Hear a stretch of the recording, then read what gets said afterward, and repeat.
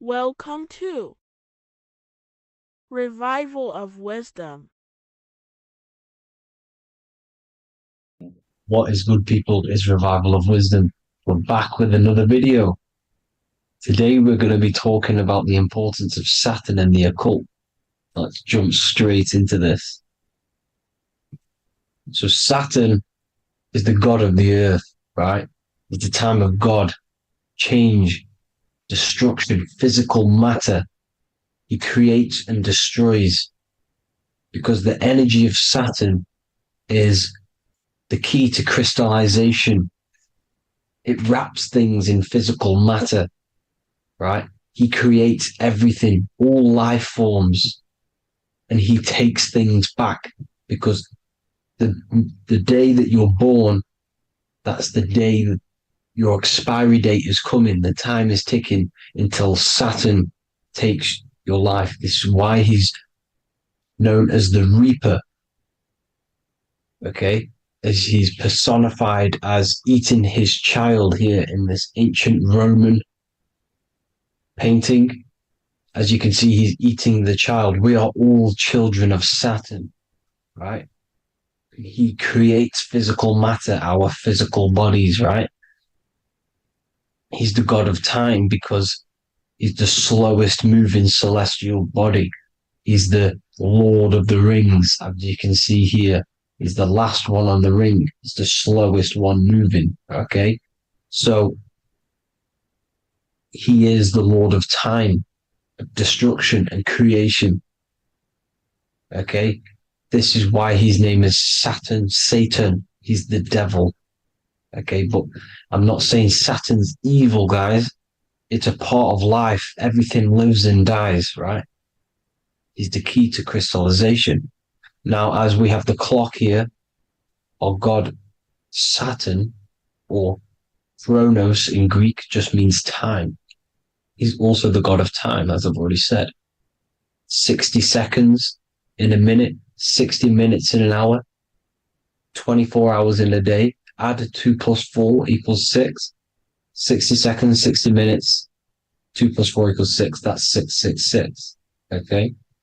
And as you see on the clock, 6 take away 12 equals 6. 7 take away 1 equals 6. 9 take away 3 equals 6. 6 is the number of Saturn. It's associated with Saturn, right? He's the god of time, of justice. Everything goes back to the Reaper in the end. Everything lives and dies. Now, the artwork of him, he's always got the Reaper staff. You see, it's personifying death. Now, when you see this, the Romans were not saying Saturn was a real person, a real god in human form. No, this is personification. This is what the ancients always did. They personified, just like the Bible. It's all personification. So the personifying Saturn eating its children because it eats, it's the Reaper. No one can escape the Reaper. No one can escape death. Now, Saturn is 666, which is in the Bible, the number of the beast, right? The number of the beast, Satan, 666, right? So on the North Pole of Saturn, you have a hexagon, which makes a cube, right? Now this hexagon, when you join up all the corners, creates the six-pointed star known as the Star of David, right? In the Jewish religion. Now, as you can see, the six-pointed star has 6 points, 6 mini triangles, and a six-sided hexagon. That makes 666. And also, your Saturday is named after Saturn, the sixth planet, the sixth day of the week, and has a six-sided polygon in its north pole. That's also 666. Now, this Star of David, this symbol goes back thousands of years, and it originates from Saturn. It's not the Star of David, right? It originates from Saturn. It symbolizes the physical and spiritual aspect combined into one, which makes us humans, right? Also, symbolizes the male and female combined into one. These two sacred energies create the human. We consist of both male and female energy, also known as the seal of Solomon. And we all know if Solomon was a real person, he talks about communicating with 72 demons. He could apparently in the text, he could communicate with 72 demons, and this is sorcery. This is black magic. Now, this symbol is associated with hexing people. When you place a hex on someone, that is a form of witchcraft, which a hex is just a curse. When you're cursing someone, this is black magic. Now, the black magician would stand in the middle of the symbol and cast his spells onto other people. Now, this symbol is obviously on the $1 bill, twice on the $1 bill. And it's very, very ancient symbol. And it originates from Saturn. And let's keep going. So the cube. So I've just said how you see the cube on the North Pole of Saturn, right? The cube is limited. It's a 3D shape. It symbolizes limitations to the physical 3D dimension, the third dimension, the physical realm which we are in.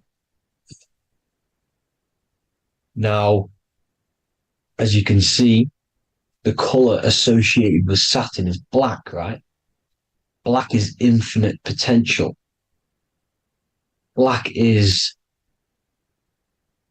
the creation of all things before there was light. Light is born out of blackness, darkness, okay? Now, black is physical matter. And as you can see, the black cube,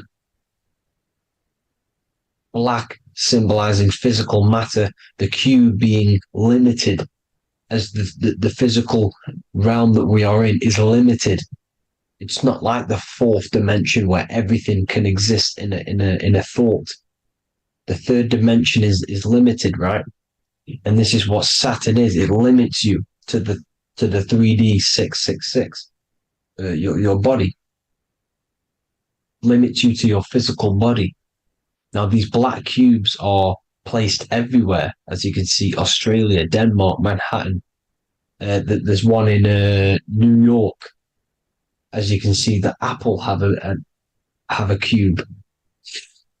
The Nintendo GameCube. Trump Tower is a black cube. This is worshipping the energy of Saturn, the god Saturn. Okay, it's not a god, it's a celestial energy. However, it rules over Earth because it pretty much created the physical realm.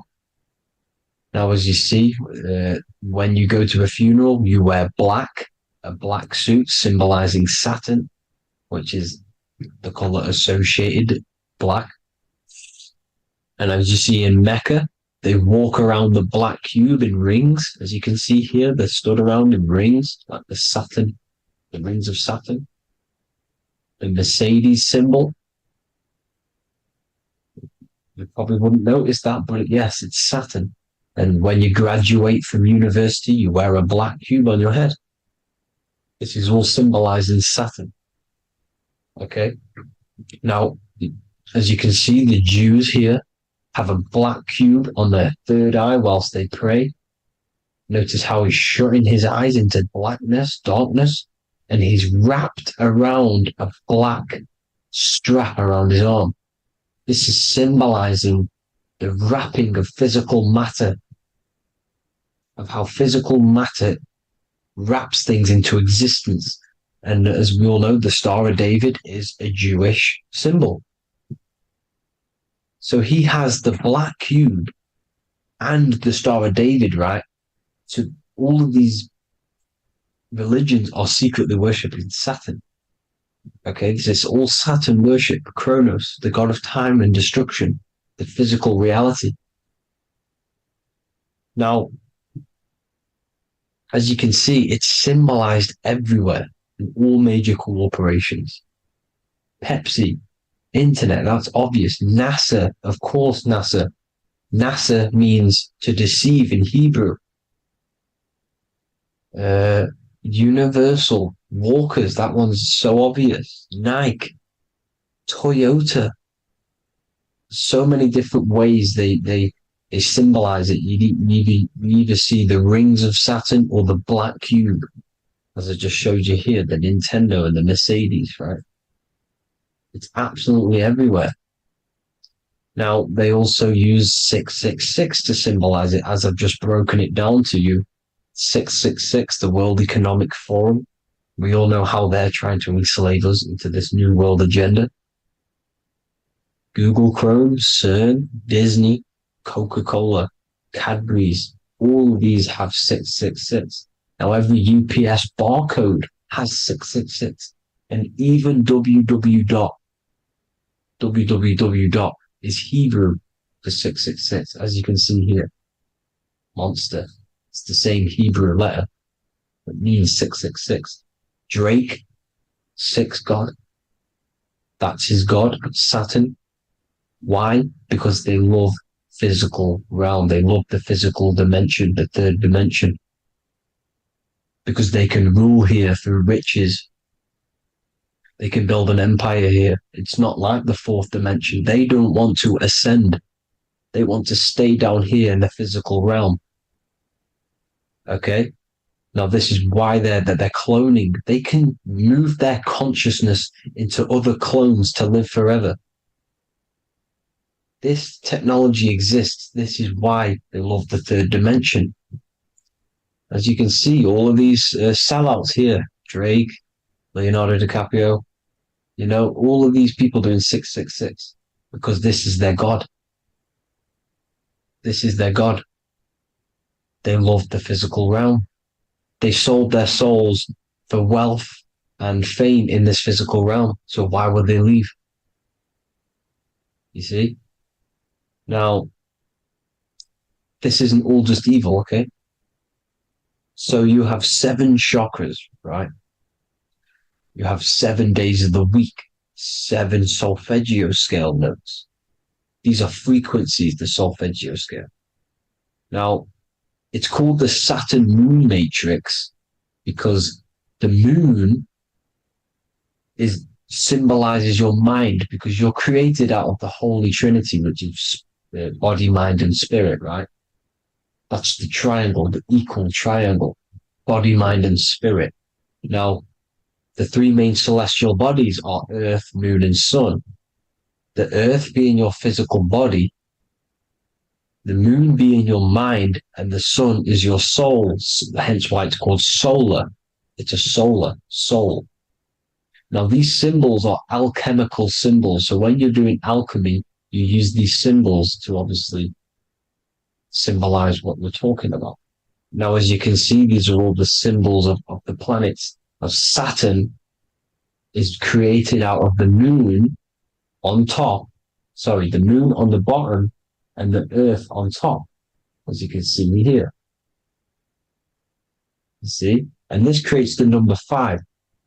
Now, with the moon being your mind and the Earth being your physical body, this is mind over matter, because the Earth is your body's matter. This is matter over mind. You don't want to be matter over mind. This is low states of consciousness. You won't be mind over matter. You see, to manipulate matter, to create your own reality. Now, obviously, we all know Saturn is associated with the lowest chakra, which is the root chakra. This is to deal with your animal instincts. When you're down here, you identify as the physical body. You don't know anything spiritual. You're you have a pure physical mind. You don't believe in anything spiritual. This is survival mode, consumption. They want you trapped down here, which is matter over mind. They don't want you to create your own reality, which is mind over matter. You see? Now, that's what Jupiter is. Saturn is the moon on the bottom and the Earth on top. But Jupiter The moon on top with the earth on the bottom, that's mind over matter, you see? So these chakras are an ascension process from spiritual, from matter, physical matter to spiritual. This is the ascension. This is the stairway to heaven. This is Jacob's ladder. You see? Now, the number 5, which is obviously associated with Saturn as well, which create the symbol for Saturn, created the number 5. You have 5 senses, 5 elements, 5 physical elements. As we all know, Saturn crystallizes everything into physical matter out of the 4 elements. 5 fingers and toes, 5 points of man. Okay, the number 5 is the number of justice. Saturn holds things back. He restrains things from you, makes you learn the lesson. Now, 666 is not all evil. 666 is the atomic structure of the carbon atom. 6 protons, 6 electrons, 6 neutrons, right? We are carbon-based life forms. All life forms are based on the bonding properties of the element carbon. Because Saturn crystallizes everything into physical matter. Now, the Masons symbolize this with the checkered boards. They have the black square, which is obviously matter, as I just said, the black cube, and spirit is the white square, because white is eternal light, white and light, you see. Black is physical matter. Now, this is what we are. The point of our soul is to transmute from matter to spirit, but these are interchangeable. This is the constant cycle between spirit and matter, spirit and matter. High vibrational matter turns into spirit. Low vibrational spirit turns into physical matter. You see? Now, we are carbon-based life forms. This is what 666 is, the number of the beast. When I say we, the physical body is the beast. It's the animal. It's the carbon suit to operate in this physical dimension, in this physical realm. See? It's the vehicle used to operate in this physical realm. But your mind isn't from this physical realm, you see? The brain is the physical manifestation of the soul. Okay? So, as you can see here, the spine is an extension of the brain. Everything goes back to the brain. This is literally what your physical body is. You see, this is the nervous system, and everything reports back to the brain, and everything's controlled from this control center. And this spinal column, at the top of the spinal column, is your third eye, which is known as the pineal gland. And this is the seat of consciousness. It's the center of consciousness. That is your true self, pure consciousness. This body is just a physical body. This body is mortal. This body runs out, but your consciousness lives forever. They don't want you knowing this. This is why they keep you down here in your lower chakra. They want you to believe everything is just physical. They don't want you to believe in the spiritual side of reality. Because this way they can manipulate you, right? They want you matter over mind because they know your mind creates reality. They know your mind is the root cause of reality. You manifest your own reality from the inside out. So this is why they control your perception of reality. They control your information in order to manifest their new world order. You, who are ignorant to knowledge and wisdom, you who are ignorant are manifesting their agenda. because you accept their information and their perception of this reality. Now, this is why they tell you the globe model, the heliocentric model, to trap you into physical matter. Now, if you understood about this true form of this realm, you'd understand that there's a spiritual side behind everything. The spiritual side, something has to exist. The root cause of reality is higher planes of existence. It happens in the mind before it happens on the physical plane. You see? They don't want you knowing this. They want you matter over mind, which is the symbol for Saturn. Moon over Earth. The Holy Trinity.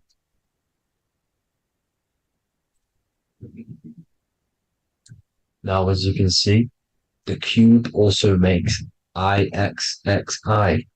This is Roman numerals. This is Roman numerals, and when it's translated from 9/11. Yes, 9/11. This is the secret code of the one world order. The two twin towers, when the two become one. Okay, when the two become one, this is how you reach the higher states of consciousness, the physical and spiritual. Now, as you can see, the 9/11 memorial are two black cubes. It's two black cubes. This is all Saturn worship. Now, I'm not saying that Saturn is an evil celestial body, right? No, everything has a good side and a bad side, right? It's duality. The spirits of Saturn on the dark side are the most evil demonic spirits. Now, these are the spirits that these are invoking through these rituals, right? Yes, 9/11 was a massive ritual. It's a satanic ritual, okay? Now, we all know Elon Musk. Elon Musk is coming with the mark of the beast. In English gematria, this equals 666, right? 666, as I said, is the number of the beast. You are the beast, your physical body. You see how the Bible twisted things up to make things more confusing, right? But it's there. You just have to have the knowledge to be able to read the Bible properly. As we all know, we had this virus. I'm not going to say the name because I'll get flagged. This virus adds up to 666 because this is all part of the New World Order. It's all part of keeping you in this physical dimension. Okay? Now, as you can see here, Novus Ordo Seclorum on the back of his shirt, on Elon Musk's shirt. This is also on the $1 bill. Novus Ordo Seclorum. This means New World Order. Yes, New World Order. This is on the back of Elon Musk's shirt. And as you can see here, he owns Neuralink, which is the brain chip which they're going to be putting into implanting this onto your brain. This is the New World Order to connect you and merge your consciousness with AI. Neuralink and Meta, he owns Meta as well, which is the metaverse. These are going to be linked in, hence why they have the same symbol, but just in a different format. It's the infinity symbol. And the infinity symbol comes from the torus field, as you can see here, your electromagnetic field from around your body. Now, the end goal is for this New World Order is to trap your consciousness inside of an alternative reality being projected from the metaverse. Because the metaverse will be the reality. Neuralink will be the brain chip inside of your brain, projecting your consciousness into an alternative reality while they harness your energy of your physical 666 body. Now this stuff gets real deep, people. Now this is the end goal of the New World Order, is to connect you with AI. This is why they're trapping you and keeping you in these lower states of consciousness in the Saturn associated root chakra. So you don't find out about the spiritual side of reality, because if you knew the truth of this reality, you wouldn't connect to AI. You see, you have the power within you to travel to other worlds, the astral plane, for example. You travel to different worlds when you are sleeping. Okay? They want you to know it's just a dream. However, their end goal is to trap your consciousness and feed off your energy, spiritually and physically. Okay? I don't know why these people are just pure evil. As I said, evil love bondage. They love the physical dimension. They don't want to ascend to other realms. These evil love the third dimension. This is why evil spirits will inhabit bodies, exorcisms, because they miss being in the physical realm. They miss it. Evil love bondage. So this is why they're cloning and putting their consciousness in clones to stay in this third dimension, to stay as further away from the source as possible. Okay? This is why they're doing it. And this is how it's all linked in. So I hope you all enjoyed this video. Hope you gained some wisdom. Please feel free to join the Telegram. And please leave a like and a subscribe. Thank you all, people. God bless.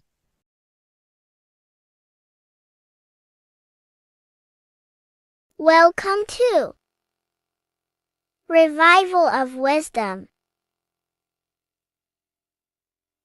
Welcome people, we're back with another video. Please make sure to hit the like, the subscribe button, and turn on notifications to never miss a video. The Vatican is a giant key from a bird's eye view, and it also contains an 8-pointed star. The Anunnaki Sumerian gods also depicted this 8-pointed star.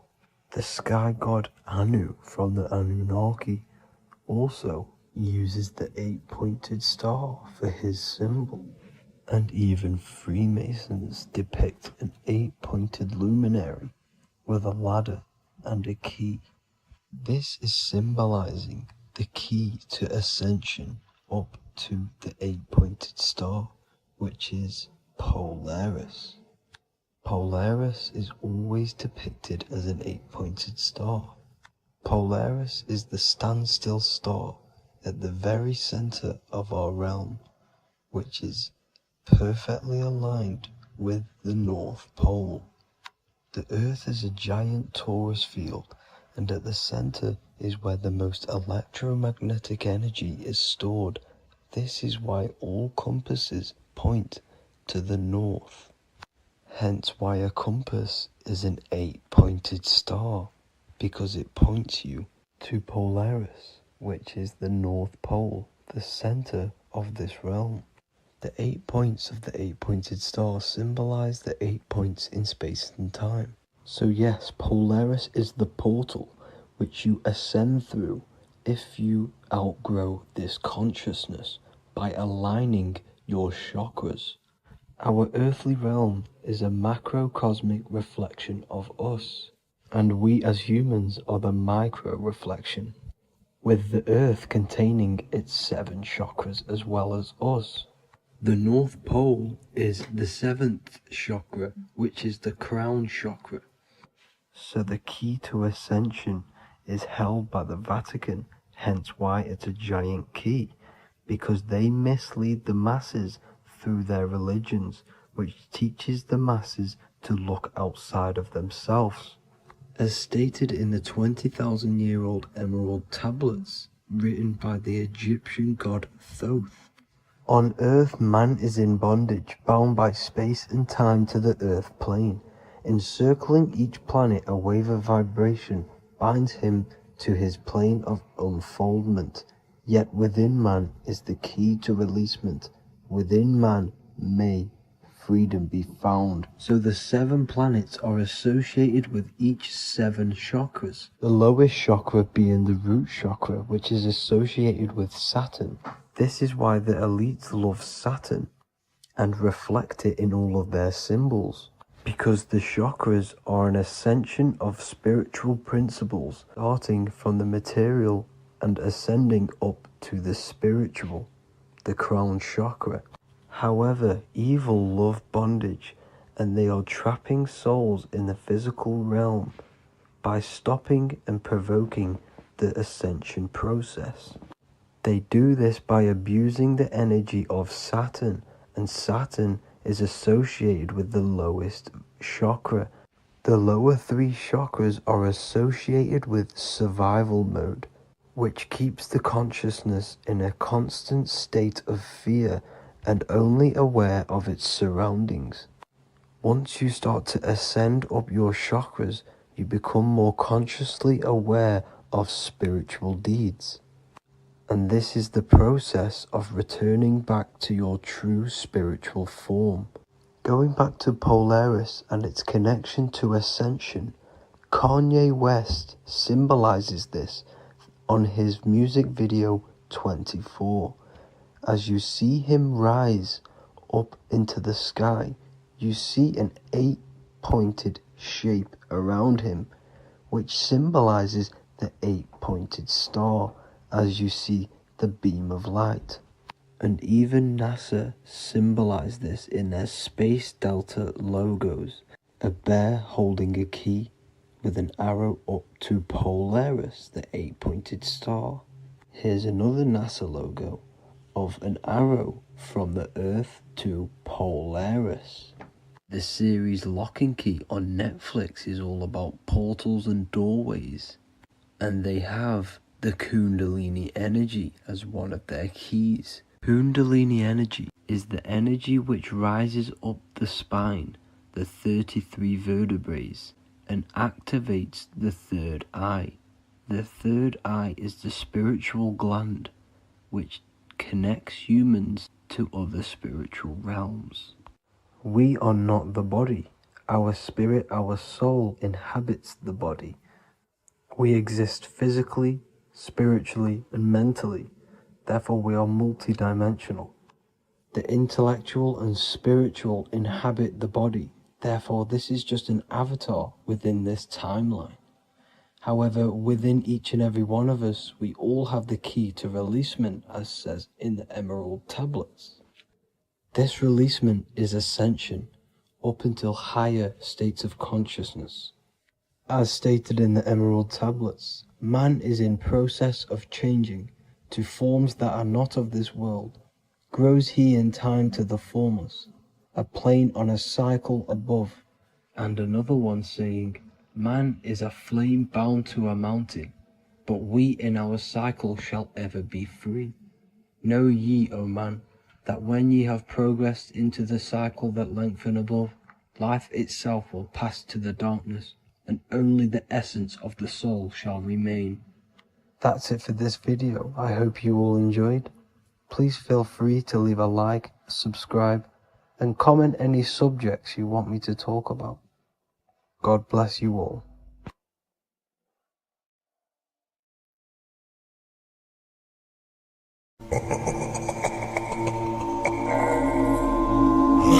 If your ultimate goal is to be famous, then you're gonna do a lot to get there, like sign your name in blood in a contract with the devil. That's how I got introduced to the music industry. I swear I wanted to be like the Amy Grant of music. Yeah. But it didn't work out, and so I sold my soul to the devil. Well, needless to say, sold my soul. Alright, y'all. I'm finna sell my soul. I'ma hit y'all when I'm through. I'm gonna be rich as hell, alright? My soul, little bro, man. You trying to sell your soul, man. Look.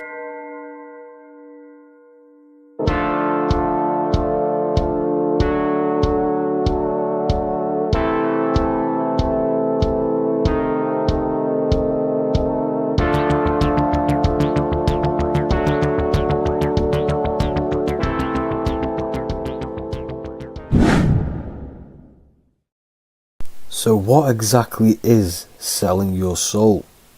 In order to understand this to its full potential, you have to understand the spirit world and the occult world which our eyes cannot visibly see.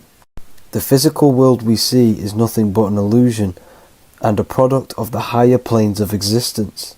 For example, you can see someone's physical body, but you can't see the complex structure of the consciousness and the thinking behind that being.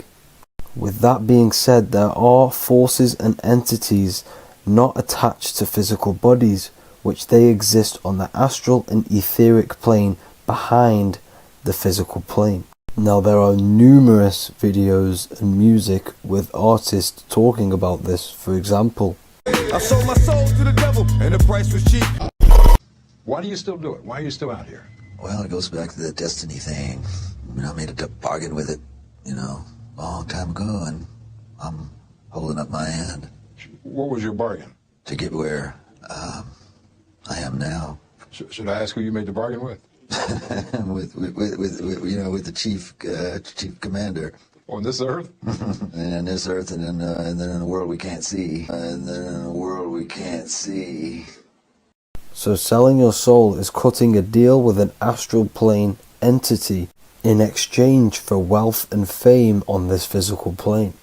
This is classed as black magic because you are bending reality against your intuition.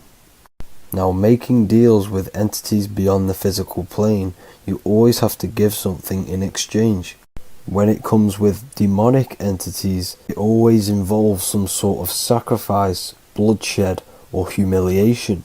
Now, there are countless of rappers who someone close to them have died just before their career takes off to the next level.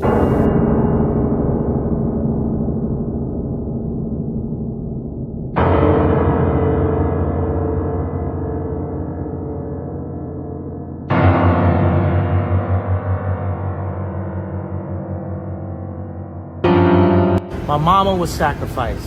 Me too. You understand? Yeah. I'm Christian. Michael Jordan, what about him? His daddy, right? Bill Cosby, his son, right? Dr. Dre, his son. Out in Hollywood, a lot of people come up missing. So these rappers and celebrities do have to do sacrifice rituals in order to take their career to the next level. Top flight, I've been going up. It's a ritual. So the occult side of this reality is heavily connected with the music industry and the elites. This is why they are all connected to Freemasonry.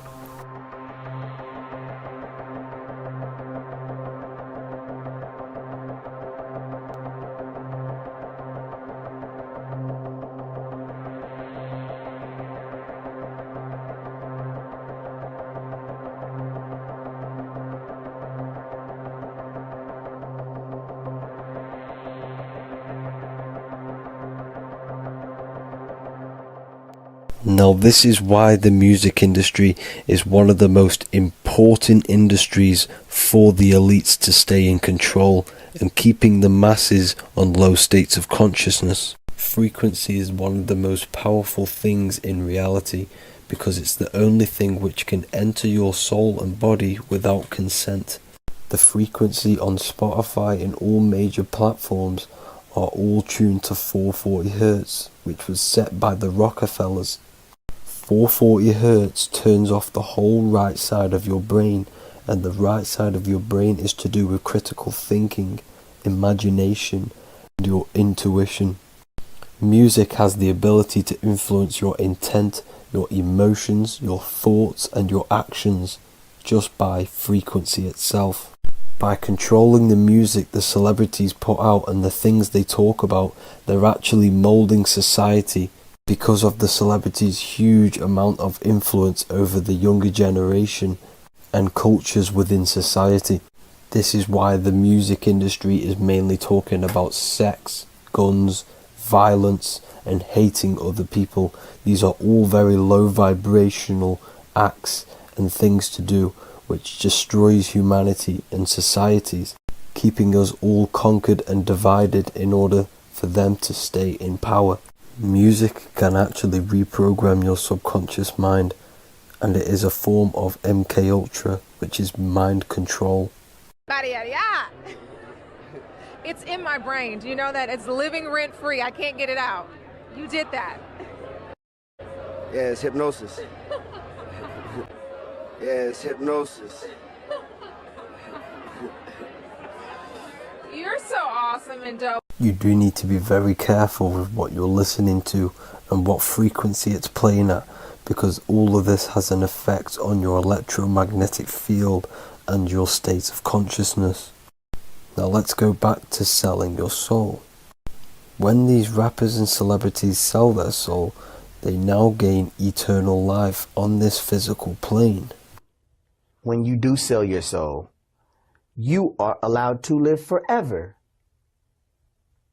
And these people that are called youngins, rookies, new booties, like I was, had no idea that these people still live.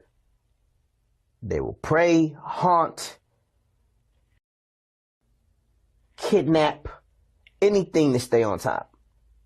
This is their world. They have nothing but time, is what they believe. Now this explains why there's so much Saturn worship, because Saturn is the father time. He's the god of time and crystallization in the physical realm. If you want more information on that, go to my previous video. Now here is A$AP Rocky standing inside of a pentagram, but notice the way he's standing, it's an inverted pentagram. The pentagram is associated with magic, however the upright pentagram is the 5 elements with spirit on the top. It's either called spirit or ether. It's at the top because it rules the other 4 elements, because it's the baseline of reality, which is spirit and matter. Spirit is behind the physical reality. However, when it comes to black magic, they invert the pentagram, so spirit is at the bottom because they worship the physical world. This is why the Baphomet is the inverted pentagram. These people are operating off their animal instincts. They do not want anything to do with spirit. These are antichrist. All of these celebrities know full well the effect that what they're doing on the rest of the world. They have sold themselves out, and the elites use them as puppets to push this new world order and mold society in the way they want it. This is why all the celebrities are linked to Freemasonry, because in Freemasonry you have to take the oath of silence, where you can't speak on anything that they learn inside of Freemasonry. This is the symbol of silence.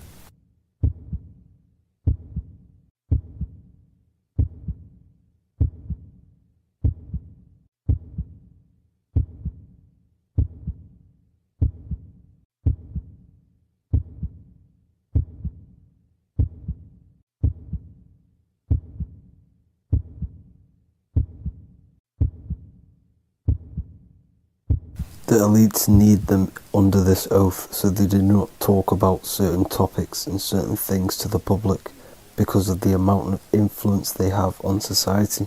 Now, even the name Hollywood is an occult term, because back in the ancient days when they used to create wands, they used to create them out of holly wood, out of the holly tree, because each wood has certain attributes and virtues when it comes to magic. And the holly tree was known as the holy wood, and they used to create the wands out of it to cast spells. And Hollywood are still casting magic to this day through the films and through the music to the masses. That's it for this video, people. Hope you enjoyed. Please like and comment and subscribe. Peace and much love.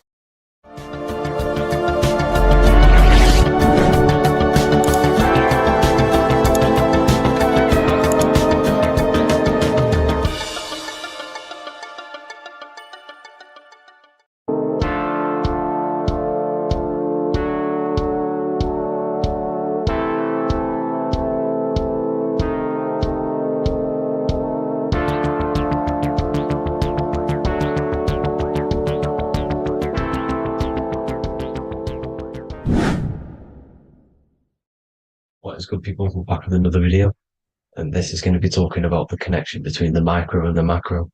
You know, you are the universe, everything is inside of you. So the first thing you need to understand is that the law of mentalism, we are a thought in the creator's mind. Everything's being thought into existence. We have a spark of this mind, this same mind of the creator. And everything is a state of mind. Particles or atoms, whatever you want to call them, are a mental thing. They're a product of the mind. Everything's thought into existence. Thoughts influence everything. Thoughts are energetic effects which send out waves into the quantum field around you. And your consciousness is actually the universe experiencing itself, expressing itself, and viewing itself. So we are the creator, but viewing itself in separate bodies. And this is why they call the material world the world of illusions, because everything's separate here, but we all forget that we are all one. We've all been brainwashed to think we're all separate, but we're all one. We're all the same mind, the same consciousness, everything. So everything's created out of toroidal fields. God created the toroidal field. That's the only thing that exists because atoms are toroidal fields. And it's the basis behind all creation. As you can see it in the owl's eyes, it creates the infinity symbol. And this was the apple. That apple is a toroidal field. And the toroidal field is made out of dielectricity, which is ether. Ether is black light, and this is counter space. This is another realm. This is what creates God to be omnipresent, to be everywhere at one place at all times. He is everywhere because ether is everywhere. And ether is infinite potential. It connects everything together, and that's what energy moves through. It moves through the ether, and that's black light. Everything is light, as it says in John 4:2. God is light. Everything's a vibrational state of light. So the torus field is made out of dielectricity, ether, black light, magnetism, which is white light, which is the center of the toroidal field. And magnetism radiates, it has no vibration. And then when white light splits, it turns into electricity, which is physical material, and that has a vibration. This is the Holy Trinity, the sun, the moon, and Saturn. Saturn, the god of materialism. If you've watched my videos on Saturn, you know that Saturn is crystallizing everything into physical matter. And that's why his old name was El. The ancients called him El. And this is why we get El electricity. This is where El electricity comes from. Because El electricity is only a product of the physical world, which is redshift, blueshift, Adam and Eve. And this is what creates the redshift, blueshift is what is a product of magnetism. When magnetism, white light splits. And this gives us vibration. And this what creates the toroidal field, which is the basis of all physical creation. The sine wave is created out of the magnetic wave and the electric wave. The electric wave is the blue wave, and the magnetic wave is the straight wave, which is radiation. This is vibration frequency. So the magnetic wave is straight, and then you have longitude and amplitude, which is depth, which is dimension. You see how the electric wave has depth and a dimension. This is why you get the cross. This is the cross of Earth. This is the symbol of Earth, of bondage, of physical matter, because it consists of magnetic wave and depth, which is electric wave. I mean, this is where you get the sun cross or the Earth cross, whatever you want to call it. It's the cross of physical matter, and the ancients knew this. This is why they used that symbol. Redshift, blueshift, which is the toroidal field, is the basis of all creation, physical creation. And this is why you have the police siren is red and blue. The Matrix movie, red pill, blue pill. You have red blood and blue blood in your body. The Democrat and Republic, the two parties, red and blue. Like your taps on your taps, you have a red and blue tap. One's generative and one's destruction. Fire, destruction, water, generative. So this is the basis of all things. And electric wave has dimension, like I've already said, depth, material, and it's measured in hertz. It's measured in hertz because it hurts you. It decays because the electric wave has a vibration, and vibration always has to go back to a standstill point. This wave cannot go forever, but the magnetic wave will go forever. It's radiation. Magnetic is radiation. It radiates forever. It pulses. But the electric wave will at some point come back to a standstill point, and that's why it hurts. It decays. That's why our physical body decays, because we contain of electricity. This body is an electric body, and it will return back to stillness like a guitar string. If you vibrate a guitar string, you pull it, it will vibrate, make a sound, and then go back to a standstill point. It's exact same with every single toroidal field within the body. It will decay, and this is why our bodies decay, and everything in creation decays. So we're born into sin, the sin of Eve. The sin of Eve is us biting into the tree of knowledge of good and evil, which is the, the systems in the body. And the sin of Eve is biting into the sine wave.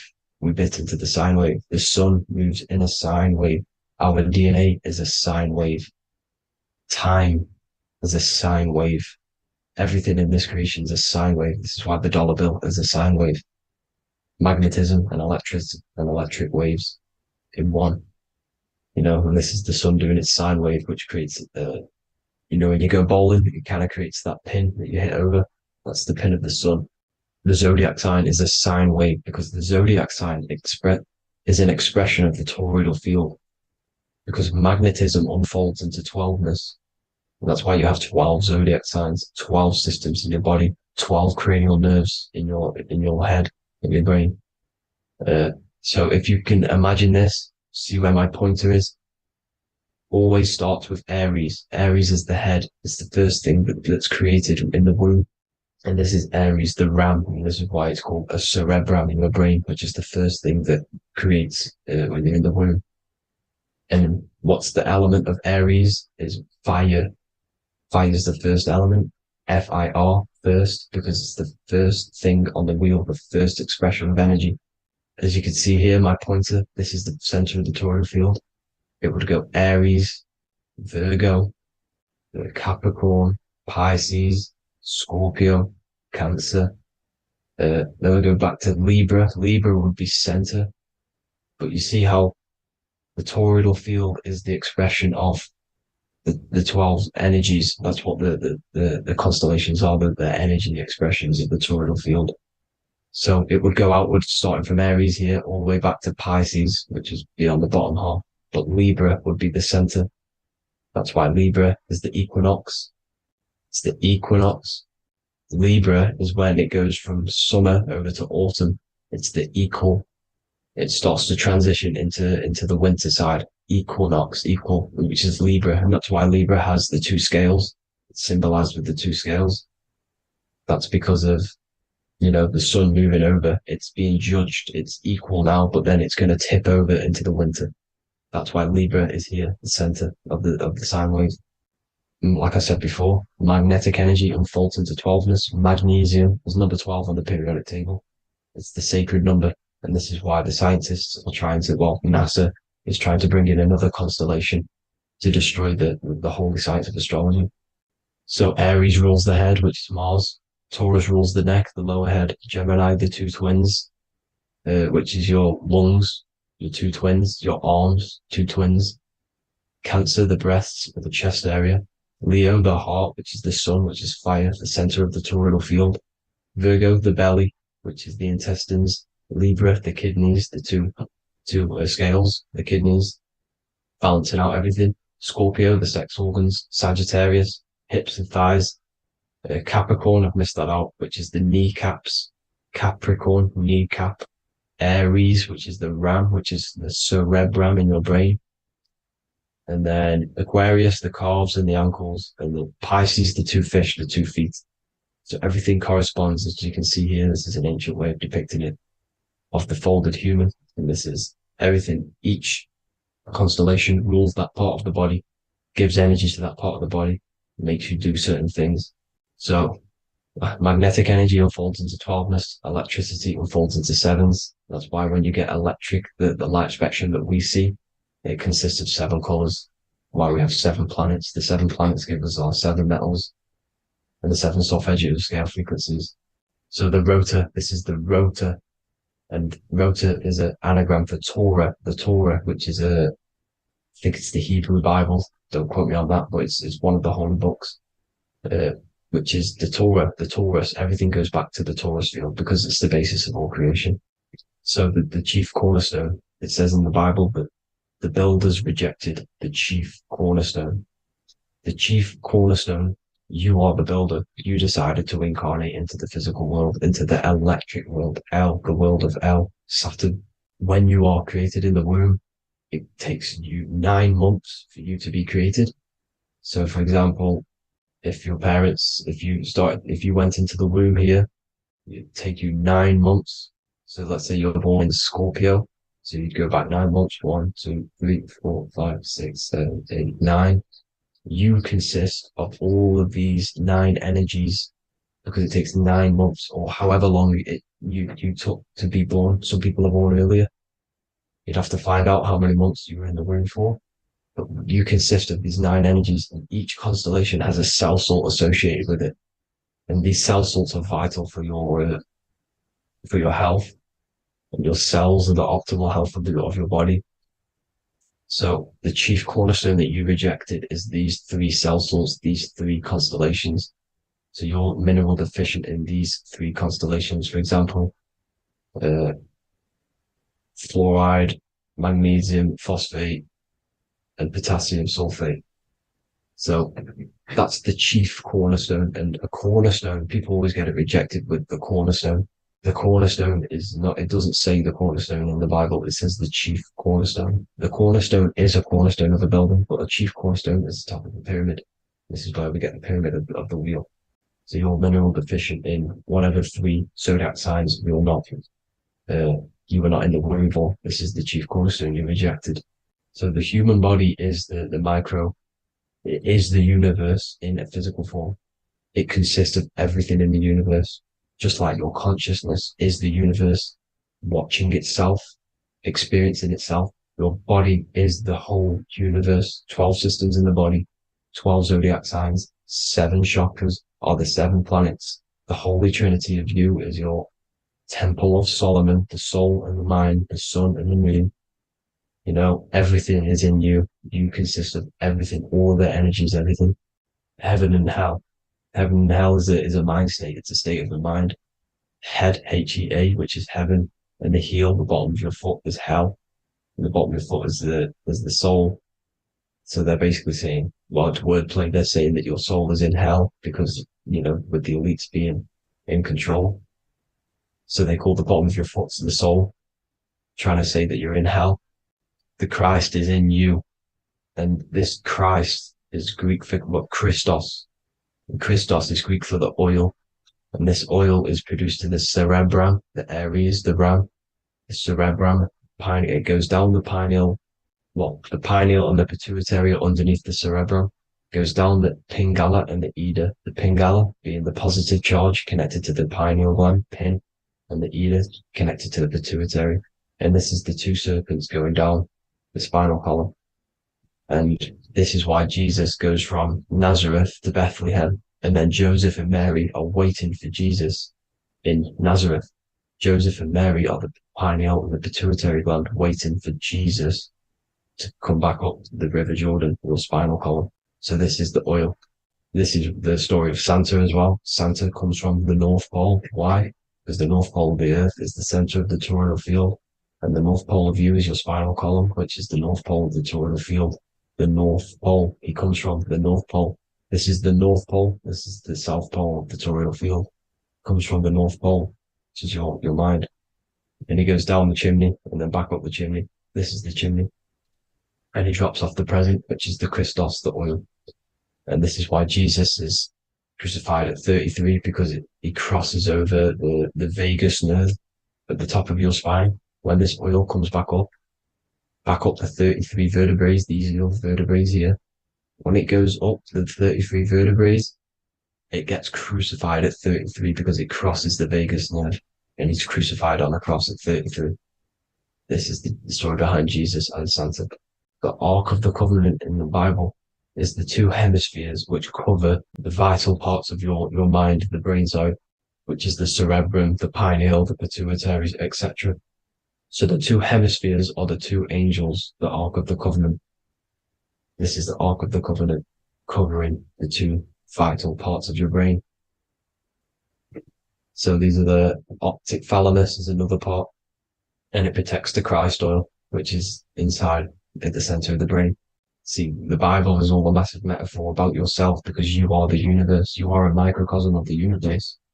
Your consciousness is experiencing itself, and the universe experiencing, and your body is the whole universe.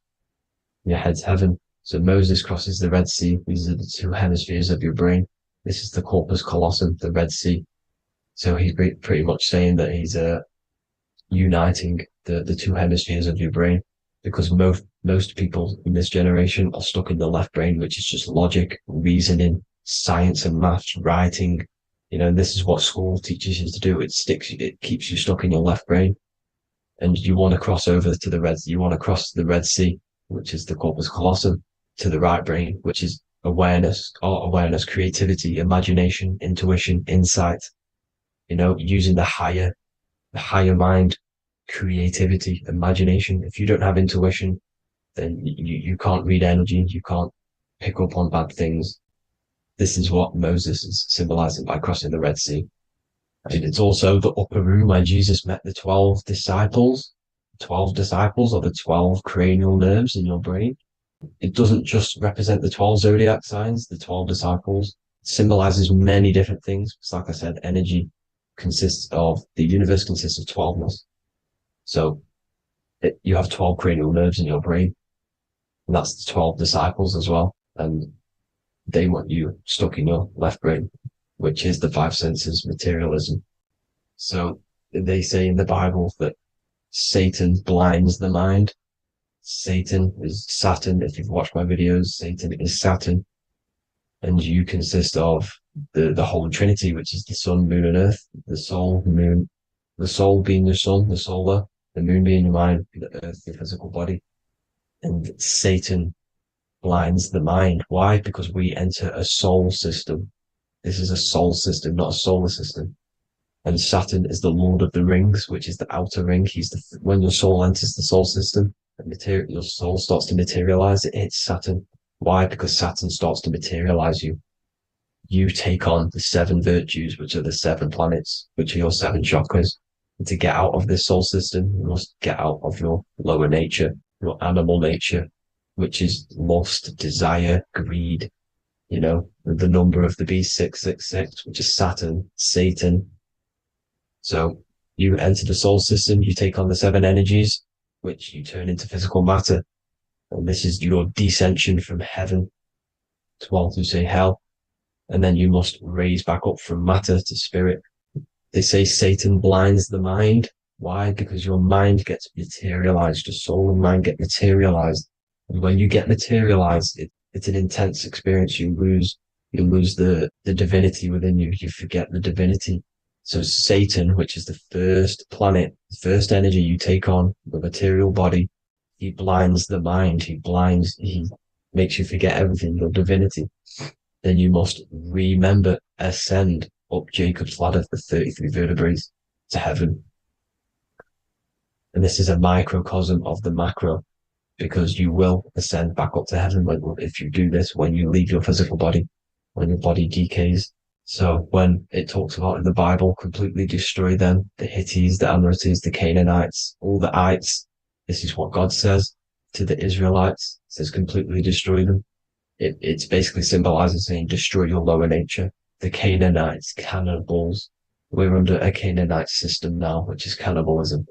And this is flesh eating, lust, greed, all the demonic stuff, all the lower vibrational stuff, the lower nature, eating, sex, and survival, the lower 3 chakras. You must get out of these lower 3 chakras and return back to spirit, which is heaven, which is spirit, love, being holy, being truthful, being passionate. Going back to Satan blinding the mind, all of the planets are made out of these 3 symbols. Satan blinds the mind, and that's why Satan's symbol, this is the symbol for Saturn, Satan, the symbol for Saturn is the cross, which is physical matter, the earth, over the moon is your mind. So the Saturn symbol saying matter over mind, he blinds the mind, Satan blinds the mind once you enter the soul system. And you must remember, in the Bible it talks about the Genesis, which is Eve, the sin of Eve, which is biting of the tree of knowledge, with the serpent which wraps around the tree. It says the serpent placed himself on the tree. Well, the serpent is the spinal column. It's the serpent telling you eat from the tree of knowledge of good and evil, which is your nervous system.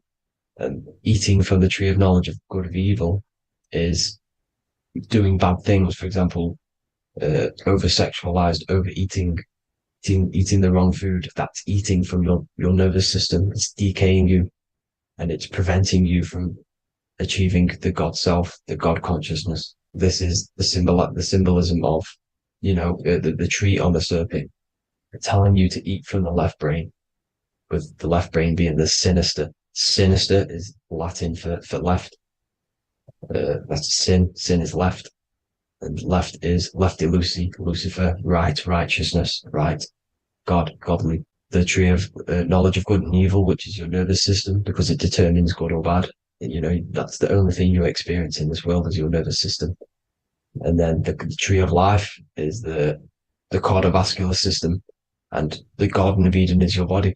So that's it for this video, people. I hope you've got a greater understanding of how you are the universe and everything is inside of you. Just keep in mind you are the universe experience in itself, and your body is a reflection of everything. The 12 constellations, the 7 planets, everything's inside of you. This world is an expression from the inside outwards. You can't affect the outside world to manipulate reality. Everything's inside of you. I hope you got a greater understanding of this. God bless.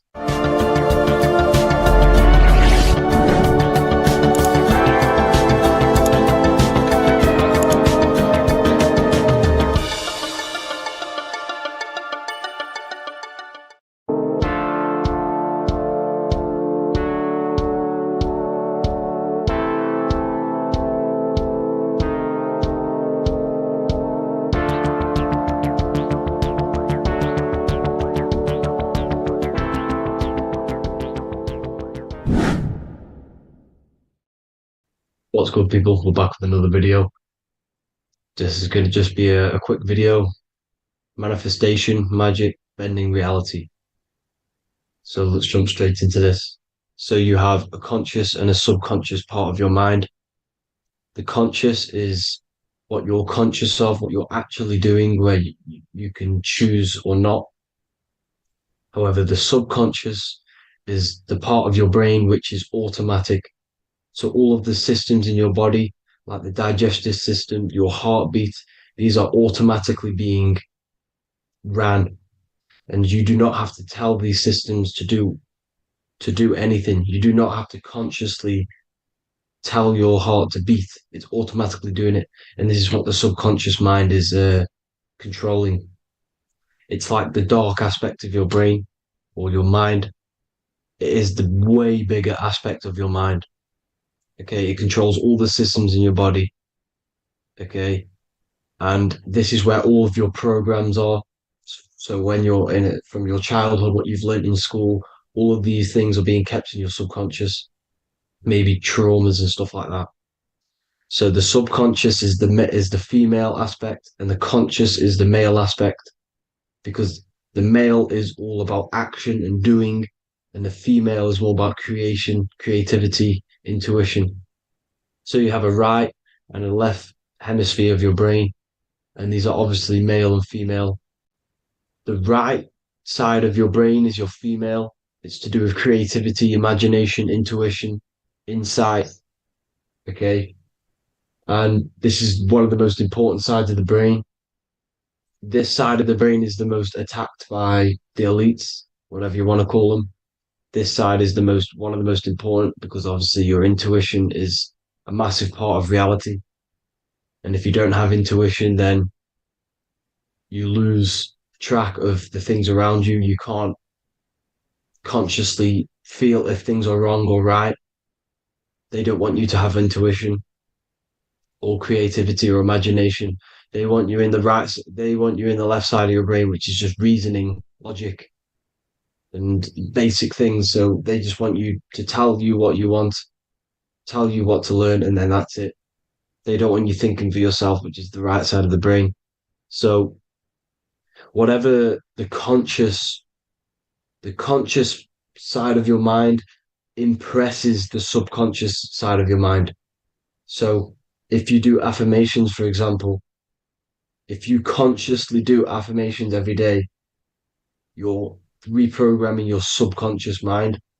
You're impressing a vibration and a word into your subconscious mind, and therefore it will reprogram it. So the male and female aspect are symbolized by the Star of David as well. The male being the upside triangle, the female being the downside, connected all in one, because we both have male and female energy. So every thoughts are electric, which is the male aspect. Emotions are magnetic, which is the female. Each thought creates a wave of vibration in all directions. So think of it like a water drop in a pool, but it going out in every single direction. It's not just flat. And these thoughts have a certain frequency, well, has a certain vibration. That vibration has a certain frequency. And this affects your aura. Every thought, every emotion directly impacts your aura and the strength of your aura. So if you're angry all the time, your aura in the astral plane will look red. However, if you're happy, it'll be more like blue and green. So it's very important. Your electromagnetic field is created out of your emotions and thoughts, and that affects reality because you're 60% water, and frequency and vibration create certain patterns and has a certain effect on water. We'll get into that after this slide.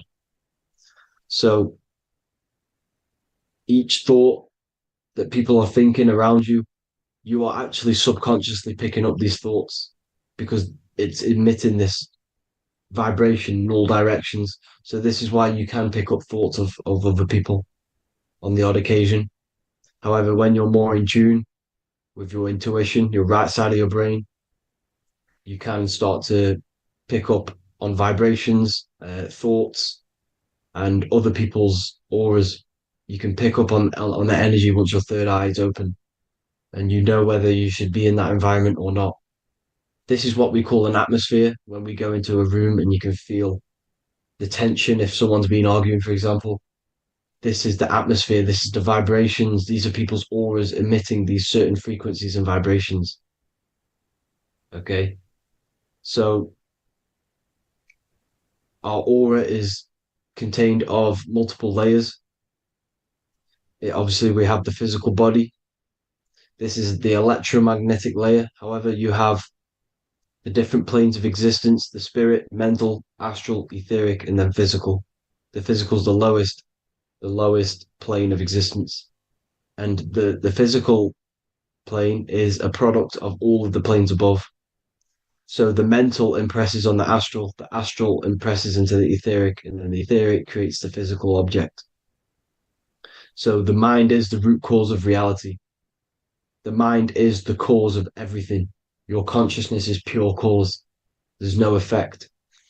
Everything you see in this reality is the effect. Everything that you experience is the effect, because the root cause was the mind. The decisions you made you experience that certain experience. And that decision was created on the mental plane. And this is just pure thoughts. And thoughts are things. If it exists in your mind, it is a thing. It's a certain frequency. So if you have a certain level of thoughts, if you're thinking positive, for example, you're going to have a strong aura, you're going to have a higher vibration. And that attracts like. Like attracts like when it comes to thoughts and vibrations and electromagnetism. So if you're thinking positive all the time, speaking positive, doing positive, you're then creating a higher vibration, and that's going to attract people on that similar frequency to you. Everything is electromagnetism, frequency, and vibration. Everything. You see, so this is why, for example, if I put my hand to a TV screen, if my finger was the same vibration as the TV screen, it would go straight through it. However, the particles in my hand and the particles on the TV screen are two separate vibrations, and this is what causes the friction to stop and not my finger to go straight through it. So like I said, when you don't feel the vibe of someone, when you don't feel right, you don't really get along with someone, this is a vibration. Your vibrations are not matching, they're not similar, they're two complete different vibrations, and they're not aligning properly. So music has a massive part on this. Music is a massive, massive tool for the elites because music is frequency.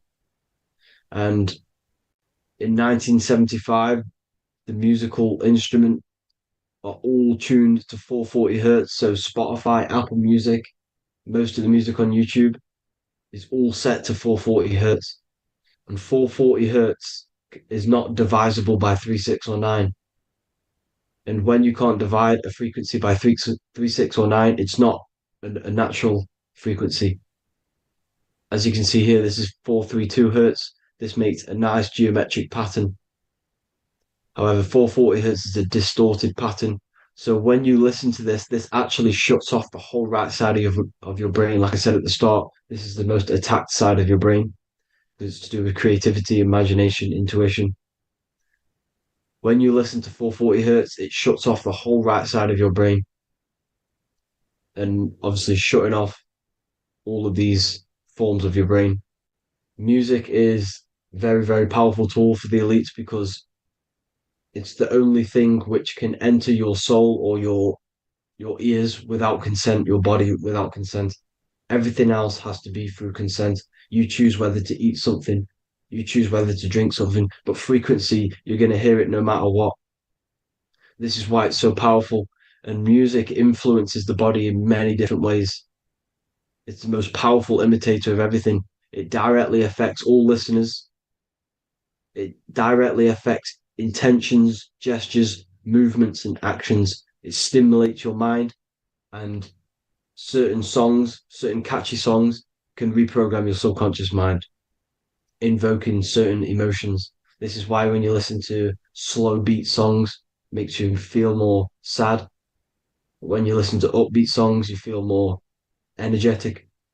This is because these frequencies have a profound influence on reality and on how you feel. Because like I said, you are 60% water. And as you can see here, each frequency creates a different geometric pattern. And inside of you is 60% water.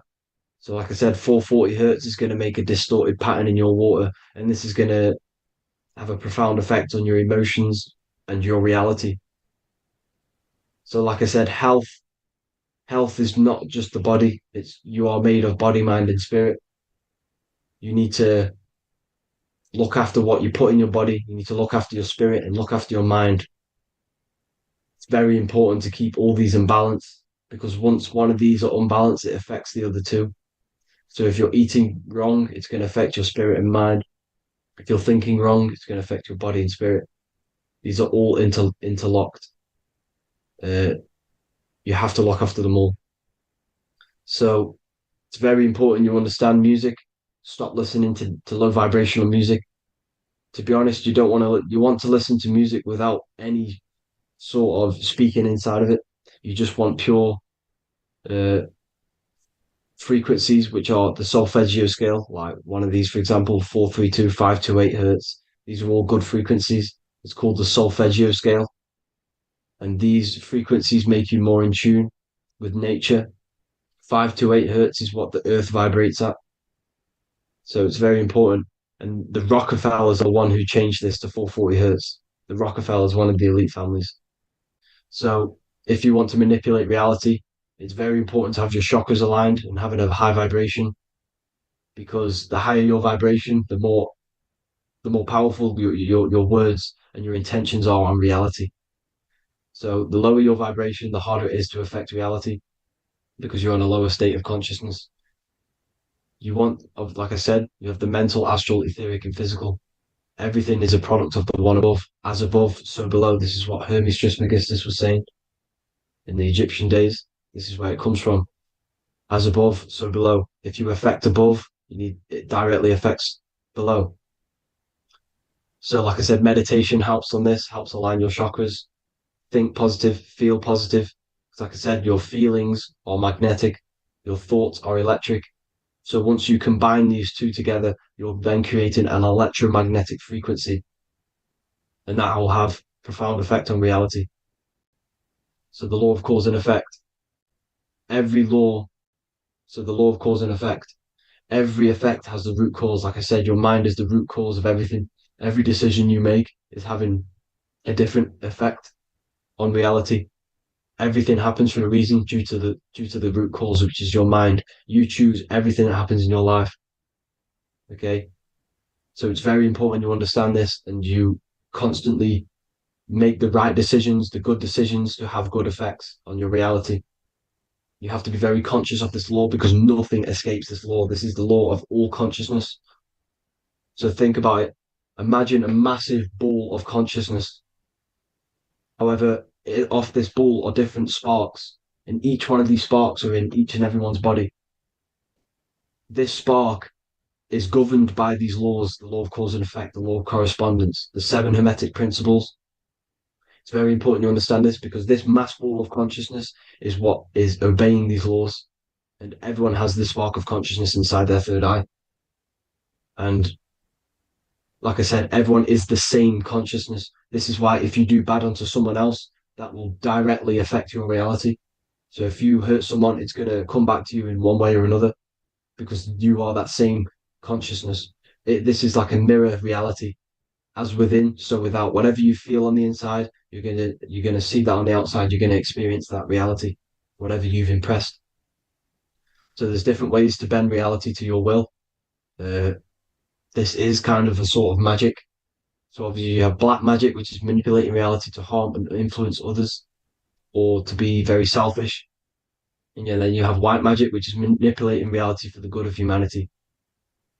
So you do have to be very careful with your intentions, people, when you're trying to manipulate reality, because this is nothing to be played with. If you are manipulating reality for the wrong reason, it's going to come and bite you in the ass in some way or another. Because everything is balanced. Everything balances out in this reality. Nothing escapes the laws. Not one thing escapes the laws. So if you're stealing from yourself because it's just going to come back in a one way or another. Inside of everyone's heart, you know whether you're doing good or wrong. You know, you can feel it when you do something wrong. You can feel it when you do something good.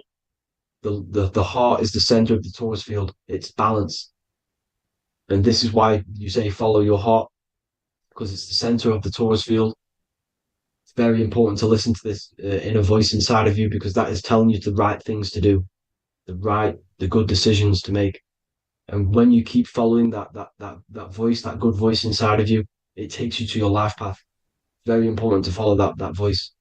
However, don't let the ego get in the way of it. Don't care what your friends are going to say. It's very important to understand this. So you have different ways of manipulating reality. You have sigil magic. This is where you create your own sigil or symbol. You create your own sigil and symbol, and then you charge it. You behind that symbol, you have an intention. So, for example, if you want to manifest wealth, you create a sigil which represents what you want. You create that sigil, you draw it out, you charge it because wherever your attention goes, energy flows. So whatever your attention is, you're sending energy that way. So what you do with your eyes and your hands, you place attention on the sigil. Imagine that it's glowing. Imagine that you're sending energy to the sigil. And then you burn the piece of paper once you've done this. And then after this, you meditate on that symbol. You constantly think about that symbol because that symbol is the frequency, is the thing that you want to manifest. So that's one way. Or you can just meditate on your reality. So imagine yourself having already what you have. This is what they call a mindset. You must set your mind to the frequency what you want to manifest. Okay. So if you want to manifest wealth, for example, imagine yourself being wealthy. What would it feel like? What would you be doing? Imagine a scene in your mind.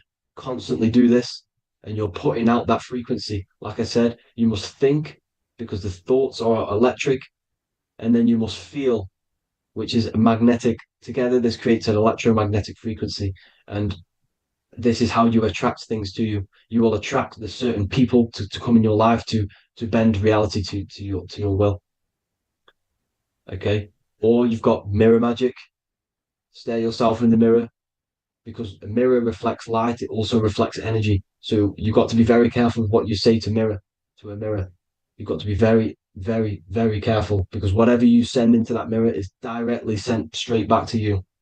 So if you're thinking negative, you're sending negative energy back straight to you, and that's going to have an effect on your reality. Affirmations are very important because your words are frequency, your words are vibrations, and each word you say has a certain frequency. If it's positively charged, it's going to affect you positively. If it's negatively charged, because like I say, your brain and your mind is like the director of energy. That's what your brain is, and it directs energy into certain things. You can either positively charge it or negatively charge it, and this brain is creating your reality constantly. It's manifesting your reality constantly in the present moment. So this is what the government knows. The government know your mind is the root cause of reality. This is why they call themselves a government. Government. The New World Order is not being manifested by them. They are controlling the information. They are controlling your perception of this reality. And they know the mind is the root cause of reality. Therefore, if they control your perception of reality and your information, what you believe, you're going to manifest that information, that perception. So we, the people, as a collective consciousness, are the ones manifesting this new world order. You see, so this isn't black magic. They're actually tricking us into manifesting their own their plans, this new world order. You see, this is how smart these people are. They know how to get around the laws of reality. They know how to bend reality to their will without facing the consequences. They're getting humanity to do it. You see, there is a collective consciousness. As like I said, we all have that same spark of consciousness, right? So as a collective consciousness, we are on a very low vibration at the moment. However, we are waking up rapidly. There are more and more people waking up at the moment, and light always chases away the shadow. Light is a lot more powerful than darkness, you see. So one person waking up has a massive effect than one person being asleep. It has a profound effect. Because like I say, the light always chases away the darkness. It's more powerful. The light is always more powerful. High vibrations are more powerful than lower. So that's it for this, people. I hope you all enjoyed. This is a short, quick video. God bless you all.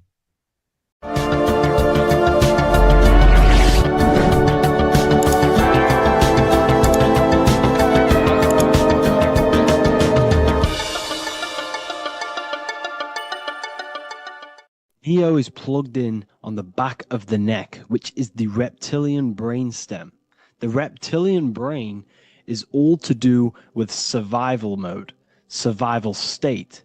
It's always scanning the environment for safety, whether that's physically, emotionally, or mentally. It does not think. It is instant. For example, do I smack the guy or run off? If something happens to you, like a car's coming really quick to you, you do not think about this. The reptilian brain is the animal instinct that will instantly move your body on the instant reactions. Hence why it's the closest brain to the rest of the body. It has instant access to the electrical nervous system to control the body at instant reactions. Now, Neo is plugged in on the back of the neck, which is the reptilian brain. Therefore, the matrix is the body itself. It is the lowest state of consciousness. This is what it represents. The word matrix means womb. It translates to womb because your body is a womb. Your body is a vessel for universal consciousness, for God consciousness. And the body is also a womb where you can be born again outside of this body by raising your consciousness, by awakening the neocortex. This is why Neo is called Neo, because it represents the neocortex. This is the higher aspect of our brain. This is all to do with new things, higher reasoning, higher thinking, new learning. You see, the brain is a receiver for universal consciousness. Now, what do I mean? It is a radio receiver. Think of it like this. You have a radio tower which emits frequencies. And each little frequency, 00.1, 00.2, 00.3, each 00 point is a different person. We are all the same universal consciousness encapsulated inside of a different vessel. This is why our body is the temple of God inside of the Bible. Your body is a sacred temple of the divine essence of the universe. However, consciousness is controlling this physical body. And I'll show you this diagram here. Consciousness consists of imagination, emotions, thought, and memory. All of these things are not physical. They're not made out of atoms. You cannot think with atoms. If I split open your brain while you are thinking of a cheesecake, I would not see a cheesecake. It's because these things exist metaphysically within consciousness. They are not physical. The body is physical. It's part of matter. It's part of time. You see the Leonardo da Vinci, the circle and the square. The square represents limitation, beginning and end, because when you draw a square, there is a beginning and end. It represents the body, the mortal self, the ego, the echo. Then you have the spirit raised above, which represents spirit over matter, mind over matter. Invisible forces create physical forces. Everything physical exists in non-physical. This is also the Freemasonic square and compass, why the square is below the compass, because the compass creates the circle, which is spirit or mind. Then you have the square, which is matter. Mind and matter are the same substance. Mind creates matter through thought. Everything in this physical universe manifested through thought. Everything began as thought. So you are spirit and matter. You have a material body and a spiritual body. And you are right in the middle. This is why humans are very, very important. Because we have an animal nature, the reptilian brain, and a higher consciousness, the neocortex. And we must awaken out of the matrix, which means womb, which is the body. And neo is waken up from the lower self, the reptilian brain, and moves into the neocortex. Because the brain is a radio receiver for consciousness. Now, what do I mean? I went over this before. Your consciousness is controlling the brain. The brain is a computer. And when our consciousness, our imagination, our emotion, our thoughts, and our memories are all contributing towards just survival things, food, safety, fear, all of these things, and our consciousness is locked into a survival state, we are using the reptilian brain. We're no longer thinking. You don't think with the brain, but the consciousness is thinking, which activates the different parts of the brain. When we think for higher reasoning, we use the neocortex. It stimulates the neocortex. When we think about survival, we're using the reptilian brain. So therefore, when Neo wakes up, he wakes up to the higher aspects of consciousness, which is only utilized by the neocortex, by learning new things, and expansion of the mind and expansions of consciousness. Okay? So the whole matrix is to keep you designed, well, the whole matrix is designed to keep you in a survival state, in the three-dimensional awareness. They want you constantly scanning for safety, scanning for food, scanning for emotional safety in relationships in other people. You see, they do not want you to think. They want you stuck in that reptile, that animal state, that beastly state that most people are in. Most people, all they do is eat, listen to music, consume, have sex, lust, desire.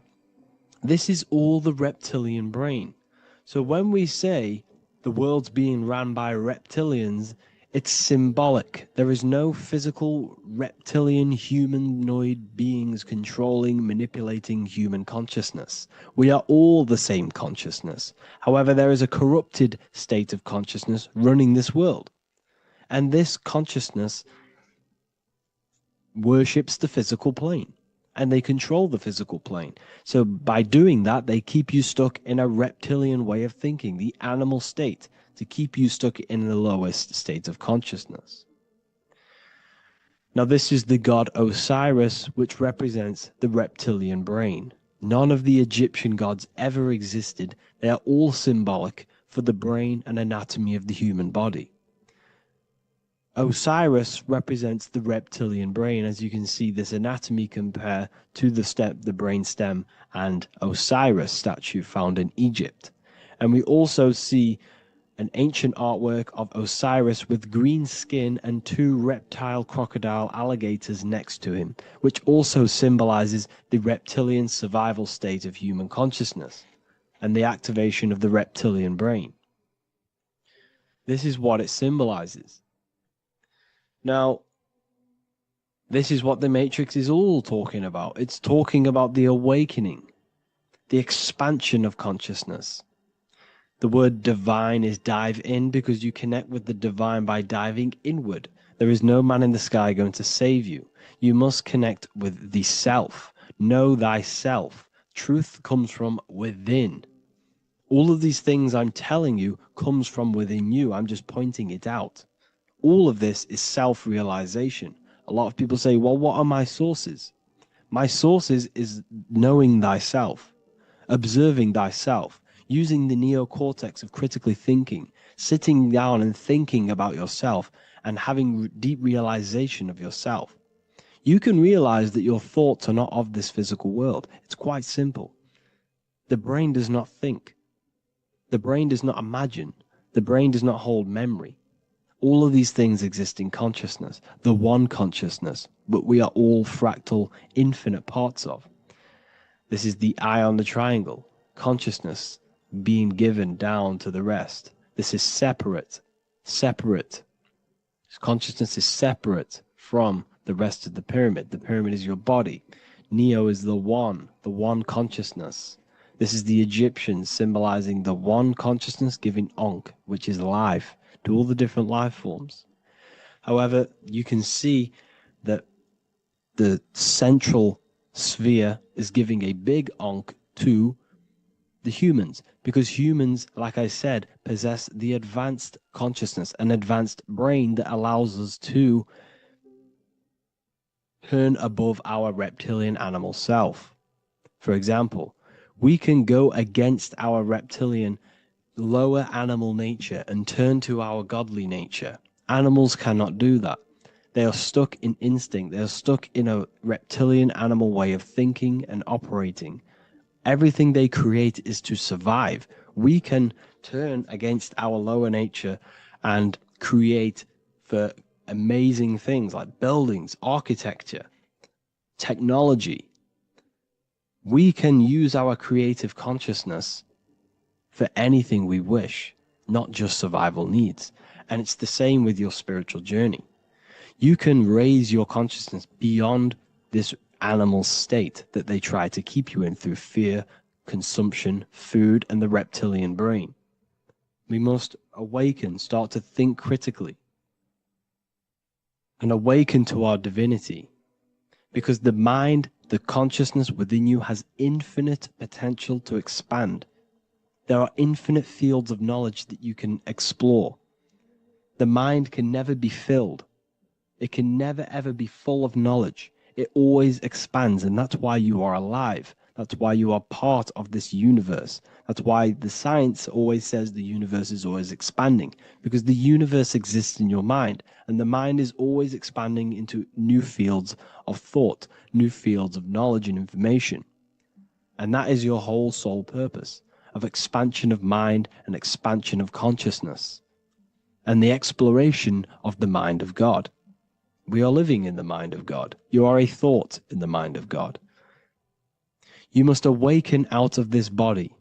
This is why Jesus says you must be born again to see the kingdom of God. You must be born again. You must raise your consciousness beyond physical limitation and awaken to your divinity. And this is pretty much it for this video. I hope you all understand this. that this is all symbolic for consciousness.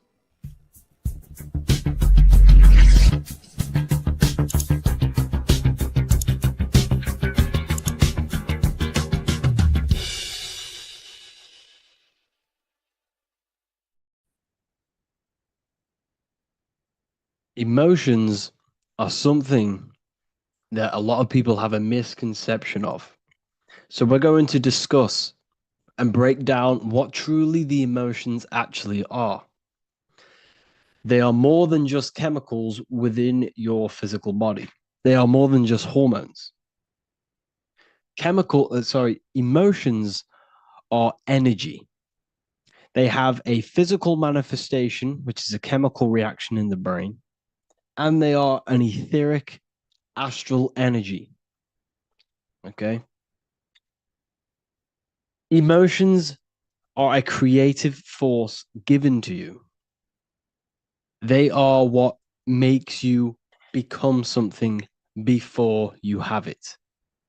They carry magnetic attraction. So with this understanding, your emotions are no longer a reactive thing.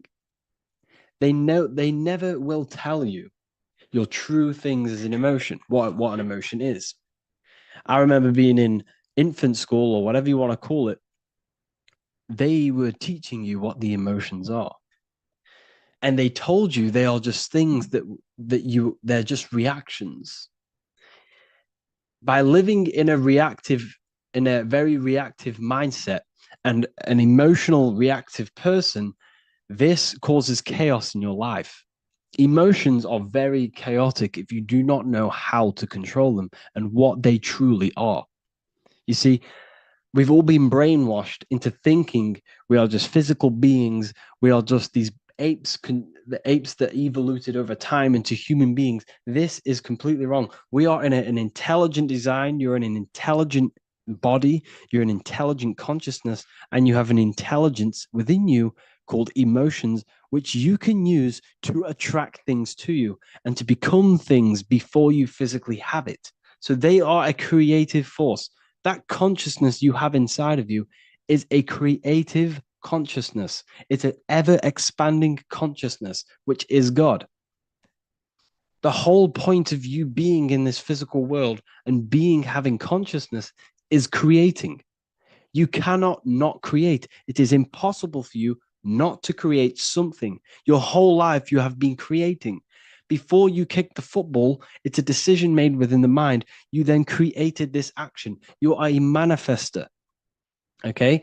So your emotions should be used. They should be controlled as a tool to create things in your life, to become the reality before you physically have it. Fear. Fear is an illusion and it is a bondage. It keeps your mind stuck to three-dimensional awareness.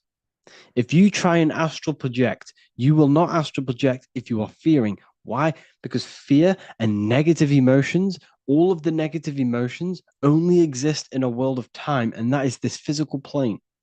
You cannot transcend this plane. Your mind cannot function on these higher planes with these lower three-dimensional emotions in your mind. Fear is a bondage to the physical body, and it enshrouds your soul. It enshrouds your body. It locks you. Okay. This is why the news, this is why the food is all laced with chemicals, and the news is constantly pushing fear, because they have to keep you in a fear state to keep your central nervous system in fight or flight mode.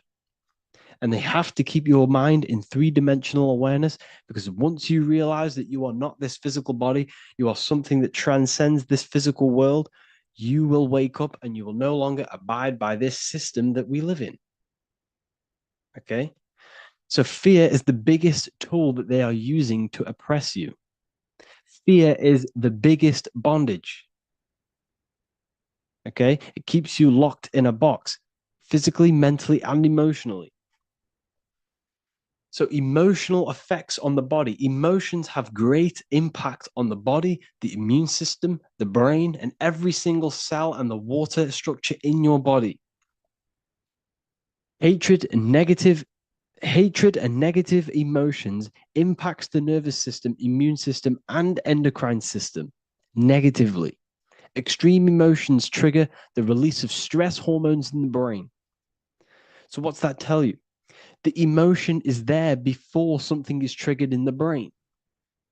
You feel the emotion because emotion is energy. And then the release of hormones are triggered within the brain. So like I said, everything begins spiritually. Everything begins in these higher planes. Everything begins in the mental, astral, etheric, and physical before it manifests physical. Over time, these stress hormones lead to increased inflammation throughout the body, resulting in significant health consequences. You could eat the most amazing diet in the world. You could eat the most pure organic sea moss, the most pure organic apples and watermelons every day. But if you have a negative mind space and a negative emotional state, you will create negativity in your life and you will create a disease in your body. This is how powerful your emotions are. Why? Like I just said, everything begins in the higher planes before it manifests physically. Okay. And when you keep feeling these emotions over and over again, you are impacting your subconscious mind, which will constantly create repetition in your life. So emotions are very, very, very powerful and they impact your body. Stress can cause you to lose your hair. It destroys your body. Like I said, everything that begins in this mental plane and these higher planes happens below. As above, so below. This is why Jesus turns water into wine. Water, what is water? Well, water is feminine, which represents the emotional side of a human consciousness, of all consciousness. It represents the emotional side of you, the emotional aspect of you, the water, which is also the moon. That's why we call it a mood and the moon, because the moon is feminine, represents emotion. Okay. So water and earth is emotion.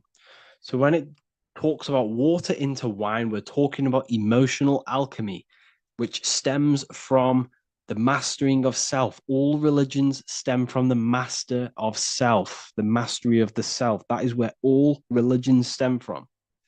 All religions stem from the mastery of the mind, the emotions, the thoughts, and the body, and the stars, the study of the stars. Every religious text has something to do with the stars because they are very important. But today we're going to focus on emotion. What's the wine? The water into wine. The water is the emotion. The wine is the transmuted emotion. It's emotional alchemy. It's alchemy, this is, people. It's what the Bible is talking about. It's talking about them negative lower carnal mind emotions being transmuted into positive ones that bring benefits to your life, that attract better things to you, and controlling the emotions. Because when the emotions are not controlled, you attract negative people, you put out negative vibrations, you attract that back, you are destroying your body. That's why the Bible says the light of the body is the eye. If thy eye be evil, thy whole body will be filled with darkness. That's what it says in the Bible. It also says if the eye be single, thy whole body should be full of light. But then after that, it says, if thy eye be evil, their whole body will be full of darkness. Why? If your mind, your emotional state, your spiritual state is negative, your whole body, your whole life will be filled with darkness. You will be chained by your emotions. You will constantly live out of this animal state, this emotional state. Every time you feel sad, you will, fall into this trap of the emotions. So it's so important that we master the self, master the emotions. And we do that by changing the mindset that you have on life. Okay? What you must understand is that your mind is the director of energy. It has the power to create. It has the power to focus energy. Attention is energy. Where attention goes, energy flows. If you are placing attention on negative things, let's say you break your leg. Okay, this is a bad situation. Don't get me wrong. It's not nice that you broke your leg. However, there is a positive side to that.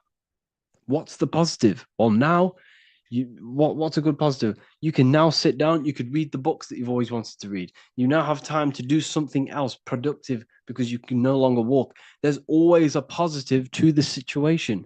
And when you're using your mind to direct the energy into the negative route, the negative dual side, you are constantly digging yourself a hole, creating more and more negativity in your life. The law of cause and effect.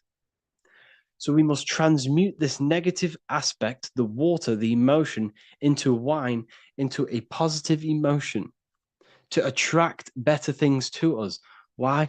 Because emotion, you attract what you are, not what you want. Emotions is energy in motion. Your emotions create a massive impact on this electromagnetic aura you have surrounding around your body. I have many videos on this, so go and check them out if you don't know what this is. So the emotions create energy. It puts energy in motion, emotion, energy in motion, which is spiraling around your electromagnetic field. And this field is what determines what is attracted to you and what is not, and what people, what animals, everything.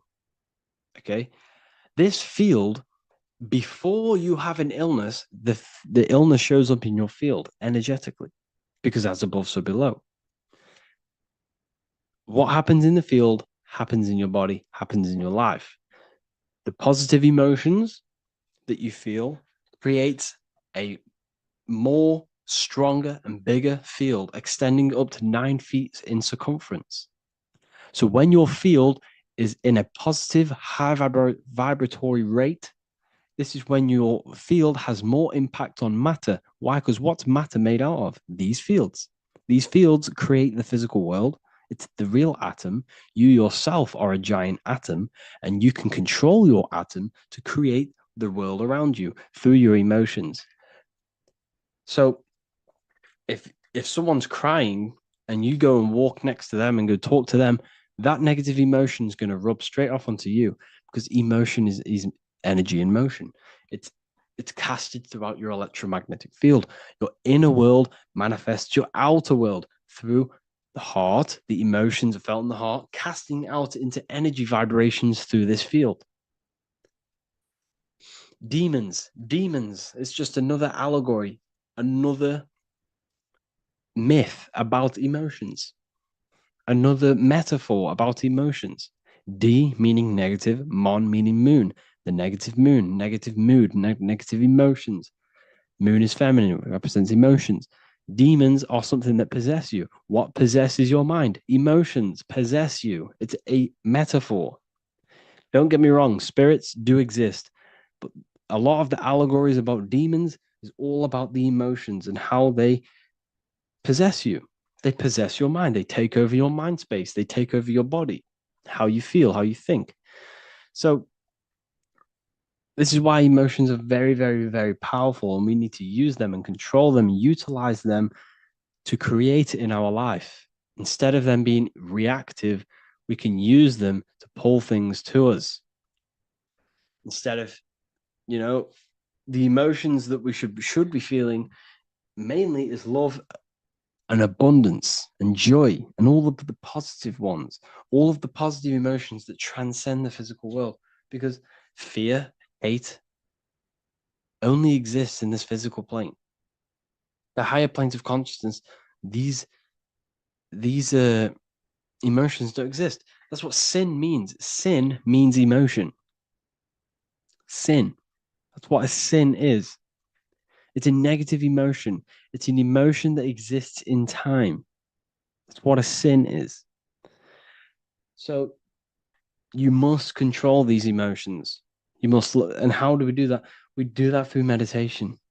And like I say, meditation is a massive, massive part of I don't like using the word meditation because people get thrown off. Just turn off your mind. Sit in silence. Be at one with yourself. Sit in silence in the dark. Turn off all the lights and sit in the dark with yourself.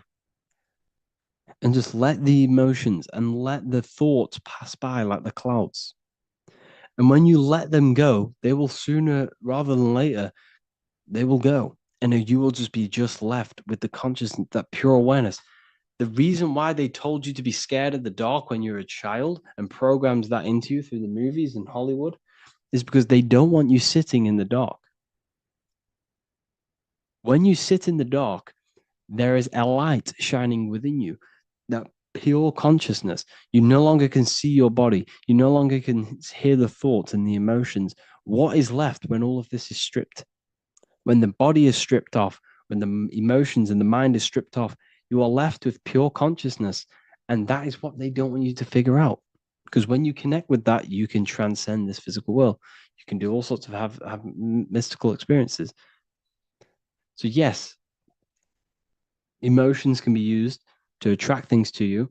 When you think, you are visualizing, and when you feel, you are becoming. So you can think and feel on a daily basis of this reality that you want, which I teach in my Manifestation Mastery course 2.0.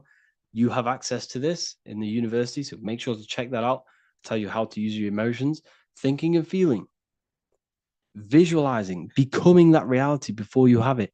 This will train your mind, because why? Your brain does not know the difference between an imagination and a real reality.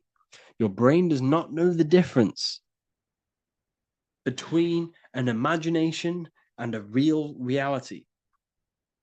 So if you become that reality in your mind with your thoughts and emotions, you are creating, you are becoming, you are tricking your brain that this has already happened. And what will happen? When you create them neural pathways in your brain will subconsciously create that, somehow try and figure out to create that neural pathway into a real physical reality. And that's how it works. So I hope you learned a lot from this lesson about emotions and what they truly are. And the last thing I'm going to say is love. Love is the unifying force. Love is the unifying emotion. Because like I said here, this image shows 1,000 words. What we all are is one observing consciousness expressed in thousands, if not trillions of different bodies. What's in the squirrel is inside of you. It's consciousness. It's self-awareness. And this consciousness is divided through fear and hate. And that's why they push fear and hate onto you so much. And they place you in different postcodes with different football teams and different basketball teams. And they send you different schools, and then different schools compete with the other schools to cause division. It's all about causing division and causing hatred towards others. Why? Because love. We all naturally love when we come here. When a child is born, you can see the love in its eyes. It loves everything. But as it gets older, it starts to become darkened by the matrix, the system, this dark spell that is casted upon the minds. We all need to learn how to love, because this is the unifying force that brings all of our consciousness back to one unified team. And when we figure out that these elites are literally, there's probably, they're compared to the population, there's way more of us. And if we all started to love each other, why would we need them? So anyways, I hope you all learned a lot of this lesson. Thank you all for joining the university. I look forward to teaching you more. Please let me know for anything that you want, as because you have joined, I want to make sure that you are happy inside of this university. And I want to make sure any question you have, I can answer, I can research for you. Okay. Thank you all. Have an amazing day, people. This one secret that is hidden and guarded within secret societies grants you profound power, which can fully transform your life and perspective on reality. Today, I'm going to reveal this one secret, which you probably already know, but never realized how deep it truly is. This has the power to change your life. It is the key to your potential. And if you stay with me, this power may be yours, and you could transform your life with this hidden secret that is guarded within secret societies and esoteric orders. And this secret is not really a secret, but something people overlook, that the universe is mental. Everything we experience and interact with and perceive originates within the mind. The universe is a boundless field of consciousness, a mental construct molded and shaped by thought. We do not just live in a physical world, as they want you to believe. There are hidden forces that mold the material world. They want you to believe that you are only a physical being inside of a physical universe. But this is completely wrong. You are the architecture of the universe. Your consciousness is the very fabric of reality, and you create your own universe. The universe is an infinite field of consciousness, a vast and limitless mental construct, intricately woven and shaped by the power of thought. It is a dynamic and ever-evolving field where the interplay of awareness and attention gives form to existence. Within the boundless realm, every idea, perception, and belief contributes to the creation and transformation of reality itself. Each thought holds the power to transform reality. Your consciousness is the very fabric of reality. And this is shown in the symbol of the flower of life. The flower of life is a symbol. It symbolizes the interconnectedness of all existence, illustrating how every thought is not merely a fleeting moment, but a ripple that reverberates across every layer of reality. Each action, like the intricate overlapping circles of this pattern in the symbol, extends its influence far beyond its origin, weaving a web of interdependence where every choice impacts the whole. It serves as a profound reminder that everything is connected, bound by an unseen field of consciousness. This symbol represents how one action, one thought is a ripple in the whole vastness of the ether of consciousness.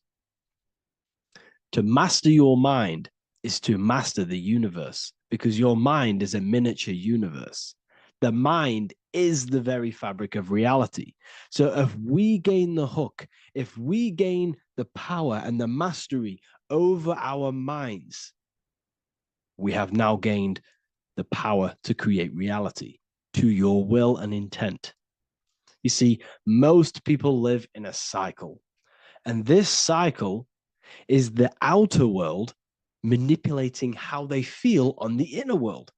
People's external circumstances are creating their thoughts and emotion in the inner world of consciousness, which is producing a constant cycle of negative manifestation.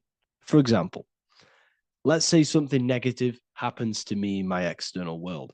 Then I start to think negative and feel negative. What that is actually doing is manifesting and projecting more negativity, because our thoughts hold the power to control and weave our own life. Your life is a direct correlation of every thought you thought in the past. What we need to do is stop and not let the mind control you in your reality. You need to control the mind so you can control reality. So what does this actually mean? Reality is an externalization of consciousness. Consciousness and matter are one. They're not separate. They are inseparable and interconnected. Everything we see, experience, and observe is a manifestation of thought, beliefs, and consciousness. shaping the world around us. Now, this ties in with the secret fifth element that they have hid from you. They've hid from you this sacred and very important symbol and pillar to reality. And this pillar, this sacred thing they've missed, is called the ether. And they've held this from you for a reason, a specific reason. This is the true fifth element. Why do they hide the ether? Because the ether has the power to shape and manifest whatever we imprint upon it. Every thought is a vibration interacting with the ether and actively shaping our reality. The ether, you could see it as the codes to physical reality. It's like an energetic blueprint which surrounds all physical objects. It is the life force that gives life to all things. All energy comes out of the ether and returns back to the ether. Energy, it's 0-point energy, and it is an infinite source of energy. So this is why they hide the ether, because whatever our mind can imprint onto the ether, we can create into a reality. And we imprint the ether through thought and imagination. The mind holds the power. The mind is the very source of reality. The material realm is not separate from the mental realm. Rather, it is intricately shaped and influenced by it through the ether. This subtle, all-pervasive medium bridges thought and matter, allowing consciousness to mold and manifest the physical reality. To transform our lives, we must first transform our minds. True change begins within, as our thoughts, beliefs, and perceptions shape the reality we experience. By shifting our mindset, we unlock the power to reshape our world and recreate the life we desire. This is the power of the mind, and this is the power that's been hidden from you. We're not taught these things in schools for a reason, because they don't want us all to be conscious creators. Instead, they feed you your beliefs. They feed you your thoughts through the music, through the entertainment, through the movies, through the news. They're controlling your thoughts with this information. They're installing beliefs and information into your mind. So you are producing their reality. But this is what we need to stop. We need to take control. We need to stop consuming their music, their movies, their information, their news, because all of this is contributing towards your reality. They have the collective consciousness at the tip of their fingers. They do not create the world. We create the world by believing their beliefs and their thoughts and installing their information into our minds. You see, it's mind over matter, and most people live in matter over their mind. Most people let matter, the external circumstances, dictate their mind, when it should be the other way around. It should be mind over matter. This is the mental plane. This is the astral. This is the etheric. This is the physical. The mind holds power over the emotions, over the imagination, over the physical, and over our spirit. It holds power over everything. It's mind over matter. It's the mental body that we must transmute and change. Most of us live in a chaotic state of mind, and this is what we must change. Turn chaos into order. So we need to be mind over matter. We need to install this belief into our subconscious. I, Harry B. Joseph, have created the ultimate esoteric school on the earth. As a member, you'll gain access to live mentoring calls twice a week, along with new lectures, books, and exclusive content released every week. Additionally, you'll have a full access to all my life-changing programs. If you're ready to transform your life and start your journey today with me, join Ethereal University. These are the campuses. We have the real lecture sections filled with lectures that you can watch. Manifestation Mastery, which teach you exactly how to reprogram your subconscious mind so you can live that reality. Sexual Alchemy, the path to empowerment of how you can transmute your sexual energy. The Real Library, where you gain access to powerful esoteric books, PDFs, Symbols of Secrets, an amazing course. The course that allows you to see beyond the veil that has been pulled over your eyes, the language of symbolism that secretly rules the world. I teach you how to read symbolism. Esoteric Exchange, live calls. You get to rewatch all of the old live calls. Mindwave Hub, this is a place of binaural beats where you can listen to infinite amounts of binaural beats. So you can meditate to them. Meditation section, numerology, health section, and electromagnetism. This is a life-changing place. And if you are serious, we only accept serious about changing your life and studying the occult and esoteric, this is the place for you. I've been there. I've been on YouTube looking around for valuable information, trying to find good accounts, good channels. It's very hard. I had to go through years of trying to find good information on YouTube.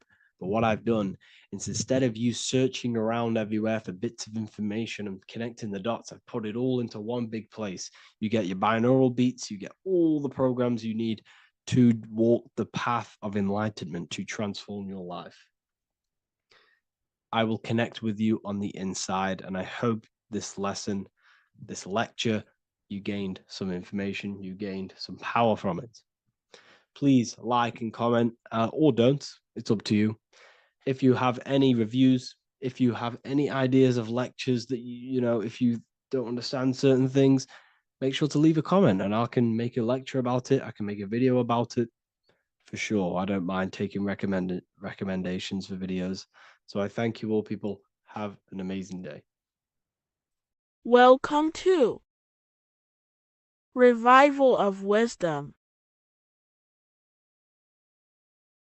Today, we're going to be talking about portals, portal symbolism, what portals are, okay, and how they show them to us, because they have to tell you the truth, guys. This is the thing with the universal law. They have to tell you the truth. And they tell you through symbols, they tell you through movies, and different things like that. But let's jump straight into this. So first, I want to talk about the Freemasonry symbols. Okay, so first we got, obviously this is some Freemasonry art, but notice how you've got the ladder with a key. Okay, so this is ladder symbolism with a key. So maybe this is talking about ascending. Okay, because look, because this is ascending into the heavens, because it's a ladder with humans going up it with a key. In order to ascend, you must have the key. Okay, so what else do we have with a key? Well, the Netflix show Lock and Key, which is all about portals and keys. Because what the keys do, they open doors, gateways. Okay, so what's interesting about this is that they've got this key here, which represents the Kundalini energy rising up the spine. Okay, but we'll come back to this. But it's that same portal key symbolism. We've also got the Vatican. The Vatican is in the shape of a key. Okay, so you can see the start of it here and the end. So this is key symbolisms. Keys open doors. And notice how it's got the 8-pointed star. Okay, what is the 8-pointed star? Okay, we'll come back to this. This all ties in, guys. I'll break it all down for you. But then you've also got the god Janus.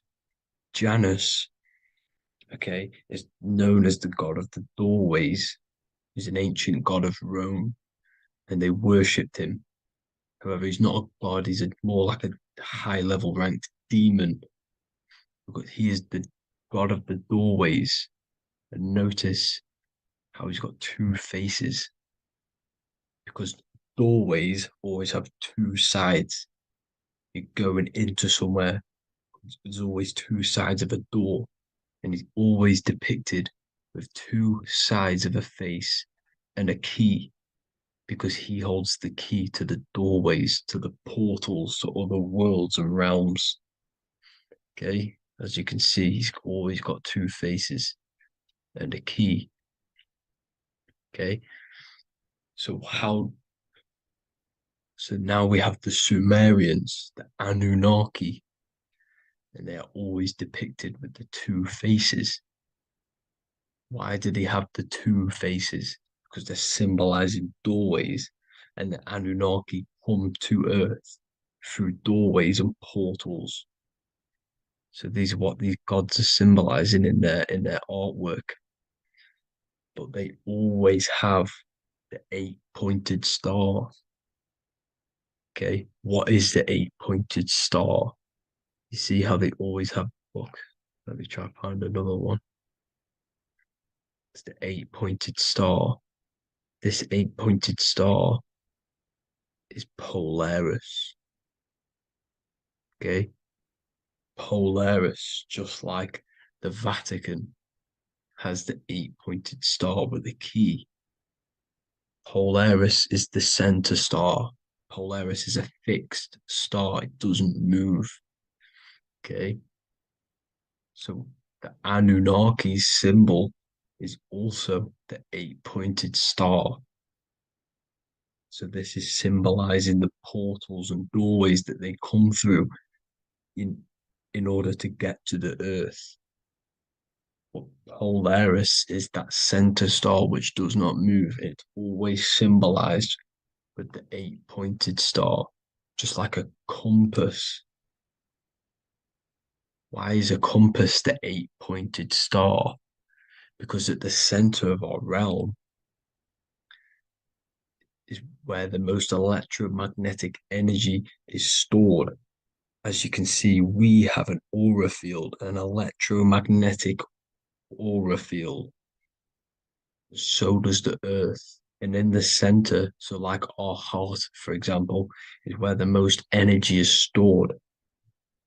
And like the center of the Earth, this is why all compasses point to the center, because this is where the most electromagnetic energy is stored. It's at the center of our realm. Okay. So like I was saying with the lock and key series, see this here?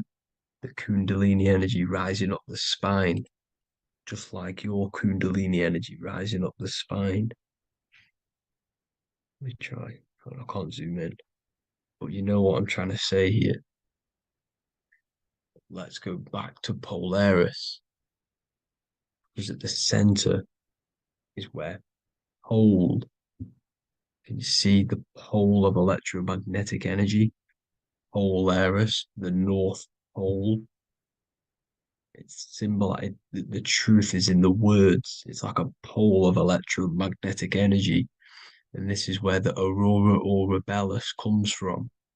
Notice how it's got the word aura in it, because it's the Earth's aura, electromagnetic field, just like you have an aura, also known as the northern lights, because it's coming out of this center hole in the center of our realm, where the black sun is. And this is where the electromagnetic energy is coming up from. And this is what the aurora borealis is, or the northern lights. It's just electromagnetic energy. And it's symbolized through our symbols, the original O. Okay, because it's like a pole through the middle. Polaris. So this Polaris is the sky vault. It's the portal into this realm. Because this is what the Anunnaki are always talking about. Always symbolize it with the 8-pointed star. And just like a compass, it's the 8-pointed star pointed to the center, to Polaris. Okay. See here on the on the Sumerian tablets with the 8-pointed star again. And how we know it's talking about portals with this 8-pointed star is because CERN 666 are opening up portals to the underworld, letting in demonic entities into this realm. How do we know it's a portal? Because their Hydro Collider has 8 points, just like the 8-pointed star. So they are creating synthetic portals to the underworld to let these demonic entities into our realm. But what is the key? Because if we're talking about ascending through Polaris, notice how here on the masonry art, this luminary here, so this is the sun, that's the moon. This is Polaris because it's a luminary with what? 1, 2, 3, 4, 5, 6, 7, 8 beams coming off the luminary, just like the 8-pointed star. So you see the ladder with the key going up to Polaris. It's symbolizing ascending out of Earth. So what is this key that they're keeping from us? Because it's a human holding a key going up the ladder to Polaris. Well, chakras. We have 7 chakras. Okay, so this is what they are telling us in the lock and key symbolism. The Kundalini energy rising up the spine. Okay, just like they have 33 vertebrae on the back of your spine. Okay, this represents the Kundalini energy going up your 33 vertebrae, just like in masonry has 33rd degrees. Okay, so what is the key? Your chakras. Your chakras have to be unlocked. Okay, you have to unlock your chakras, and you can't unlock this one without going through this one. You have to go through them all.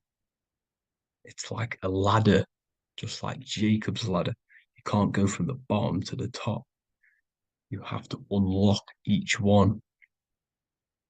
Okay, just like you have 7 chakras, you have 7 layers of your aura. Okay, you have to unlock your chakras to the highest point in order to reach Christ consciousness. And this is the key that they're talking about. They're symbolizing the organic portal within each and every one of us to ascend out of this realm.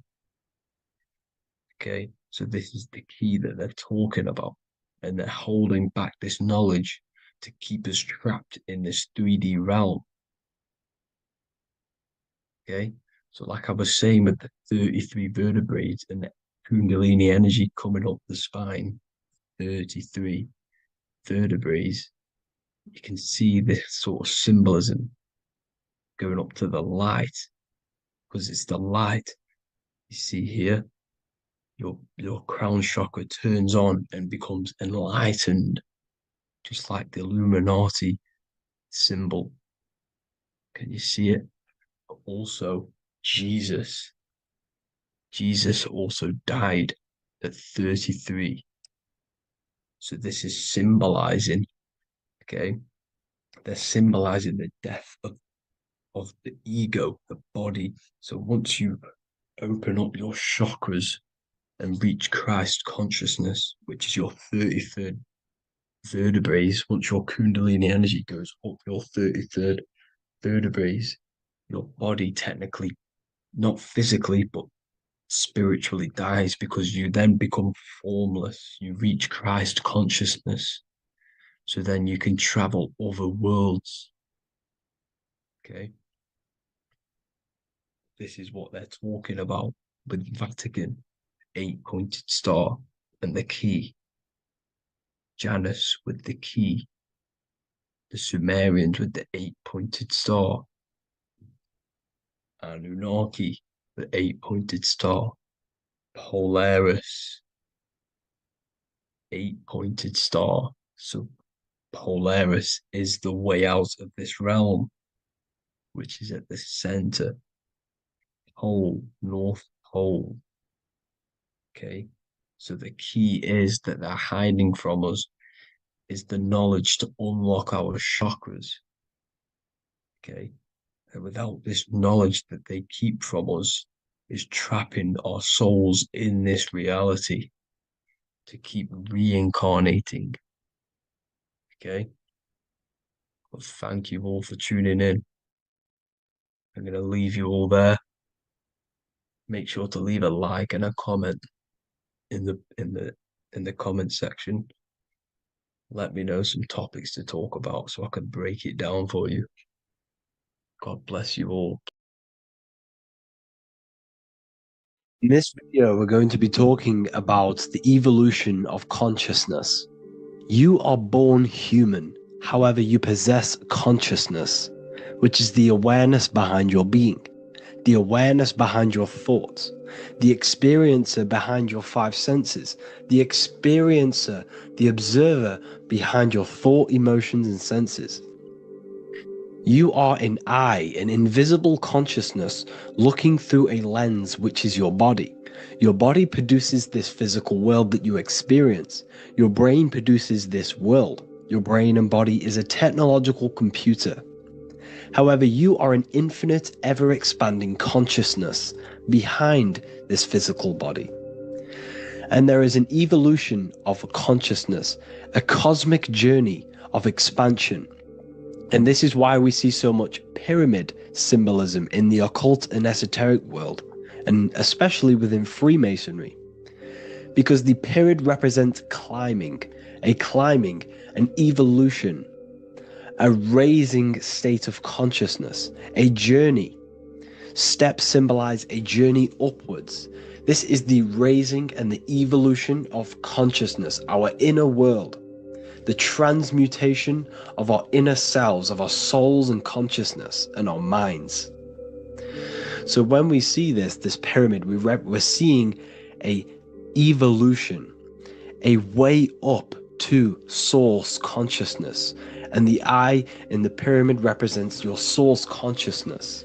It represents illumination. It represents divine guidance through this evolution of consciousness. This is why we see the ladder. Consciousness is ever expanding on an infinite journey of evolution. Each individual is a part of this cosmic process, contributing towards the ongoing expansion of both mind and awareness. As we evolve, we collectively explore deeper levels of existence, expanding the boundaries of thought and consciousness. The mind has the ability to expand infinitely into new realms of thought, into new dimensions of mind. The mind cannot be filled up. It is not a physical substance. The body can be filled up because it is a physical thing, but you cannot fill the mind. Therefore, the mind is constantly expanding, ever expanding into new fields of thought. So what we see in Freemasonry, the ladder, is again a journey, an elevation of consciousness. When we are born with an infant consciousness, and as we gain older, we gain an adult consciousness. Our inner world, our inner mind, and our emotional intellect changes and evolves. We are significantly different from when we were very young as an infant. It's because our consciousness evolutes, it changes, it alters like water. So, just like this evolution of your own consciousness as growing up, there is consciousness of beings existing in cycles beyond our own. And their consciousness is unimaginably different from ours. They operate on a higher level of understanding and knowing, experiencing reality in ways that transcend our current comprehension. Our minds right now cannot comprehend the highest states of consciousness. There are entities, there are beings beyond our own, existing in higher dimensions of consciousness. that we cannot comprehend because they have expanded. They are on a further way up the ladder of consciousness. However, we are all on the same journey. None of us can take the same journey. There is one ultimate goal, reaching source consciousness. However, this is always ever expanding. However, we are all on a different journey. There is one truth, one source, one goal. However, there are billions in different ways of reaching it, and we are all on these different paths to source consciousness, to this ladder, this evolution of universal evolution. Okay? Their awareness is attuned to new dimensions of existence, reflecting a more advanced stage in the cosmic journey of consciousness evolution. So when you take DMT, you are shot into these higher realms of consciousness where you meet these beings who look similar to these images. They are not speaking to you physically. They don't speak to you three-dimensionally through vibration and words. They speak to you mentally. If you have done DMT, then you know this. And if you have met these beings, then you know this. You might have even met some of these types of beings on mushrooms or any psychedelic drugs. Because ultimately, when you take these mind-altering substances, it's altering your consciousness. It's merging your consciousness with the spirit of that substance. And you are essentially attuning your mind to higher dimensions of consciousness. That's why we say we're getting high when we take these substances. Therefore, when you meet these beings on DMT, you are essentially meeting beings who are attuned to higher dimensions of consciousness, and they speak to you mentally. They speak to you telepathically through thought, because the universe is mental. Everything exists within the mind. The way you are now, your physical existence, is a state of mind. Mind, thought creates matter. Spirit and matter are two opposing ways of thinking. If we have a very spiritual mind, we have an expanded mind, we are a spiritual person through the mind. However, if we have a very low state of consciousness where we think about food, sex, lust, and all physical things, then we have a physical consciousness. Matter and spirit are two opposing forces, two ways of thinking. The mind attunes itself to different levels of understanding in different dimensions. So, essentially, this is what we're looking at. The body is a vessel for the fluidic, formless consciousness, a temple that houses the essence of our awareness. While the five senses are limited to perceiving only the physical plane, the mind transcends these limitations, capable of perceiving the full scope of reality. It is through the mind that we access deeper truths beyond the material, tapping into boundless nature of existence. Physical existence is a thin band, a thin layer of reality. It's like 0.001% of reality. And your five senses are only tuned into this layer of reality. But the five senses are, by design, only allowed to perceive physicality. But the mind has the power to expand beyond this physical five sense state. The mind has the power to expand and evolute. It is a conscious decision whether you want to take this path or not. You can stay in a three-dimensional way of thinking, or you can expand your consciousness from within. It's not an external journey. There is no God going to save you. You must save yourself. Therefore, behind every single one of these eyes is the same source consciousness. However, we are all different cells in a different journey. The organs in your body, the cells in your body are all alive. They all possess same consciousness, universal consciousness. However, we are all on a different journey of evolution. As above, so below. As the baby is in the mother's womb, when the baby becomes conscious, there is a world outside of its mother. What does it do? It presses and seeks a way out to be born in the other world outside of its mother. It is the same with your consciousness, your mind. When your mind becomes aware that there is realities beyond the immediate surroundings, it seeks a way out. And this is exactly what I'm doing to you now. I am now expanding your mind and telling you there is other ways of reality. There is other dimensions of consciousness which you can access through inner transmutation, through different ways of thinking, spiritualism, and meditating and connecting with yourself and detaching from external things. We can upgrade our consciousness. Your body is a womb. Why Jesus says you must be born again to see the kingdom of God, because you are born physically and then you must be born again spiritually, awakening your inner consciousness. So like I said, as the baby is in the womb, it's the same principle. As above, so below. You were a baby, you were in your mother's womb, and you figured out there is a world outside of your mother, so you seek to weigh out your mother to be born in another world. It's the same now.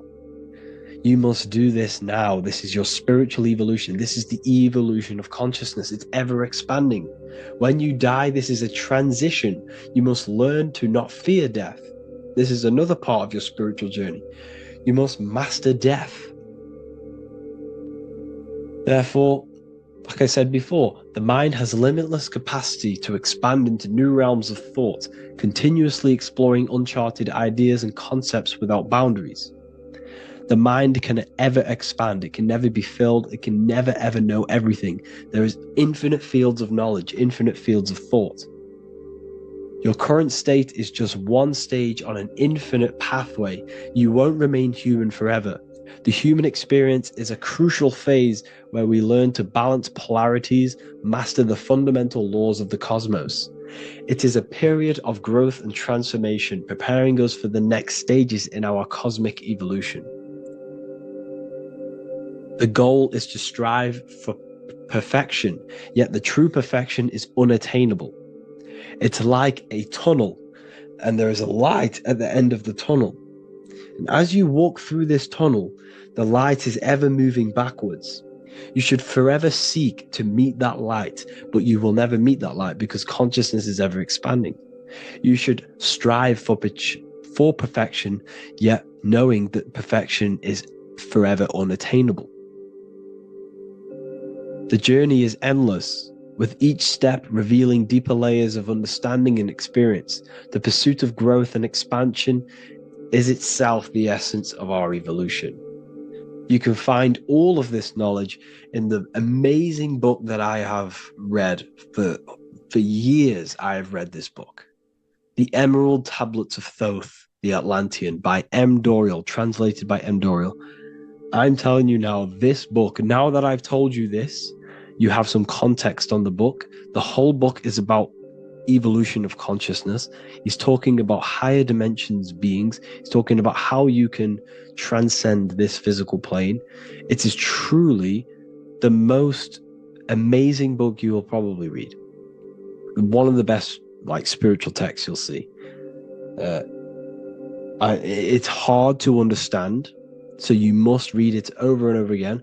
And the more your mind progresses, like for me, I read this every couple months.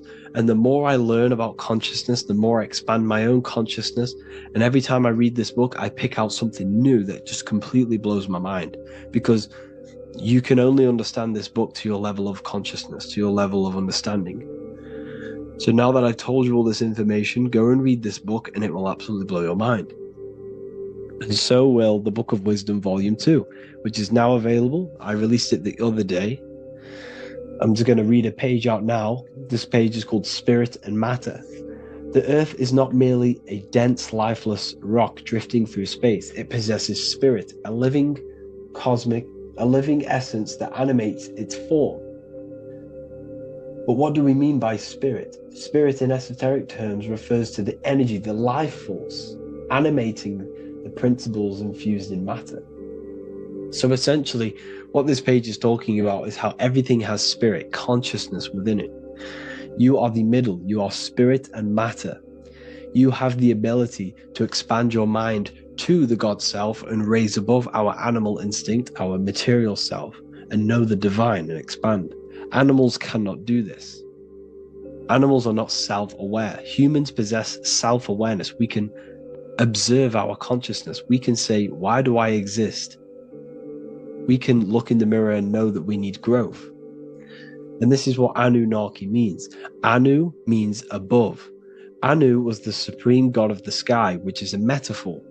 He represents spirit above, heaven.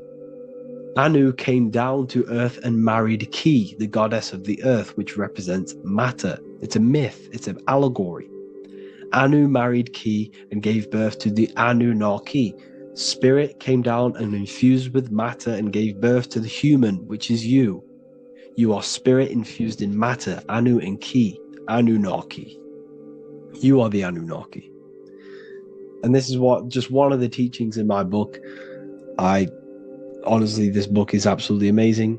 If you truly, truly want to expand your consciousness, give this book a read. And obviously, if you're inside the university, I give you this book for free. A paperback version. If you join the university, follow the steps inside of the general chat, you'll be able to download this book. Sorry, not download it. Order a paperback for free. All you have to do is pay for the shipping. You'll also gain amazing knowledge inside of my library, where your mind will just be overblown with the amount of esoteric books. There's over 45 rare occult books, plus you get a PDF of the Volume 1 and Human Health Guide. You get reoccurring updates where I expand on symbolism, occultism, where you will just feel absolutely amazing once you understand esotericism in yourself. You'll also learn how to create the dream reality that you want with the Manifestation Mastery course, where I teach you how your consciousness creates reality. You'll have a real lectures where I post lectures on symbolism, occultism, esotericism. There's a conscious community and live calls and Q&A where you can ask me questions and I'll answer your questions.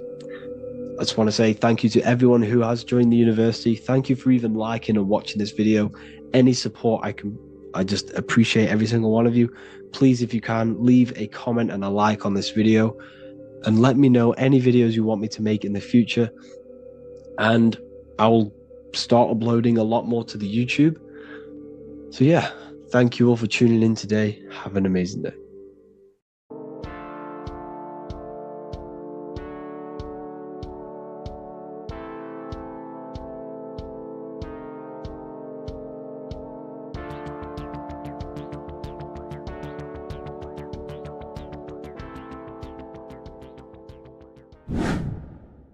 Hello and welcome to another video, people. Before we start, please like, comment, and subscribe if you wish to see more content. Today we're going to be talking about the mental universe and how everything is mental. This is the #1 law on the Kabbalion. If you've never read that book, it's called The Kabbalion. A very good book. It's the first law because this is the most important thing you need to understand. Is how everything exists within the mind. Behind every single one of these eyes is the same consciousness expressed in different bodies. The mind is what gives perception to what you're experiencing. Behind every single one of these eyes is the exact same consciousness, but the brain that they inhabit is giving them a different perception, a different being, a different body. Now, this is the difference between humans and animals.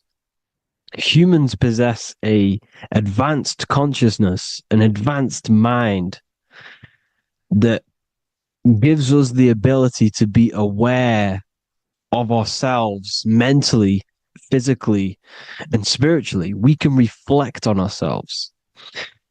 When a dog looks in the mirror or an animal looks in the mirror, it doesn't know what it's looking at. It doesn't realize it has a consciousness.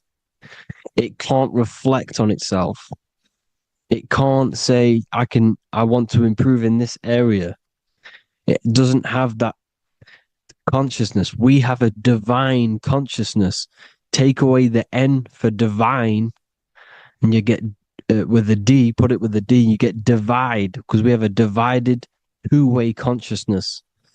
An animal only has one. However, it's still the same mind. We're all mind. We're all mental. We all exist within the mental plane.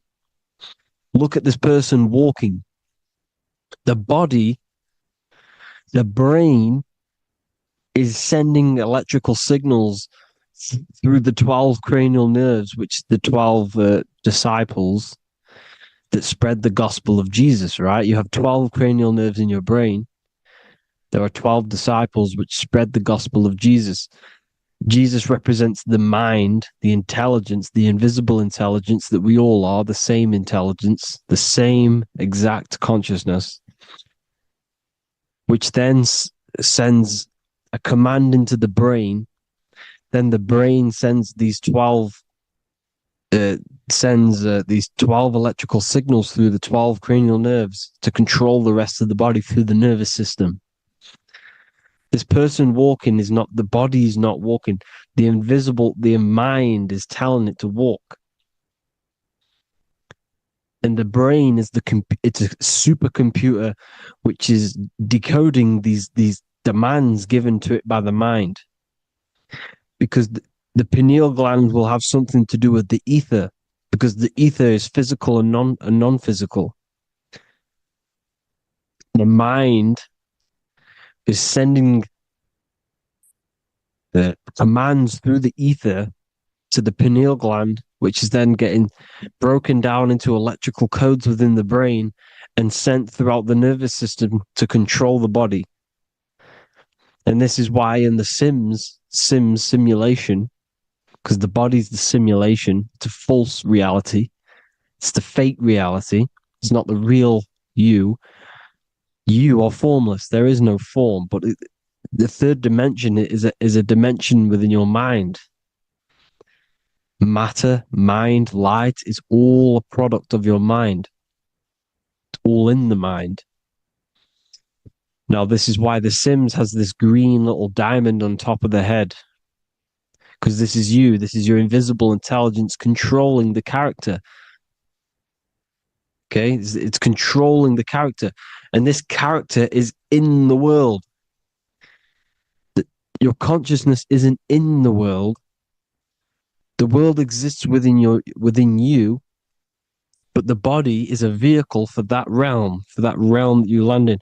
When you have a dream, your mind transcends this body into another body, duplicates your body into another universe, unite, unite is one.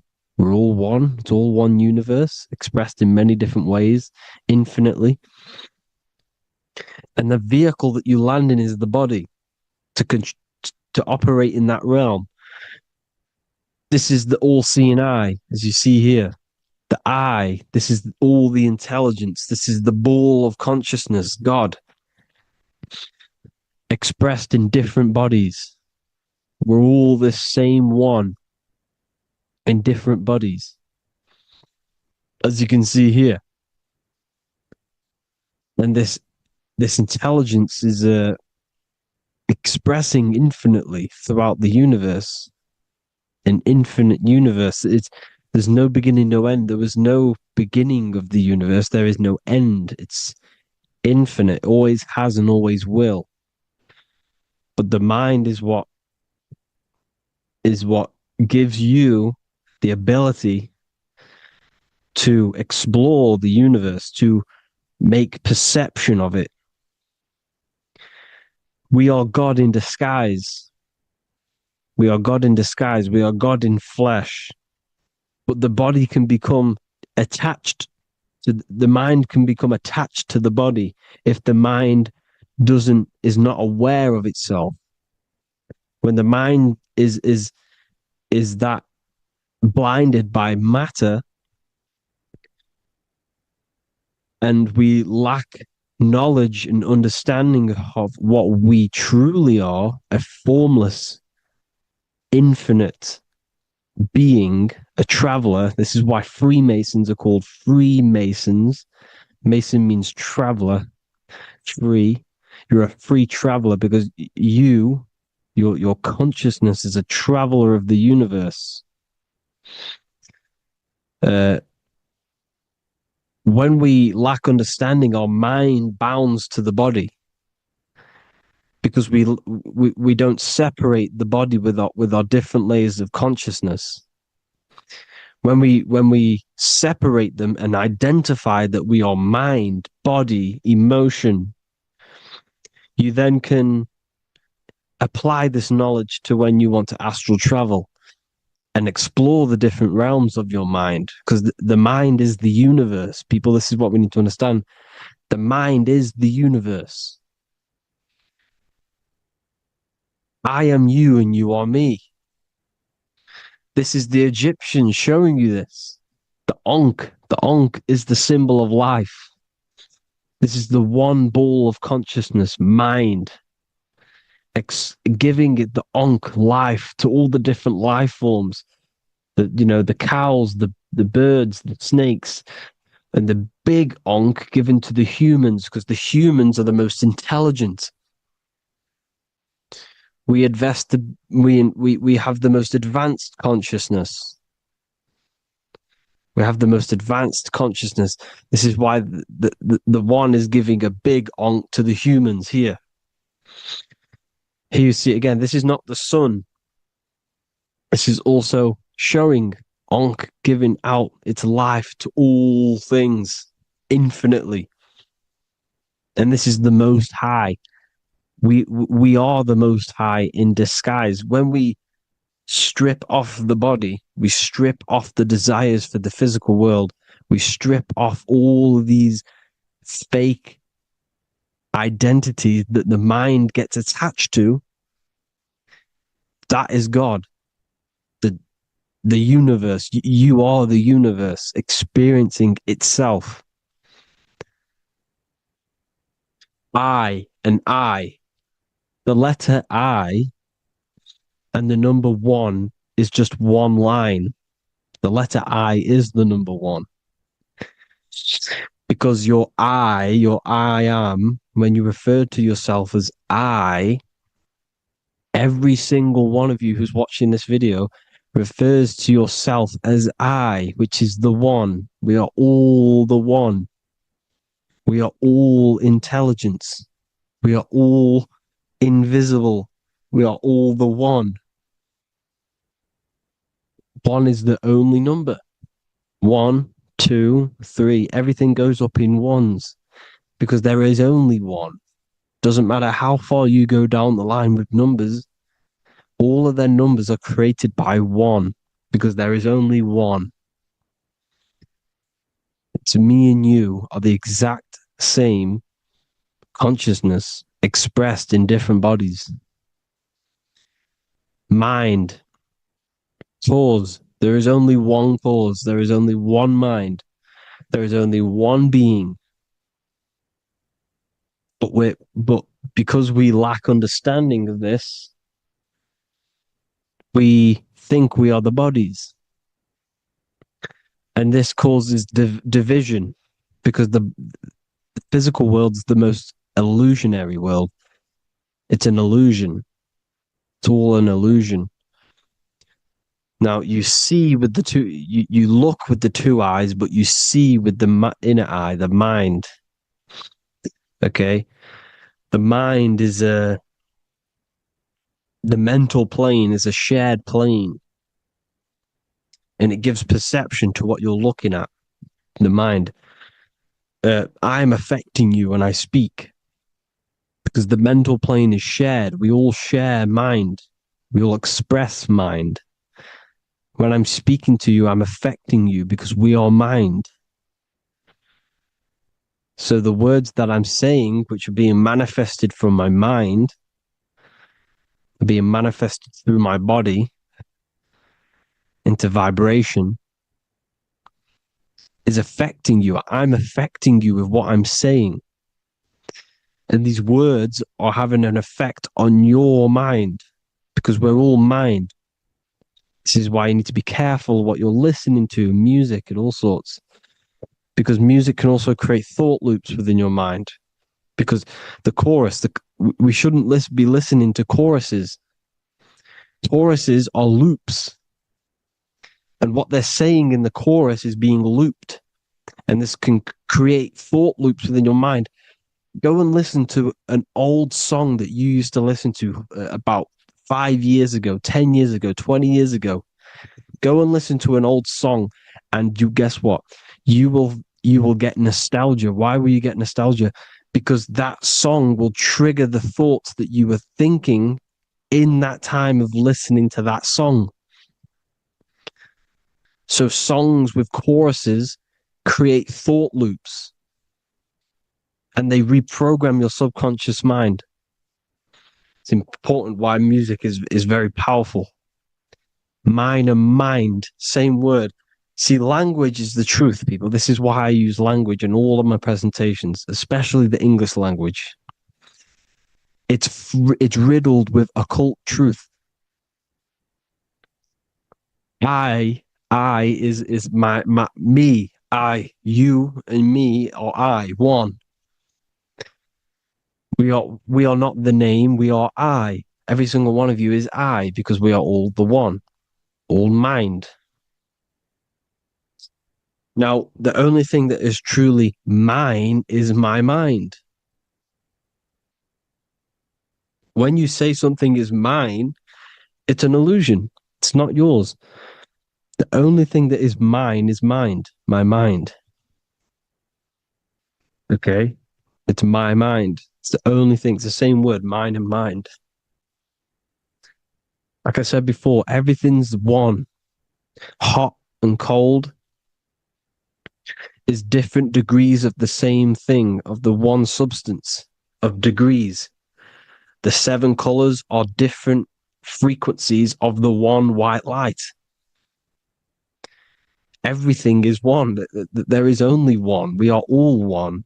Everything is one. Hot, cold, day, night. It's the same degree of one, which is mind. The mind's perception is what's giving it, labeling it hot or cold. The mind's perception of colors is what is giving it red or purple, hot or cold. There is only mind. The mind gives things perception. There is only one, that is mind. The conscious and the subconscious mind. The male and the female, these are married. The subconscious mind is your hidden part of the mind. Okay, it's hidden. You can access it through different meditations and Reiki teachings, and dreams are manifestations of your subconscious. This is how you know mind and matter are one, because your mind creates matter in dreams. Your subconscious manifests everything in a dream, in the astral realms. The conscious is what you're conscious of, what you're consciously thinking of. So me, I am conscious that I am speaking into this mic and creating this video. My subconscious mind is the hidden part of the mind, which is speaking to my heart, telling it to beat. It's telling my food to digest. It's regulating all my blood. It's doing everything in my body without me being conscious of it. Without me being conscious. The subconscious is the feminine. The conscious is the male. The Bible, of course. Proverbs 12:4. Helpful, not helpful, an excellent wife is the crown of her husband, but she who brings shame is like rottenness in his bones. In the same way, husbands should love their wives as their own bodies. He who loves his wife loves himself. You can take that physically, you can take that literally, or you can take it metaphysically. See, the Bible's written in such a way where you can take it as your level of realization. He who loves his wife loves himself. If you love your subconscious, if you love yourself, you speak good about yourself, because your subconscious takes everything literally. If you say, I hate you to someone, the subconscious does not know the difference between me and someone else. It only thinks me, me, me. Why? Because mind is the only thing that exists. You are mind, I am mind. If I say, I hate you, you're saying that to yourself. Your subconscious picks that up and says, I hate myself. And that's telling your subconscious that's what you want. Because your subconscious manifests 90% of your behavior. The programs within your subconscious, tying your shoelace is a program. You don't need to be conscious of it. You can just do it because it's a program. It's deeply interwoven in the subconscious.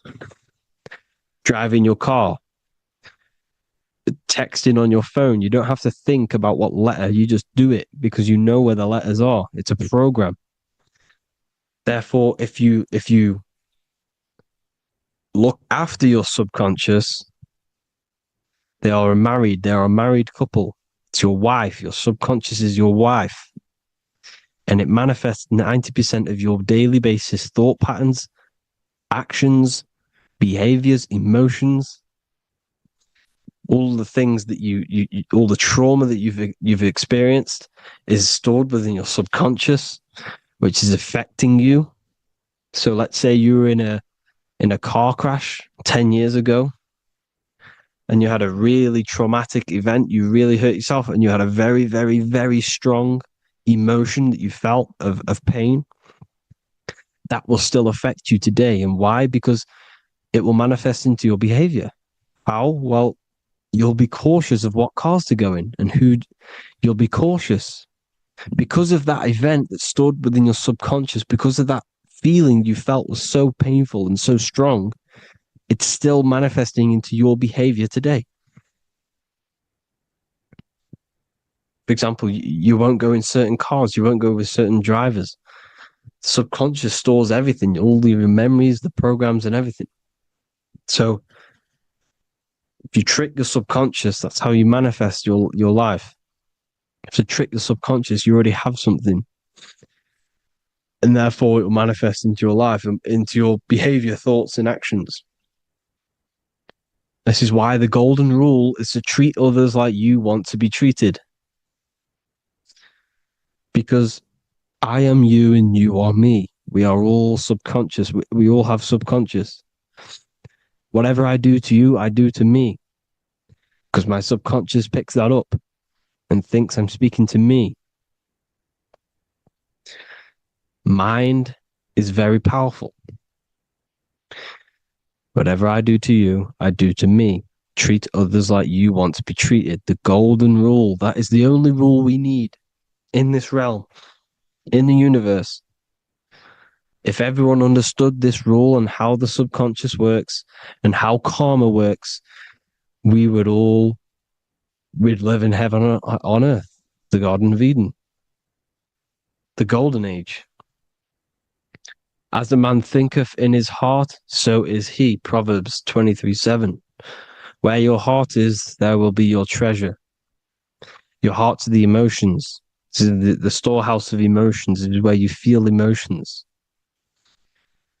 You have to let your emotions move through you, not become you. You can't let your emotions become you. Or except be like the sky and let them pass through you. Be like the clouds and the stars passing over. Let them pass through you. Do not let them become you. And this is how emotions can take over your mind. We are driven by, when a man is driven by emotions, he has no self to control. You must control the mind because the mind can be corrupted. Because your thoughts are electrical in the brain. Your thoughts come from the mental plane. So how the mind works is that you place your attentions on something in the mind and infinite information just flows in. Think about it. When you think of a certain topic, as soon as you think of that topic, information comes flying into your mind. Different ideas, ping, ping, ping. It's all connected. It's why we call it a mindset.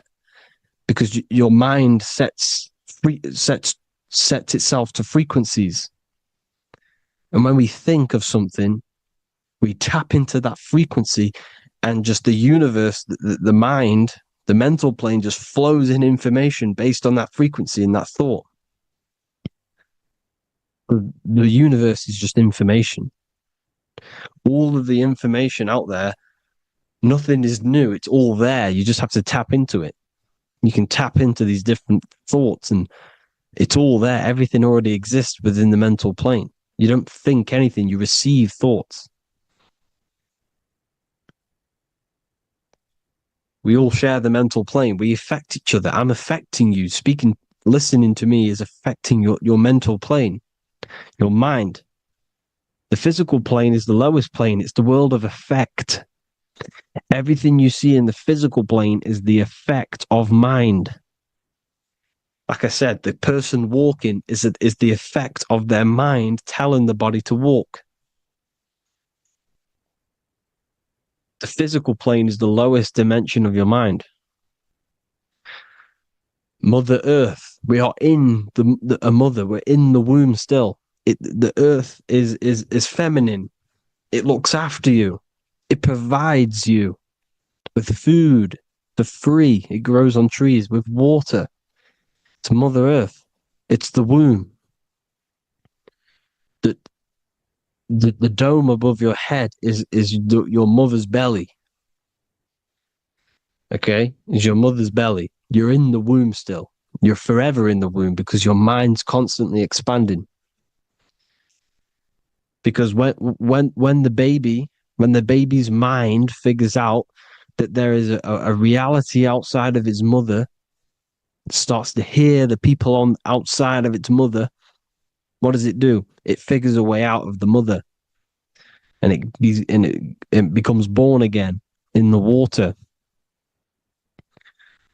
in a hospital, into the other world. It's the same with our minds. When our minds figure out there is other worlds beyond this physical, we explore them. The astral plane, for example. You figure a way out of the body.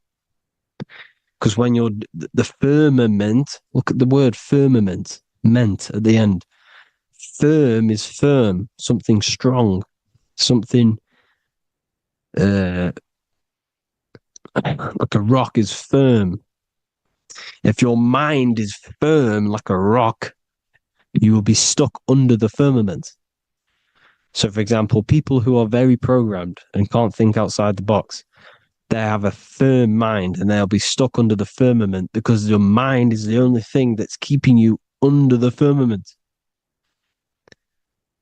It's the only thing.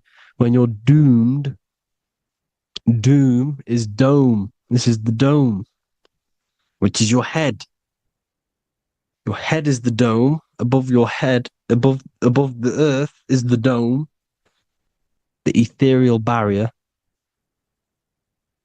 But that's just an external manifestation of your head. You don't leave the earth, you leave your body to leave the earth. Because your body is the earth. It's a dimension within your mind. So when you're doomed, you're domed. Your reality is your level of realization. You realize something, or when you have an idea, the mind,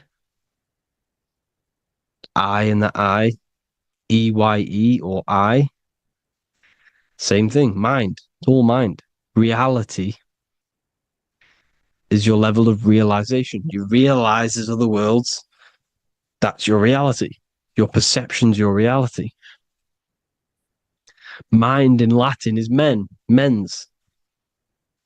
Jesus was known as the fisher of men, which is the fisher of minds.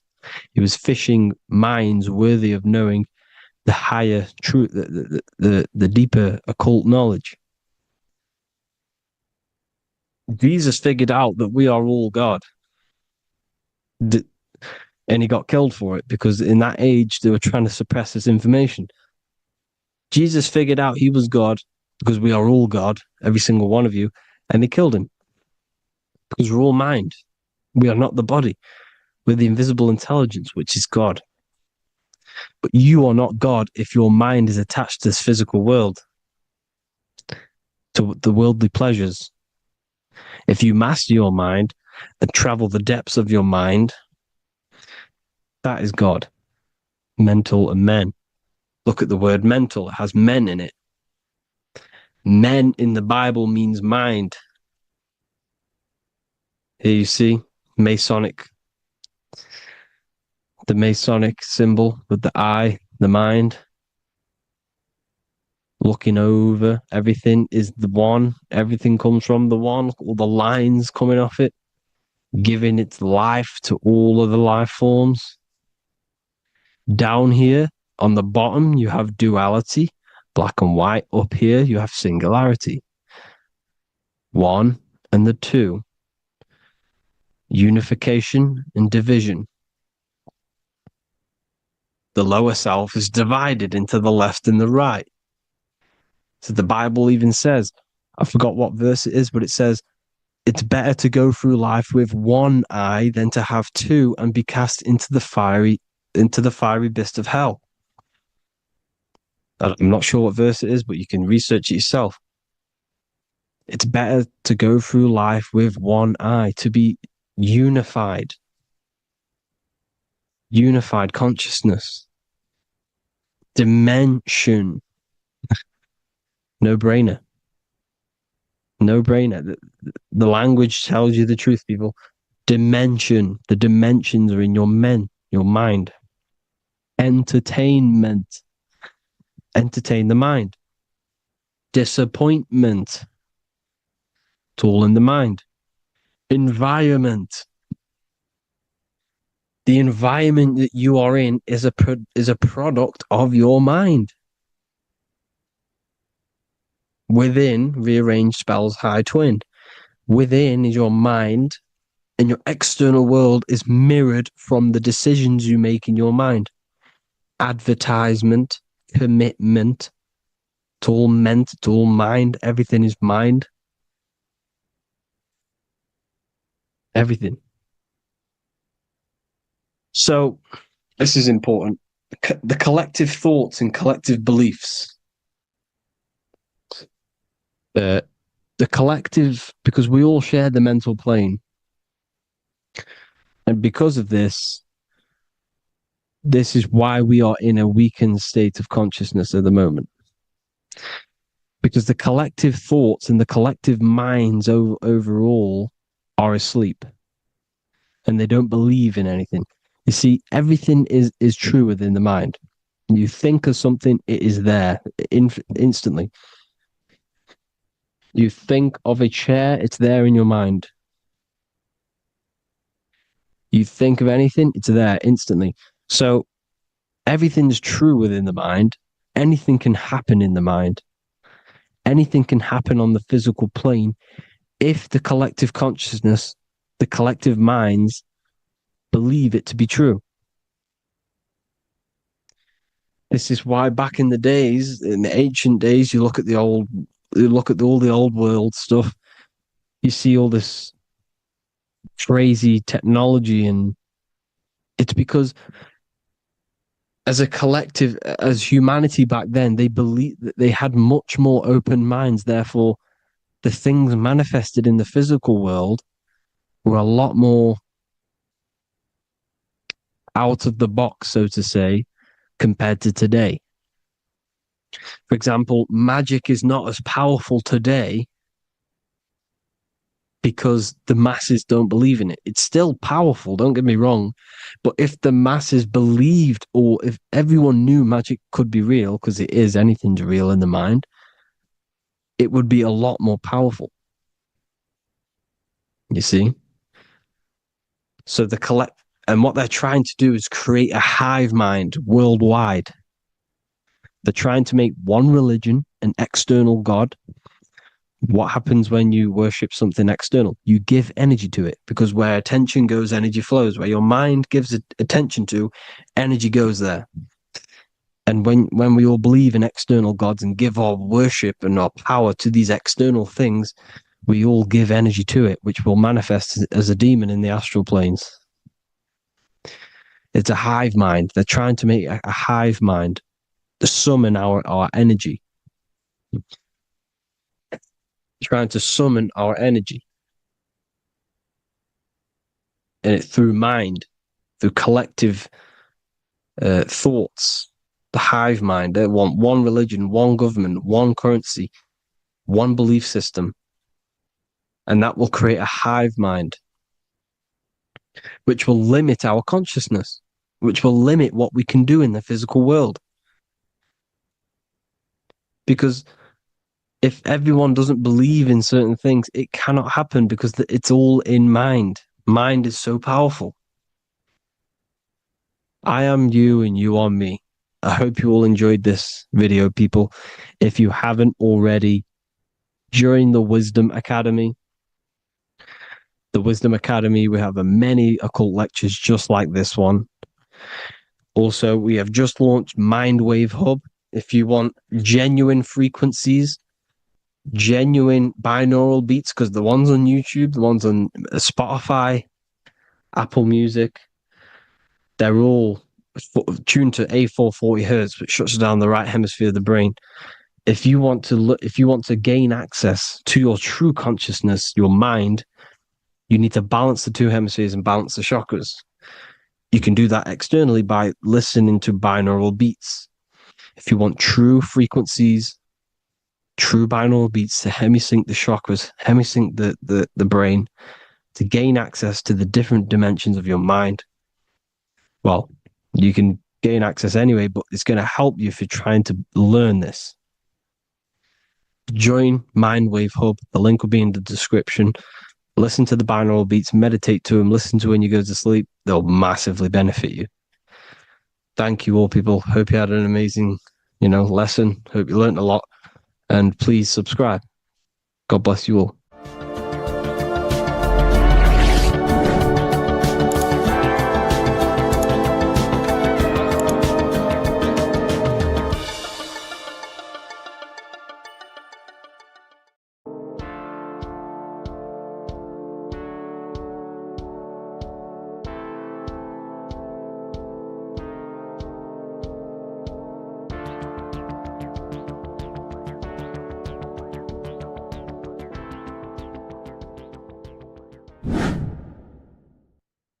Left and right hemisphere, and what are they doing? How does it contribute towards your perception in this world? And this is what we're going to be talking about in today's video. We're going to be breaking down the two hemispheres of the brain and how they function in your life. So first, we have the left hemisphere.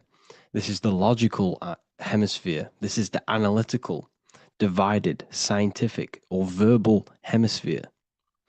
The right hemisphere is creative, wholeness, artistic, symbolic, and metaphorical. The right hemisphere does with non-verbal things. It produces a holistic perception. It is more to do with creativity. Because what you must understand is that we are not in the external world. The world is produced by our brain. We see with our brain. Our eyes are a part of the brain. What we touch is the brain's interpretation of electrical signals on the nervous system. What we smell is the brain's interpretation of smell through the nose. What you taste is your brain's interpretation of chemical reactions on your taste buds.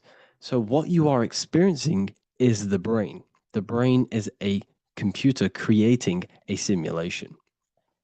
And you have two hemispheres which breaks down this reality. So essentially, the brain is the perception creator. It creates perception. So if the brain is creating this, who is the one experiencing the brain? Well, that is you, the consciousness, the mind, the all-seeing eye. You are the all-seeing eye experiencing the brain, the observer behind the brain, behind reality, behind the emotions. So if you're walking through a woods, this left brain sees individual trees. The right brain sees the whole woods. It sees the biome. It sees the bigger picture. So when you are walking through this woods, the right brain picks up a holistic perception of reality. It creates the woods as one unified woods. The left brain's job is to break this down and analyze it so that we can see individual things. And this is also necessary for humans to have the ability to break things down and manipulate things in this world. So without this left hemisphere, we could not manipulate things and break things down. So this right hemisphere is important because it sees the whole woods. It sees humanity as one unified consciousness. However, the left hemisphere sees individual egos. So the left hemisphere is the place of the ego because it only understands it sees the world very divided. Okay, so for example, here's another example of the left and right hemisphere. If someone pulls out in front of you in traffic, your left brain's going to start going crazy and analyzing them, calling them names. The right hemisphere, however, sees the bigger picture. Maybe he didn't see you. Maybe it's just a mistake. Maybe he's in a rush. You see how the two brains are very different. They do the same thing, but they function in different ways. The right hemisphere is feminine, the left hemisphere is masculine. So, like I said, this person pulls out in front of you, you start to think with the left. If you start to perceive that in the left brain, you're going to start analyzing them, you're going to start going crazy and calling them names because you're analyzing it. You're not seeing the bigger picture behind it. You're not seeing it from his perspective. So there is a crossover. So the left hemisphere of the brain controls the right side of the body, the right ear, the right eye. Everything to do with the right side of the body is connected to the left hemisphere, and the right hemisphere controls everything on the left side of the body, including your eyes, your arms, your legs. So everything is crossed over, and even your visual field is crossed over. So this is your visual field, as you can see here, and even the left side of your visual field goes to the right brain. There's a crossover. No one really knows. There's not really a reason for this. However, this is how the human body is designed. As we all know, the human body is the most advanced piece of technology on the face of the earth. They cannot replicate the human body. And they tell you it has no creator. This is crazy. People are that brainwashed, they can't even understand that their body is the most advanced piece of technology. Your body is so advanced, the computers that you use are mimicked of the body. Everything they create is mimicking nature, but they don't show you how intelligent nature is because they don't want you to understand you're in an intelligent design. So anyways, let's get back on track. There is a crossover in the brain, and this is why they teach you to write with your right hand. And I was speaking to someone who's in a nunnery, or whatever you want to call it. They were a nun, or they knew someone who was who was a nun, and they forced these people, these nuns, to write with their right hand. You had to write with your right hand. This is why, I'd say at least 70% of the world, or 80%, is right-handed and right-legged, because they taught us this to activate the left hemisphere more because of this crossover that happens in the body. So when we are using this right side more, we are using that left hemisphere more. Why? Why are they doing this? Well, they also called it writing. Writing is a spell, to cast a spell on you to use that right side of the body so that you use this left hemisphere, because they want you to see the world as a divided perception. They don't want you using the right hemisphere, using that left side of the body to activate the right hemisphere to see the bigger picture and see how everything is all one and everything is created. This left hemisphere domination keeps you from seeing the connections between everything, because that left hemisphere analyzes, it breaks things down. So when we are left hemisphere dominated by using the right side of the body, we are essentially seeing everything as divided. And this is why so many people will not understand my work, because my work connects dots and connects fields of knowledge, and makes you see the bigger picture. So people who are left hemisphere dominated will see my work and think this guy's crazy. But everything, it's all about activating that right hemisphere. So they called it writing because every word you say is molding your mind in some sort of way. the things you see is molding your mind. Everything you take in through the five senses is molding your mind. And language is a massive spell, especially the English language. They call it writing, so that you use that right side. It's a spell because your subconscious mind picks up everything you say. And 90% of your daily basis behavior and thought patterns is produced by these subconscious programs within the subconscious mind. Essentially, your conscious mind is only the 10% of you. The conscious mind is just what you're aware of, what you're wearing, how you're feeling, what you're thinking. That's your conscious mind. The subconscious mind is controlling every system in your body. It's telling your heart to beat without you being conscious of it. So essentially, this is what they're programming. They're programming this system in the back of the mind, which is controlling everything through the words. And this is what spells are, because it's all about creating perception in the subconscious. So they want you to use that right side more. I truly believe the ancients, they were balanced. They used the left and the right side of the body. They didn't have a stronger side because they understood this science of the body and how the body works. So this is actually called phonetics. It's not etymology. Etymology is the study of root words. Phonetics is the study of how words sound similar. The way words are spoken. So phonetics, phone, is why we call them a phone, because you speak into a phone. So this is write and writing, to use that right side to activate the left hemisphere more. So your hands are a manifestation of your brain. The left hand is the right brain, the right hand is the left brain. And as a child, we were always taught that when you place your hands together like this is the size of your brain, which is true because your hands are a part of your brain. They're an extension of your brain. Every part of your body other than your brain is an extension of the brain. Everything's working and feeding back information to the brain because you're experiencing the brain. So another trick that you can do, or another exercise, is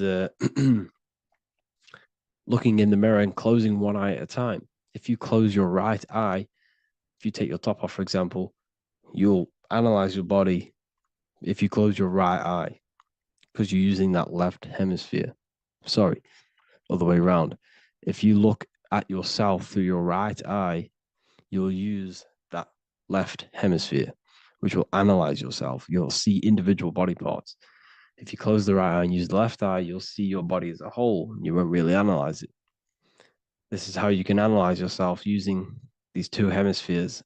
So this whole system is created to keep you thinking logically and to restrict you from creating and restrict you from understanding symbolism, allegories, metaphors, and teamwork.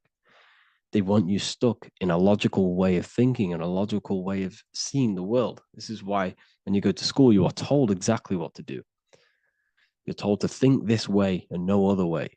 You're told to do orders, do this. It's a very left-brained system, because if we all started to open up this right hemisphere, we'd all see, wow, everything is all one, everything is all connected. And this is what my work is doing. I'm showing you everything is one. The physical world is an illusion of duality, but everything comes from the one source, the one mind. The universe is a giant mind. I am mind, you express mind. We all possess mind. Behind the physical body is the same mind consciousness. And we are all expressions and fractals of this infinite consciousness called mind. And this is what they don't want us to figure out, is that we are all just one consciousness expressed. It's an infinite consciousness. It's even in the squirrel, it's in the dog. All of these different animals, they're just different bodies, but behind the bodies is the same consciousness, which is mind. That's what the pineal gland is. The pineal gland is not the mind, and it's not the third eye. The third eye is your mind. If you have a closed third eye, it just means you have a closed mind. If you have an open third eye, it just means your mind has expanded from beyond physical things through astral projection and mystical experiences. This is how you gain an open third eye. It's just an open mind. A mind that has astral traveled, that has explored the realities within the mind. So everything they do is to keep us in a divided state. Divide and conquer, right? That's their motto. all to keep you thinking how everything is divided. Everything they've done is division. Postcodes, countries, everything is divided. Like football teams and all this stuff. It's also a natural process when you grow up, because as you grow up, your brain is constantly analyzing the world. So this is sort of a natural process of how you become more left hemisphere dominated, because your brain is always analyzing. And unless something awakens you, you can awaken that right hemisphere where you can start to see the bigger picture. Even the music, all tuned to 440 hertz, shuts down the right hemisphere of the brain. 440 hertz, Spotify, Apple Music, the radio. Every time you turn on the radio, it's tuned to 440 hertz. This was specifically tuned. It never used to be tuned to this. It was in the 1950s. It was changed. The standard music tuning was changed to 440 hertz because it shuts down that right hemisphere of the brain. They don't want you thinking, seeing the world in this way and perceiving things as one. And I'm going to show you. It tells you this in the Bible. Cast the net onto the right-hand side of the boat and you will find the fish. What was Jesus saying? You see, people read the Bible and they don't understand it. If the Bible is not talking about you, then it has no meaning. The Bible, everything you read in the Bible is about you and how it can better your life.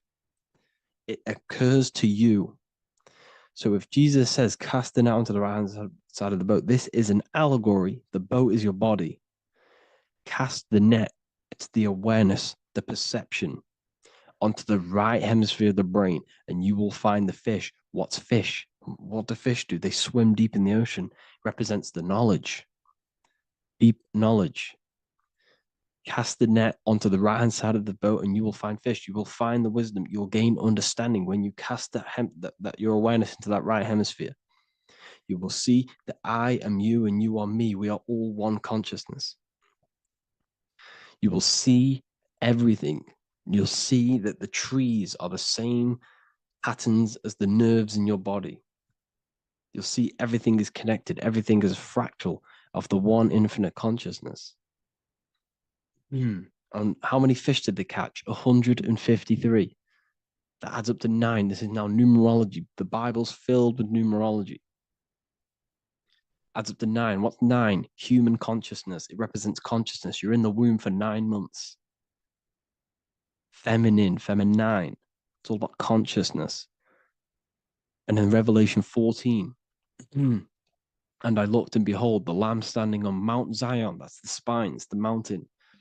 With him, 144,000. 144 adds up to 9. It represents consciousness on top of the spine. You see? And he had his name the name of his Father written on the forehead. What's the Father? The higher mind, the higher consciousness within you. Where is that? In the forehead, the pineal gland. The pineal gland is the radio receiver for the higher consciousness. Because every body part of the body has consciousness. Your heart has consciousness. Your gut has consciousness. You are thinking with these different consciousnesses. You think with the gut. You think with your penis. You are thinking with all these consciousness. And it's about raising your consciousness to the higher consciousness, which is the Father, the mind, in the head. Don't think with the lower parts of the body because that is your animal nature. Think with the higher parts of the body. It's all representing consciousness. How to activate the right hemisphere of the brain? Well, it's all to do with non-verbal things. So music will activate the right hemisphere. Make sure it's tuned to the right frequency though. 432 hertz, 528 hertz. Any frequency that adds up to 3, 6, or 9 is good for you. Meditation, turning off the thoughts, and you raise yourself to the higher brain. Symbolism. Symbolism is all right hemisphered. Reading between lines, metaphors, determining the Bible, it's all right hemisphered. Seeing the bigger picture, it's reading between the lines. So tithing in the Bible. These people in the churches are giving 10% of their money to the church. It's nothing but a scam. What these people have done is they have externalized the Bible. They have taken the Bible and literalized it so that they can make a business out of it. So what they're doing is a tenth of the produce of what it says in the Bible, a tenth of the produce of the land, whether grain or fruit, is the Lord's and is holy. So what's that saying? The tenth of it's basically saying give the 10% to the Lord, to God. What does that mean? Well, what's the land and the fruit? This represents physical things, the physical things that you have. The tenth of the physical things that you have. What's that? That's your ego. All the physical things that you have is all to do with your ego. That's the lower self. The ego, what is the ego? It's the mind's perception of the physical self. You had no ego when you were a child. Okay, when you were a child, you had no ego. As you grew older, you created the ego. But the ego is the full self. It's the echo. Ego, echo. It's the echo of the full self. So it's saying give the ego over. Take away the animal self. In that left hemisphere, that's all to do with the left hemisphere. That left hemisphere sees the ego. It sees individuality. It's divided. So it's saying give that 10%. Give that 10% of you over to the right hemisphere. The 90%. The 90% of you is in that right hemisphere. The higher self. Now, I'm not saying the left hemisphere is bad. Okay, I'm not saying that at all. But it sees where it sees things divided. It's like I said, the left, the hands are manifestations of the brain. So when these Christians are praying, they're putting their hands together. What are they doing? They're syncing the brain hemisphere is what you're doing, because everything's an extension of your brain. So if you put your hands together, you're putting the two hemispheres together. And what's happening when you place the hands together? All the electricity in the body is now running in a circuit. Once you connect these two hands, the electrical energy is now running in a circuit. And energy can move around the body quicker and more efficiently. So when you pray, when these people are praying, they don't realize that they're engaging in ancient forms of meditation, of balancing the two hemispheres. So now we're talking about balancing the hemispheres, not the right hemisphere. This is what Israel is. Look at the symbol for Israel, the up triangle and the downward triangle. What's that? The up triangle represents male. The downward triangle represents female. Okay? This is talking about the brains. Israel is Ra. Isis, which is female, the Egyptian god. Ra, El. El means God. Electricity. That's the force of the physical world. It's the force that runs this world, electricity. It's the force of God. El, consciousness. It means God. Is Ra, El.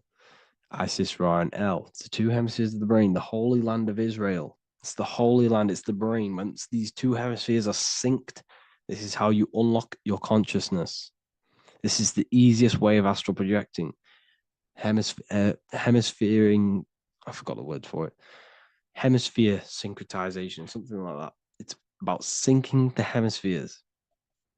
This is how you unlock your consciousness. Once the brain is running as one electrical system, this is how you balance the two masculine and male opposing energies. Once these opposing energies are no longer in war with each other, the brain, they come together to work as one. You unlock your consciousness. You are born again. What happens when a male and female have sex? It creates a new child. It becomes one. You are born again. Once the two hemispheres of the brain, you are born again. You can then have an out-of-body experiences. So this is why the symbol of the Holy Land, Israel, is the up and down triangle back combined together, because it represents unification of the male and female, unification of the hemispheres. You're born again. You unlock consciousness. And you can get this for free. It's called the Gateway Tapes on my website. Basically, it's a audio track from the government, and they did this in the Gateway Experience. It's a CIA document, and what they do is there are different forms of meditations you go through. I think there's about 5 waves of meditations you do, half an hour each one, and it will teach you. It will sync your hemisphere, because what does it do? They understood that playing one frequency into one ear and another frequency into the other, they understood that the right ear is connected to the left hemisphere, the left ear is connected to the right hemisphere. So when you play two different frequencies into both ears, what happens? The brain picks this up, the two hemispheres of the brain picks this up, and it syncs it. It syncs these two hemispheres, these two frequencies together. So now the brain is working as one to sync this frequency. So this is how you can sync your hemispheres through listening to these frequencies. Okay, you can get them for free and do the meditations yourself. This will definitely help you. This is an easy way to astral project. So it's all about syncing the hemisphere and seeing reality from a unified perception. We should all aim to get out of that left hemisphere. I'm not saying don't use it, but we should now start to see. We should now start to read between the lines of the Bible, read between the lines of the symbolism they're showing. Study symbolism, study allegories and myths. What are they trying to tell us through these allegories? And, this is how we start seeing things in a better way. Once we understand that we are all microcosms of an infinite consciousness, we can all come to one, because love is the unifying force of this infinite consciousness. We are all divided. We are all disconnected from our hearts. Once we all connect with our hearts and see that everything is one, we can all start to love and come together as one, because love is the unifying force of consciousness. So if you haven't already seen, I now have launched the Ethereal University. I will be doing lectures like this one, but even better, deeper, and even releasing knowledge that I can't talk about online, as they are censored. I'll be doing lectures every single week. I'll be doing live calls every single week. You also gain access to my library, which is filled with over 45 occult books, filled with knowledge. Okay, I'll show you now. Plus, you get my book, The Book of Wisdom, PDF form, and the Human Health Guide, PDF form. You also get all of this stuff, the health section, Q&As, ethereal meditations. We've got some celestial studies, cosmology, numerology coming soon. You also get the brand new Manifestation Mastery course, plus the library. And there'll be new books, new lectures, new live calls every single week. Or you can get the Book of Wisdom, use the code WISDOM in all capital letters to gain 40% off. This sale will be ending very, very soon. So if you're watching this, be very quick to get yourself a physical version or a PDF of my book. You can get it in all these languages. Hope you enjoyed this video, people. I'll see you inside the Ethereal University, the real university. Have an amazing day.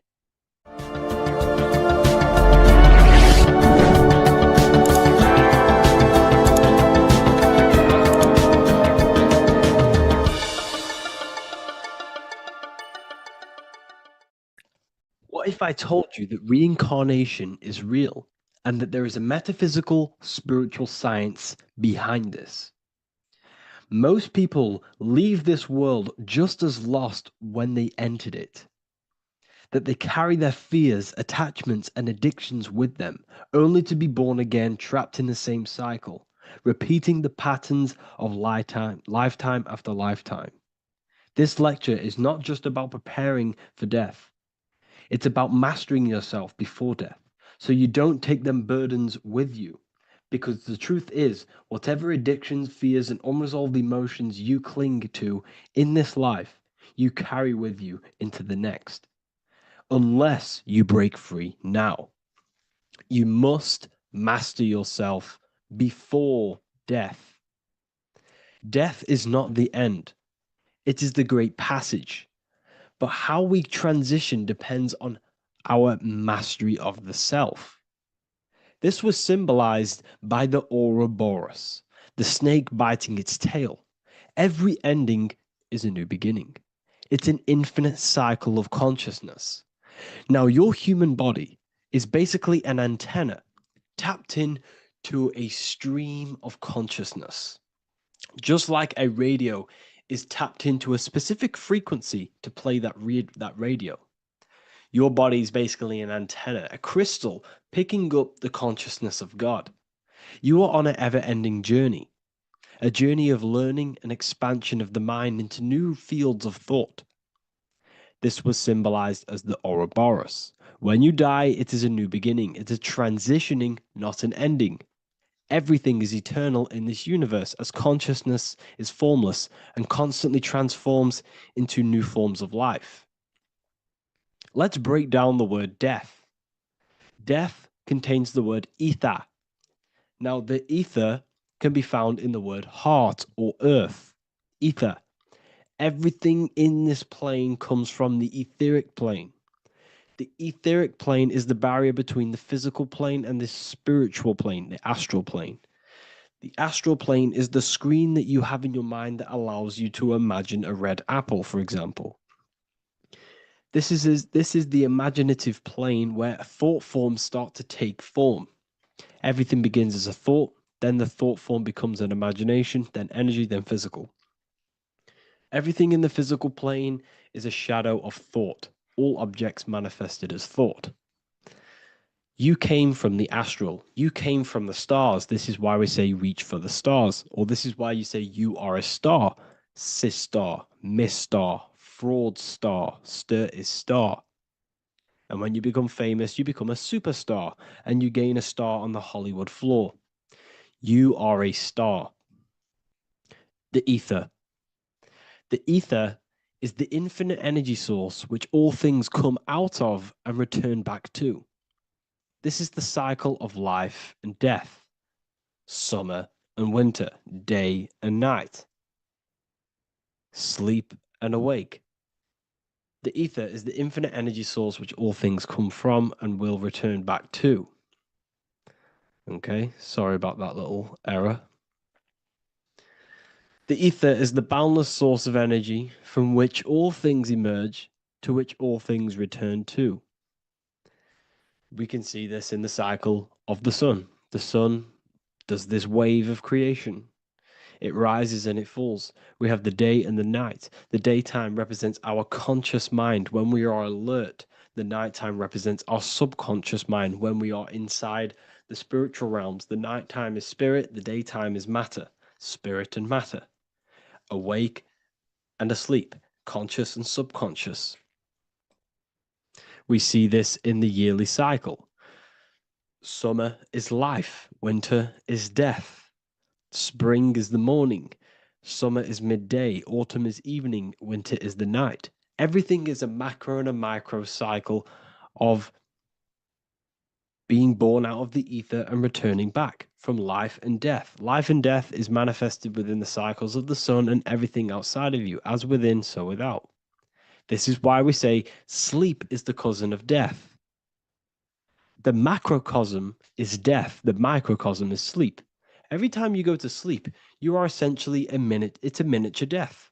You're entering into spirit and then returning back into matter in the morning when the sun rises. Everything is a reflection of the macrocosm cycles. Preparation for death.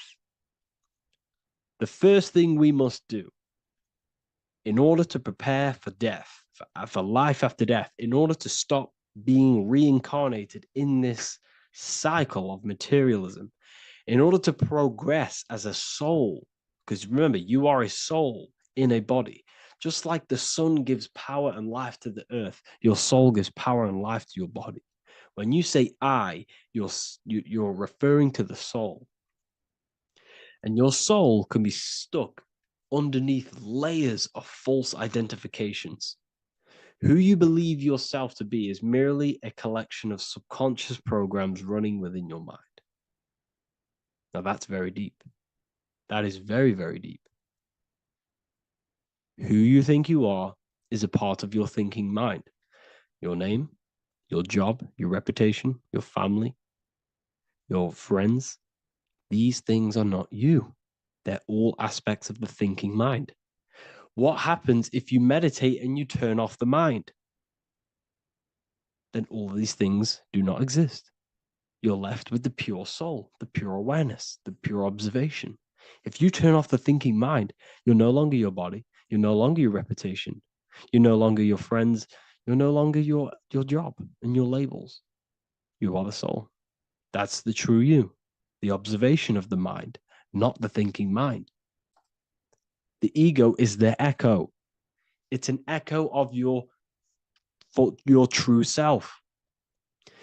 The ego is your mind's perception of itself, shaped by experiences, trauma, emotions, and beliefs. It is merely an echo of your true soul self. The ego is not you. Your mind is not you. You are the soul. And this is the true self that we must express within our life and we must connect with before we die. Because when we die under the echo, under these false layers of the emotions, the traumas, the experiences, the addictions, the emotional attachments, when we die underneath all of this, when we don't know our true self, the soul is still hidden. The true you is hidden underneath these layers of false identification. We must remove these layers of false identifications. We must remove them. We must destroy the echo. Remember, the ego, you never had an ego when you were a child. When you were a child, you were pure.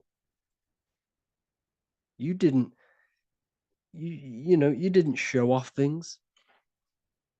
When you were a child, you were pure. You expressed yourself freely with you didn't hide anything. You didn't hide any aspect of yourself. You didn't suppress any aspect of yourself to fit in as a child, as a baby. Because the ego was not here when you came here. The ego grows with experience. The ego is a false perception of yourself while being incarnated in this material world. It's your mind's perception of itself and it's created through your experience. Remember, you are unconditioned consciousness, and your experiences, thoughts, traumas, emotions, and beliefs have conditioned your consciousness into believing you're only a physical body, but you are the soul. We have to remove these layers. How do we remove these layers? Like I said, the best thing, meditation. Meditation. There is a great meditation that you can do every single morning and every single nighttime. You can sit there and repeat over and over before you meditate. You can repeat that you are not this, you are not that, you are not this. You can label them one by one. Start with, I am not my body, I am not my job, I am not my name. And then detach from absolutely everything until you are left with nothingness. And when you start to meditate, detach from everything. Nothing matters. I am here right now. And what will be left? The only thing that will be left is the language that your mind is using. Now, this is very deep. Not many people will tell you this, but I've lingered in meditation many times. And I can tell you from experience that the only thing left once you detach from everything is the language that your mind is attached to. So whether that's English, Italian, French. Once you detach the language of the mind that that little voice in your head's using, you're left with the soul. Once the mind is switched off, you're left with the soul, and you have detached from all of these external things. You're left with the soul. That's you. That's the power. That's the source of all creation, where everything you've ever done has come from. Every thought, every idea has come from your soul. Number two. That's meant to say number two. Sorry about that. Mental addictions and emotional addictions. Okay. These two are very important. Mental addictions, this could be thought patterns. This could be the labels that we've just been talking about. Then you have emotional attachments, which is maybe you're too attached to an external thing. Maybe you're too attached to your phone. Maybe you're too attached to family. Maybe you're too attached to loved ones. Yes, I'm not saying don't love them, but what I'm saying is do not rely on anything in this world to make you happy, to fulfill your emotional needs. Everything is found within you. You must look within, and if you're looking without, if you're trying to find yourself in the outer world, you'll never find yourself. You'll constantly be looking around in loops. Because you cannot find yourself in the outer world. Nothing will give you long-term validation. Seeking validation in the outer world will leave you soulless, leave you feeling empty inside and sad and depressed. You have to find yourself within. You have to detach from everything you are relying on to give you emotional stableness. You have to detach from all. Yes, love your children. Yes, love these people, but do not rely on them. Because everything in this world is temporary. Do not conform to this world. The Bible tells you this. Everything in modern society nurtures the body, but neglects the soul.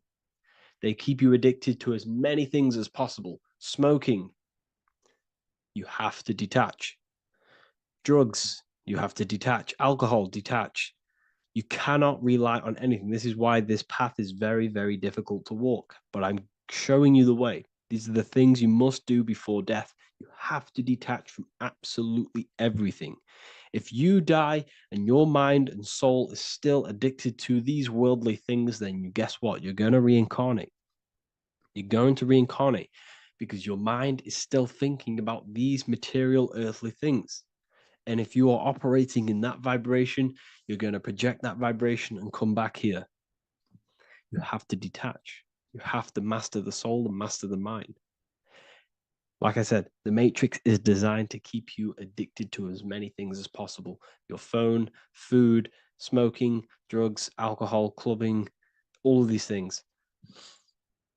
Everything in society is made to trap your soul and reincarnate in this world. That's why it's very, very, very difficult to walk this path. Very difficult. Matrix, matter tricks. John 2:15-17. Do not love this world, nor the things it offers you. For when you love the world, you will lose God. Do not love this world, nor the things it offers you. Do not conform to the pattern of this world, but be transformed by the renewing of your mind. Great quote. Do not conform to the pattern of this world, but be transformed. Let this world transform you. Learn from this, expand from this, but do not be mentally and emotionally attached. Okay? What good will it be for someone to gain the whole world yet forfeit their soul? Like I said, everything in the Bible is telling you the truth. You just got to read it correctly. This is spirituality. This is spirituality. The Bible is spiritual. It's a spiritual text.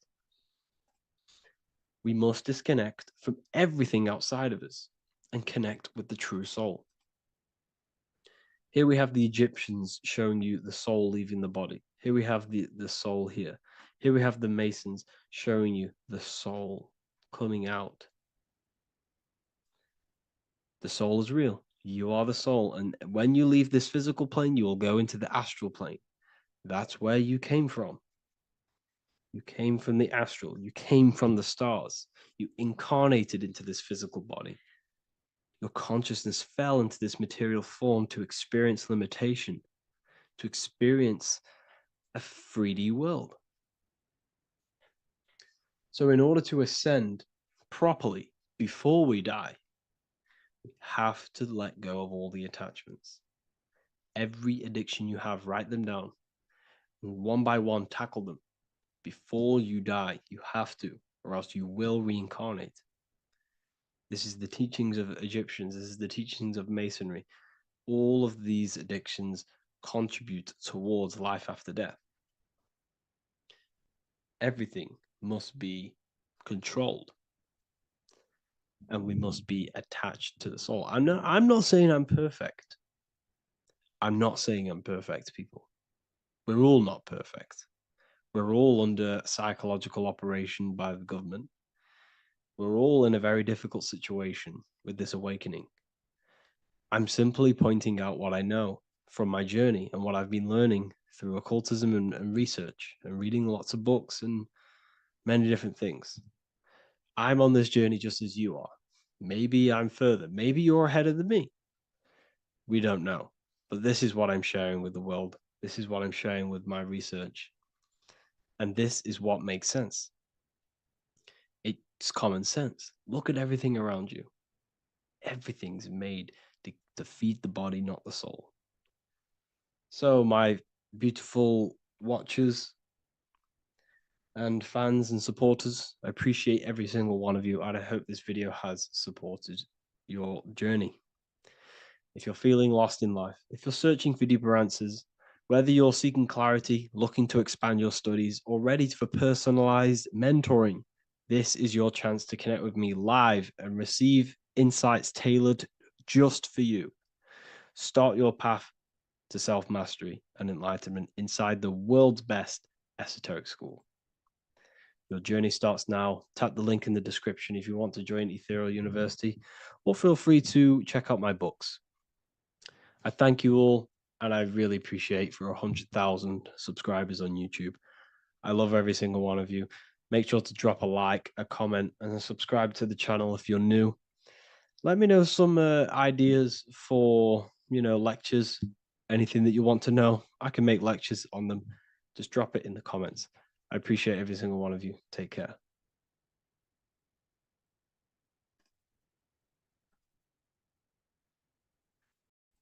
Today's topic is the binary code behind the universe. You will learn the fundamentals of the binary code, deeper understanding of reality, which will give you more of a connection to the universe, evidence supporting the existence of this code, and how to use the binary code to shape your reality.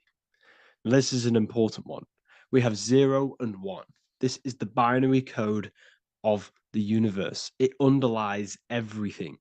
It is the source of all creation. The universe is binary in nature, meaning it exists as both something and nothing, on and off, male and female, light and dark. Everything has its polar opposite. At its core, all that exists is 0, representing nothingness, infinite potential, and 1, representing something, order. 0 represents the feminine, vast, formless, and infinite potential. It is the space from which all things emerge, the womb of creation, the receptive and expansive force. 1 represents the masculine, structure, form, and order. It is the active principle, the initiator, the force that defines and shapes reality. Together, they create the fundamental duality that underlines existence, the balance between chaos and order, the void and creation, yin and yang.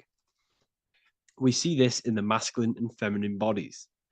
This is deeply encoded into the fabric of reality. And once you see this, you will never unsee this. So please leave a like on this video if you love my content and you love the wisdom that I share with the world.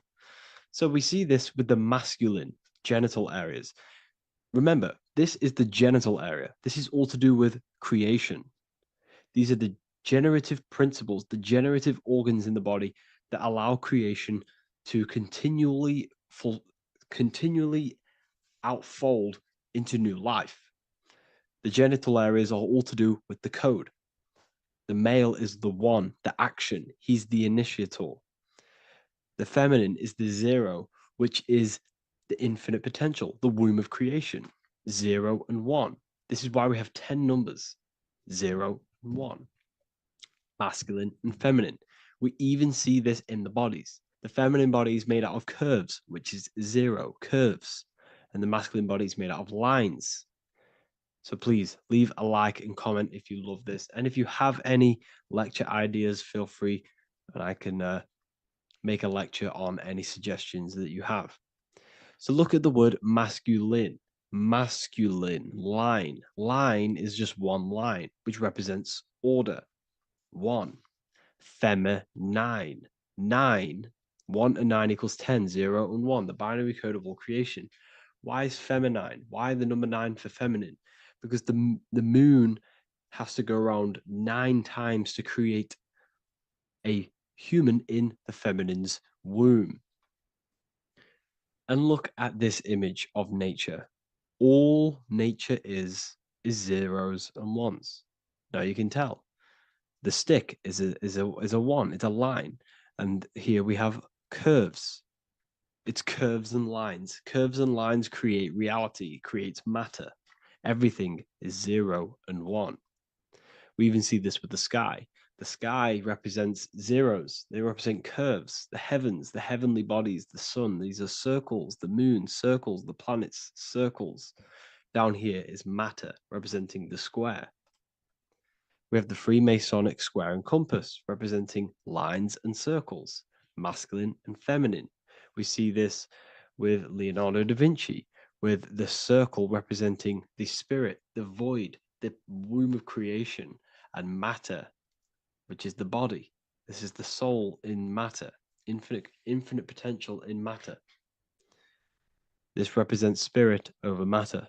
This represents the architect of reality, zeros and ones, spirit and matter. This is all the same thing. Understanding this binary nature of the universe, where 0 feminine represents the infinite potential and 1 masculine symbolizes order and structure, can benefit you in several ways. Manifestation and creation is the first way it can benefit you. Now that you understand this, you understand that everything comes out of infinite potential. 0, infinite potential. 1, action, equals manifestation, equals creation. So you must pull things out of infinite potential. If you have ideas but don't take action, too much 0, nothing materializes. You'll never materialize if you sit there imagining all day, visualizing all day. You have to take action. They both come hand in hand. If you only take action without tapping into intuition and creativity, too much 1, your actions may feel hollow and misdirected. Using both effectively leads to greater success in life, work, and relationships. This is the 33rd degree motto, or this is on the 33rd degree of Freemasonry Scottish Rite logo, and it's called Order ab Chaos, order out of chaos. Chaos is the 0, infinite potential. Chaos is the dimension of the imagination. This is where this all ties in now. Imagination is the dimension of infinite potential, pure potential, formless creativity, and the realm of infinite possibilities. It is the void, the unmanifested energy that contains all that could ever be. That is the imagination. The imagination is the dimension that you are connected to, and you can pull any idea out of and materialize it into a reality. Matter, on the other hand, is order brought out of the imagination, chaos. It is when raw potential is structured, defined, and crystallized into form. This is the fundamental principle of order out of chaos, the process of turning the unseen into the seen, the abstract into the concrete, the dream into reality. That's why we say dreams into reality. Dreams are in the imagination, infinite potential, and the human mind is connected to higher dimensions of consciousness, which we can pull ideas, things out of, and materialize it into our lives. Whether that's good or bad, that's completely up to you. But we have access to higher dimensions beyond the physical plane. And this is the secret that the human mind is connected to, and that you are not just a physical body. Okay? The universe itself was born from chaos. Before form, there was only energy and potential. Our minds function the same way. The mind is a microcosm of the universe. Our thoughts exist in an infinite field of possibility, but they only become real when we take action and give them form. If your inner world is filled with chaotic thoughts and impulsive emotions and negativity, then creating order within is essential for balance, clarity, and growth. What do I mean? Order out of chaos, 0 and 1. All creation comes out of infinite potential. The mind, the imagination, is the infinite potential. The material world is the order. It's the effect.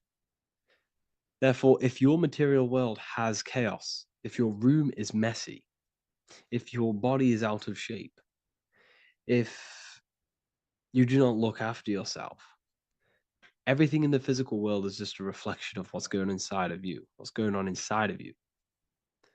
So if if you have a messy room in a messy house, this reflects as a messy mind, a chaotic mind, and we must create order in our mind. So this applies to all realms of your life. This applies with your mind, it applies with your emotions, it applies with your manifestation, it applies with the physical world, with the masculine and feminine. Zero and one is heaven and earth. It's everything. It's duality. It's on and off. It's everything. So it applies to all realms of your life. Okay.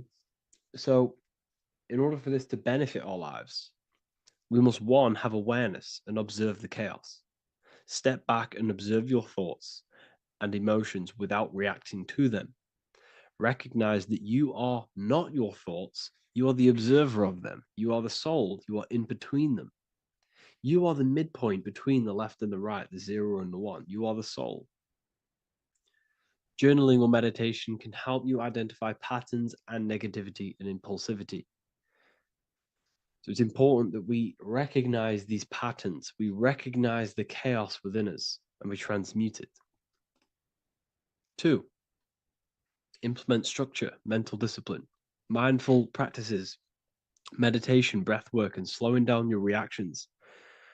Cognitive reframing, replace destructive thoughts with constructive ones. This is so important. For every negative thought that you place attention to, place your attention onto 5 more positive. Never think about something that you don't want to manifest, because whatever you're placing attention on inside that mental field of consciousness, you're giving attention to, which then can manifest into your action, and that will materialize into your world. Routine and ritual. Create daily habits that anchor you. Morning routines, exercise, or creative outlets bring stability. We must master the inner world of thought and emotion. We must bring chaos into order. In order to create anything in your life, you're turning chaos into order. Order out of chaos. You're turning 0 into 1. This is the binary code. All things underlie it. 0 and 1. So it's so important that we master our minds, we master our emotions, we master our inner world so we can produce effect in the outer world. We cannot create consciously and effectively if we have chaotic thoughts and impulsive emotions. So I hope this has made more clarity to you so you can implement this into your life. I know I haven't given you much strategic things to implement into your life, but now that you have a better understanding of how this world is pulled out of infinite potential, you can use that. Everything in your life is pulled out of your imagination. Every text you send, everything you think of, oh, I'm going to do this later, that is your imagination thinking about the future. So you just have to do this on a mass scale to create something big in your reality. So I hope this gives you a better understanding of how the universe works and has benefited your life. If you have any comments or any suggestions or how this video made you feel, let me know in the comment section. I would really appreciate it. And I'll see you all inside of the Symbolism Masterclass on March the 8th.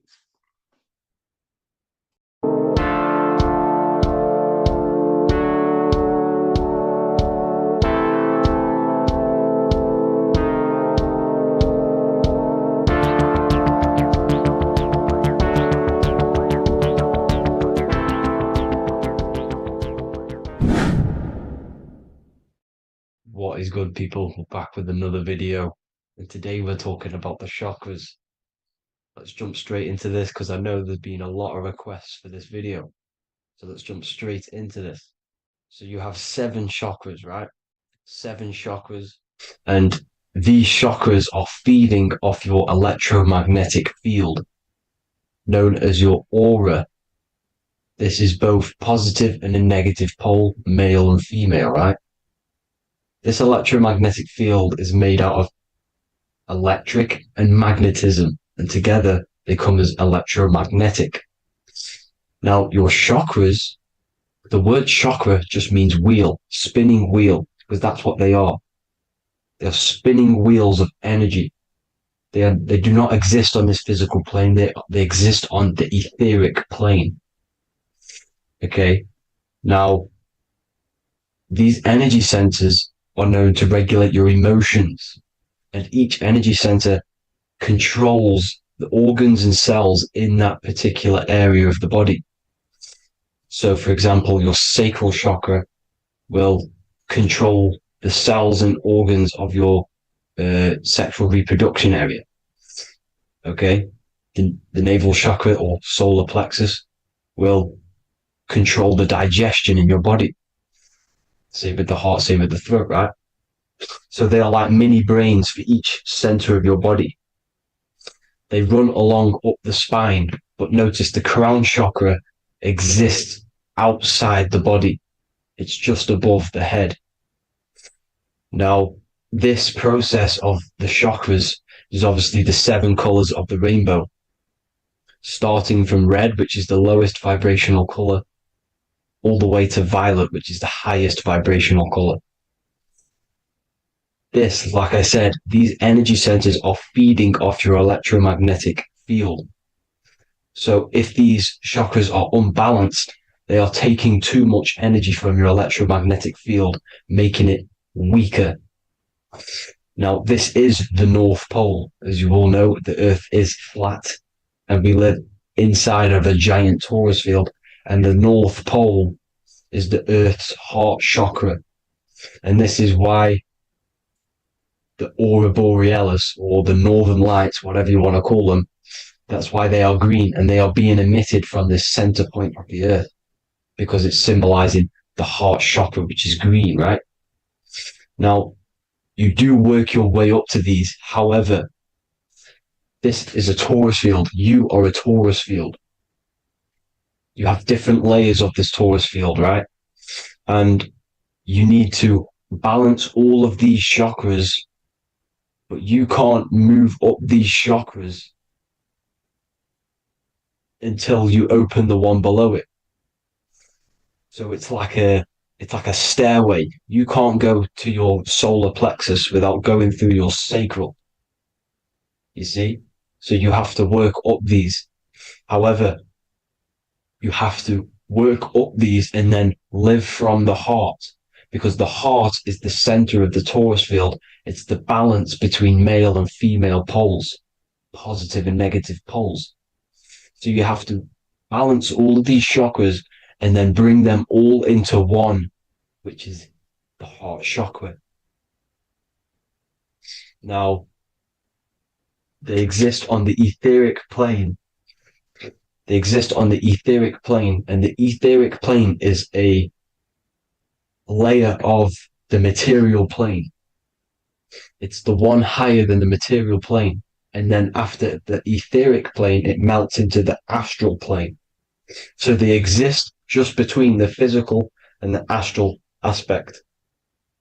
Now, this is the yin and yang matter, which is the lowest root chakra, physical matter, and then to spirit, because high vibrational matter turns into spirit, low vibrational spirit turns into matter. So they're interchangeable. This is the yin and yang.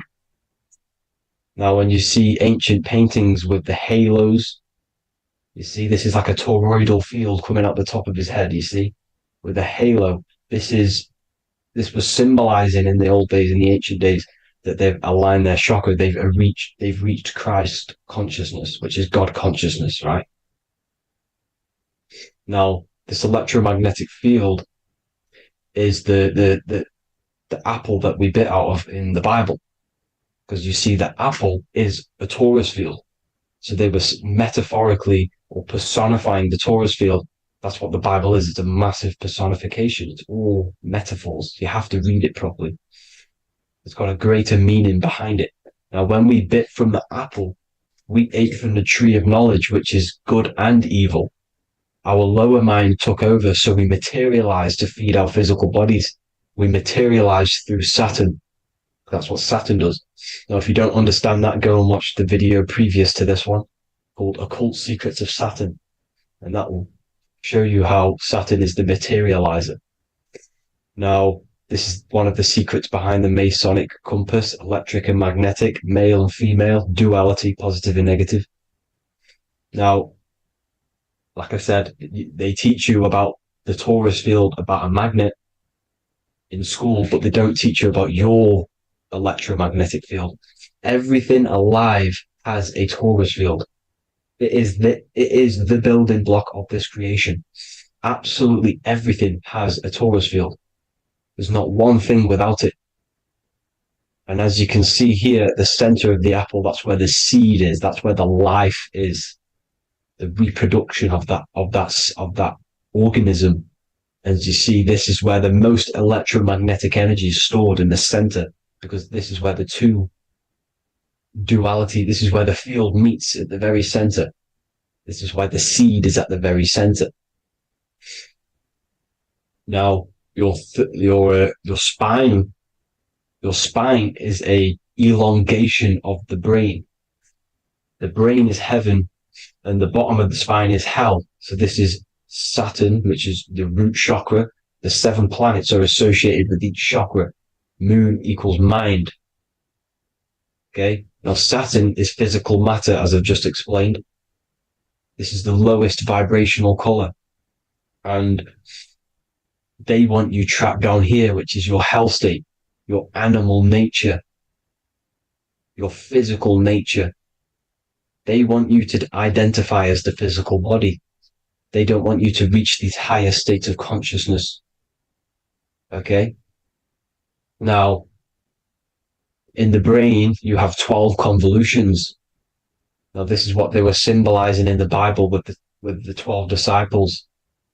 And obviously in the Bible, it says the upper room where Jesus met with his disciples. This is heaven, the brain, the higher states of consciousness. Now, this is your North Pole. This is Jacob's ladder. Okay. This is why you have 33 levels of Freemasonry, because it's symbolizing the 33 vertebrae, which are these little things here on the back of your spine. Because once the Kundalini energy from the bottom of your spine rises to the top, this is when you get enlightenment and opens your third eye. Spiritual enlightenment. As you can see here, this is Jacob's ladder.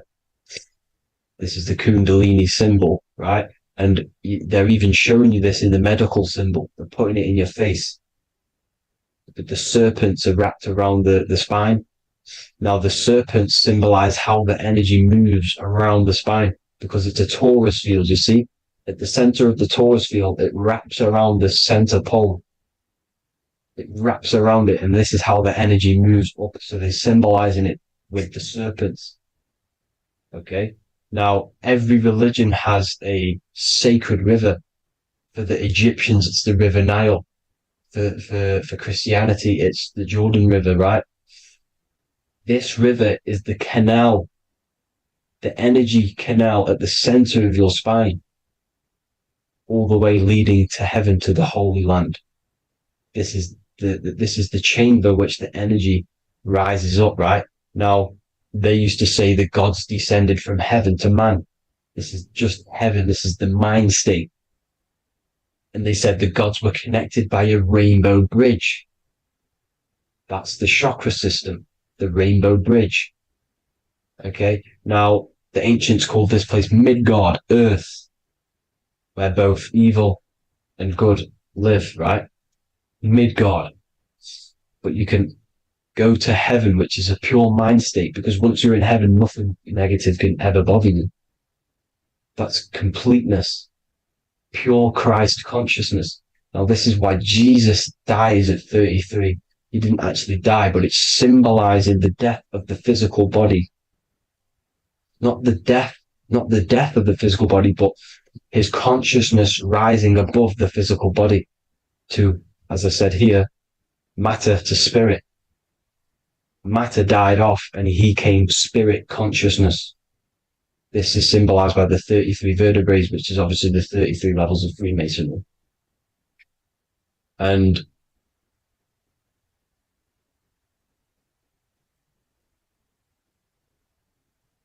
now the pineal gland.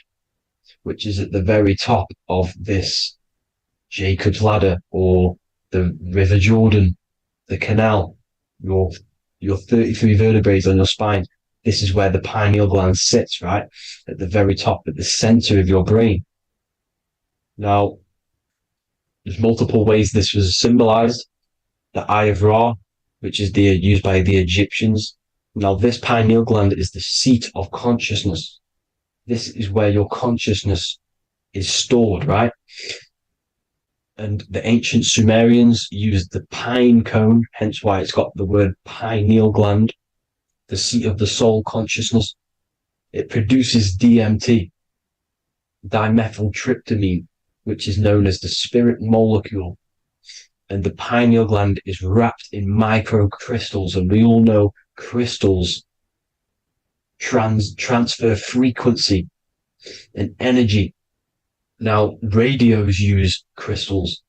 A radio is a frequency transmitter, turning a frequency into a frequency that we can hear with our ears, right? Because all the radios are actually playing right now in your ears. However, our ears can't pick it up, so the radio transmits it into a frequency that we can hear using crystals. So this is the power of crystals, and this is what our third eye is wrapped in, crystals. Now, this third eye is not actually your third eye, it's your first eye. When you're being materialized in your mother's womb, this is the first gland that is produced, and everything's built around it, because it is the consciousness. It is your consciousness. Your consciousness never dies, ever. It's an eternal essence. It lives forever. You never actually die. Only the mortal body dies. Now that's what we call life. Life is abided by time, and time is change. And change is what we call life, because everything's constantly moving and transforming into different things, right? Now let's not get off track. The pine cone is obviously, this is in the Vatican here. The pine cone is symbolized as the pineal gland, pine. And this is the opened pine cone. The opened pine cone means, or symbolizes, the awakened man, the awakened third eye. But the ones here, which the Sumerian gods are holding, these are shut pine cones, symbolizing the unawakened man. But let's not get confused, people. These gods were not gods. They are human beings just like you. They reached Christ consciousness. They are nothing more special than you. They just had the ability to reach Christ consciousness. And obviously their knowledge was far more intelligent than ours, far more advanced than ours. They knew the truth about this reality to the depths.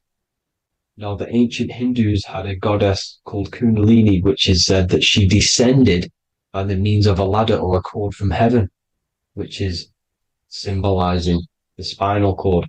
Now, this is what Hickory Hickory Dock, the mouse went up the clock and came back down. This is all these stories, like Santa as well. Santa comes up and then down the chimney.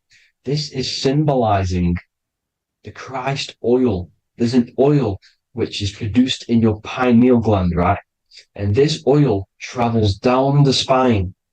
And once it's down on the spine, you must have to raise your consciousness, just like I said, with the chakras. You have to raise your consciousness, raise your vibration to heat up this oil and turn it into a gas. And it travels back up the spine through like the serpents up the spine, and this awakens the third eye once it's coming back up the spine and hits the pineal gland. This is the secret behind Santa and Hickory Hickory Dock, because Santa comes down and feeds the presents and goes back up the chimney, and he lives in the North Pole, the positive pole. This is the North Pole, people, and the presence is your sacred oil. This oil, your physical body is the furnace. It's the spiritual furnace, which you have to heat up this oil by raising your frequency and turning it into a gas to rise up this chamber, the River Jordan, to your third eye. right? Now, this is an alchemical process. Your body is the alchemical furnace. It says in the Bible, if therefore thine eye be single, thy whole body shall be filled with light. I shouldn't have cut that out, but that's what it says. The light of the body is thine eye. If therefore thine eye be single, thy eye shall be filled, their body shall be filled with light. This is symbolizing the pineal gland enlightening the body, the spiritual body, filled with light. Now, as I said, they want you kept down here, which is the root chakra, which is your animal nature, which is obviously mind, matter over mind. This is the symbol of Saturn, right? As you say, we're built of body, mind, and spirit, the Holy Trinity. That is the sun, moon, and earth. The sun's your soul, solar. Moon is your mind. Earth, which is the cross, which is your physical body, the 5 elements, right? So body, mind, and spirit. So the Saturn symbol is actually made out of the cross on top, which is the earth, and the moon on the bottom, which is symbolizing matter over mind, because earth is physical matter. You don't want to be matter over mind. You need to be mind over matter. See, they want you identifying as your physical body. They don't want you to realize you're an eternal consciousness. You're an eternal essence of consciousness which never dies. They want you trapped in your animal nature. And this is why the Baphomet has a goat head, because it's symbolizing your animal nature, which is evil. Not evil, but you're more likely to do evil things, right? Which brings bad karma. That's your animal side. This is why the Baphomet has an animal goat head. As you can see here, he's got the Kundalini energy here. So when you see the inverted cross, the cross is your body, as you can see here. The inverted cross means your chakra's downwards, down here. Your head's down here. Your mind is down here. But your mind needs to be up here, which is the upwards cross, which is Christ consciousness. And as we all know, 7 colors of the rainbow, 7 planets, 7 chakras. Red light is low frequency and long range. This is why Saturn is the slowest moving celestial body. And it's the lowest chakra, because it's low frequency, long range. The moon being the crown chakra, which is high frequency. This is why the moon moves around the quickest. The moon is your crown chakra, which moon in mind. See, so there are multiple ways of your chakras becoming blocked. Now, each chakra has a specific intelligence. It has a specific thing that it's doing for the body, right? Now, this can be overused. It can be abused. For example, masturbation.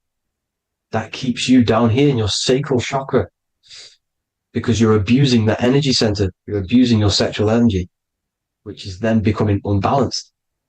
So this is how energy, this is why these centers are pulling more energy out your electromagnetic field, because these centers are wheels. The chakras just mean spinning wheel of energy. So when you're abusing these certain centers, you're pulling energy out of your electromagnetic field, which is making your field weaker, which is making your frequency lower, which makes you prone to diseases, prone to lower negative energy, right? So you need to align these chakras. You need to unbalance them. And as you can see here, you can screenshot these to see how they're blocked. I'm not going to go over each one because it'll take me forever, but have a little read yourself. This is why they're blocked. Now, the ancients used to say Aum when they meditated. Now, these are the 7 vowels. There's not 5 vowels, there's actually 7. Now, when they say Aum, they're aligning all their chakras by saying this when meditated. This is where the Aum originated from. Now, emotion is energy in motion. So if you're feeling a certain way, that's the energy you've put in motion. It's a reflection. We live in a mirror reality. Everything's mirrored. Everything's mirrored. As within, so without, as above, so below. Everything's a reflection of some sort. So whatever you're feeling, you're doing something wrong. It's telling you you're doing something wrong from the root cause. because your energies are the effect. You're feeling the effect of something you've caused. The law of cause and effect. Nothing escapes it. Now, the Jehovah's Witness believe that exactly 144,000 faithful Christians go to heaven or be resurrected, right? This is not true. This is symbolic. 144,000 go to heaven. Now, the petals on the chakras, this is the root chakra, this is the crown chakra. Now, if you add up the first 5 chakras, the petals, add up the petals on the first 5 chakras, you get 48. And then you get to the third eye, which has 2 petals. 48 times 2 equals 96. 96 plus 48, which you got from here, equals 144. The last chakra has 1,000 petals. Times 144 times 1,000, you get 144,000. This is a frequency. This frequency is the frequency of the ascension up your chakras. This frequency is a high frequency which turns that oil into gas, which rises up the spine, activating your third eye. Right? So this is all the religions are all symbolic for this sacred secret of Christ consciousness. As it says in the Bible, the kingdom of God is within. It's not out there, people. You must look within yourself. You are God. You are a spark of his consciousness, infinite consciousness, right? So 144,000 is a frequency, and you must achieve this. Like I said, these people in the past, they're not gods, people. These were just humans. Nothing special. They just reach Christ consciousness. Now, they keep you in these lower vibrational states with the food, right? And as you can see here, all of these fast food restaurants are mainly are red and yellow, which are these lower states, these lower 2 chakras, lower vibrational colors, because they want you trapped down here in matter. And these foods are so low vibrational, they will keep you down here, because your gut produces, I think it's like 80% of melatonin. Melatonin is your feel-good hormone. These foods will not make you feel good. This is very low vibrational. Meat. It's not meat, it's raw flesh. These animals are stripped from their family, put on a conveyor belt, watch their friends be tortured, and then get slaughtered in a slaughterhouse. Think of all the fear that's running through their blood, all the hormones, all the fear, and you're going to go and eat that very low vibrational energy. As you can see here, this is the light photons within fruit. You can see the light, the life force in this fruit. You must think, feel, and do positive to raise your vibration. As you can see, earth equals heart.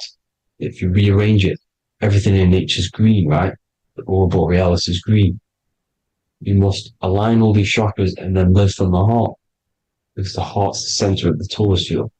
You must become the consciousness in the center. So that's it for this video, people. Thank you all. God bless.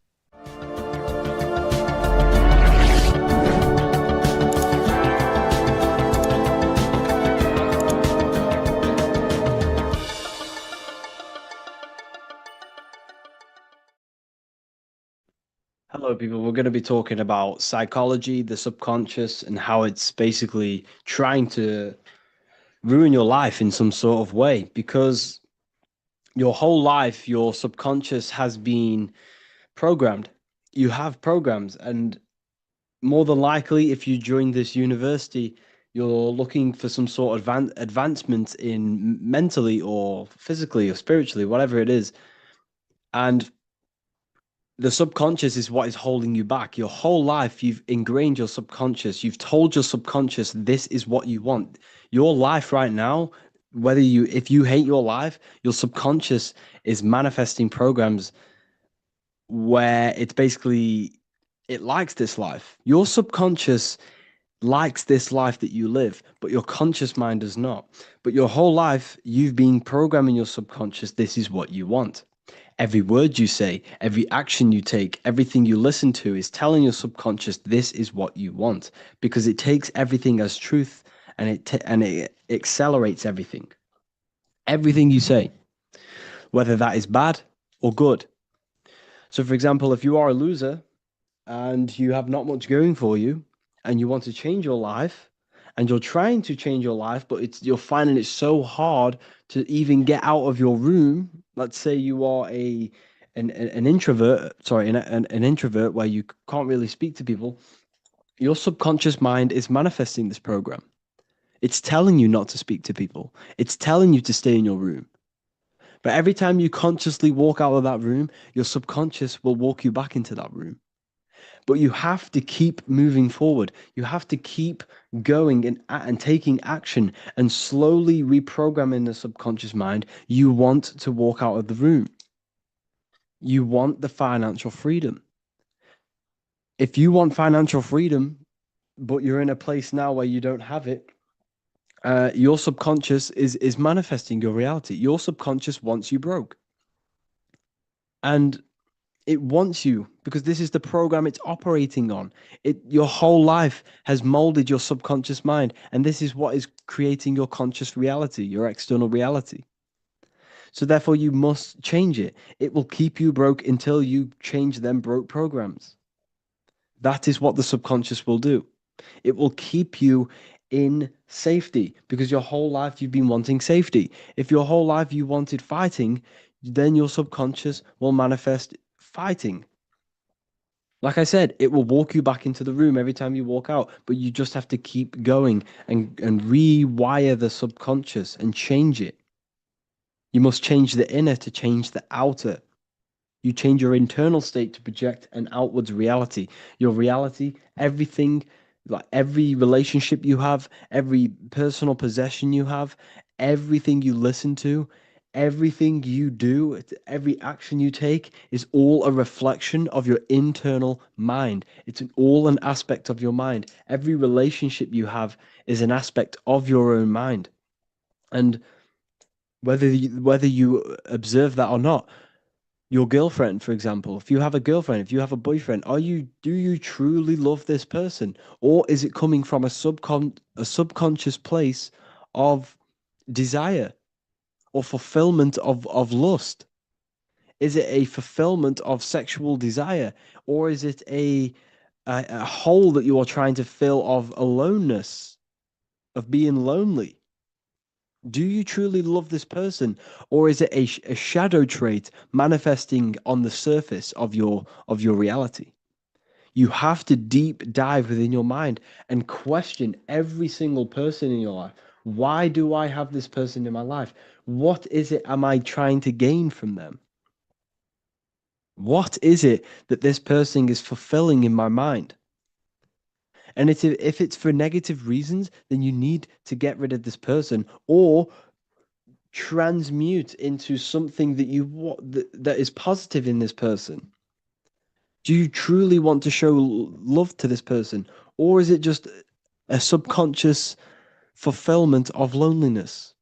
Are you scared, or is it a fear? Is it fear of being alone? Is this why you have people in your life? And you're probably thinking, well, yes, but what if it is? If that is true, everything in the subconscious comes to reality. It's just a matter of time. The only thing you can control is the time that program will reveal itself. That darkness you have within you will come to light, and you will show it to the person. If you are with that person just for lust and a fulfillment of sexual desire, then it will come to light. For sooner or later, 10 years time, it might take that. It will come to light, and it will create destruction in your life or in their life, which brings you bad karma. It's like a seed. The subconscious is a garden, and every subconscious program is a seed which is slowly growing towards the light. Every thought is a seed which is planting within the subconscious. So you must question every single person in your life. You must question everything you're chasing in your life. Why do you want certain things? Why do you want this person? Why do you want the money? What is it? What is it deep down within you that you want it? Is it for good or is it for bad? And if it's for bad, you need to transmute it or you need to get rid of it. Nothing can fill your holes externally. Now, let me tell you this.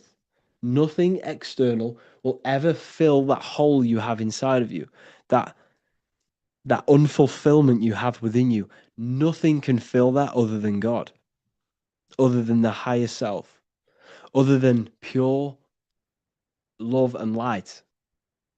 Nothing will ever fulfill your needs physically. Nothing in this three-dimensional reality will ever make you happy. I remember when I first started this journey, and I thought, okay, it would bring me happiness. Now, as you go on with your journey, you hit certain milestones and it's not enough.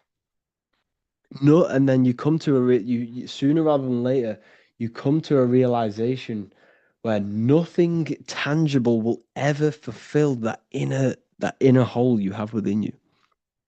No car, no money amount, no whatever it is, that house you want, that car you want, them clothes that you want, it will never, ever bring you happiness. Ever. Because this three-dimensional reality is holographic. It's not even real. It's a projection within yourself. And your mind is not even inside of this reality. It's operating on a higher level. You're not from this reality. Your body is a part of this reality.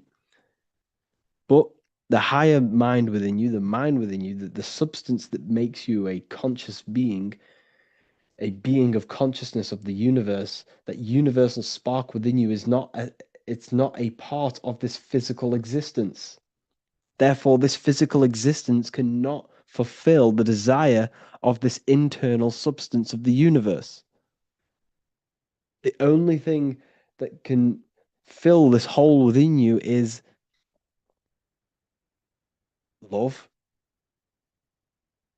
peace, and unity with the self, and being happy with the self, and being one with your being. Now, that's not to say that we should not strive for greatness in this physical reality, in this physical existence. I'm not saying that. I'm not saying that you should not want to become wealthy, not want financial freedom, and not want the great things in this physical existence and the high end of society. I'm not saying that. You should strive for greatness. You should strive for financial freedom and wealth. It's balancing the inner and the outer self, the physical and the spiritual self. It's balancing. You are physical for a reason. You incarnated for a reason. Therefore, you should balance your inner world with your outer world. But all of your outer world should come from a place of love. This is why you must rewrite the programs here. You must create love-based programs. You must create a base. This base down here of this iceberg is creating the surface. And if all of these programs down here are all negative and come from a place of abandonment and a place of fear, then this surface will be negative. Your external reality will be negative. And what you will do, you'll cause destruction in your life and other people's lives. So you must build a foundation. You must reset the programs in your subconscious, coming from a place of love, from a place of peace. We should all strive for mental clarity and a good mind, and keeping a good mind. A negative mind creates a negative external reality. Where you are in life is a direct correlation of every thought you have thought up until this very point.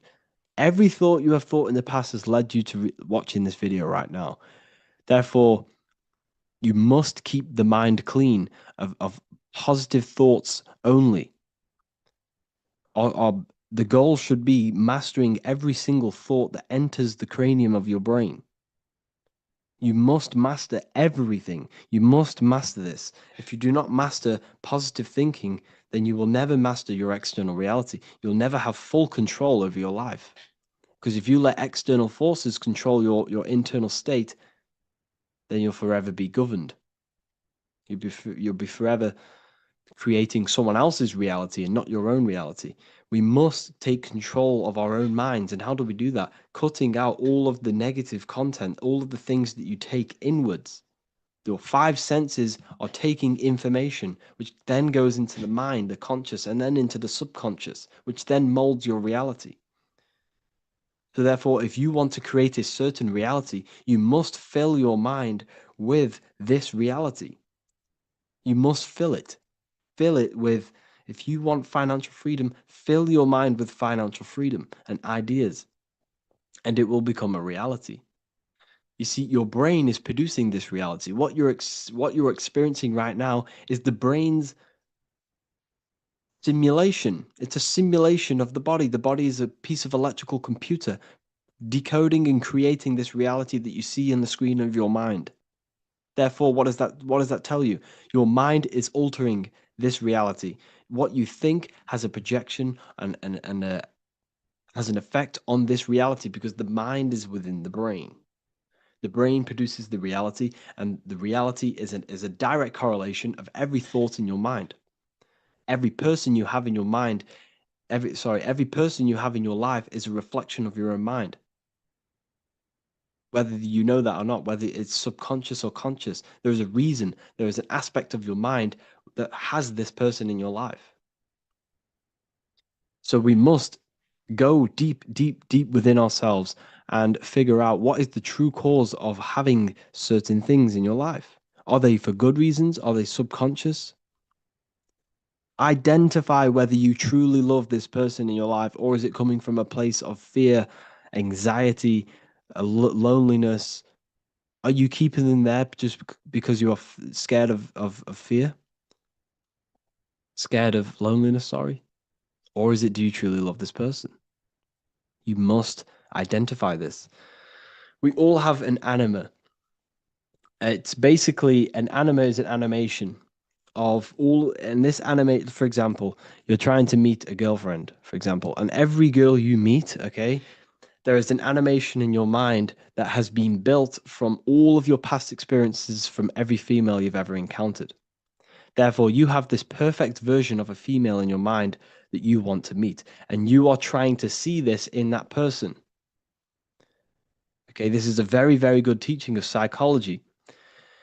There is an anima which you must come to one with, and you must understand that you will never actually truly find this anima, this animation, this perfect person. You'll never find it. Okay, and if you've had bad experiences of women in your life, your mother, your sister, your ex-girlfriend, or your friends, this has then built up a bad animation, and you will see this in every single person that you meet. You will see this in every single female that you meet. So now that I've addressed that, you can now identify, wow, is this person just has this, or is it just me looking for my anima in this person? You will see in people what you see in your mind. If you are a negative person, you will only focus on the negative aspects of someone else. If you are hating on me, I understand that is coming from a negative aspect of yourself that you hate about yourself.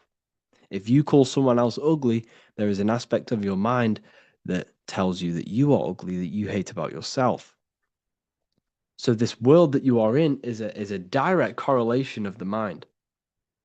We are living in the mind of God. And you must mold yourself to this higher version. There are infinite versions of yourself in this universe, in this mental universe. And there is a version of yourself that has everything that you've ever wanted. And there is a version of yourself that is pure good, pure love, pure peace. And this is what we all need to strive for, make the world a better place. When we all realize that the world is a reflection of our mental states and our mental landscapes are projecting our external reality, we will all figure out and that we can all change the world. And when we all figure out this, we can all mold ourselves to the highest versions of ourselves, of love, peace, enlightenment, and wisdom. The whole world will become a better place. But because we have a government, which means govern your mind, govern your ment, they are placing their own information in your mind, which is creating their reality. You are manifesting the New World Order. We are manifesting our own enslavement because of the beliefs that we take from school, the beliefs and information that we take from these institutions. We are manifesting this reality of enslavement.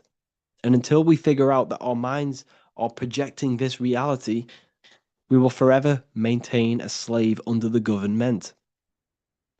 We project our own realities, and we all need to mold to the higher selves and come from a place of love and peace. And that is when the world becomes heaven. Heaven on earth. That is heaven on earth. When we all figure out the divine power within us and we no longer use it for negative.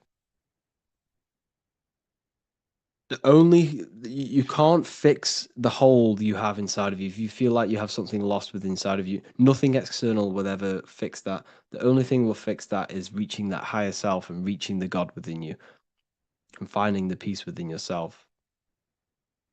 I hope this video had a very positive impact on you and you gained some insights. Watch this over and over again if you truly want to gain the true message. But just remember, analyze your life. Analyze whether, do I truly love this person? What are your true subconscious desires behind everything in your life? Is it coming from a place of fear, grief? Is it coming from a place of negativity, or is it coming from a place of love? And if it's coming from a place of negativity, that you have inner healing to do, and you must heal yourself and reprogram the subconscious mind. Have an amazing day, people.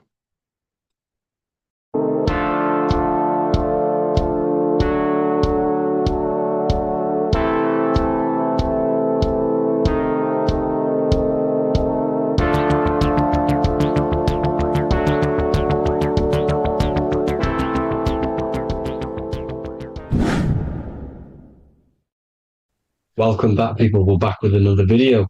Let's jump straight into this. Make sure to tune in till the end because this has got so much information in this video. So sit back and enjoy. So everything's torus fields. The Earth's a torus field. Everything's torus, which is electromagnetic field, electric and magnetic. The center of the torus field is where the two opposing forces meet in the center. And this is what creates the plane of inertia, the dielectric plane of inertia. Okay? You got red shift, blue shift, positive, negative, south and north pole, right? This is what the ancients were showing with the tree of life. As you can see here, this is the plane of inertia and this is the torus field. Everything consists of this. Everything is a torus field. A atom is a torus field. Okay, now the inertia is the 0 point. So this plane is a 0 point. It's the balance between two poles. Okay, now this creates matter because matter is two opposing forces in motion equalize. So these two forces coming together is what creates matter on this physical plane. And this is why we can't see the electromagnetic field, because it consists of one of the elements, which is either electric or magnetic, but when they combine together, it's what creates this physical plane, which is physical matter, which is light in motion. Now, everything is one. Don't get confused by duality. Duality is two opposing forces, but them two opposing forces are created by the same substance. It's two aspects of the same substance.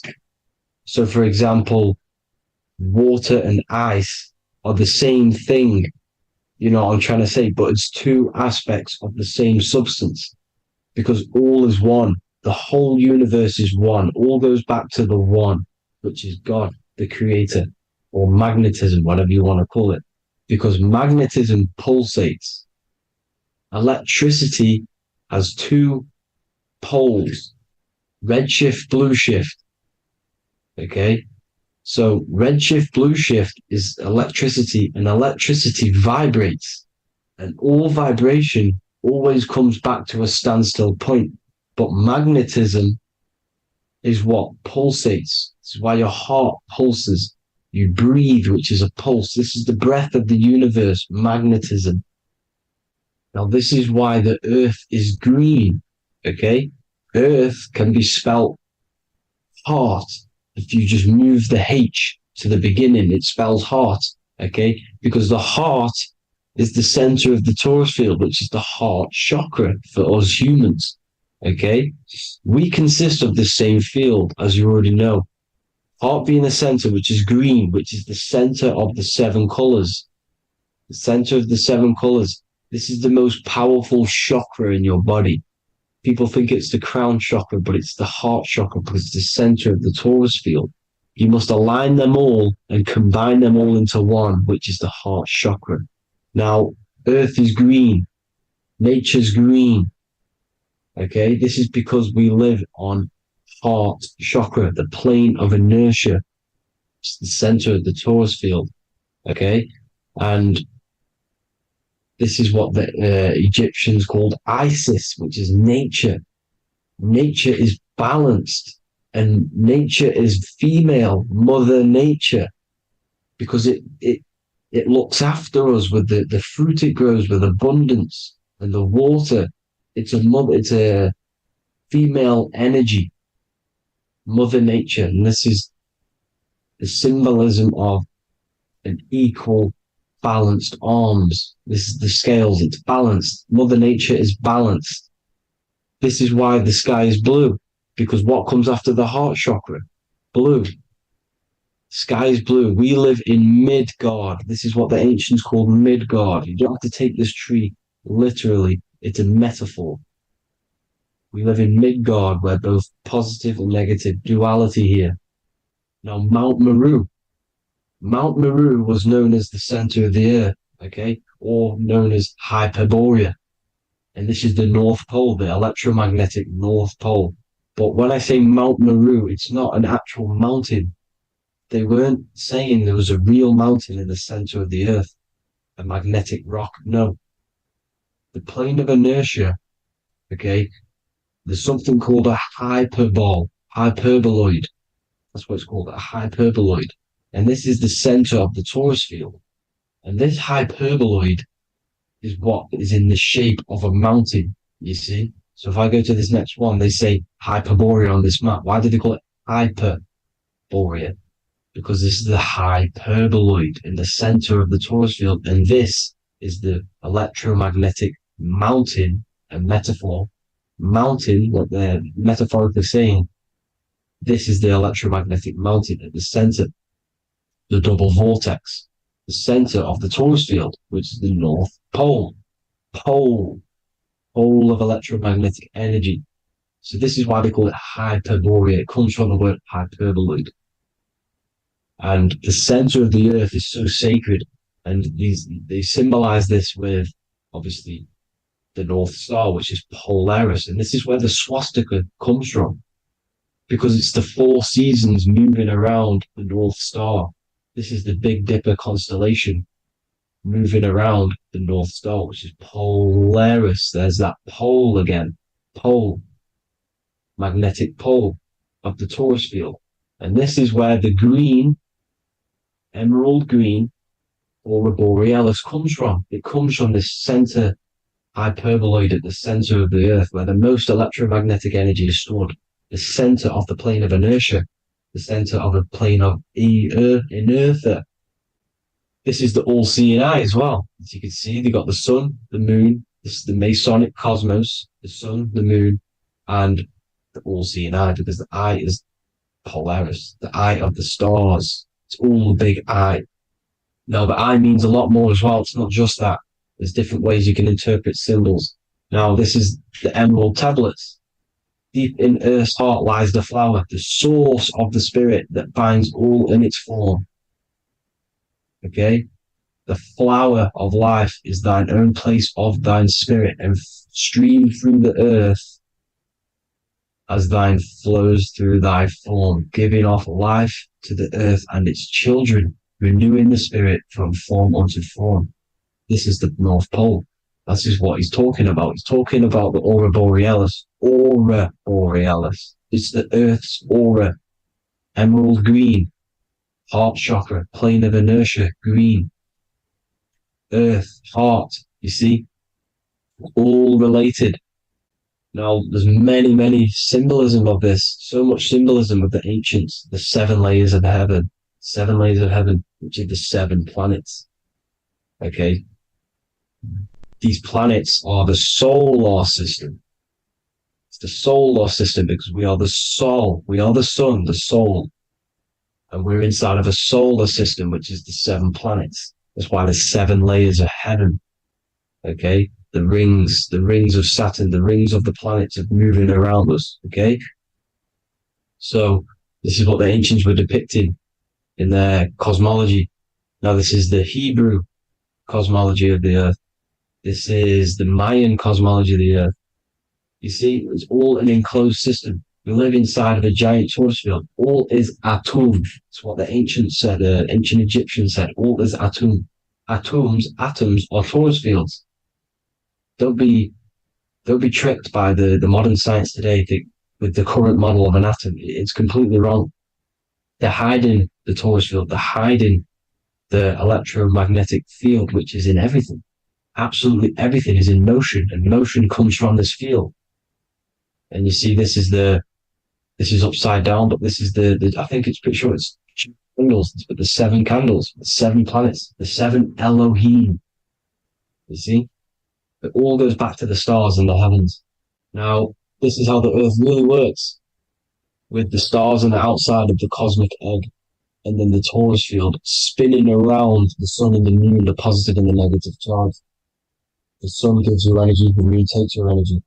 The moon controls monthly cycles. Moon is mon. This is etymology. Mon, month, money, demon, monster. Stir is star, moon star. We are all stars. Youngster, minister, superstar, Hollywood star. We're all stars. We come from the stars, which is heaven. Our soul comes from the stars. You see? We are the universe, the image of man is made in the universe. We are a microcosm of the universe. The universe is a macro, we are micro. We consist of everything. The body, mind, and spirit. The sun, the soul. Moon, the mind. Earth, the body, mind, and spirit. We have 12 systems in the body, which are governed by the 12 zodiac signs. Starting at the Aries, which is the ram, the ram of God, all the way down to Pisces. And Capricorn, kneecap. It all goes back to the stars. We are the stars. We are the universe. Everything is inside of us. Everything. Like I say, the Temple of Solomon, the Temple of the soul and man. The soul, the temple is the body. The soul is the soul, and the man is the mind. The temple of the soul and the mind. Body, mind, and spirit. We consist of the 5 elements. Air, spirit, water, earth, and fire.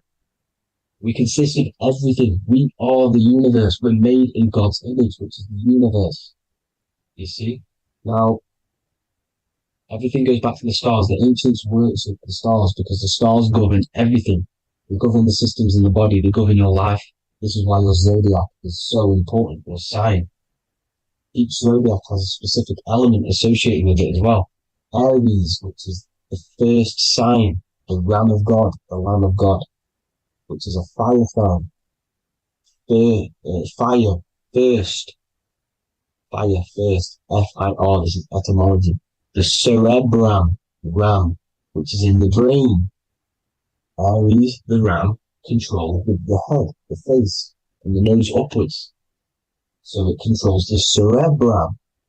The Torah, which is, I'm pretty sure it's the Hebrew Bible, which is the Taurus. Tornado comes from the Taurus field. You see? Everything's inside of you. It all goes back to the Taurus field, and the Taurus field is everything. Now, like I said, 12 zodiac signs, 12 systems, 12 cranial nerves in the brain, the 12 disciples of the Bible. All symbolic. Have to read the Bible properly. Now, this center at the center of the earth, right? This is what's stirring the ether. And the ether consists of the four elements. Because there's 5 elements. Spirit can be called ether. People call it spirit or ether. Ether is pure potential, pure energy. It's what connects the astral to the physical. It's the dimension between the physical realm, which we're on, and the astral. So it has pure potential. It's pure energy. This is why we say either. I either want to go there or there. It's connecting 2 scenarios. That's what the ether is. It's connecting the 2 worlds, the astral and the physical. The center is like the cosmic womb. There's a black hole in the center. This is the center of the torus field. This is the womb of creation. This is the womb of creation. And inside of this black womb with the 5 elements, and everything's being stirred around. Everything's in motion. Light is motion. Everything's motion. Now, like I said earlier, light crystallizes into physical matter. They are the same substance. Spirit and matter are the same substance, but different variations, different aspects of the same substance. Low vibrational spirit turns into matter. High vibrational matter turns into spirit. Or light, whatever you want to call it.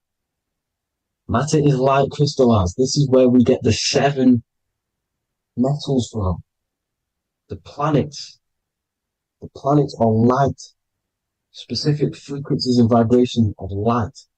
When these lights, or the planets, materialize, material metals, materialize, they turn into the 7 metals. Saturn turns into lead. That's why lead is red. Saturn is red. The sun turns into gold.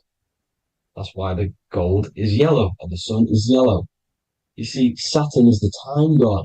What happens in autumn? The leaves turn red and they die. This is why Saturn, Satan, time god, the reaper, everything is crystallized till it's death and then reborn again. You see, rust. When things rust, it turns to red. Because it's Saturn. Saturn crystallizes everything. He's the reaper who comes around in winter. You see? He's Satan. Jesus and Satan, the sun and Saturn. They say we live in a solar system. The solar system. I think I've already just broke this down. The 7 planets are the 7 chakras. Everyone already knows this. But I'm going through it anyway. But this is where we get the 7 planets from. And the 7 metals. You see, all the ancients knew it was an enclosed electromagnetic system. It's not a spinning ball in the middle of space, people. They want you to believe this so you get stuck in this material world. Because if you believe everything's material, you can never affect this plane effectively. You can never create your life effectively if you don't understand the planes of existence. Because the mental plane is a higher plane. And it breaks down and it controls the planes below it. The mental plane, hold on, I've got it here for you.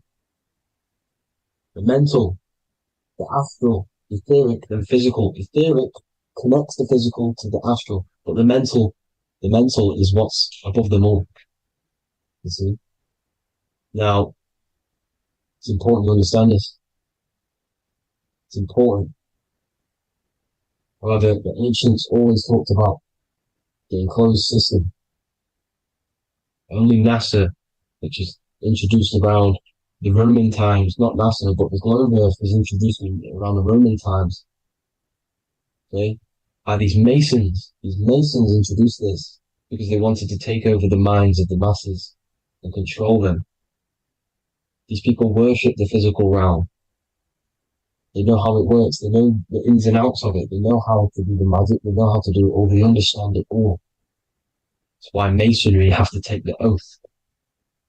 The oath of not speaking. You're not allowed to speak about anything you learn about in Masonry because they're discovering the truth about your mind and how it creates reality and stuff like that. So this is the Masonic cosmology, the 5-pointed star, the 5 elements, the checkerboard for duality, positive and negative, the 2 aspects of every substance. This is another ancient painting depicting the firmament, the stars inside the firmament, the sun. You see, the ancients worshipped the sun because it's so important for sustaining our life. It's the only reason we're alive is because of the sun. But then people think it gives you cancer today. They brainwash you to think the sun gives you cancer when it's the #1 source of all life. They want you to believe it's a big, spinning, dangerous ball in space. It's not. It's here to give us life. It's God's son. That's why Jesus is known as God's son. It is the Son of God. God created that to sustain us. You see? So it's important you understand the true cosmology of where you are, because if you don't know where you are depleted of all of your morals. You're depleted. You're demoralized. You're lost. You don't know where you are. You don't know where you exist. Okay? Once you accept the globe model, the heliocentric model, you will subconsciously think that you come from nothing. This is why they implemented the evolution theory just after the globe model was introduced by Charles Darwin. Charles Darwin came in after the globe model. He's a Mason, he was another Freemason, and implemented evolution where we came from monkeys, because they want you thinking less of yourself so they can manipulate your mind. You see? They want to manipulate your mind, and they have done since you got here. Since you came through that portal, you were manipulated from that day to believe this, believe that. The true cosmology, the truth will set you free. You will understand things better. You will feel better in yourself when you know the sun is here for you. You'll feel better in yourself that you know that you didn't come from a monkey. You were created as a human, a manifester, a creator. You're so intelligent. Your mind is amazing. You can manipulate matter, mind over matter. See? Thank you all people for tuning in. Tap in with yourself. Love yourself. Find the truth. Spread the truth. Nothing dies. Nothing in this creation dies. Everything's energy. Everything's light. Light can never die. You're a light being. That's why it says Hu. Hu man. Hu is light in Hebrew or Latin. Either one of the two.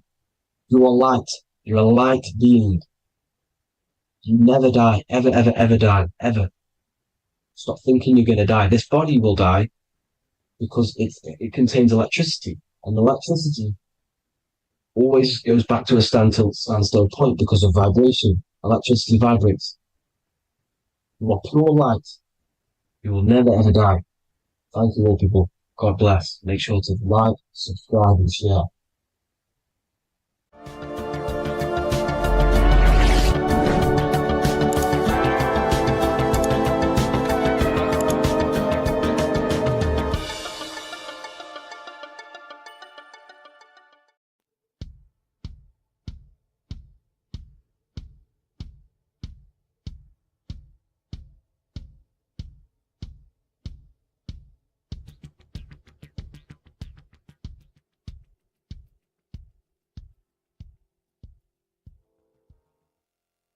Welcome people, we're back with another video. I will now be keeping track of my YouTube and trying to upload every week. In this video we'll be talking about the chakras. The chakras are the 7 attributes of God, and they are the 7 planets. These are literally vortex portals within us that connect us to these vices and characteristics of God. Each one of these energy centers are a spinning wheel of energy which controls the cells and organs in that particular area of the body. For example, it's literally a mini brain for that area of the body. Each chakra has a vice which you need to turn to a virtue in order to climb up through the system. They work like a stairway system. You have to go through each chakra in order to unlock the one above. This process is turning matter into spirit, as you descended from spirit to matter. Saturn is Satan, that's why it's the lowest chakra, and that's why the devil is red, because red is the lowest vibrational color. When you are in these lower states of consciousness, you are in your animal nature. This is your physical side of your nature, and you are mainly being driven by your animal instincts, or your ego. Moving back to your higher self or your spirit self is not an easy process, it takes a while. However, with discipline, consistency, and motivation, you can achieve this, and this is what the ancients called Christ consciousness. Once you have achieved this, it is basically a state of mastery of the mind. You no longer lust for the lower animal nature things. Now, let's start with the root chakra. This is located at the base of your spine, and you can feel this chakra by tensing your anus. This energy center is in control of your survival needs, your vitality, stability, and security. Now, if this chakra is unbalanced, you will feel insecure, fear, anxiety, unstable, low self-esteem, anemia, over or underweight, and constipation. In order to balance this chakra, you need to feel grounded, embodied, stable, calm, centered, a sense of safety, and trust in yourself and the world around you. The next chakra is the sacral chakra, which is located around the belly button area. You can feel this chakra just by sucking in your belly. This chakra is to do with relationships, self-worth, creativity, empathy, and most importantly, sexuality. This is the most important one in order to start to raise your vibration overall, is giving up the over-sexualized nature. In order to balance this chakra, you need to come into harmony with all the toxic relationships that you have. Get rid of the fear, the anxiety, the isolation, and 100% get rid of the over-sexualized nature. Lust is one of the most lowest vibrations you could possibly feel. It is literally manifesting hell. In order to work on this chakra, you need to feel self-worth. You need to do creative things, empathy, healthy relationships, and 100% being confident. The next chakra is the solar plexus. This is to do with personal power, will, metabolism, eating, happiness, and your self-esteem and self-identification. You can feel this chakra just above your belly, below your ribs, and you can suck in this area. If this chakra is blocked, you will feel lack of confidence, difficulty in manifesting your desires, low self-esteem, misuse of power, misuse of dominance, weak will, and shame in yourself. Biggest one for this chakra is overeating, as it's to do with metabolism. If you are overeating, you are literally unbalancing a lot of your lower chakras, not just the solar plexus. In order to work on this chakra and balance it, you want to have a positive self-identification. You want to feel happy, a happy self-esteem, effectiveness to people, not overeating, and a strong willpower. Now for the heart chakra, one of the most important chakras. Chakra is to do with love, understanding, trust, hope, openness, compassion, balance, and forgiveness. The most important because your heart is the tree of life in the body. It is the center of the toroidal field. It is the most powerful chakra. Your heart is 5,000 times stronger magnetically than your brain. Once you have hit the heart chakra and you start surpassing the heart chakra, you are now turning matter into spirit, as the lower three chakras are dense and physical, and the above the heart chakra are turning to spirit. As you can see already, this is a hard and long process of working on yourself physically and internally. The symptoms of a blocked heart chakra would be lack of love or too much love, difficulty to accepting or giving love, lack of compassion, loneliness, and lack of emotional fulfillment. Finally, a lack of connection with a divine or to nature. In order to balance this chakra, the most important thing and the most powerful thing you can do is loving people, accepting and giving lots of love. Second most important thing to balance the heart chakra is balance. You need a balanced life. You need balance in all aspects of your life. Now for the throat chakra. This is a very important chakra as it's to do with communication. A symptom of this being unbalanced is a lack of self-expression and putting on a front all the time, acting with the ego. In order to balance this chakra, you need to constantly self-express yourself. You can't be putting on a front. That voice inside your head, you have to let it come outward. Don't just block it off with a wall. Self-expression will lead to you gaining friends who actually like you for being you, and not these fake friends that you have to put on an ego for. In order to balance this chakra, you need to express yourself, express the word that's within you. Don't be lying to people, don't deceive or be deceptive. The next chakra is the third eye chakra. This is starting to get very advanced and you are coming very close to spirit. Just before we head on, I want to announce the PDF is now available, containing all the presentations I've ever made, all into a condensed 38-page PDF. The link will be below this video for you to access. And if you want to learn how to create reality using your mind, how to attract your desires, how to get out of the situation you are in, the link will also be there for the Manifestation Mastery course. Now for the third eye chakra. The third eye chakra controls the pineal gland, which is your first eye. It's to do with your psychic abilities, channeling, telepathy, astral travel, visions, and connection to the higher self. You need all of the chakras aligned to get the full potential out of your third eye or pineal gland chakra. For example, if you're astral traveling and you fear something, you will be instantly shot back to your body. So you need to master all of the chakras before you go on and try and do these higher spiritual activities. Symptoms of the third eye chakra being blocked is lack of imagination, lack of vision, lack of concentration, blocked or clouded intuition, can't see the big picture, and especially overly reliant on logic and intellectual thinking. A good way to work on this chakra is imagining things, vision things, trust your intuition at all times, always follow that inner voice. Cut out the tap water which contains fluoride. Fluoride blocks the pineal gland. And cut out all junk food because all of this is affecting your pineal gland. When in meditation, you want to focus your eyes and your attention to the center of your head between the two eyebrows. This is where the pineal gland is located. This will help and awaken the pineal gland over time when you keep doing these meditations. Finally, for the crown chakra, this is to do with universal consciousness, all-knowing, enlightenment, cosmic connections, the God source.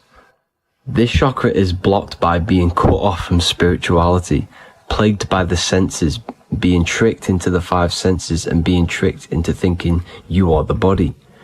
In order to work on this chakra, you need to feel grounded. You need to know yourself, your real self, the voice within you. Have common sense, have specific decisions that you're making, be very direct. Now we've got out of the way all of the chakras, I can now introduce methods and meditations which will help you unblock them spiritually.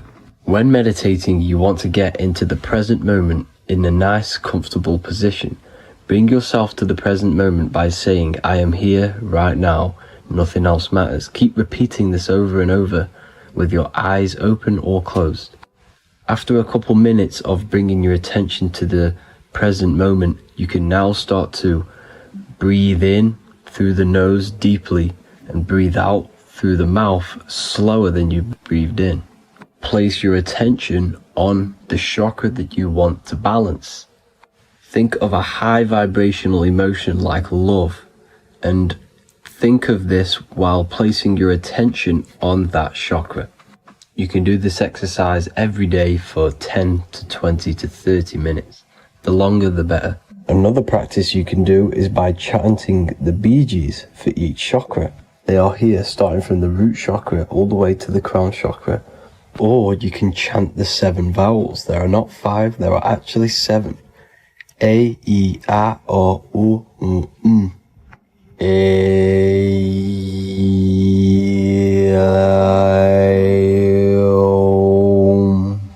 This is the proper way of pronouncing the 7 vowels. These are so powerful because these are the only things that exist. It is literally the sound of God. By pronouncing them right, you can actually create a lot of power within you and align your chakras. That's it for this video, people. I'd appreciate a comment and a like to help the algorithm. I appreciate you all. Love and light.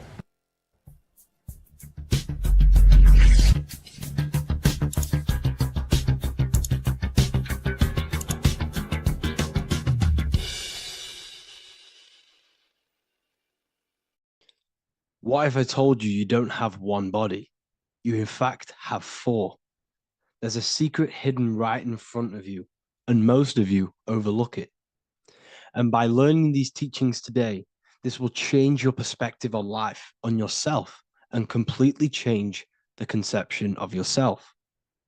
This is the key to your highest potential.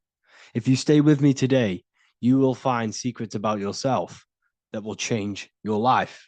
But I warn you, once you step this path of esoteric knowledge, there's no going back. Once you see, you can't unsee. So stay with me, and we will discuss the 4 bodies of your soul and how you can master yourself to reach your highest potential. The first thing we must understand is that there is a sun. And just like the sun gives life to the earth, there is this life force within the sun that gives life to all matter. We must understand that that matter itself is dead. It has no life potential. It has no ability to create or destruct anything. All of the life comes from above, from the sun, from the life-giving power of this infinite energy source we call the sun.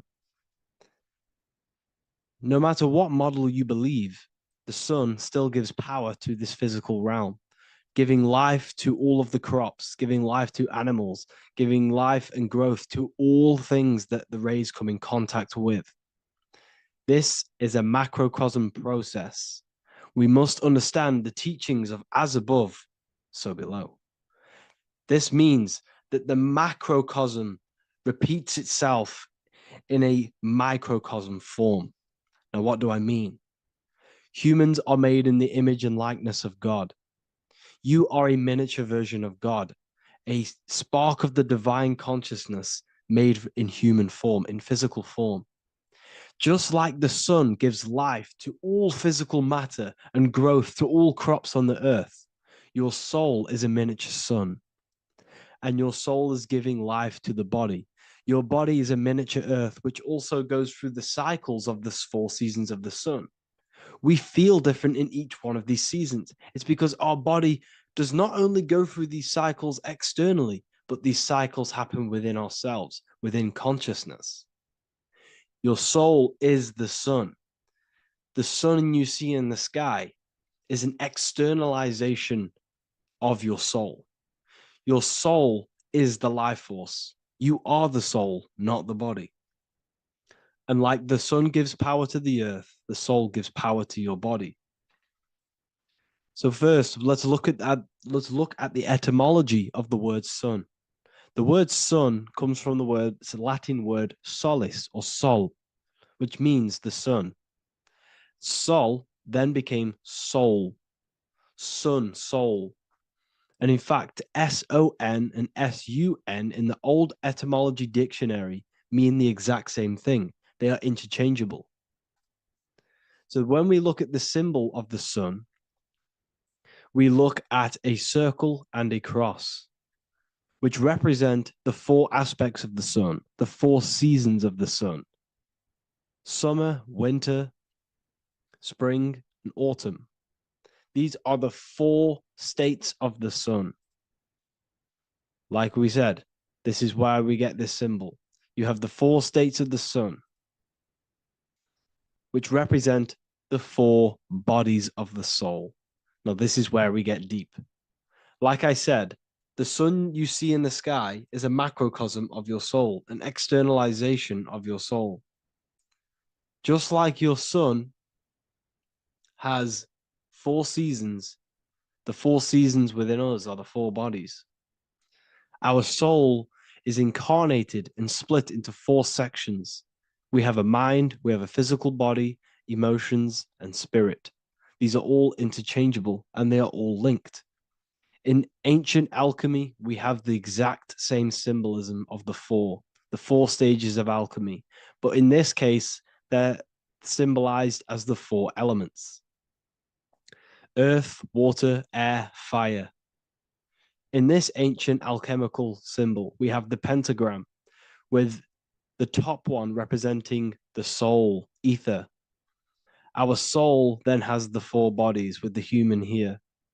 We have the man, the eagle, the bull, and the lion. We see this on the tarot card, the Wheel of Fortune. The man, the eagle, the bull, the lion. We see this in Matthew, Mark, Luke, and John. The lion, the bull, the man, and the eagle. We see this with depictions of Jesus. Jesus, the man, the bull, the lion, and the eagle. These represent the 4 fixed signs of the zodiac: Taurus, the bull; Scorpio, the eagle. Scorpio was symbolized as an eagle. It's an ancient symbol. Now it's been changed to a scorpion, of course. Leo, the lion; Aquarius, the man. These represent the 4 fixed signs, which are 4 different elements. Taurus is an earth sign. Scorpio, a water sign. Leo, a fire sign. Aquarius, an air sign. Taurus is the earth. As above, so below. The earth is the physical body. Leo is fire. Fire is the spirit. Scorpio is water, which is the emotions. Aquarius is the mind, which is an air symbol. Air is the mind. That's why we call people airheads. Okay? So what we're actually looking at here are the 4 aspects of our soul. We have the sun in the middle and the 4 bodies of the soul. This is what Jesus is symbolizing. Jesus represents you. God made flesh with the 4 aspects of the soul. The 4 gospels are all depicting Jesus in 4 different ways according to the different body of consciousness. The Wheel of Fortune are representing the 4 bodies of the soul. This represents the 4 bodies. Now, how are they 4 bodies? They are 4 dimensions of consciousness. The mind is not made of the same substance of the emotion. The emotion is not made of the same substance of the physical body. The spirit is not made of the same substance as the physical body also. They exist in 4 dimensions of consciousness. They are 4 bodies of our soul. And the most important teaching here is what I'm actually getting to, is the powerful one. This is what gives you power. Most of us live in chaos. Our mind is thinking of doing something.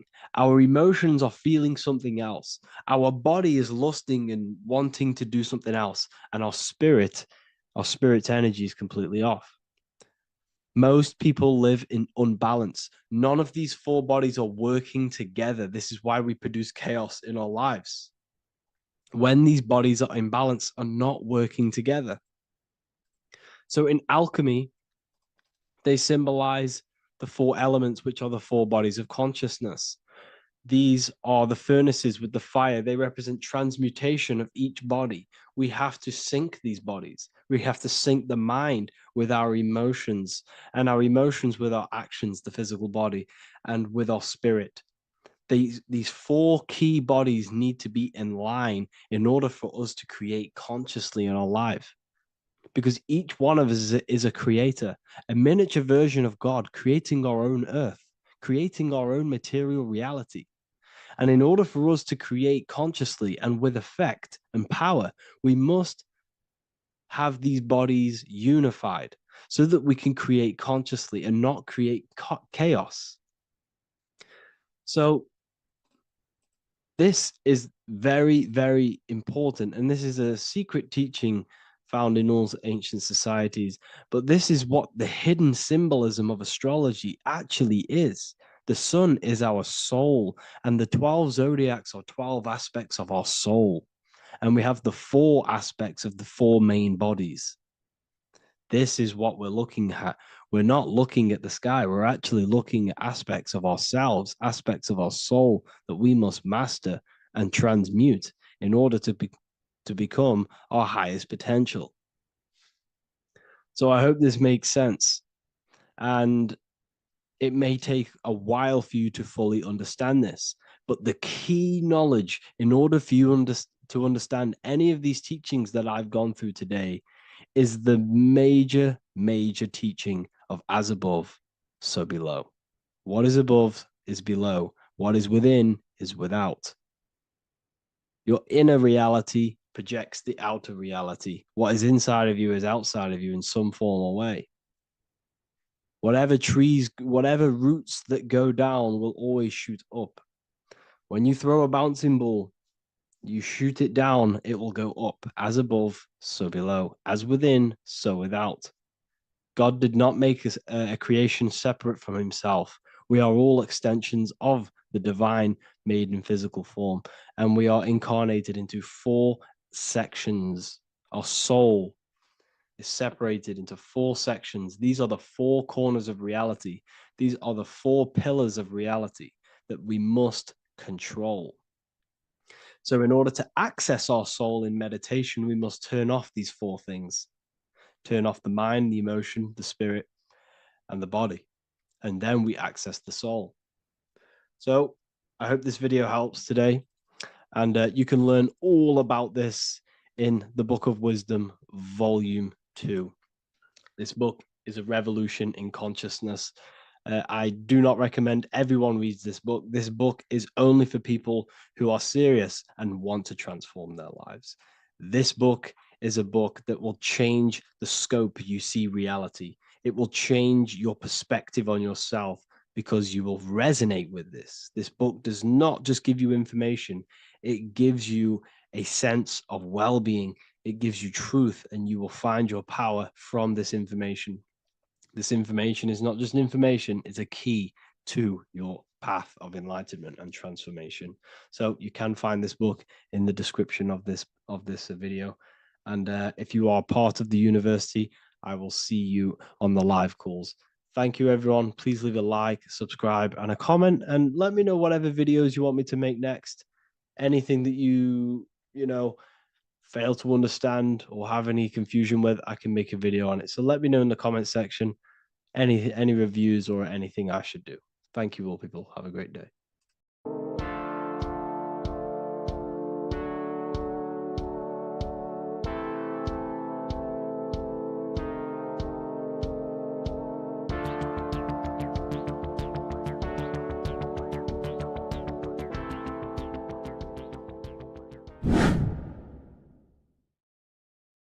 How are we all doing today, people? It's Revival of Wisdom, and today we're going to get real deep.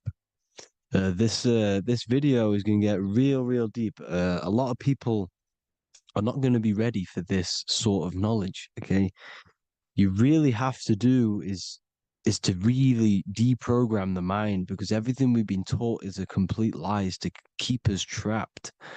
Okay, this is really advanced knowledge. Now, let's get straight into this. All of the ancients depicted other worlds, and they called this place Midgard. Midgard is the mid-garden, the middle garden.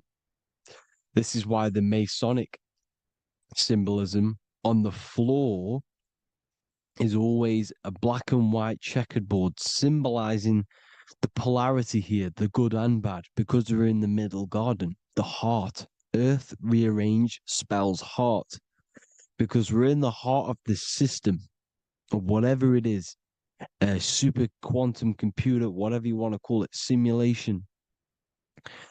Now, in the Quran, it talks about the 7 layers of heaven. All of these ancient artworks are depicting these different layers of reality. Okay, and look at the Egyptians here with the boat outside of the firmament. Boats travel on water, and this is exactly what the Masons are doing. So they're still using the same symbols. Why? because it's the same knowledge, just hidden. The Egyptians have the same knowledge as the Freemasons. It's just hidden. Now, this cosmology that they're showing here, which was probably made maybe 100 years ago, this painting or artwork, is the exact same as the one we see here with the arch, the boat. You know, it's similar because the boat is symbolizing traveling these other worlds, because the ether is also symbolized as water, because if you look up at the stars through a telescope, it looks like it's water. It's shining through water because this ether, whatever this substance is outside of this world, was symbolized as water. Okay? And look at all these ancient depictions showing these different layers of reality. Now, we are being trapped within this 3D dimensional world, which is the cube, the Saturn cube, because there are 6 sides to everything in this world. Front, back, left, right, up and down. 6, which is the cube, because we're in the Saturn, Saturn's world. Okay? Now, always been depicted as a tree of life, the tree of the universe has always been depicted as this tree. Because let's get a bit deeper. Now, the cosmology of this reality is the sun, the moon, and Polaris, always in the Masonic art. The sun, the moon, and Polaris, the all-seeing eye. If you go inside of the temples of the Masonic temples, they always have this star in the middle, shining light beams. Okay? Look here. The light beams coming from the big star in the middle, which is Polaris. This eye is God. It's God's light shining down from his abundance.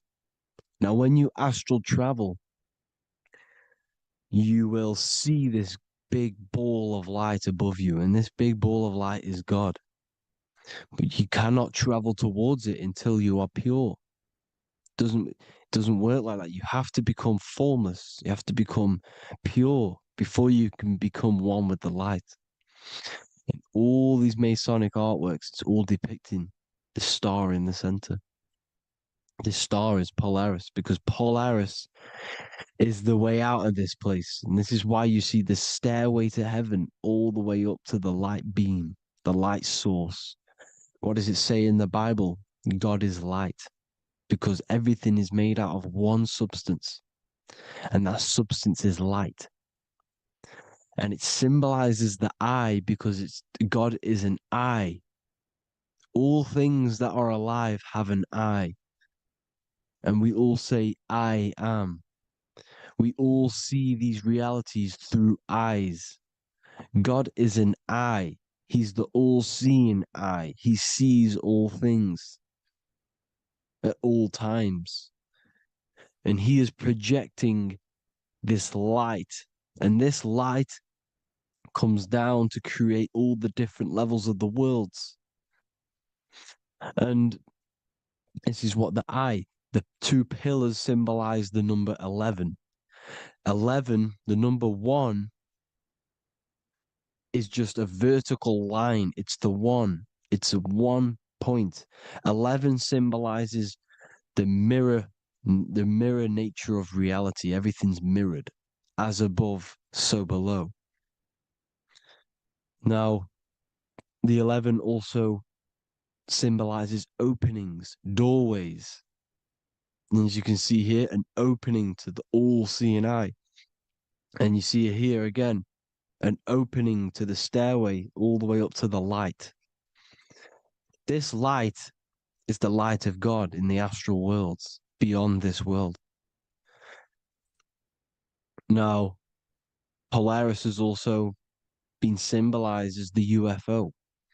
They put the truth in plain sight. So, you know, in the films, how the UFOs suck people up. That's what Polaris is doing if you ascend beyond this world. If you do not ascend beyond this world, you will be reincarnated in this world. The whole thing is to outgrow this consciousness to the plane above. And I'm not just making this up. I'm going to be bringing in scriptures after this. But you can see with the Christmas tree, we always put a high, big star at the center, at the top, which is the star of Polaris, which is exactly what the Masons are doing here. The star at the top. And it's on top of our Christmas trees.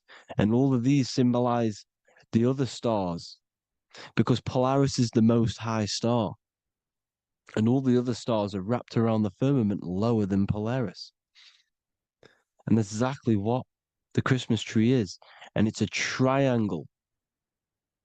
It's a triangle, just like light beams travel from one point in the triangle, just like the all-seeing eye. It's a triangle. The light is coming from one point and sending its rays downward. You see, it's kind of like you see here with the water. And the lower you go, the darker it gets, the more evil it becomes. And this is what the ancients would call hell. Now, this all-seeing eye is Polaris. And below Polaris is Mount Meru, the North Pole, the magnetic North Pole. The Tower of Babel, which is in the Bible. The etymology of the word Babel, Ba meaning spirit, which gives the ability to move the soul through the worlds, which is that's the ancient Egyptian description of the word Ba, meaning of the word Ba. You have the Ka, the Ba, the Ak, but the Ba is the one that gives the ability for the soul to move through the worlds. Your soul can't speak into a world without incarnating into it. Now, the Tower of Babel symbolizes Mount Meru because it's the word Ba is the spirit which gives the ability for the soul to move through the worlds. The Tower of Babel is the magnetic North Pole, Mount Meru, which gives the ability to move through these different worlds. And you can see the ancient Tibetans always showing this depiction of these different worlds coming from the center. Because we have to ascend our consciousness. It's not about how good you are to reach heaven. It's about how you expand your consciousness, you expand your mind. So they teach now that you have to be good in order to reach to heaven. It's about expanding the mind, expanding your consciousness to these different planes, these different realms. So that's what it's about. And Jesus was known as the fisher of man. Now, Jesus is a massive part of this. He was known as the fisher of man because he was fishing. He could have been fishing. He could have been one of these deities that had come down from these different higher realities and pull people up. So they would so they called Jesus the fisher of man. And he says unto them, follow me and I will make you fishers of men. So these deities that we see in the past, like Buddha, Krishna, Hermes, Thoth, Jesus, could all be these entities who were coming down to pick up the minds that were worthy enough to see the higher planes of reality. And this is why they called him the fisher of man. Now, when Jesus walks on water, there is a parable with Paul. And he says, but Jesus immediately said unto them, take courage, it is I, don't be afraid. He's talking about astral travel here. He's talking about leaving the body. Because when you leave the body in astral travel to see these alternative realities, you can't be afraid because fear is a bondage, which is what the Emerald Tablets talks about. Lord, if it's you, Peter replied, tell me to come to you on the water. The water Come, he said. And Peter got down from the boat, walked on the water, and came towards Jesus. But when he saw the wind, he was afraid and began to sink. When you become afraid in astral travel, you sink back into your body. Lord, save me. So this is talking about Jesus pulling people up into different realities. And you can see the fish is the symbol of Jesus. Is another symbol of Jesus, a fish. Because fish symbolize deep occult knowledge. Because fish travel the depths of the ocean. And they symbolize us because we are fish underneath the ethers. And Jesus was pulling people up. You see, so the Bible is a people today believe the Bible is a book telling you how to reach to heaven, how to become godly and reach heaven. But you've got to become the Jesus Christ to see these alternative realities. Now look at the emerald tablets is a massive part, and it speaks so much about these different realities. Look what it says here. This is in Emerald Tablet 3. Then in my heart grew a great longing to conquer the pathway that led to the stars, which is exactly what the Masons depict in all of their art. Look, the ladder to the stars. And then he goes on to say, years after years, I sought after wisdom, seeking new knowledge, following the way, until at last my soul, in great travail, broke from its bondage and bounded away, broke from the bondage of the body. Free was I from the bondage of earth men. Free from the body, I flashed through the night. The stars. The stars are a massive part in the astral world. Each star is a different reality. And the true astrology is the star that you came from. You came through a star to reach this, to reach here. There is a reason why you are here. There's a reason why you have the personality traits, because your soul came from a specific star. This is why we call them stargates, because they are gates in and out of this reality. And Polaris is the way out to the higher worlds. Now look, far into space, my soul traveled freely into the infinite circles of light. Beyond knowledge were some planets and great gigantic beyond dreams of men.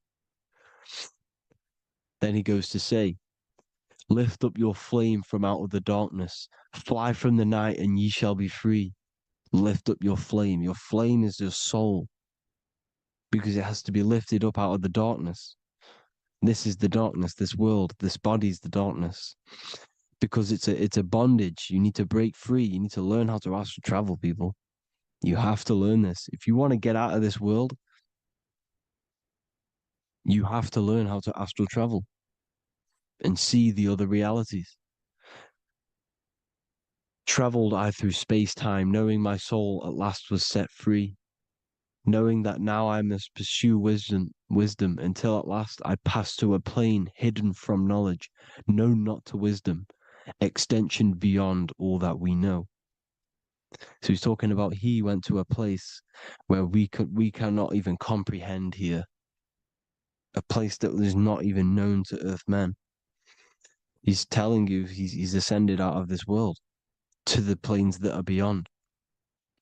And it says here in the Emerald Tablets, man is in process of changing to forms that are not of this world. Grows he in time to the formless, a plane on the cycle above. Know ye must be one, ye must become formless before ye are one with the light. The light, the same light that I was talking about, the Masonic light, with the triangle, God, the one source. Ye must become formless before ye are with the light. Formless, you have to leave the body. You have to leave the body. You have to gain the ability to leave this body and travel to these other worlds. Now, it says here, Not as man am I, for free have I become of dimensions and planes. In each I take on a new body. In each I change my form. Know I now that the formless is all there is of form. You see, all things created come from the things that, all things that you see come from the things that you cannot see. All of us have the same spark of consciousness, the same I am. Every dog, every animal, every human has this same I, this same thing which sees through the eye. It's formless. It takes this formless entity is the same entity of us. We are all the same entity in different bodies. And this entity it was represented as the flame, the cosmic flame, which is inside of all of us.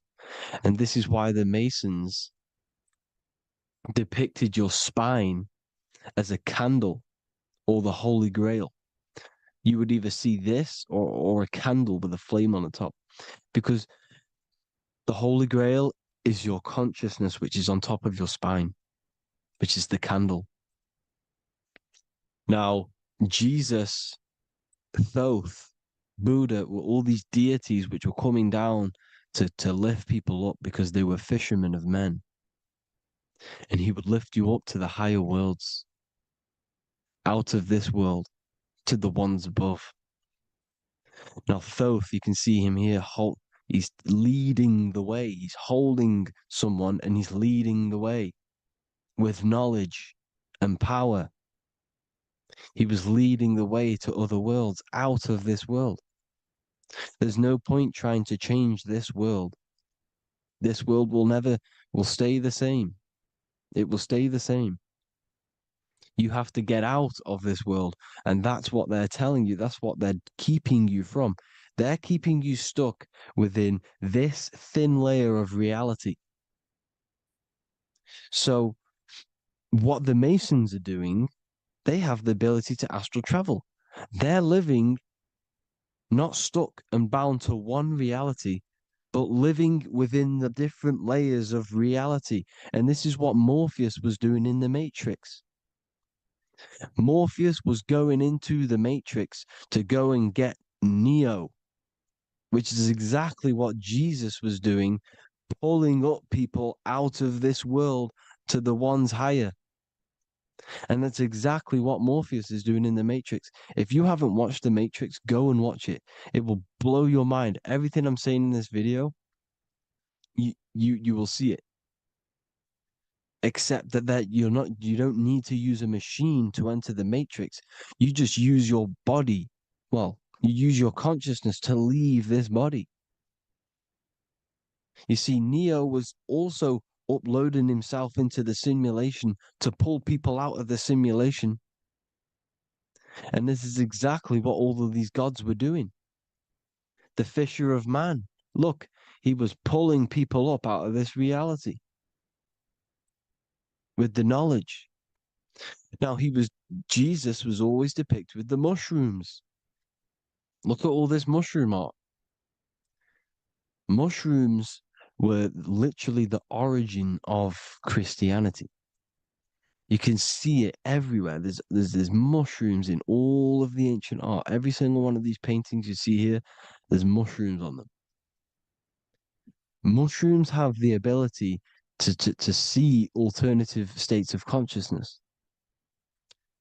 Now, if you go and do them and you go to sleep, if you pop mushrooms, you go to sleep and you will wake up in another reality. You will wake up in another reality. Don't try it if you don't want to do it. But if you've got the heart to do it, do it. Eat them and go to sleep. You'll wake up in another reality. And Jesus was handing out mushrooms to the bright minds, to the minds that he wanted to fish out and pull up to the higher realities. He was giving them mushrooms to see themselves in an alternative state, in an alternative reality. This is why there was so much mushroom art, and it's not just ancient Christians. It's Sumerians, it's the Mayans, the Celtics, the Egyptians, all used mushrooms. All of them. Look at all this art. It's on stones. It's everywhere because mushrooms. See, everything in nature is a micro macro. Look at the form of a mushroom. It's literally your spine and brain because they alter your consciousness. Your body is just a radio receiver. Everything that you're experiencing is a program being ran by the central nervous system, and your consciousness is experiencing this program, these electrical impulses of the nervous system, because it's all feeding back to one point, which is the pineal gland. And this is the candle with the light on it. Type in Masonic candle and you'll see it. It's your spine with your spark of consciousness on top of the spine. And it's a mushroom because this sends you to alternative states of consciousness, alternative realities. Now, they were all doing this, the Egyptians, the Mayans.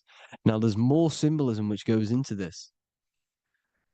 Look at the Christmas trees we use. The Christmas tree with the presents underneath them. Magic mushrooms grow under trees. And these are the presents under the trees that we symbolize today with Christmas. Santa's red and yellow for the red and yellow mushrooms. The same mushrooms Mario has to collect. And when he gets enough mushrooms, he levels up. And then what does he do when he go past the world? When you win that world in Mario, you go to another reality. You go inside of another world. It's truth in plain sight. And it's using mushrooms. It's using mushrooms. Everything, all of the characters in Mario, well, a lot of them are mushrooms. Look at this one. The presents, black, yellow, and red and white. Red and white mushrooms. And the bow on the top is the mushroom head. That's a bit of a reach, but, you know, the symbolism never lies, is what you need to understand. And it's as above, so below. Now look at the Sumerians. The Sumerians were also multi-dimensional beings. Okay, look at how they have the double faces. They had 1 foot in this reality and 1 foot in another reality. And look at this one, a double-headed god inside of like a portal. You see? Because and look at these with the wings, the astral travel. Birds, ancient birds symbolize the soul. Because the soul is a bird, it flies to different worlds. It flies around the cosmos. And mushrooms gave you the ability to see these alternative states of consciousness, these alternate realities. Because you exist in infinite realities. You exist in infinite realities. Now look at the 33rd degree Ordo Ab Chao badge. You get this badge when you become a 33rd degree Freemason. And it's a double-headed eagle. A double-headed eagle. And you can see this in Sumeria first. Sumeria have the same symbol. A double-headed, bird. You can see it here. Here as well. And the Masons are still using this symbol today.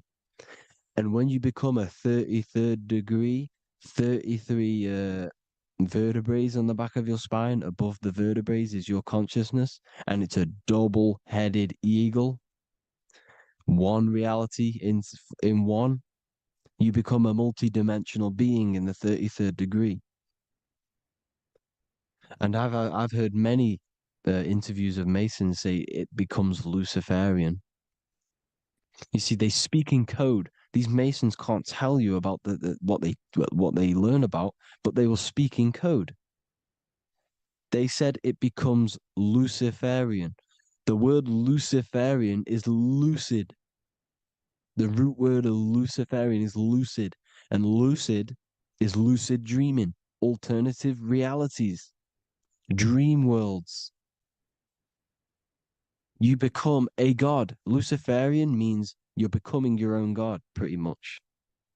Because you are becoming a multi-dimensional being living in between the different layers of reality at the 33rd degree of Freemasonry. And look at the double-headed eagle, because the birds symbolize the soul. And they reach high, they fly high, just like the soul wants to fly high to the light, to become one with the light, like the Emerald Tablet says. Now look at Janus. Janus was another god, and he's known as the god of doorways. Janus always depicted with a double head. Janus is why we say janitor or January. And January is entering a new year. Janus is known as the god of doorways with keys, always got a key. Because keys open doors. That's why the janitor holds all the keys. And Janus always has double heads, because he had one foot in this reality, one foot in another. He was a multi-dimensional being, a Luciferian, living between the different layers of reality, instead of being stuck in one like we are. Well, a lot of people. And that's the whole point. You see, all of this stuff is about like changing the world and stuff like that. This world will probably never ever change. It's probably been like this forever. Well, forever, for a long time. But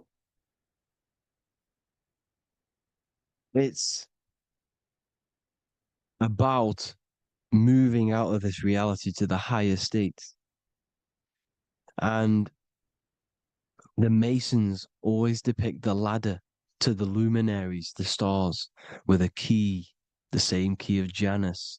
The Vatican is a key, and it's in charge of all the religions. Why is it a key? Because they're holding back the key. They're keeping you stuck within this reality, keeping you stuck as identifying yourself with the body, identifying yourself with this world. You are not in the world is within you. This is a program being ran by your central nervous system, and your consciousness is experiencing this reality. Now, this is going to be a mind-blowing video for some people. You have to have an open mind. You have to let go of all the programs. I'm repeating what the ancients are talking about and the ancient symbolism. Look at Janus with the double-headed god. He was just another god coming down, giving keys to people who had the worthy mind to be pulled up out of this reality, to be pulled up to heaven, just like Jesus was teaching how to reach heaven. But really, it's an encoded scripture. But anyways, hope you all gained some insight on this video. Have an amazing day. Please like, share, comment. All the links are in the bio for the PDF, for the Manifestation Mastery course, and all the other amazing stuff. And if you want to support the channel, I'd greatly appreciate if you became a Patreon member. Hope you'll have an amazing day, people. God bless.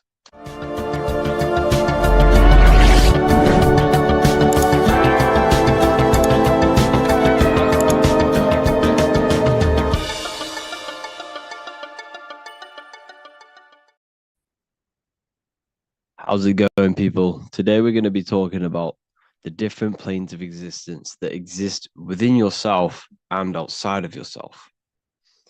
So essentially different bodies that you exist in. You have a different body in each one of these dimensions. We call them the planes of existence or the layers to reality. They are basically layers. There are layers to reality, and we must understand this before you can understand on going further into practices like, astral projection and stuff like that. So essentially, everything begins from the highest source of light. It's basically a projection of light. So imagine this is the highest plane, then it falls down into the lower planes. Essentially, that's what it kind of like is. So we have a fourfold nature. We are mental, astral, etheric, and physical beings. We are not just a physical being. This physical body is part of the physical realm or layer to reality. There are higher levels to reality, which are these. Essentially, people only think, which is the mental plane, that they are the physical body, but the physical body is just the lowest plane of existence. Our minds do not exist in the physical realm. It operates in a higher dimension. So we have the spiritual realm, which is not actually considered a realm or a layer of reality because this is the void, this is nothingness. Then out of the nothingness turns into infinite potential, which is the realm of the mind. The mind has infinite potential. It can think anything, and anything is true within the mind. And that's the realm of the mind. It's the first dimension where things start to become possible in the universe. So essentially, the universe is your mind. And that's what the universe is. It's all mental. It's one giant mind. Then we have the astral. This is where the mind manifests into some sort of form. So like imagination. So the mental plane is the thought, the astral plane is the imagination, the etheric plane is the energy, the physical plane is the physical manifestation. So the mental plane is the highest plane, essentially. And this is where infinite potential is, like I just said. And it's shared. It's shared with the collective consciousness. We all share this mental realm of thought.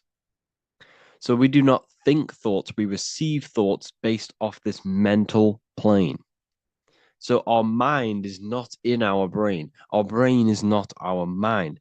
The two completely separate planes. The brain is a part of the physical realm.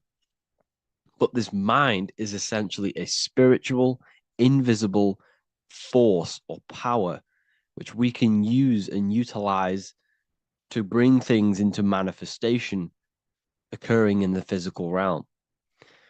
So it's the plane of thoughts and information and form. It's pretty much formless. Thoughts are very subtle things. They're not physical. The astral plane, this is the realm of imagination. This is where the thoughts from the mental plane start to manifest into into some sort of form, like a imagination. Your imagination is a realm. It's a realm. So when you visibly think of an apple, the thought is in the mental plane. The inner vision is the astral plane. And essentially, we are creating out of astral matter when we when we imagine something out of astral matter. And we are using the mind to do so. It's basically where thought forms start to manifest. And this is where the light start to come together to create, some sort of lucid forms. It's the realm of our imagination. It exists within our subconscious mind. So our subconscious mind is connected to all of these different planes, these layers to reality. Then you have the etheric plane. This is the plane that is connected to the spiritual realm, the astral, and the realm of the physical. That's what it essentially is. And it's connected. It's connecting these two planes together. It acts as a connecting medium. It's the realm of where magnetism takes place, where plasma and energy and frequency takes place. This is the realm of energy. So in simple words, it's a physical and spiritual. What's the word for it? It's a physical and spiritual element. It's very subtly physical, but it's very subtly spiritual, or astral, another word for spiritual. That's why we see it in the word either, because you're on either side, the spiritual or physical, or together, because you're joining the two worlds together, together. The physical plane, this is the plane of materialism. This is also called the material plane. This is where physical manifestation takes place. From the mental plane, or the mind of God, manifests down, and this is the world of effect and outcomes. So this is the plane where all of the universe takes place in this realm. It manifests physically in this realm. Everything you see is already manifested in this plane. It's already there. It's the realm of effect. Everything in the physical plane is an effect of the mental plane. It all begun in the mental plane. Just like the things you see around you, your phone, your laptop, whatever you're looking at, that was an idea within the mental plane of someone's mind. And then they manifested it physically. So essentially, this world is the world of effect. Everything in this world is a product of your mind in the mental plane. It's the densest plane. It's very low vibration. So it's personified as hell. The physical plane is personified as hell. Because it is essentially hell. It's the physical plane. So I forgot to mention that the lower you go, the more lucid. I think I have a slide on this actually. The lower you go, the more physical and gross and dense it becomes. The higher you go, the more lucid and formless and spiritual it becomes. This is where we get the saying of, as above, so below. What happens above happens below. Happens in the mind, happens in the astral, happens in the etheric, happens in the physical. Essentially, every plane is affecting every plane. What happens above happens below, but also what happens below happens above. So the words I am saying now in this physical realm is also having an effect on your mental plane, on your mental mind, because they're words, they're affecting you. They're going into your mind. That's why words cast spells. So an example of how these planes work is, take, for example, this chair you see here. The mental plane is the thought of the chair. The astral plane is the imagination of the chair. So think the astral plane is like a plane where all of the possible chairs that could possibly be made exist there. It's the realm of imagination. The etheric plane is now the energetic blueprint of what you want to manifest, that specific chair. And then the physical plane is the physical manifestation of the chair. So that is essentially how the planes actually work. It's quite simple. However, they're not outside of you. You exist in one of these planes. You exist in all of these planes. You have a body in every single dimension. You just haven't woken it up yet. And this is what we'll be going into later on into this course.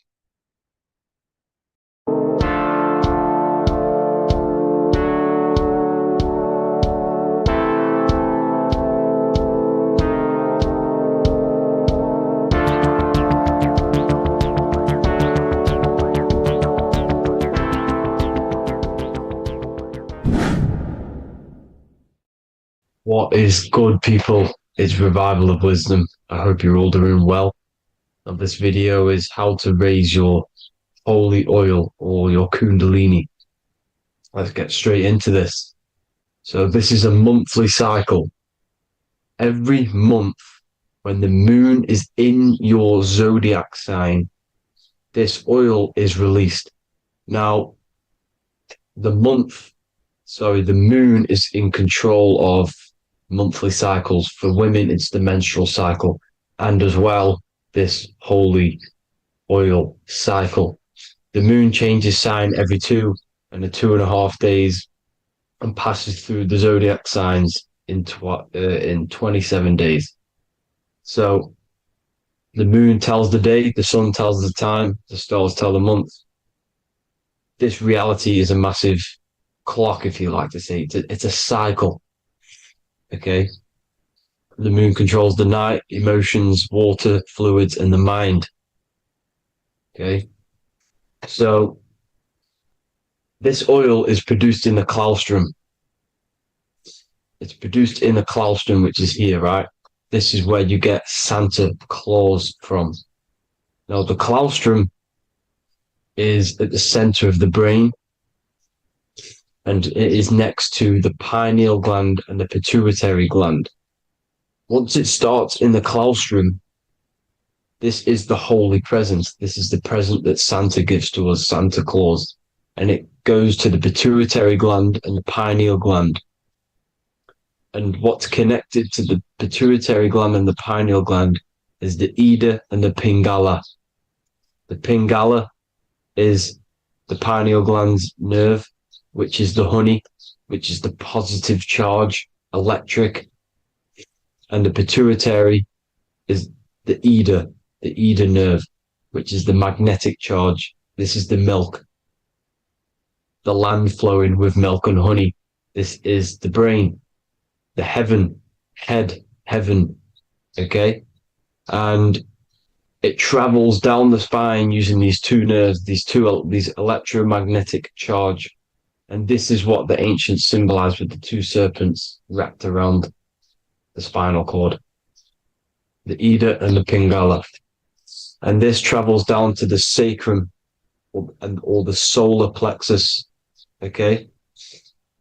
So once it's here, okay, the spine is an elongation of the brain. So the spine is pretty much the brain. It's an extension of it. And it's kind of a microcosm of how we descended from heaven to physical reality, to physical matter, which is our consciousness has done. Our consciousness has descended from heaven into physical matter. And this is a microcosm of it. Okay.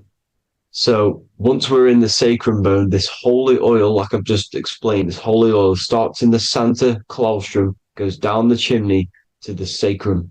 This is the sacrum, the solar plexus, and drops the present off at the sacrum. Now, once we're at the sacrum, we need to raise our vibration to take this oil back up the spine. Okay. And the River Jordan symbolizes this in the Bible. King Herod wants to kill Jesus in Nazareth, which is here, this is the River Jordan, is Nazareth. He goes to be born in Bethlehem and then goes back up to Nazareth to Joseph and Mary. Joseph and Mary, the pineal gland and the pituitary gland. The Bible is huge symbolism. It's all metaphors for this sacred process which goes on inside of your body. You are the Temple of Solomon. You are the Holy Land. The Holy Land is your brain. Once this oil is at the sacrum, you need to raise your vibration in order to take it back up. Once this oil has gone back up to the pineal gland, it activates the crystals which are wrapped around your pineal gland. Your pineal gland is this tiny little beam here. This is the claustrum. This is the pineal gland. And it's wrapped in crystals. And when this oil travels back up the spine by raising your vibration, back to the upper room where Jesus met the 12 disciples, or the 12 cranial nerves in the brain, and it activates and it turns on this pineal gland. And once it's turned on, it illuminates all the cells and the nerves in your brain and turns them all on and activates the higher God man, the God consciousness, Christ consciousness. And it regenerates the whole body. This is the secret to regeneration. It regenerates all the cells in the body. And this is how the ancients lived for thousands and thousands of years, as talked about in ancient texts. They lived for hundreds and thousands of years because they knew this secret. And this fluid, this brain fluid, the secretion, or the Christos in Greek, which means gold, because this is the alchemical process from turning lead to gold. Your body is the alchemical furnace. Now, the ancients knew about this center of the brain because they symbol that this is the eye of Ra, and it's the brain, and this is what's wrapped around our consciousness. Our consciousness isn't wrapped around the brain. The brain is built around the consciousness. We are the consciousness. You don't have a soul, you are the soul. Okay? Now,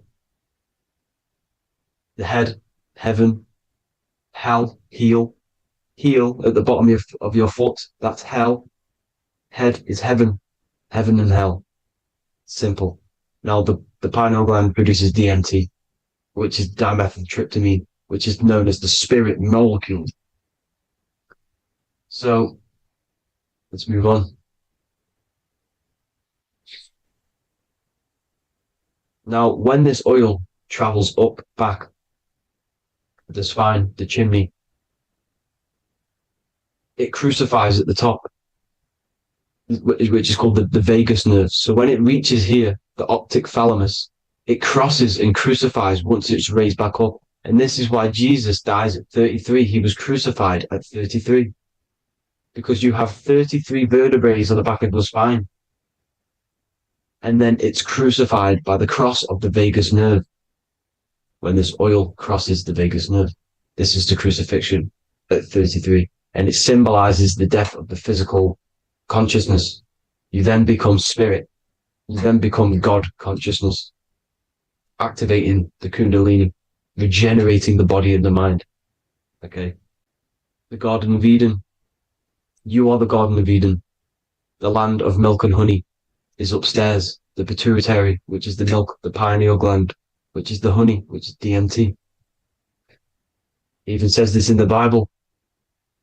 As he brought us into the place, and he has given us this land, a land flowing with milk and honey, which is also symbolized as the sun and the moon.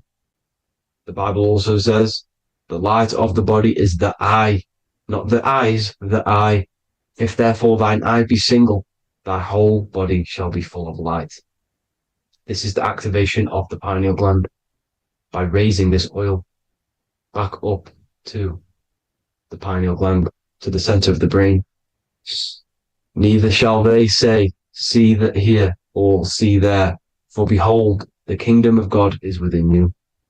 So he's saying, don't look out there. Nothing is out there. It's all inside of you. Everything's inside of you. You're the universe. Now, how to raise this oil back up to the pineal gland? Every month, like I said, the moon controls the cycle. The moon controls monthly cycles. When the moon is going into your zodiac sign every month, this oil goes down the spine and you must raise your frequency to get it back up. You must retain your seed. This is the most important. Your fluid, your secret, your holy fluid, your life force. You can't let that go. That life force is the reason you're alive. This holy oil is the reason you're alive, because it feeds all of the systems in your body. It feeds all the systems in your body. You have to retain your seed, alkaline diet, positive thinking and meditation. Okay? When you retain your seed, you will live longer. The moment you release it, you're killing yourself. You're killing a piece of yourself every time you release your seed. Every single time. You're killing a part of yourself. Okay? Now, this could be why this could be the illumination, the single eye on the Illuminati's symbol, the Freemasonic symbol, the illuminated eye, the triangle, which could symbolize the body, mind, and spirit, but the eye illuminated. Now, in the Bible, it talks about the two trees, the tree of knowledge and the tree of life. The tree of knowledge is the tree of good and evil, which is the most important system in your body, which is the nervous system. The nervous system, the most important. The tree of good and evil. And the tree of life, which is the cardiovascular system. Now, this oil, when it's released every month, feeds these two systems, and these two systems feed everything. Now, it's important you understand that. Okay? The ancients knew all of this knowledge. The Bible's telling you this knowledge. But it's in a metaphorical way. You have to understand the context behind it so you can read it properly. Now, eating of the tree of life, which is when it talks about in the Bible, eating from the tree of life is actually symbolizing a bad diet, ejaculation, because you're eating from these two systems. You're killing yourself with a bad diet. You're killing yourself with an ejaculation. Okay? So, that's important to understand. Now, this is Jacob's ladder in the Freemasons. Jacob's ladder, which is the spinal cord, it's the stairway to heaven. And this is Jack and the Beanstalk when he goes up the beanstalk and finds the golden egg in the grey clouds. The grey clouds symbolize the grey matter in your brain. Now, the Garden of Eden talks about the 4 different rivers in Garden of Eden. As we see here, the North Pole map, the ancient North Pole map, because the center of the earth is the center of the torus field. Everything's the torus field. Atoms are torus fields. Everything's torus fields. You are the universe. Everything is within you. The North Pole is your spinal cord. This is why they say Santa Claustrum comes from the North Pole. This is the North Pole. And the Santa Claustrum is the center of your brain. Now, there's 4 rivers which come from the Garden of Eden. There's the blood, the Christ oil, which is the oil we're talking about, urine, and saliva. These are the 4 sacred oil, 4 sacred fluids in your body. And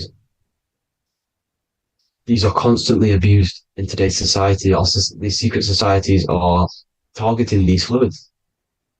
Okay? This is why porn is free. They sexualize society through Disney. Go and look at some of the Disney movies. There's so many subliminal messages which sexualize these children because they want you sexualized. So you release your seed, which is one of the holy fluids in your body, especially your semen, your sexual energy. So important you retain this. So important because it's your life force. It keeps you alive. Okay. Now, let's recap on this. If you want to raise your oil every month, you can't just retain your seed for the month. You have to retain your seed forever.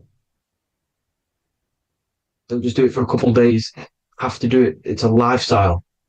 You want to become God consciousness, you got to do what it takes.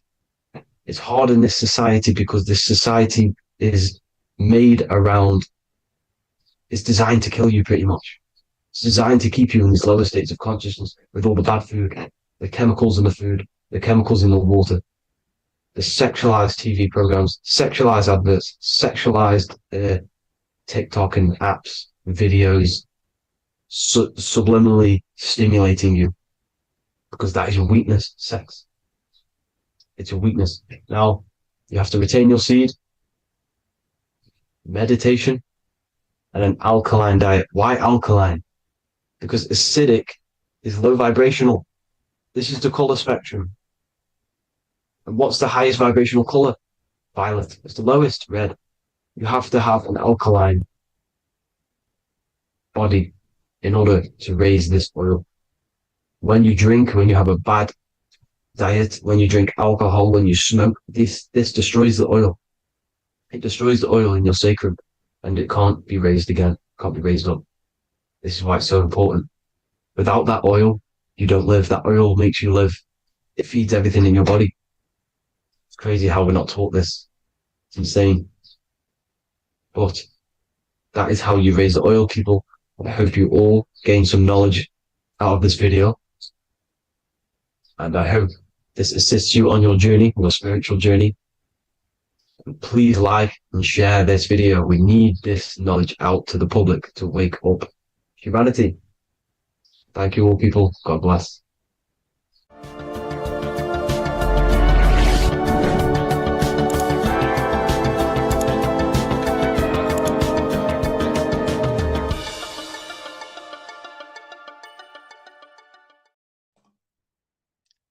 So this is known as the bag of the gods. This symbolism is widely known, but no one knows what it truly symbolizes. We see this in ancient Sumerian artwork. We see this in the Mayans' artwork. We always see this bag with the gods. What does this actually represent? Okay, so the bag itself represents carrying. Carrying what? It represents information, represents knowledge. Your mind is the carrier of the information. So this is why in his left hand, he carries the bag, and the right hand has the pine cone. This represents carrying of information. Why is it a bag? A bag can be passed on to someone else. The information can be taught to someone else. This is the information of activation of the pineal gland or higher consciousness of humans. Because as humans, we all possess an animal nature, the nature that tells us to eat, to steal, to gain material wealth, to survive, to hate. This is our animal self. This is our animal behavior.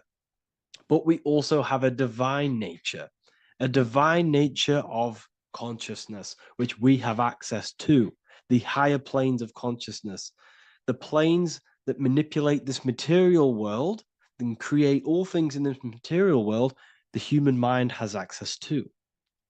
The animal does not. The animal has no idea he exists. The animal has no inner dialogue, but humans have the inner dialogue. Humans can create infinitely. We can expand our minds infinitely into new realms of thought. So we have this higher divine nature and a lower nature. This bag of the gods is basically just representing the knowledge they possess of higher consciousness, of the higher aspect of life. Okay? Which is the activation of the pineal. The pine cone. The pine cone is in his right hand. The right represents wisdom. The left represents intellect, knowledge. Knowledge and wisdom are two separate things. Wisdom is applied knowledge. It's a feminine aspect. Knowledge is just gained information that you know, which is masculine. So in his right hand, he holds the pine cone. The pine cone can be opened and shut.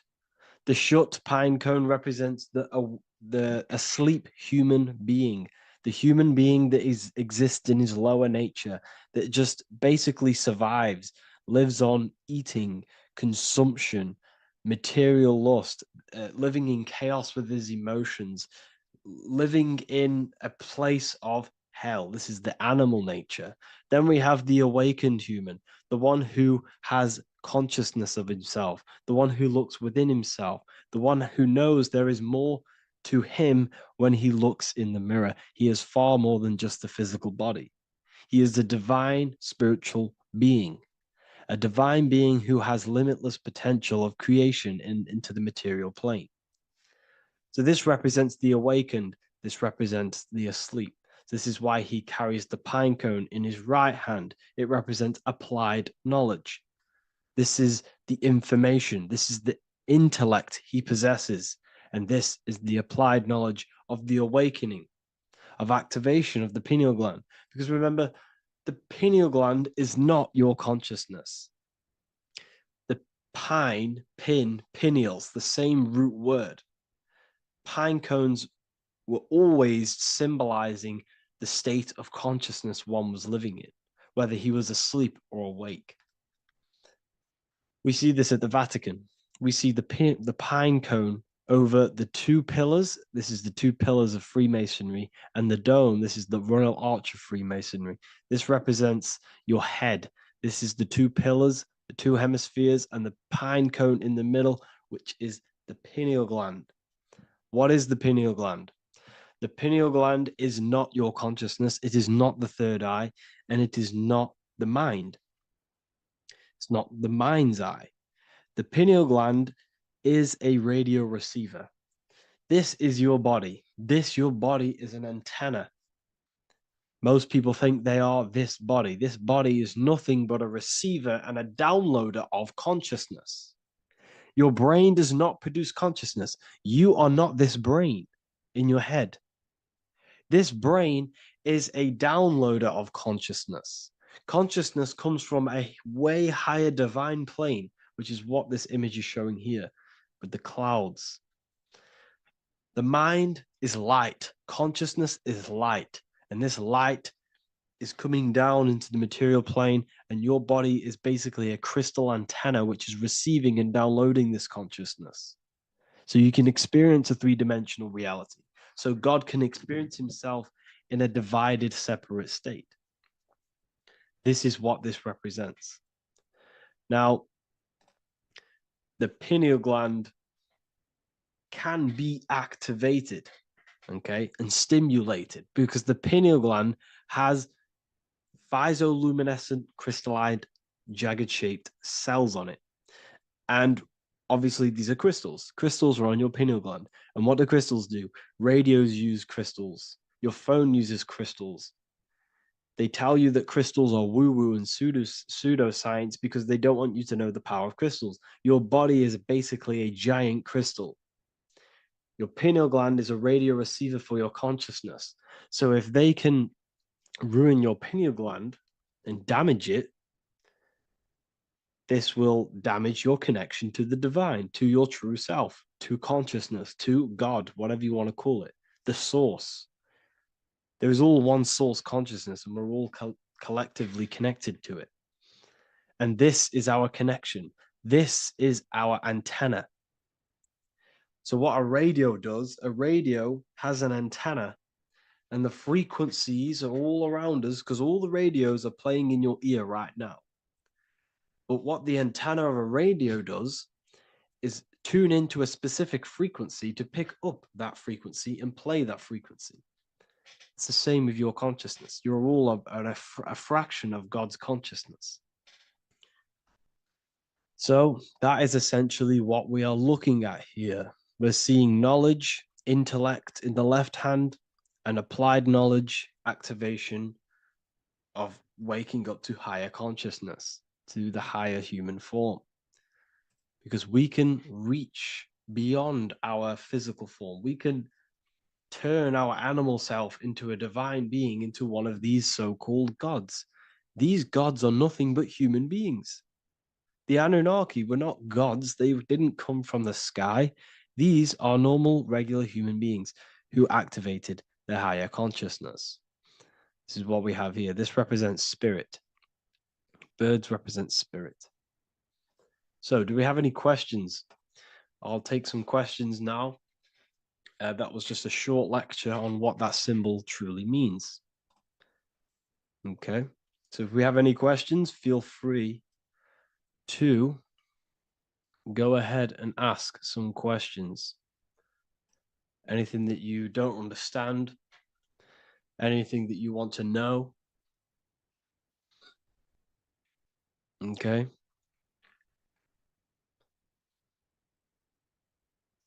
So base reality would be where source resides. Yes, the base reality is your consciousness. Are these lectures available in the university? There's a whole section, basically inside the university, there's a whole section with like over 30 long form lectures like this. So the base reality is where the source resides. Yes, the base reality is your inner world, your consciousness. That is the only thing that exists. Your outer world is just an effect of your consciousness. Your consciousness, everything that has gone on within the mind and emotion is pushed outwards into your reality. You have thought and felt your way into your external circumstances. Your life is a direct correlation of every thought you thought in the past. Therefore, your inner world of consciousness is creating and molding your outer world.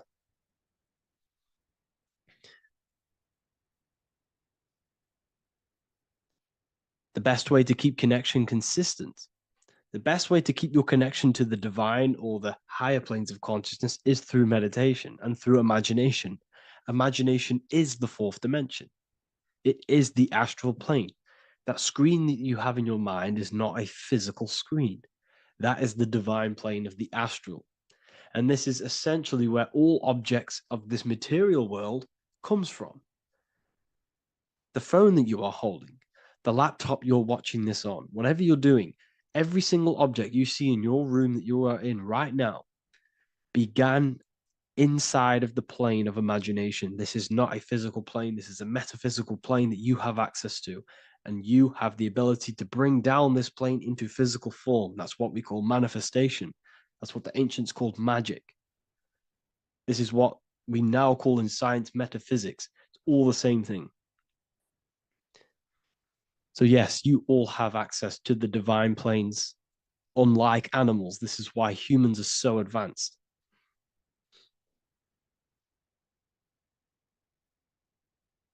Okay. Is the pineal able to constantly activated, or is it just a temporary experience? I don't fully understand that question, unfortunately. Maybe you could word it in a different way. The real meditations on the university, legit, y'all, yes. In order to connect to consciousness, you need to sit in meditation and turn off your feelings, and the feeling of unity will come. Do I understand correctly? Yes, that is correct. So when you sit in silence and in stillness,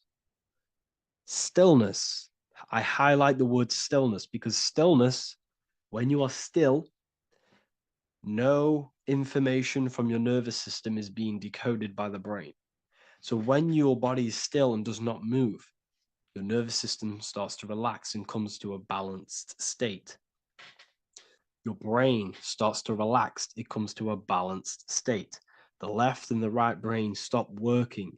The nervous system stops working. Then, once the body, the material body is shut down, you then have access to consciousness. You can't access consciousness if the body's in such a busy state. If electricity is being fired every 2 seconds, your whole body's electrical. When you move your foot, that's electricity being fired from the brain to the foot instantly through the nervous system. Your brain, your whole body is a technological machine. So you must shut down the technological machine to access the divine that exists beyond the technological machine. Do you understand that? Did we create ourselves from the higher plane? When you say yes, you created yourself, you manifested yourself in this material form for a reason in this specific time and place.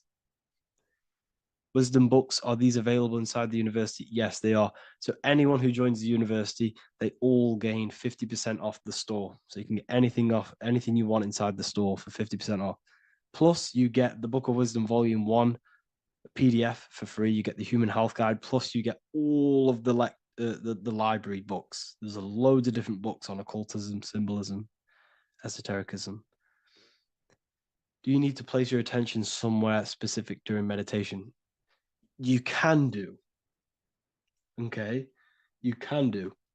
So if you struggle, when you first start to meditate and you struggle to turn off the thoughts, think of the back of the brain, the back of your head. Don't think of it, place your attention on it.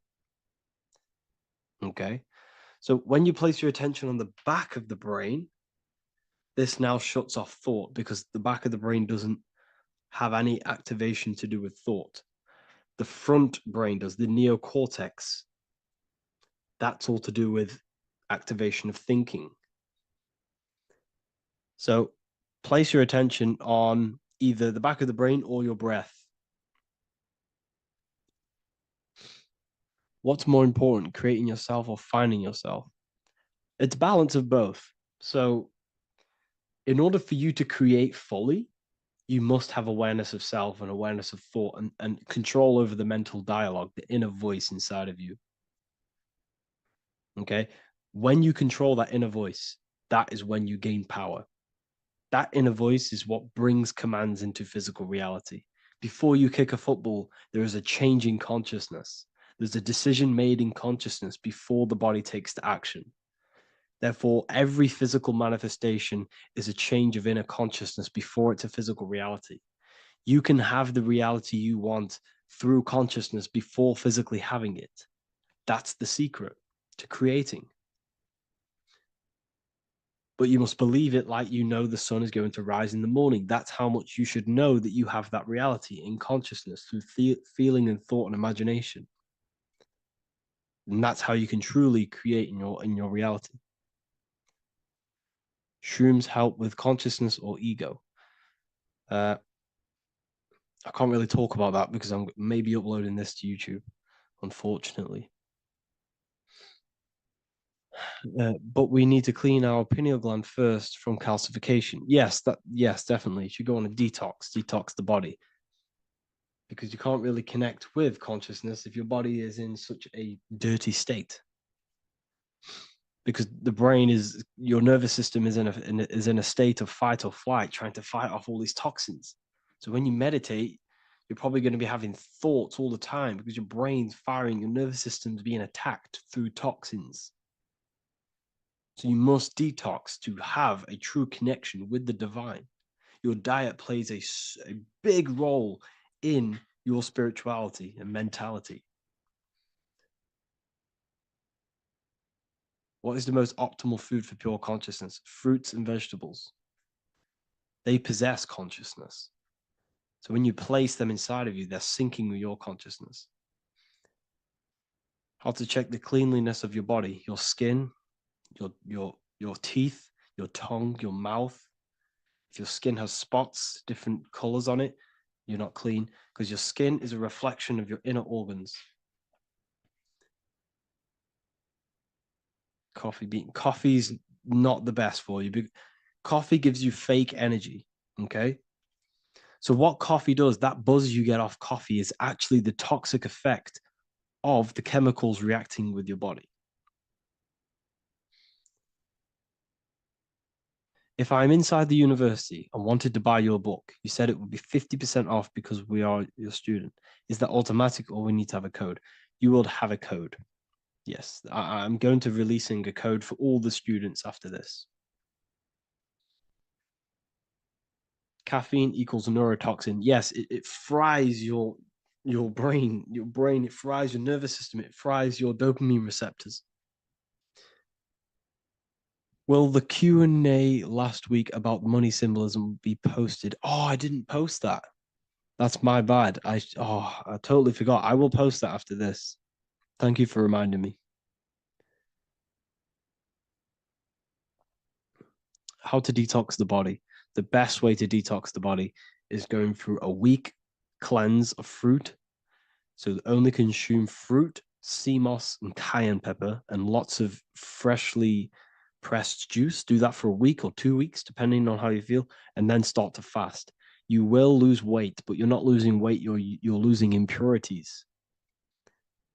It's good to do this every couple months, to just go on a raw fruit diet, cleanse the body, push everything out, and then start to fast while, consuming sea moss and having lots of freshly squeezed juices. What is an alternative for coffee? Something with high energy levels. Okay. We're not taught the most simplest thing about the human body. It is an electromagnetic machine. It's electrical. It runs off electricity. The only energy you need is electricity, and that is found in fruits, vegetables. If you want energy, drink pure, fresh, pressed juice. That will give you more energy, more electricity than coffee. Can we cleanse ourselves through oil pulling? Do you recommend it? I do oil pulling every day with coconut oil in my mouth.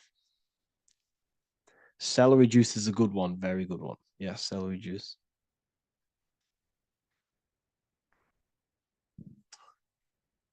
Any more questions? What kind of music do you listen to when lifting? For me, rap, hip hop, push me, work harder, but I know it's terrible for my subconscious. Yes, very. At least you're aware of it. You should be definitely try and stay away from the hip hop music. Try and stay away from anything that's talking about anything negative because it's all programming your subconscious. And your belief system is your reality, people. Your belief system is your reality. Okay? So look after your subconscious. That's what's controlling your actions. 90% of your actions on a daily basis are controlled through your subconscious beliefs. Okay? I listen to a lot of Pastel Ghost. I listen to a lot of let me get my playlist up. It's all like background music for TikTok. Do you know what I mean? Like Pastel Ghost. That's mainly what I listen to. That sort of music. I don't know what it's kind of called. I don't know what that genre is called. Does anyone know what that genre is actually called? Because there's not much words in it. The reason I listen to it is because there's not much words in it. And, you know, it helps the subconscious. And I just love that music.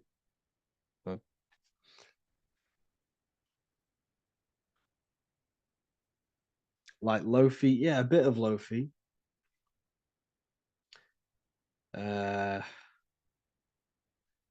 Most people won't even know this type of music.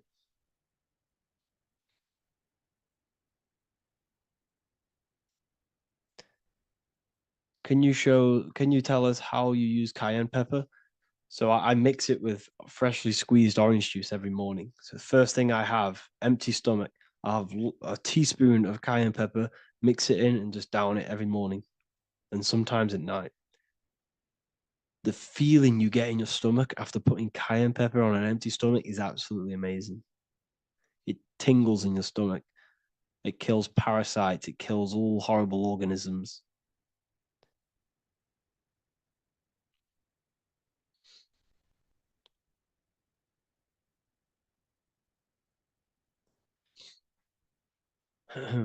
Mix it with hot water. Yes, hot water and key lime water. That I bet that's powerful. If you mixed warm water with key lime with cayenne pepper in first thing in the morning, I can imagine how powerful that is. I've never done that, but I'm going to try that. Do you use sea salt? I don't know what to think about sea salt, to be honest. I try and stay away from it. I don't know whether it's good, don't know whether it's bad. I'm kind of mixed on it. Mixed information. You know, I've heard people have benefits. I've heard other people say stay away from it. So I don't know. I just stay away from it. Just I'm not too sure on it.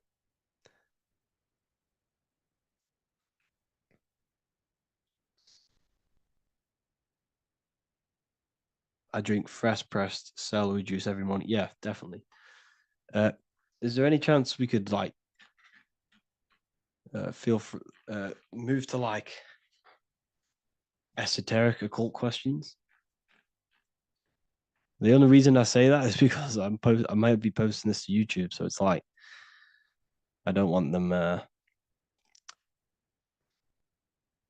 thinking I'm giving health advice because I'm not. This is what I do. I'm not giving anyone medical advice. This is what I would do to myself. Because I can probably get in trouble for that. So the subconscious is the all-knowing. It is the all-seeing eye. The subconscious knows everything. Your conscious mind does not. Your subconscious knows every single cell in your body. Your subconscious is making your heart beat. It's talking to your heart. It's talking to every organ, every cell in your body is being connected and spoken to by your subconscious mind. It is the all-knowing. The subconscious has access to the astral plane, imagination, the fourth dimension. It has access to the mental plane, thoughts. It has access to the ethereal plane, energy. And has access to your physical body. It's the door. It's the portal.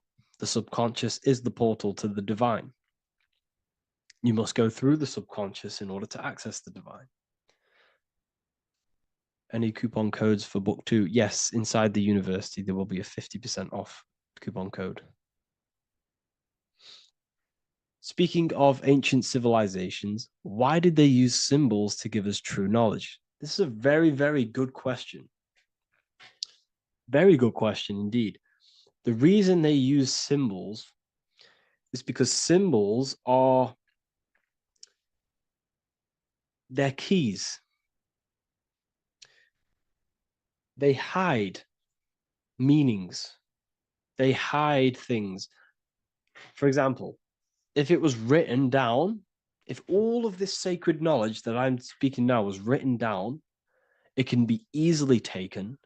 It can be easily misused. Someone can take it, read it, and steal it and misuse it and abuse the world and create horrible things. The reason they use symbols is because they're hidden. They hide the teachings. Only the ones who possess the key, that possess the knowledge, can read the symbol. So the symbols act as a guard towards this higher wisdom, this higher knowledge, which gives you power. All of the knowledge I teach you gives you power. And you can misuse it. You can misuse your imagination. You have no clue, unless you've put this into action, how powerful your inner consciousness is. You can become a Okay, listen. If you hate your job, it's not the job that you hate. Think about it. It's not the job that you hate. The hate is coming from your inner consciousness. It's the state of consciousness that you hate. So what does that tell you? You can change that inner consciousness to another reality, the feeling of another reality. You can become that consciousness within before you actually externally have it. And by becoming and knowing that reality, that's what produces effect on shaping your outer world. When you really, truly know that reality inside of you, of being free, of being wealthy, of having abundance, your outer world has no other choice but to rearrange itself to your new inner state of consciousness. That's what magic is. It's manipulating your inner state of consciousness. It's convincing yourself that you already have it, not believing it, knowing it. Okay? Knowing is different than believing. Believing is a lie. You should know thyself. Okay? So we can say that human overpopulation is intentional. There is no human overpopulation. We're all cramped in these cities. We're all cramped into one little place. We're not supposed to live like that. We're not supposed to live so cramped. This is why there's so many weirdos out in public. So many weird people doing weird things. This is when things start to go weird, and we shouldn't be living in this state, in this condensed state. We should be spread out. Okay. There is no overpopulation. It's just an illusion, because we all lived in such. Have you ever been on a plane? Have you seen how much land there is? It's crazy. There's no overpopulation. And how many people do they say there's in the world? There's not that many people in the world that they say. I think it's like 8 billion. I think they say there's 8 billion people. There's not 8 billion people. There's probably more like 2 billion. And the reason I say that is because I have a friend who only has like 300K followers. So that's a lot of followers, okay? And he gets recognized everywhere he goes. And he's into all this stuff. And he says, listen, the population is definitely not 8 billion or whatever they say. I think it's like a couple billion. It's probably more like 1 billion. How to properly manifest intentions. Thought, emotion, and imagination are the key. You must know that you have that reality. Don't believe it. Become that reality within your consciousness. All day long, as much as possible. Feel it. Imagine it. Say it. and have zero doubt. How to have zero doubt. You can't, well, okay, so the doubt, that little voice that will seep into your mind saying, you can't do that, you can't do this, that's your old voice of your subconscious program. Listen, the reason why most people fail in life is because they have trained their subconscious that they will fail. They have told and believed that they will fail. The reason I will succeed for the rest of my life is because I have trained my subconscious to say, I will win, I will succeed, I will solve any problem. That's my belief system. And if my belief system is that, then my external reality, my conscious mind, will seek a way to fulfill that belief. It will seek to control and create that belief in my external world. It will seek to solve any problem. I've trained my subconscious mind to know that I already have the reality, to know that I'm abundant, to know that I have everything that I already need. Therefore, if any problem comes, I can sort it straight away.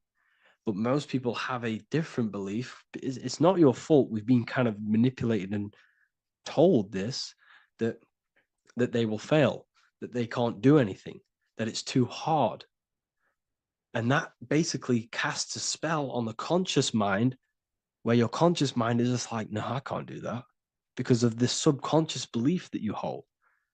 So you must reprogram your subconscious that you can do it, that you will solve any problem, and that you are abundant. That's the reason why successful people succeed. It's because they have a complete different mind state, a complete different belief system in their subconscious.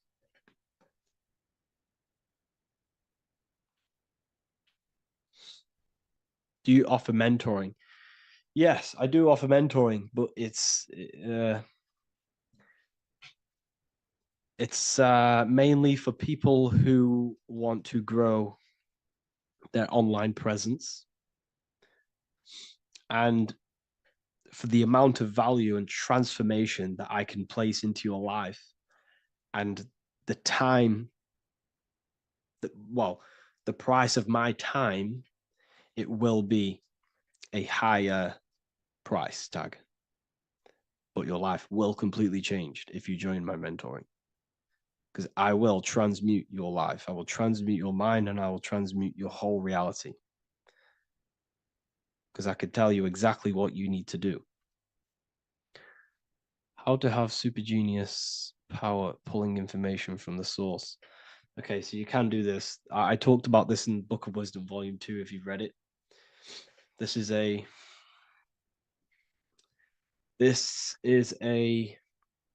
technique that Albert Einstein used. This is a technique that Thomas Edison used. This is a technique that all of the ancient geniuses have used.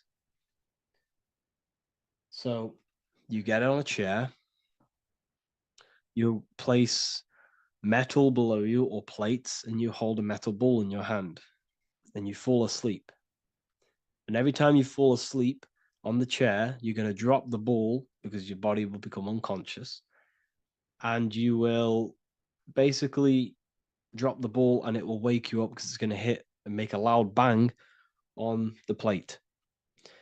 And every time you go to sleep, basically what this is actually doing is shifting your consciousness from conscious into the subconscious. So from physical into the astral. Your consciousness is shifting between these two planes. And as you do this, you can bring down great ideas from these higher planes. So when you fall asleep, have an intention. And when you fall asleep, you'll drop the ball. And when you wake back up, you'll have an idea, and you got to write it down.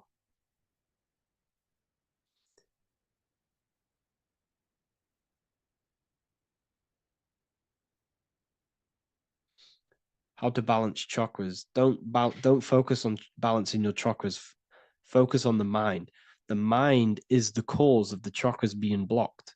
If you have a blocked throat chakra, this is a problem in your mind, not the chakra. You see, the chakras are a result of the mind. You transmute the mind, you can transmute the chakras and cleanse them.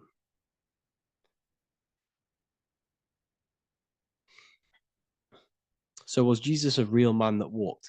Okay, so I'm going to tell you something. Like, some of the things that I say in my reels, they are to catch attention. So if I say the first thing on the reel, Jesus never existed, straight away, you see that, it's going to trigger you. It's going to trigger Christians. It's going to trigger people. So yes, I do say things to catch attention. The reason I do that is because I have to in order to catch attention. Maybe there was a Jesus who walked. So in the past, I have said Jesus never existed. Yes, this is to catch attention, to boost the reels, views, and comments and stuff like that. Maybe there was a man who was called Jesus and walked the earth. But listen, he was not the Son of God. You are all the Son of God. Jesus represents an archetype.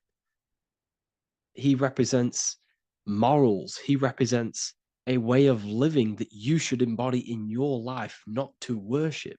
We shouldn't be worshiping this man. We should be embodying his qualities into our lives so we can become Christ consciousness, so we can live in harmony with our mind, emotions, body, and spirit. Okay? He was not the Son of God. You are all the Son of God. We are all God experiencing himself in a three-dimensional divided form. God is oneness, and he created a divided world so he can experience himself. Why do you quote from the Freemasons oft times? I don't recall me looking at Freemason quotes and quote them. I just simply, when I post a quote, I literally just, whatever comes to my head, I just whack it into Telegram or Twitter. Are dreams tied to your subconscious, and how do you understand them? Okay. Dreams and astral projection are two different things. Astral projection is your soul leaving this plane into the collective consciousness, into the collective mind, the collective astral plane. But dreams are basically the astral plane, but it's your personal astral plane in your personal subconscious. So when you dream, you're entering your own consciousness, you're entering your own subconscious. Every character, every event that happens to you, everything that is said to you, everything that happens to you in your dream is yourself pushed outwards, and you're basically experiencing your own mind. If something scary comes up in your dream, this is your belief, this is something in the back of your mind materializing and coming to you and showing itself to you. So in order to understand your dreams, it's basically suppressed emotions, suppressed thoughts, all lingering in your subconscious materialized. Okay. A few months ago, I'd have concurrent dreams of getting in a car crash that lasted for months. Then one day out of nowhere, I got into a really bad accident, and that low-key bugged me out. I didn't know if my mind was trying to warn me or what. You can explain that. Okay. If you are having dreams about having a car crash, this is a belief. Okay, so let me tell you something. Let's say you're a drug dealer, okay? And you live in fear every single day of the police coming to you. This dealer every day is worried, he's scared, and he lives in fear of the police getting him. He was believing it. This fear, this emotion he was feeling on a regular basis, repetition, and the emotion is basically impressing your subconscious. It's impressed his subconscious that deeply that he now believes it. It's now become a belief. So one day the dealer gets caught and he goes to prison. Let me tell you something. He placed himself there because he created a program, a belief in his subconscious of the police. And his external reality is now in a prison cell. But that prison cell is just an external manifestation of the prison cell of fear he installed in his subconscious mind. The four walls he's now trapped in is just basically an externalization of his own belief system that he created through consciousness, through the subconscious.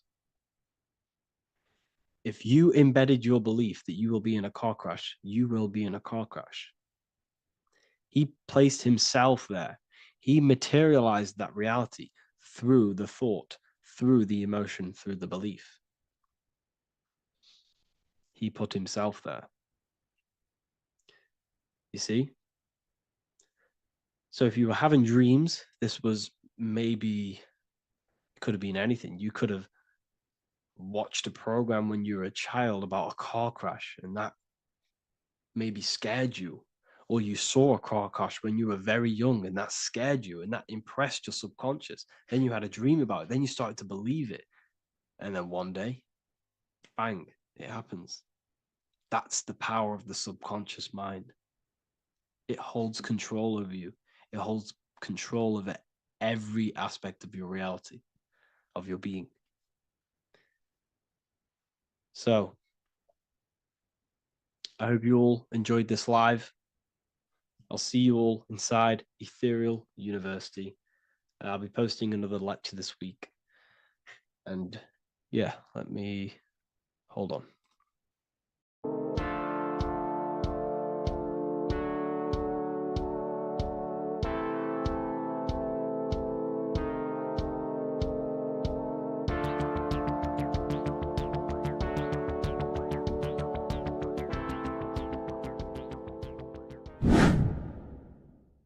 The Earth has become a realm in order to trap souls within so that they can harness our electricity, our energy. Even the Bible is talking about how this realm is controlled by the wicked one in John 5:19.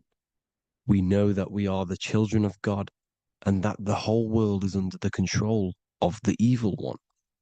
Ephesians 6:12.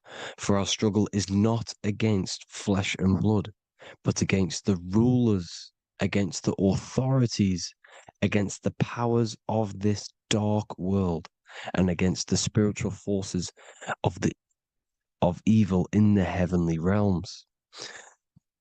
So the Bible is telling us that this is not the only world. There are other worlds, there are other realms that we can go to, considered as heaven. Heaven being a higher realm where there is no evil, no darkness. This is a midpoint realm where there is good and evil. Now, we're going to explain how the soul trap is how it's working and how your soul is being harnessed for its energy and how you are tricked to come back to this realm after death. What you need to understand is first is that you are the invisible intelligence behind the physical body. You are the mind and soul. The soul is the true you, the good you. It is pure love, pure bliss, eternal, never dies. The mind can be corrupted though. The mind is the intelligence of the soul. It is invisible. It has no true form. The intelligence inhabits the brain. The brain is the computer to control the electrical machine called the nervous system, which is choice, program, and action. You are the invisible intelligence behind the body, and this will prove it even more. You do not even see into the external world. You are seeing an image produced by the brain because the light is being sucked through the retinas of the eyes. The image is produced in the visual cortex at the back of the brain. What does this mean?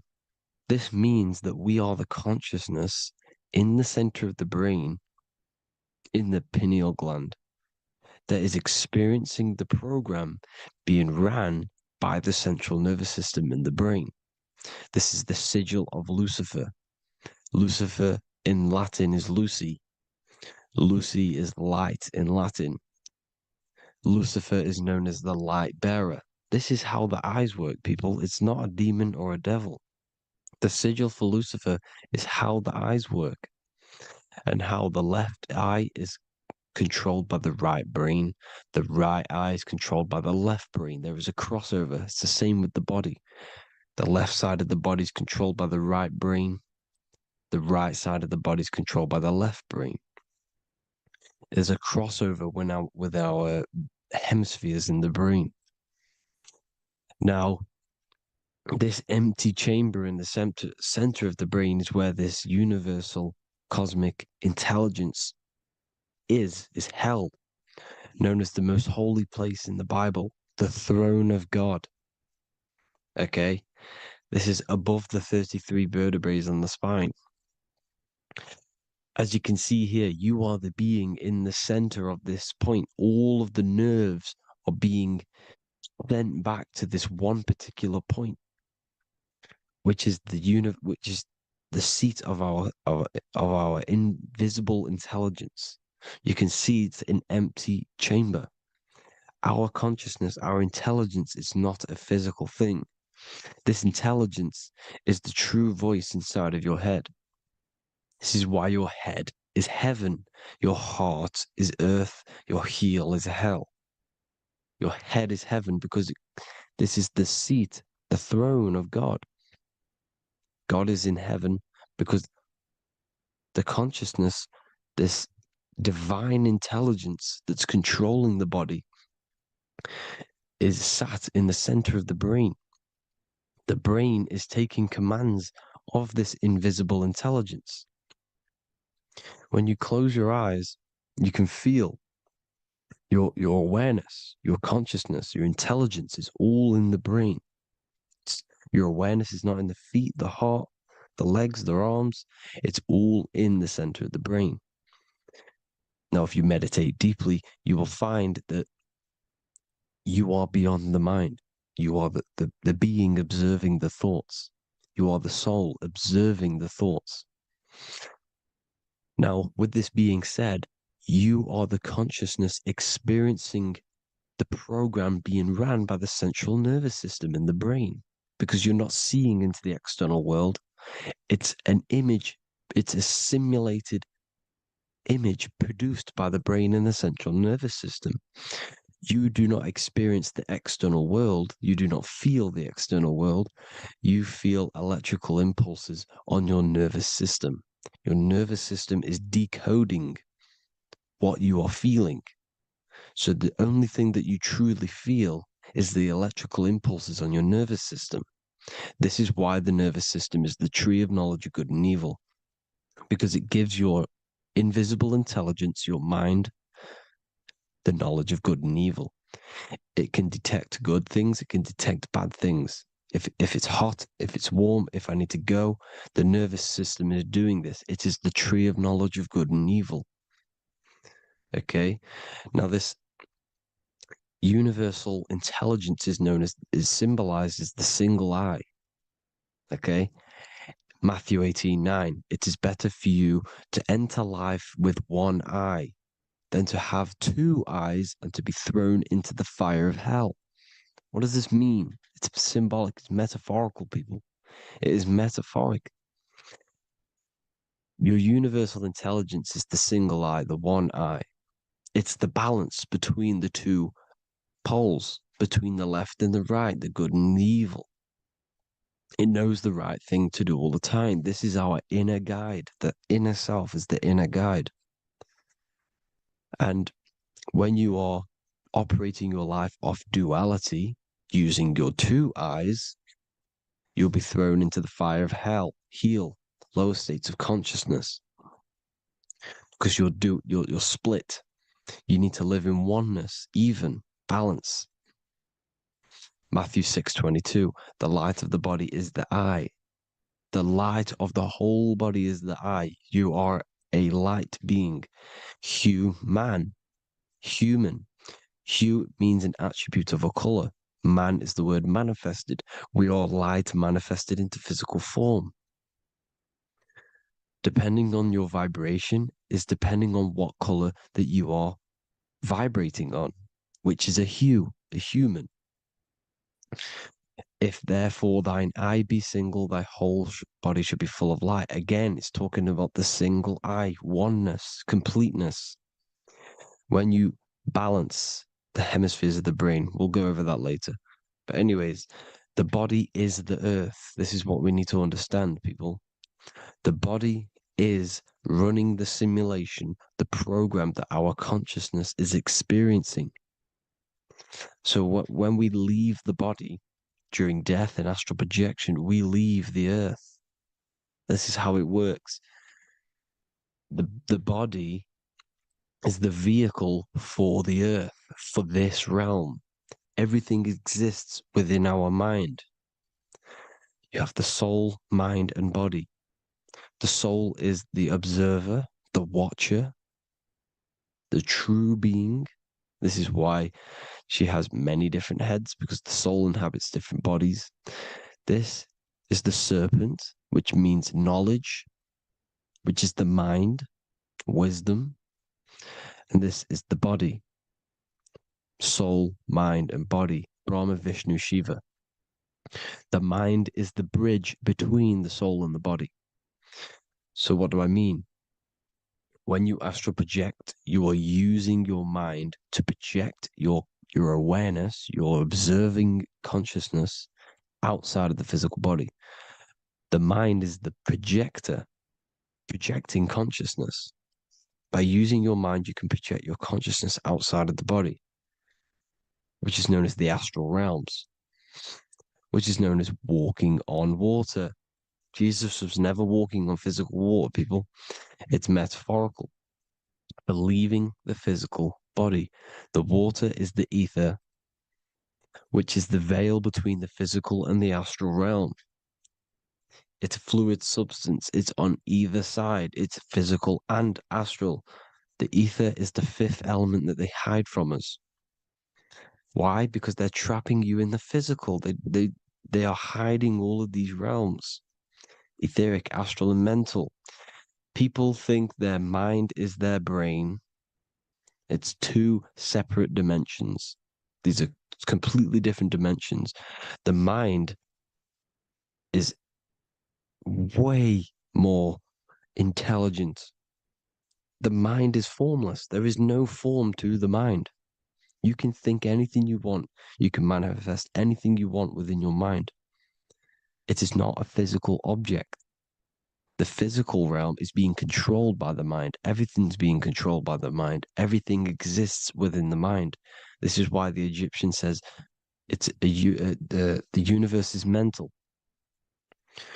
So when we project our consciousness outside of the physical, we go to the astral. The ether is the water that Jesus is walking on. This is the veil between the physical and the astral world. The word together has ether within it because it joins the two worlds together, together, the astral and the physical.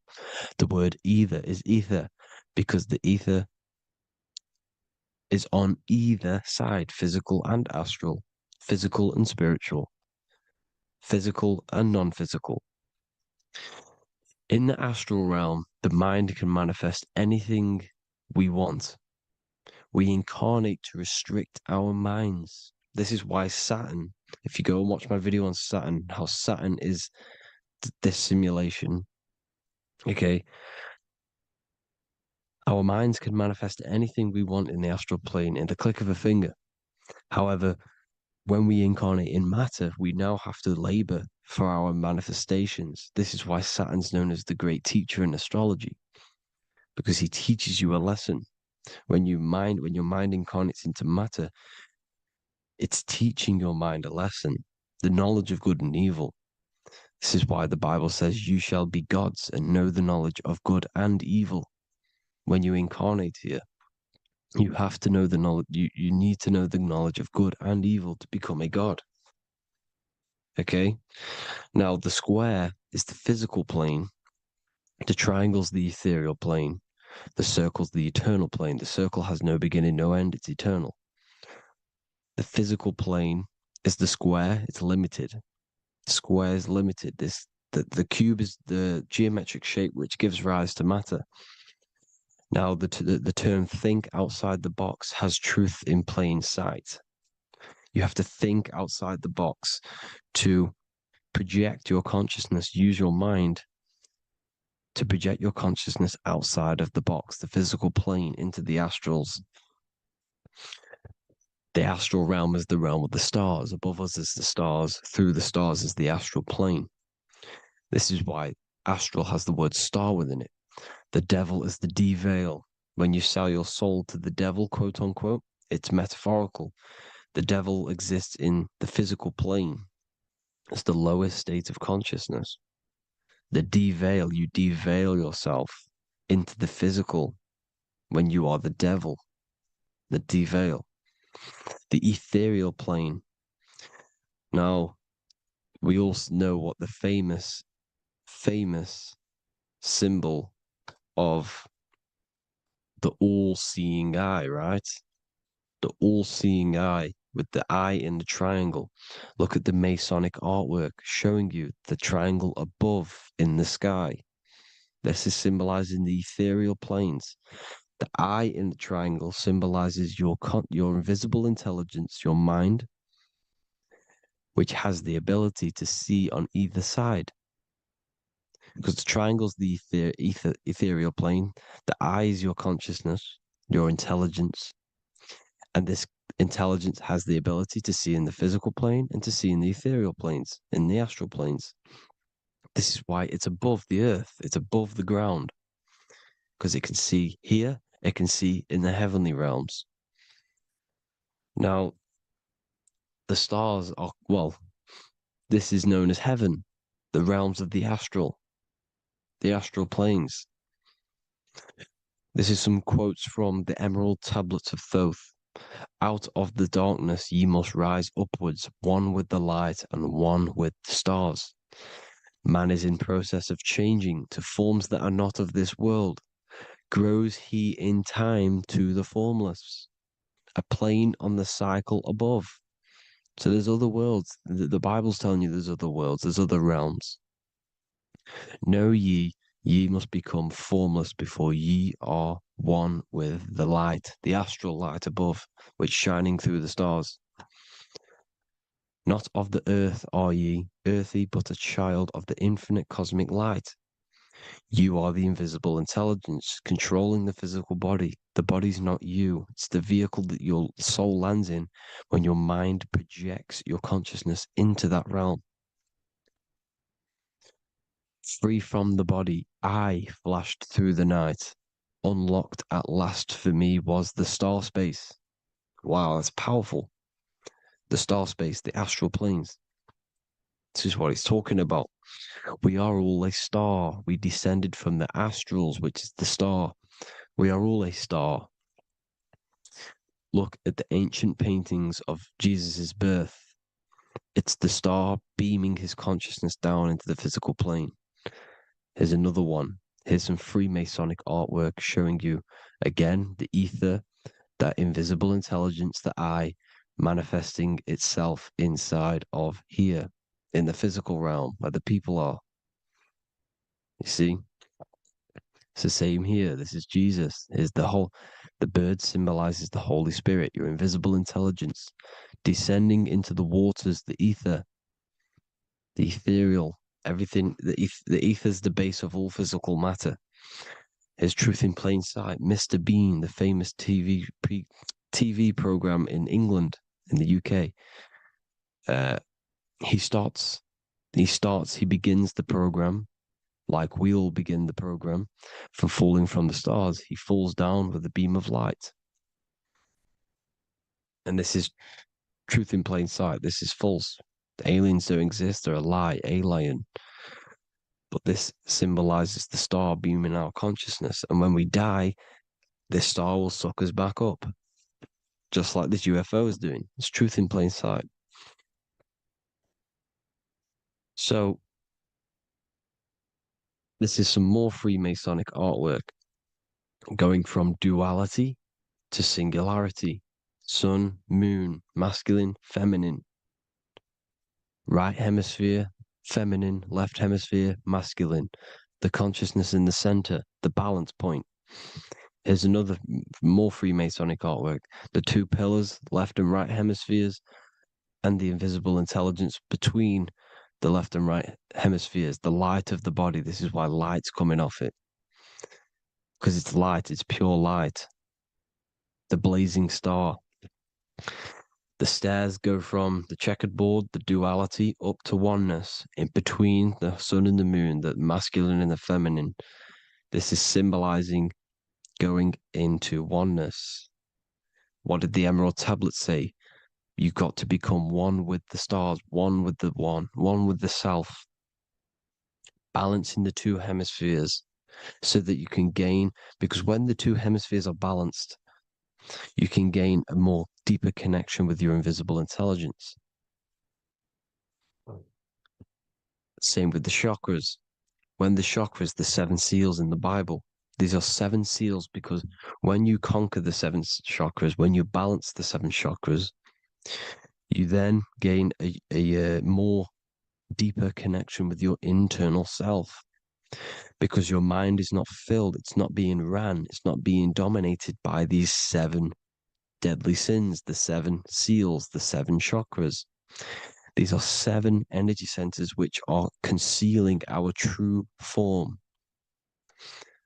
Balance makes us have a stronger connection with our true cosmic intelligence.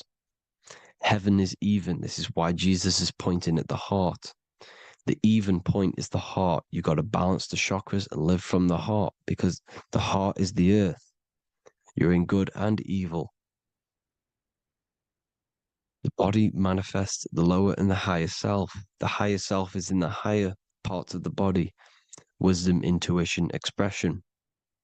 The lower self is in the lower parts of the body. Sex, food, and power.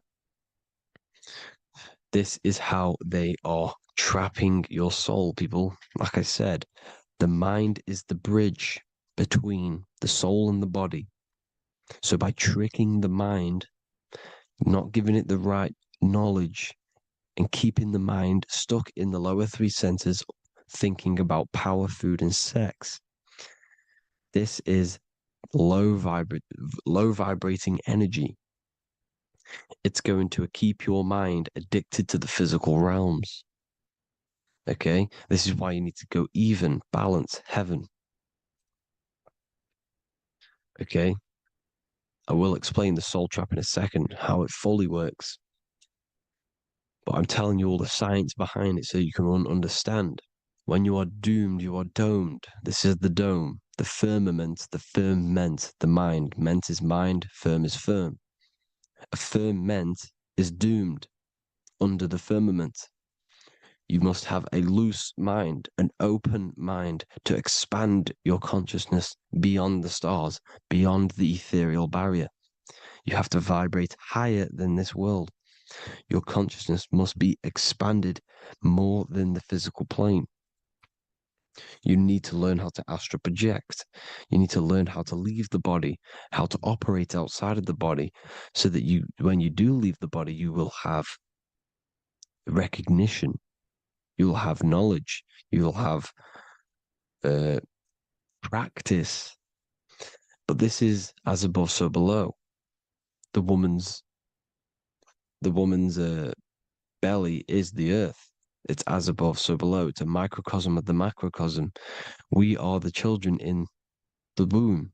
We are the people in the earth being ready to be born into the heavenly realms. As above, so below. It's a microcosm, macrocosm. Everything is in everything on a bigger and a smaller and a larger scale. Now, when the baby figures out that there is a world beyond its mother, what happens? The baby starts to move around and tries to get out of the mother. Because once it starts to hear the external world, starts to hear people, it's going to wonder, what's outside of why am I in here? What's outside? So the baby will force its way out of the mother. It's the same with our minds, as above, so below. When our minds figure out that there are other realms beyond this world, we will seek a way out. This is the womb, the Mother Earth, Mother Nature. It's the mother. We're in the womb. We can be born out of this world, which is being born again in the Bible. When you are doomed, you are domed under the dome, under the firmament, the firm mind. The firm mind will keep you under the firmament. Due to the law of polarity, there has to be other realms. There has to be. Because the law of polarity works in this world, and it will work on every scale possible. It's universal laws. These are universal laws. The law of polarity means that there are other realms polarizing this realm. There is a hell, there is a heaven. There is a midpoint, which is Midgard, which is the one we are in now. Earth, heart. Earth is the heart. Heart is the center, good and bad. The balance between good and bad. Your reality is your level of realization. Your mind realizes other worlds, you will seek a way to them worlds. It's that simple. The soul trap is to keep you stuck in this physical body, which is the earth. This body is the earth. It's running the program, like I said at the beginning. It's running the simulation that your consciousness is experiencing. You are an electromagnetic being, and you're hidden in a cage, your rib cage, and you're stuck in cells, a prison cells. Look, you're in cells. We produce electromagnetic energy. Your soul produces this energy. And by trapping your consciousness inside of this physical realm, they harness this energy within the astral realms. They're using you to manifest demons, because your mind creates demons through emotions and mental thought energy, which is a whole nother video. I can make a video on that. You're manifesting everything for them because they're trying to create a hive mind. This is why they want everyone to believe in one belief system, one government, one belief system, one religion, because they're creating a hive mind. This hive mind will manifest and be summoned within the astral planes, because the mind manifests the astral plane. The astral plane is the realm of imagination. The mental plane is the realm of just thought alone. The etheric plane is the energy. The physical plane is the matter. So all of our minds together are manifesting these demons within these subconscious realms, the astral. Now, how are they keeping you stuck to this realm? Well, when you die and you're stuck in your lower three chakras, okay, when your mind and soul detaches from the body, which is the earth, when you leave the earth, you're still going to have these mental addictions to the food, the sex, the materialism, the phone, the cigarettes, everything. This is why they get you addicted to everything possible. The TikTok, the YouTube, they get you addicted to as many things possible. Because when your mind is addicted to these things, and when this mind leaves the physical body, you're still going to have these addictions. Okay? You're still going to have these thoughts. And you will be manifested into the lower astral realms because you're thinking materialistic, you're thinking negative, because your level of realization was your reality. You were manifesting hell on the earth. When you leave the body, you're going to manifest hell in the astral planes, which means you'll be vibrating on the very low, which will put you in the lower astral realms. So guess what? You're going to come back. You're going to come back into materialism. You're going to reincarnate. Because you haven't prepared for life after death. You must detach from the external world. Okay? Moon is mind. The sun is the soul. The earth is the body. The moon is the mind. This is why we say lunatic. In your mind, you have a specific mood. Moon. Money, M-O-N, is the moon. Money exists in the mind. They get you addicted to the money. The Bible's telling you this. Do not conform to the pattern of this world. but be transformed by the renewing of your mind. It's telling you, of this world, but be transformed by the renewing of your mind. Who knew that the Bible was this deep? Matthew 16:26, what good will it be for someone to gain the whole world yet forfeit their soul? James 4:4, don't you know that friendship with this world means enmity against God? Therefore, anyone who chooses to be a friend of this world, of the world, becomes an enemy of God. John 4:4, dear children are from God and have overcome them, because the one who is in you is greater than the one who is in the world. It's talking about the invisible intelligence. It's greater than the physical world. John 2:15, do not love this world, nor the things it offers you, because this world will create you to, if your mind has attachments to what this world offers, sex, money, and power, pretty much, you will reincarnate here. You will come back here, because when you leave the body, your mind will still have these addictions. Do not love the world, nor the things it has to offer you. All of this is in my newly published book. The paperback versions are now available. Finally, for all the people who have been waiting, the Book of Wisdom. All of this knowledge is inside of the Book of Wisdom. The paperbacks are available. There is worldwide shipping. You can get it anywhere, pretty much, any country. My new website, it's amazing. There's going to be some amazing products coming on the new website. But I thank you all for the support. Before I leave, I need to explain what is going on with the soul trap. Like I said at the beginning, the mind's the bridge between the soul and the body. The body's the realm. By tricking your mind with false knowledge, they are keeping your soul stuck to this realm. They get you addicted to all the physical things, and that is it. As soon as you're addicted and you die, you're going to come back.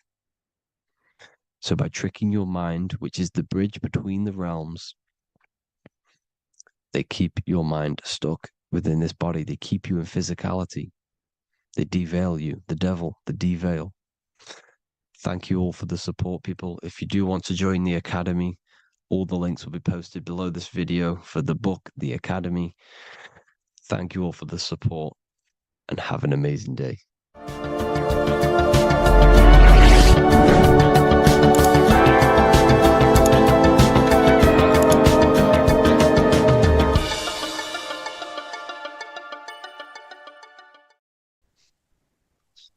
Matthew 21:1, Jesus went into the temple of God. Corinthians 3:16, do you not know that you are the temple of God? Now what is this telling you? That God is within you. Hence why in Luke 21:12 it tells you the kingdom of God is within you. And the side of your head region is called a temple for a reason. Because the brain encapsulates the mind. The brain is a physical manifestation of the mind. The heart is a physical manifestation of emotion. So we have these different layers of our consciousness. We have an intellectual, communicative aspect of our consciousness, which we would call the mind. We have an emotional aspect of our consciousness, which is the heart. And to communicate with the divine, it's all to do with the mind. Hence why the ancients always symbolize the mind being God. This is why Michelangelo always placed God inside of the brain on top of Sistine Chapel in the middle of the Vatican. He understood that God is in the brain. God is within you, not outside of you. The church tells you that God is in the sky because they are creating a externalization of the truth to create a business and a distraction so that you don't find the divinity within you, so that you don't find your power. Now you have Adam, the physical man, the physical body, the ego, the lower self, and he is resting. He's not trying to reach to God, but God is reaching because the higher consciousness within you is always trying to communicate with you. It's always trying to wake you up to your divinity.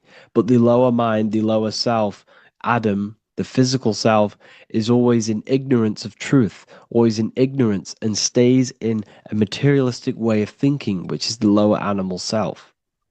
And this is what we call a sleep, or an NPC. This is the lower mind of man. But all you have to do is to move your finger to touch God. You have to look within yourself, within the brain, meditate, and you can find God. This is why in the Bible we see many references to the human body and anatomy to truly connect with God. Kings 6:8, the door to the middle chamber was in the right side of the house, which is the right hemisphere of the brain. The middle chamber is the pineal gland, where the seat of your consciousness is, where the seat of your higher consciousness is, the mind. And they went up the winding stairs, which is your spinal column, into the middle chamber, and out of the middle chamber into the third. So they went up the winding stairs. This represents raising your consciousness up the winding stairs. Your spinal column acts as a stairway of consciousness. Depending on what sort of consciousness you are operating in, depends on what part of the spinal column you are using. Because the spinal column ascends and descends consciousness. What do I mean? If you are in a reproductive way of thinking and you're always thinking about sex, you're jerking off all the time and you're always eating, all of your brain's power and your mind's power is being descended into the lower aspects of the spinal column, which represents hell, the physical state of man, Adam, the ignorant state. We're basically living off low-level pleasures like an animal. And the stairway to heaven is your spinal column. They went up the winding stairs into the middle chamber, which is your mind, your pineal gland, and out of the middle into the third stage of consciousness, physical, etheric, astral. When you meditate and you start to raise your consciousness during meditation, you enter the astral plane when you turn off thought. But this is the middle chamber inside of the brain. Here we see another painting inside of Sistine's chapel of God inside of the brain. This is the brainstem. This is the brain. This is the frontal lobe. This is the back lobe. This is the back lobe. This is the cerebellum. Here's the reptilian brainstem. Here's the claustrum. This is what we are seeing here. Anatomy. Here is another one in Sistine's chapel in the middle of the Vatican. This is depicting the brainstem. God's neck looks exactly like the brainstem. Here we see a real brain compared to God's neck, because the neck is just below the brainstem. And this is what they are symbolizing, because they knew that God is within you. God is a part of the human body. God is inside of the body, because the body is a vessel for consciousness, for universal consciousness. Inside of you, inside of me, is the same spark of consciousness. And this same consciousness is spread out into every living essence, because everything comes from the one source, the one God, the one consciousness. Matthew 6:22-23. The light of the body is the eye. If therefore thine eye be single, thy whole body shall be full of light. Practicing the single eye. What is this? This is meditation. This is entering within yourself. So the Bible's telling you to practice the single eye. But if thine eye be evil, thy whole body shall be full of darkness. What does this mean? If your consciousness is in an evil way of thinking, if your mind is filled with an evil, negative mind space, then your body shall be filled with darkness, with evil, with negativity. Because negative thoughts destruct the body. Positive thoughts heal and regenerate the body. So he tells you to be, the light of the body is the eye, your consciousness, the inner eye of consciousness, the eye that lets you see. And what do I mean? You look with your two physical eyes, but you see with the inner eye. What you see is perception. You look with the two eyes, and what you see is perception. You are seeing, you are understanding, and that's what consciousness, the mind, gives you. Consciousness or the mind is the force that allows you to be a human being, that allows you to understand things and interact with things and make decisions. It's an infinite intelligence. See, the mind is not the brain. This is a big confusion with people. Hence why the eye on top of the pyramid is separate from the bottom half of the pyramid, because the consciousness is separate from the body, the eye, the all-seeing eye. It represents the observer, the eye that sees into this body, into this world, into this. You are the perceiver. You are the invisible spirit within the body. Theologians 4:17. After that, we are still alive, and our left will be caught up together with them in the clouds to meet the Lord in the air. You don't meet the Lord in the physical air. Okay? This symbolism of the ancient Christian artwork is showing you this is symbolic. These things never happened. There's no man in the sky. Moses didn't go on a mountain to meet with God. The air represents the mind. This is why you say you're an airhead when someone's very stupid. Earth is your body. Water is your emotions. Fire is your spirit. Air is your mind, the invisible mind. So Anton Mengs, an ancient Christian art worker, is showing you anatomy of God in the clouds. But this is the anatomy of the human body, raising yourself to the mind and turning the mind inwards on itself during meditation. And that's how you meet the Lord in the air. You meet the Lord in an elevated state of consciousness. The air represents an elevated state of consciousness because the air is up. You have to raise your consciousness to meet the Lord in the air. This is why Moses went on a mountain to meet with God. The mountain represents elevation of consciousness, raising the mind up the spinal column, taking all of the mind's attention away from the reproduction and the physical aspects of self and raising it to the brain and turning off the brain and going inward into the air. It's talking about raising consciousness. It's allegorical. It's a spiritual, metaphorical text. The side of your head's called a temple because inside that where that temple is, right in the middle of where you call the temple, is the inner chamber, the open room, the holies of holies in the Bible, or the land flowing with milk and honey, or Mount Zion. There's so many different names for the brain, or the upper room where Jesus meets his 12 disciples, the 12 cranial nerves in your brain. This is the temple of God. Your body is a temple of consciousness. It encapsulates the consciousness. It encapsulates the mind and soul.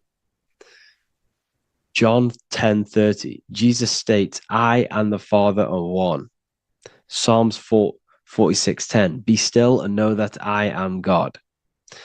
He's talking about the I am within you, not within Jesus. Everyone refers to ourselves as I. I am God. When you say I, you're referring to the highest aspect of yourself. The aspect that is above all thought, above all emotion, and above all things.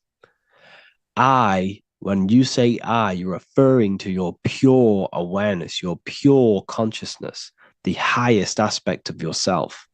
And anything after I is egotistical. I is God. The letter I is the Roman numerals for one, because there is one God, one consciousness. The letter I is one line, just like the number one.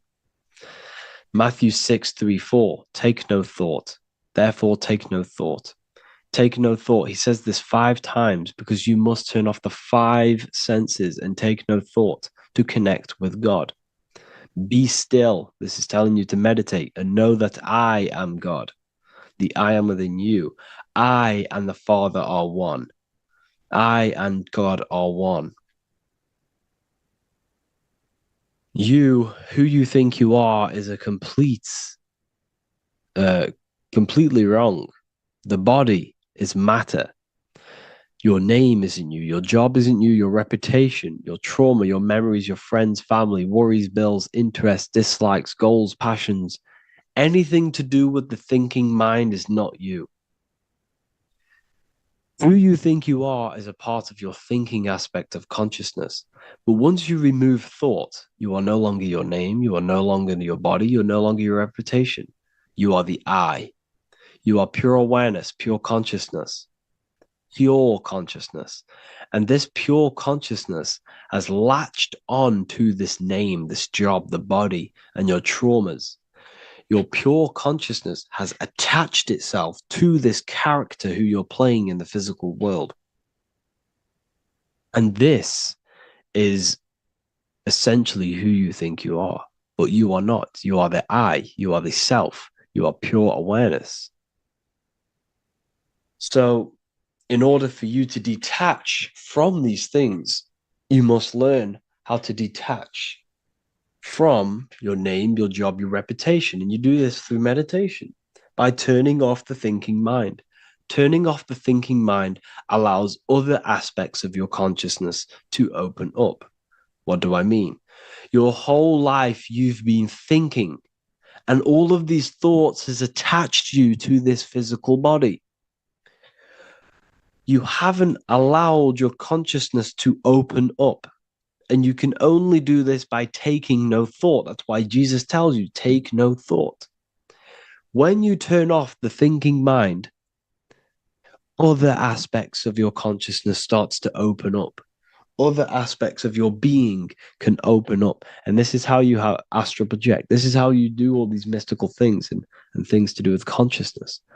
It's taking no thought. Imagination, emotions, thought, and memory are all to do with consciousness. These things are not physical. You can't touch thought. You can't touch emotions. You can't touch these things because they are not a physical thing. So you must turn off these things for other aspects of your consciousness to open up. Okay? So essentially, the Bible is a metaphorical, astrological, numerological, metaphysical, spiritual, encoded text that talks about human anatomy, spirituality, and the true nature of the human experience. Everything they teach you in school is to make you think that you are this body. Everything they teach you in church is the externalization of the true teachings of Jesus. Jesus was telling you to meditate. Jesus was telling you to practice the single eye. Jesus was telling you to look within yourself and find God. He wasn't telling you to pray to him. Mark 16:19, he was taken up to heaven and sat at the right hand of God, the right hemisphere of your brain. John 21:6, cast the net onto the right-hand side of the boat and you shall find fish. Fish is understanding. The boat is your body, your brain. Cast your awareness into the right side of your brain and you will find understanding, because the right side of your brain is all to do with the creative aspect and the intuition and the spiritual sides of your consciousness.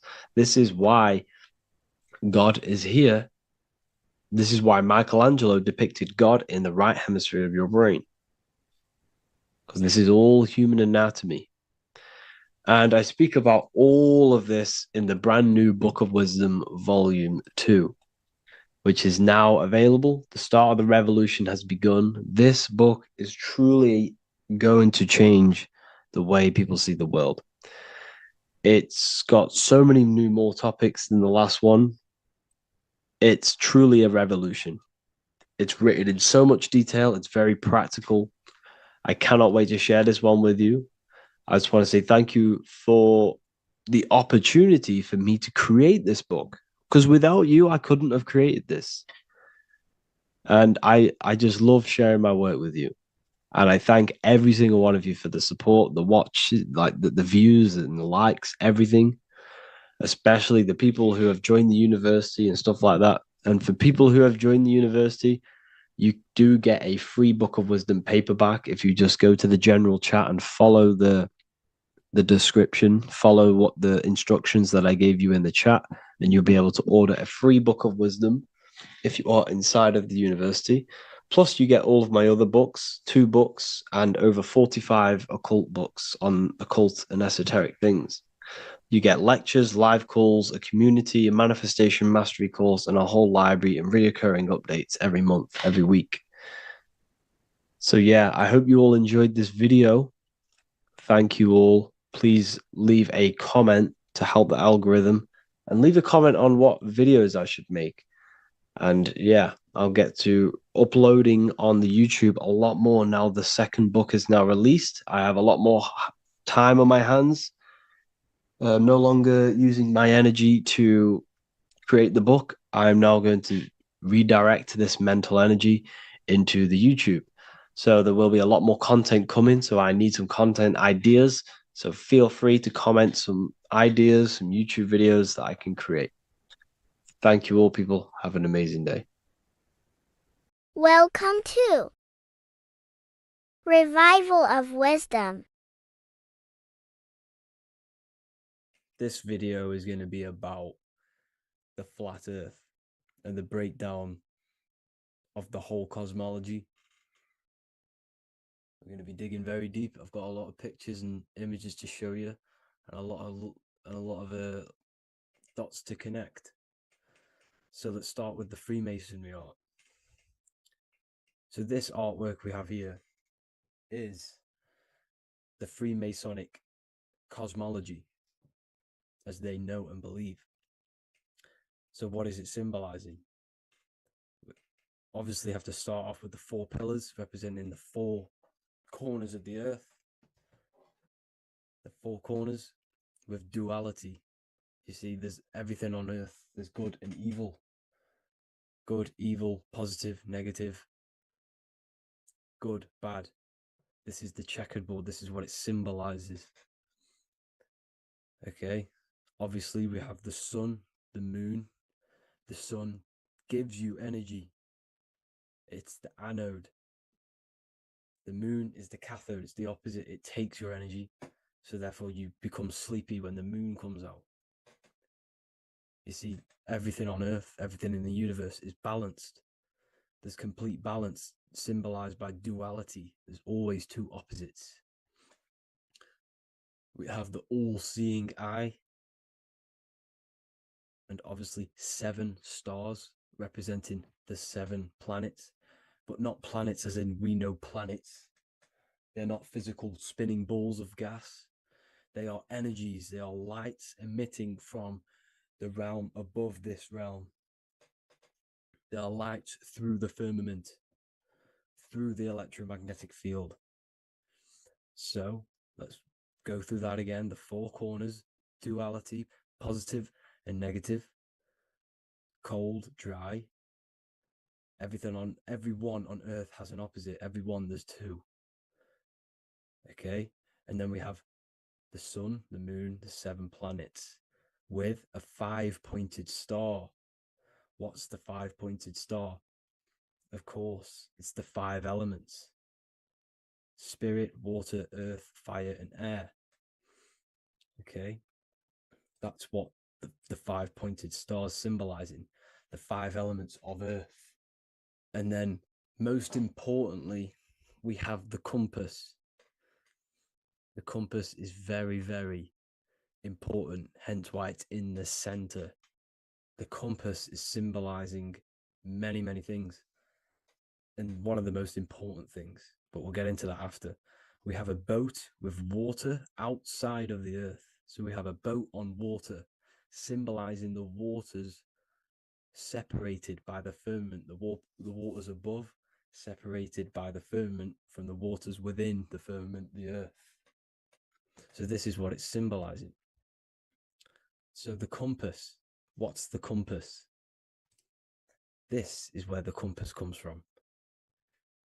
The Polaris, the most important star there is, because it's in the center of Earth. the sun, the moon, and the black hole, black sun. Because all creation comes from center, the seed center.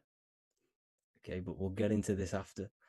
But also, this is a very important Masonic symbol because they use this symbol a lot. This is one of their main symbols, hence why Neil Armstrong has the Masonic ring with the compass on it. The people who supposedly went to the moon, which obviously they faked to push this globe model, because the globe model is based upon fear. Because the globe model, if they can sell you the globe model, they can sell you anything then. You don't know where you actually are. The globe model is to push fear upon the masses, because the globe model means there's not enough resources.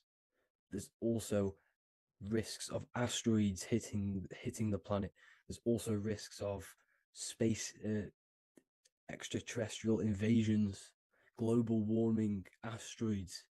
You see, this is all the fear that they can gain of selling you the globe model. Okay, because they don't want you to know that this is an intelligent design. And also, they're hiding God, the creator, the source. This is why they are satanic. They are opposites. They are lefty, Lucifer, right, righteous, godly. Hence why they do the symbolism on their eyes. 666. This is another famous, what's it called? Sorry. Famous astrologer. Astronaut. This is another famous astronaut doing 666, showing that he's in the alliance of the occult. But even look at their 10th anniversary stamps. They have a Masonic compass on there. Also, the Order Out of Chaos. Order Out of Chaos, double-headed eagle. Okay, the Order Out of Chaos ring, which they wear. So all of these astronauts are in the occult. They are lying to you. They are in with this order, this Masonic New World Order, whatever you want to call it. So let's break this compass down a lot more. Because as I showed you here, the center, okay, this is what the compass is symbolizing. Let's go into the North Pole map. This is from 1595. This is a rough estimate of where this map came from. It's from around the 1500s to the 1600s, maybe 1400s. There's not an actual set date on this map because obviously our history has been tampered with.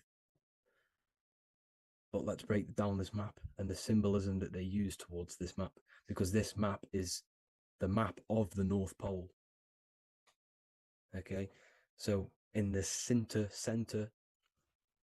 we have the black rock symbolizing the tower, the pole, North Pole. And what's on top of the North Pole? Obviously, it's Polaris. North Pole and Polaris. Okay, with the 4 islands around the center. Okay, 4 islands around the center. And this is what blew my mind, right? They say that Santa sounds similar. And if you look at this pole that's pointing to the North Pole, you see this line here. So this is obviously from the 1600s. What color is Santa? He's red and white. Just like this map pointing to the center is red and white. And Santa comes from the North Pole. So it's not a coincidence that they use red and white. They're mocking this map because obviously they took over after the 1500s, 1600s. They took over around the 17, 1800s. So they're mocking this map with Santa coming from the North Pole with this red and white line to the North Pole. Notice the 4 islands. Okay, like windows, their symbol, they obviously in the occult, they're part of the New World Order, is symbolizing these 4 islands with the blue behind it for the water. Okay, so this is another occult logo. They're symbolizing this center because the center is so important. Okay, we'll get into that. Also, we have the Mayan cosmology.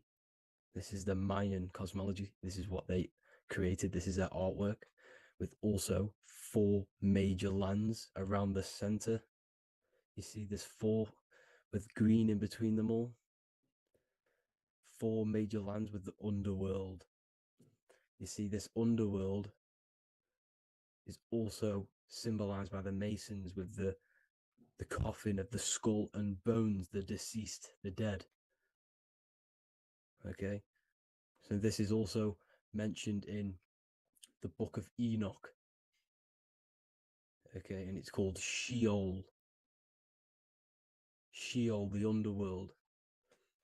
Okay, and in the book of Enoch, it says all spirits of the dead go to these hollow places, that they'll wait until their appointed time of judgment.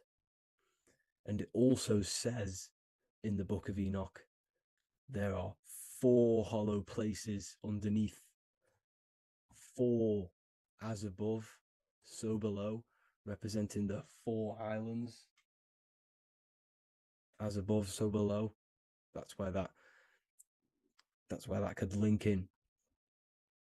Okay. The Book of Enoch is very important because it was found in a cave thousands of years ago. And there's a lot of truths about this realm and about this world we live in. So let's go back to the Mayan cosmology. So the ancient cosmology, they all must have had some sort of communication. They must all be in peace, at peace with each other, because all of their cosmologies link together. See, the Greek, Babylonian, Indian, Celtic. Okay, they're all linked in together. They all knew that they were in an enclosed system with an underworld and obviously a firmament. Okay, so this is what they all knew. They all must have had some sort of communication. They were a lot more advanced than us. They knew the center of the realm. Okay, and obviously the United Nations flag also symbolizes their center. You see how it has like a grid with a circle around the center. It's symbolizing that center of the realm because that center of Earth is so important. The United Nations flag, all have it. See, some different ones all have that circle around the center. Because the center is the seed. All things come from a center. So the torus field is so important because it is the spark of life. It's the building blocks of the universe, this creation. Because all things have a torus field. Just like an apple with what's in the center of an apple, a seed. Because the center is where the energies hold, is where the energies meet. And it creates that spark of life. Just like your heart is the center of your body. And it has an electromagnetic field. Because the center, all things come from the center. So this is why the North Pole is so important. Because this is why it's so important. Because this is where the creation sparked from. The center. This is where the most electromagnetic energy is stored. So this is why the northern lights come from the center. It's electromagnetic energy. This is what the northern lights are. It's being emitted from this black hole in the center. Okay? And obviously what else is on the center? Polaris. Polaris is the center star. Okay, so the center star is what sits on top of this North Pole, Polaris, because it's a pole of electromagnetic energy symbolized as a black rock, a black hole, pole. You see, because all creation comes from void. Light is born from darkness. Without light, darkness can't be born from light. You see, but light can be born from darkness. This is why darkness is so important. And this is why there's a black hole in the center of our realm, like the black sun. The black sun, the Polaris star, the North Star. You see, so this is this North Pole, Polaris. This is what they're talking about. And this is why compasses are an 8-pointed star, because Polaris is symbolized as an 8-pointed star. This is where a compass will point you to. It will point you to that center.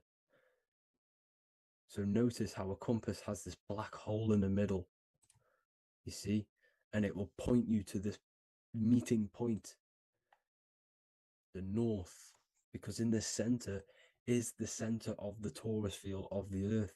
This is where the most electromagnetic energy is. You see, everything gets sucked into the black hole. Okay, this whole reality is being projected from that center point, just like your eyes suck in light. It's a black hole. Your eyes suck in the light of this light being emitted from this center place, this electromagnetic energy at the center, which is the seed of everything, of everyone. You see, just like an apple has the seed in the center in darkness, because in the center of the apple, it's dark. It's black. It's pitch black. But that's where the seeds are. That's where the life is. But Polaris is so important because it's that center star which lines up. It is the pole, it's the top of the pole of the torus field. So Polaris would be here at the very, very top. And this is where the compasses point you to. And this is why the star of Ishtar, the 8-pointed star of the Sumerians, also talked about this 8-pointed star, and it's called the star of Ishtar. Okay, and who is Ishtar? Ishtar is the goddess. Okay, so she's not a male, she's a female, because every creation is brought through a female, a womb. Every single human on earth is brought through the womb, the sacred feminine energy. And the womb is pure darkness.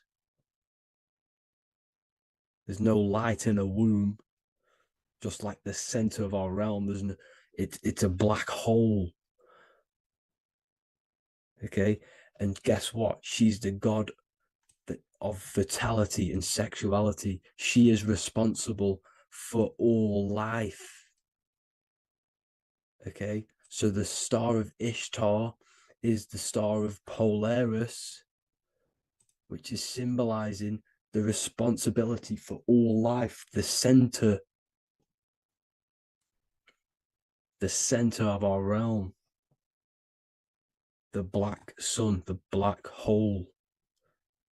Okay, so this is what that god of Ishtar of the Sumerians is talking about, the goddess, the womb, the seed of creation.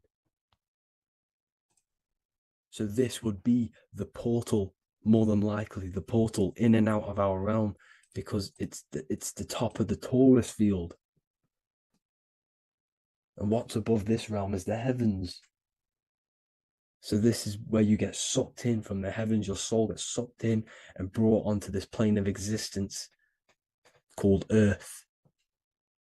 These are some space NASA symbols. Look how much Polaris symbolism there is. And notice how it's at the center. You see this circle? This is like a half circle. And at the center is an 8-pointed star of Ishtar. It's the same thing. It's Polaris. It's at the center. And notice on some of these, look, this one is a bear holding the key and an arrow pointing to the Polaris star, so that they hold the key to Polaris. Another one with like a demon holding a key to the what? Polaris on top of him. Also an eagle, which is a Masonic symbol.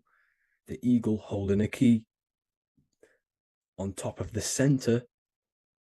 You see, and notice how there's an arrow going up to the Polaris and an arrow down, as above, so below, to Earth. So you can go out to Earth, out of Earth, and into Earth through Polaris. And the eagle holds the key. You see? The eagle holds the key, just like this. This demon dragon holds the key to Polaris. And look at this one, Earth, with an arrow up to Polaris, an 8-pointed star. So Polaris is more than likely that portal which the Anunnaki used, the Sumerian gods used, because the Anunnaki symbol is also an 8-pointed star. Okay? And like I said, that center is the seed of creation. The center is the black hole. Okay, just like your pineal gland is at the center of your brain. The pineal gland is at the center of your brain. And that's what connects you to that spirit realm, to the source. That's it for this video, guys. Thank you all for tuning in. I hope you all learned something today. Please leave a like, a comment, and please subscribe to the channel for more content. God bless you all.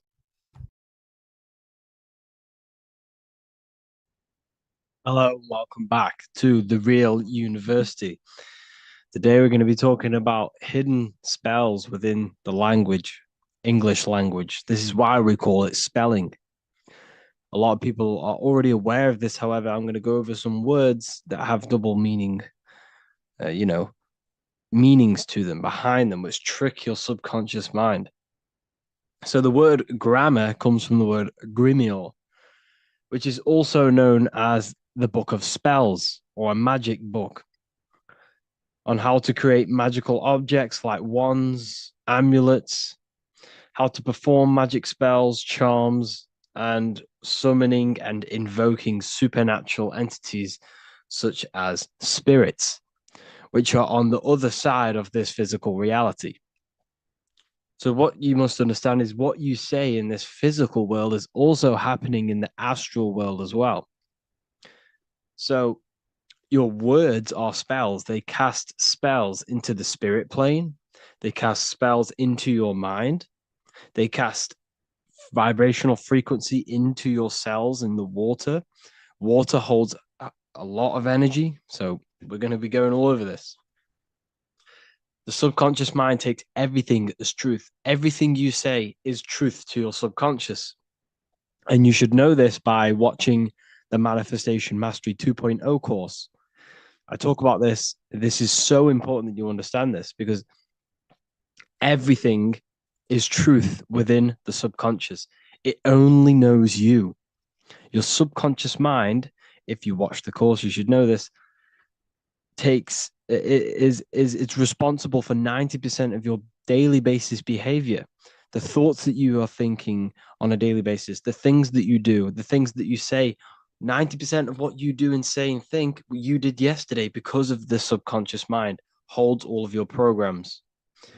What you say is molding your mind.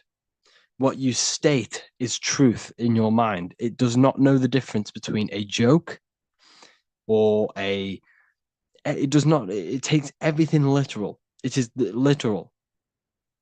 Your mind is this manifesting supercomputer. And whatever you say into it, it says that is what I want. So whatever you tell your mind, that is what you'll have. That is what you'll believe. So every word you say is truth within the subconscious. So this is why double meaning words have an effect on your subconscious. And this is why I'm raising awareness here. So talking is a tall king. You are either a tall king by talking, by using your words wisely, or you're a small king because you create big or you destroy yourself with your words. So talking is Phoenician. This is phonetics. So this is etymology is when you take the root words, but phonetic etymology is when you take the sound of the word. So talk and tour are the same because when you talk, you're creating sound waves, which is a form of a light wave. And when light waves expand in all directions, it creates a torus field. And everything is torus fields. So if you affect one torus field, it affects every torus field in creation, as above, so below. So what you say is affecting the torus fields around you in your body. You are made out of these torus fields. This is why talking is torusing. You're creating light waves, sound waves, and you are permeating creation. And this is why the Bible tells you the tongue has the power of life and death, and those who love it will eat its fruit. So the tongue is what creates these sound waves that we are producing when we talk or speak. Okay? So this is what we are essentially doing, creating sound waves. And these waves are vibrating and they affect the cells in our body and everything. This is why words are swords. This is why the word is within sword. They are swords. They cut. They damage. Because frequency is the only thing that can penetrate you without your consent. In the very beginning, the Bible, John 1:1, it says, in the beginning was the Word, and the Word was with God. This is obviously a metaphor. There was no spoken word out of a spoken mouth. It's basically saying God created the world with the use of cymatic frequencies, sound waves. Everything is sound waves, and this is observable. Geometry is the geometric shapes you see in the nature, like petals, how they're all perfect stars or five-pointed stars or the Fibonacci sequence. This is all an effect of vibrational frequencies. It's all cymatics. Everything is created out of sound. Sound is the creation of the universe. So this is how powerful words are. It's a cymatic frequency. Hello. Hell. When you say hello, you're subconsciously implanting hell into your mind and the people around you's mind. This is why it's casting a spell. Even though you may pick up on it, but your subconscious picks up hell. That is what you're picking up. And that word holds a frequency. The word hell, when you hear the word or see the word, activates thoughts within your subconscious. It activates, it stimulates it. What is everything that resembles hell in your mind? But that goes on within the subconscious without you realizing. Bless. When I bless you, I'm actually saying be less. So you're not blessing someone. You're saying be less. Appreciate. Appreciate. Weekend is when you're weakened. You see, they've casted spells on our cycle of life. The weekend is when you're weekend. You are weakened from the weekdays, when the working days are the weekdays, and the weekend is when you're weakened and you rest. Because in the days, you are in physical or emotional shock, unable to think or react properly. This is the days you're in. You're in a daze in the weekdays. See?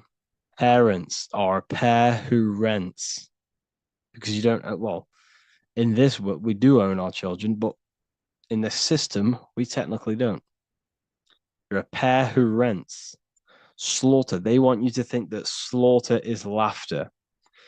You see how it's implanting messages in your subconscious to make these things okay? They want you to think slaughtering is okay, so they put the word laughter in slaughter. I'm telling you, people, the people who made this language are satanic. They are witch. These people are wizards. We're getting ran by wizards, dark occultists, and wizards. That is who we're getting ran by. And they've been running for thousands of years, and they know exactly what they're doing. They've covered all aspects. They've covered the language, the frequencies, the music, the food, the water. They control everything. In every aspect of your life, they have some part in it. And it's all occult knowledge through magic. It's all magic. It's all a form of magic. Awake. Awake is an event where the family and friends of a deceased gather before the funeral. That's awake. Why are we talking? Why is the word funeral? Why is death associated with being awake? See how they are planting subconscious messages in you. They want you to feel death. They want you to be the low vibration. And it's the same with mourning. Mourning is an expression of sorrow for someone's death. They're always associating death because these people they're running a death cult. It's a death cult. It's a satanic cult. A job is Hebrew for prosecution. Soldier is a soul dyer. If you go into the army, you're a soul dyer that they just use your soul to die. And then you just wasted your time in physical incarnation. Because you never die. You will never, ever die. Ever. You're eternal. You never, ever die. This body is just a suit. So you're a soul dyer if you go in the soul, if you're a soldier. SOL means soul or sun, because the sun is a soul. Music. So we say music. See, MEU sick. Music. See how it's me, you sick? Music. Me, you sick, because music is frequency, and frequency penetrates your body without your consent. The music we listen to today is making people sick, mentally, emotionally, and physically. What you hear, what you see, goes into the mind, it goes into the body and the spirit. It destroys you. It's hypnotism. Music is hypnotic. It's a form of hypnosis. When you listen to music and you can't think. You can't think. It makes your body move without you even being conscious of it. It's hypnosis. It makes you sick. The right music is good, don't get me wrong, but the music they use today is making you, me and you, sick. And that's another one. When we say things are sick, oh, that's really good. So we say sick. It's another spell that you're casting. You're calling yourself sick. Your subconscious mind doesn't know the difference. You're calling yourself sick, ill. Spellcasters will often use the word abracadabra when spellcasting. This is because the word abracadabra in magic means I create when I speak. Every word you say is molding your mind in some form of way. Not only is it molding your mind, you're casting frequency. You're producing frequency, light waves, sound waves into the ether around you. Okay. This is another good one. Look at the 5 vowels. A, E, I, O, U. They tell you to speak it in this order as well. They teach you this order, this exact order. A, E, I, O, U. I, O, U. Subconscious spell on yourself without you even realizing it. It's a subliminal message that you will not realize, but your subconscious will pick up. We are taught to speak them in the specific arrangement because the last 3 letters have a double meaning. You were never taught how the history of money, how it works, and how to obtain it, because your role in this system is to remain a slave. So they teach you this, A-E-I-O-U, and they do that when you are very, very, very young, because since the age of 7, so from 0 to 7, that is when your subconscious mind is wide open. So when a baby, why do you think they pick up on everything you do? If you say one thing, the next day they're saying it. It's because their subconscious is wide open to programs. Why? Because they're trying to learn what this world is. So their subconscious mind is wide open, taking in everything that you do, everything you say, your body language, the way you handle yourself, the way you talk to other people. They're taking in every little thing you say and do, and making that a program so they can understand this world and the people around them. And at the age of 7, that is when their programs are written for life, and they will basically go off then for the rest of their lives. This is why it's important to look after what you do in front of your children, not just what you say, your body language, the things you eat. They pick up on everything. They're trying to make a sense of the world. From the age of 0 to 7 in school, you learn this. I-O-U. It belittles you. You own nothing. No one has right over you. This should not be real. There should be no government. We should not have. No one should be over you. Everyone is equal. Everyone is the I. Everyone is God manifested. So we don't owe anyone anything, but it's a spell in your subconscious. Signature. Sign your nature. Sig is sigil. A sigil is a magic. Is a is a symbol used for magic. A sigil nature. So your signature is your sigil, and when you sign that, it gives mental power over you.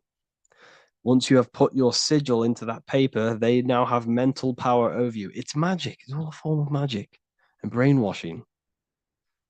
Okay, when we say the word we're saying we're trying to use God to manifest that. Okay, because the comes from theo in Greek, which means God.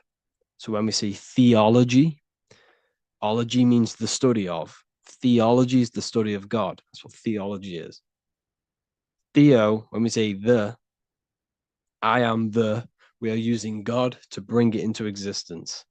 God is the I am. The I behind you, the I am, that's God. That's what manifested everything in your life. Everything in your life, that invisible creator inside of you has manifested everything you physically see. You are the invisible architecture, the invisible artist behind your life. The I, that's God. The only one. So when we use the word I am, this is how to bring the power to yourself. When we say I am strong, I am wealthy, I am free, I am financially free. When we say this, that I am, this is when we are bringing, we are directing vibrational frequency into our own being, into our own magnetic field, and into our own life. This is how we direct vibrational frequency and direct our word. So when we say I am directing my frequency into myself to manifest something external. Also known as the chi or the prana. It's just basically your magnetic energy. So speaking has the ability to change your genes and DNA expressions. When we listen to affirmations over and over and say them over and over for a long period of time, your genes will change. And your genes are a code for your external world, pretty much. Anything that is written in your genes will manifest into your external world. Okay. All of this is just done by your intentions, thoughts, and what you say. And if you think this is a conspiracy theory was a term invented by the CIA to discredit, confuse, ridicule, and disqualify any alternative information that contradicted the mainstream narrative. That's what a conspiracy theory was. It was created by the CIA for any belief that went against their mainstream narrative. Hollywood, the biggest spellcasting scheme cult in the world. Hollywood. I'm going to make a whole lecture on this. Hollywood is holy wood, which comes from a holly tree, which the ancient Phoenicians and magicians used to take the holy wood, it was called holy wood because it was the best wood to make wands out of and cast spells. That's why they get their name. And what is the films? All the films, all the music that comes out of Hollywood, it's all a form of magic, subconscious spells to fill your mind with ideology, fill your mind with this narrative. That's what they're doing through the movies and the music. Anyways, I hope you like this lecture.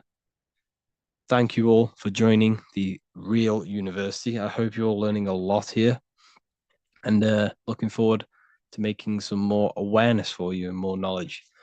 Have an amazing day, people. There's an ancient symbol hidden in plain sight, one that holds the key to transformation, power, and unlocking your true potential. It's been used for centuries by mystics, rulers, and even modern science, but almost no one understands its true meaning. Once you do, it will change the way you see yourself and the world forever. Stay with me, because this could be the key to your own awakening. The symbol of the snake, or the serpent, is a very powerful symbol that refers to something within you, that we all are on this journey. So first of all, we see this symbol in ancient Egypt on the top of the pharaoh's head. We also see this with Buddha, with the snake on top of the Buddha's head and below. We also see this in Rome, with the Roman god Mercury holding the staff with the snake. We see this in Adam and Eve's story with the snake tempting Eve. We even see this today on the medical facility. What does this mean? Why is this symbol being used for thousands and thousands and thousands of years? It has a very deep esoteric meaning. We see this in the caduceus staff, and we even see the snake representing the kundalini. What does the snake actually mean? A lot of people think it represents the kundalini, which it does. However, there's a deeper interpretation of this symbol, and it goes very far beneath the surface of what the snake actually represents. Okay? So first of all, when looking at symbols, we need to observe what the snake does in nature. The serpent sheds its skin. The serpent shedding its skin is a sacred symbol of an inner transformation. It transforms from its old self to a new self. It sheds layers of itself. As the snake discards its old exterior, it mirrors our own journey of realizing outdated beliefs and patterns, paving the way for a renewed, authentic self on the esoteric path of awakening. Essentially, it represents transformation, but not transformation of our physical bodies, transformation of our inner world. Now, this is where things get a little bit tricky and you may become a little bit confused, but I'm going to make this very clear for you. The snake symbol, or any symbol, can be used for different contexts. For example, the kundalini.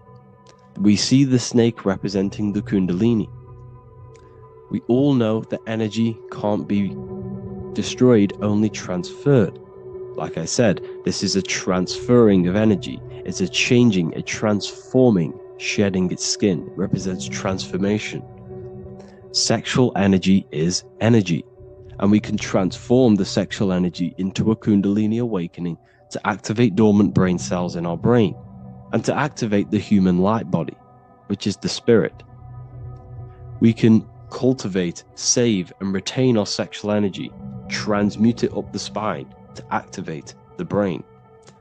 This is a symbol of transformation, of energy in this context. However, when we go to the emergency services, this does not mean the same thing as the Kundalini. The snake in this context represents transformation of health. When we are picked up by the emergency services, we are looking for a transformation. We are unwell and now we need to transform to well-being. This is why they use this symbol. It represents transformation, especially with the pole and the snake climbing. It's climbing, it's transforming from the bottom to the top, shedding its skin, shedding old layers, transformation. We see this in the Bible with the snake tempting Eve to eat the apple of the tree of knowledge of good and evil. Well, what does this mean? Where's the transformation in this? Well, this is a very hidden one. The transformation takes place in Adam and Eve's consciousness and their mind. They go from a pure, whole state of consciousness, from being tempted by the snake, and they eat it and they transform into knowing the good and evil, into the dualistic ways of thinking and the dualistic meaning of this world. Let me rephrase that. They understand the dualism of this world, and they now understand the two good and bad ways of thinking. They know the knowledge of good and evil, of duality. They shifted from a whole state of consciousness into their consciousness being split into good and evil. This represents the journey of every single soul that incarnates into this world, including yourself. When you were a child, you were whole. You had no understanding of good and evil. But as you grew older, you eaten the fruit. You grew to understand the knowledge of good and evil. Your consciousness split from a whole into a separate and divided way of thinking and divided understanding of the world. We suppressed aspects of ourselves to fit in with society norms. And we just limited ourselves with limiting belief systems. We knew the knowledge of good and evil. Our consciousness split from a whole state. This is what Adam and Eve is symbolic of. We see this with the Roman god Mercury, with the snake. Mercury represents intellect, communication. He's always flying in the air, which represents the air, the mind, the intellect. He's holding the snake to represent transformation of the mind. This is what we call mental alchemy, turning base metals into gold, turning the unenlightened aspects of our mind into enlightened ones, turning our negativity into power and control. We see this with Buddha, and Buddha is all to do with transformation of the inner world, transformation of the mind and the soul and the emotions. And it also represents the Kundalini. We see this in ancient Egypt. We always see the snake on the head, representing the place where the third eye is, representing the intellect or the mind's eye, the third eye, whatever you want to call it. This is the place of the invisible intelligence within us. This is our mind or intellect. And this is the transmutation of the mind. This is why the snake is on the head, representing the transformation of the mind, going from the unenlightened into the enlightened, going from the uncontrolled to the controlled mind, so that we can control the very fabric of reality. I've kind of just given that away. Why is this important? Humans are creators. We're the architects of creation, endowed with the divine power to channel the fourth dimension, which is the imagination, into reality. Each thought and intention is a seed.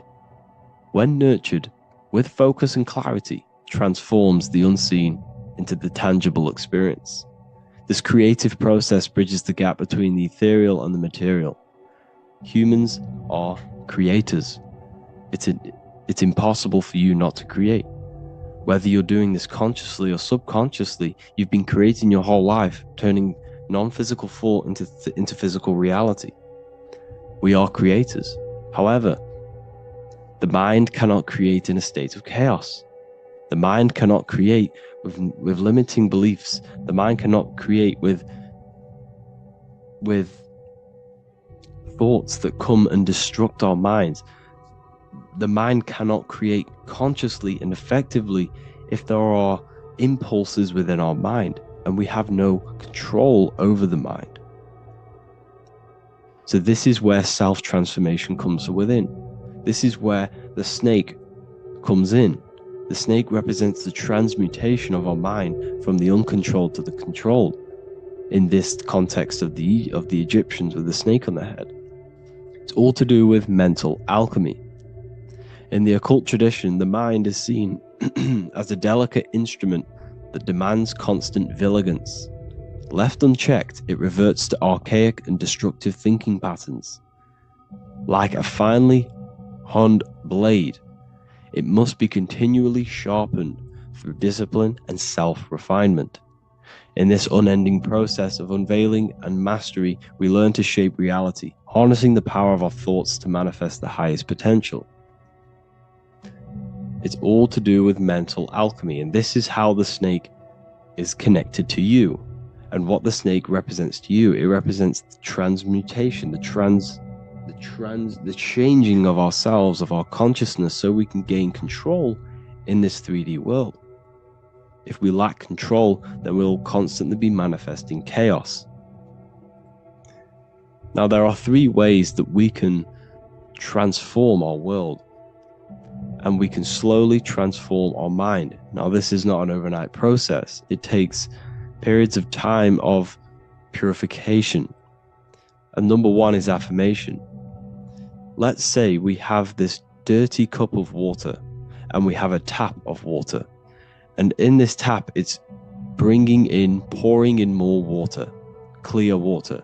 Over time, if I keep pouring clear water into this cup, it's going to slowly purify this cup. And then in the end, it will look like the cup on the right. It's the same with your mind. The cup represents the limiting beliefs, the negative thoughts, the negative mind, the uncontrolled mind. But if we keep repeating affirmations over and over and over again, such as I am disciplined, I am powerful, I am limitless.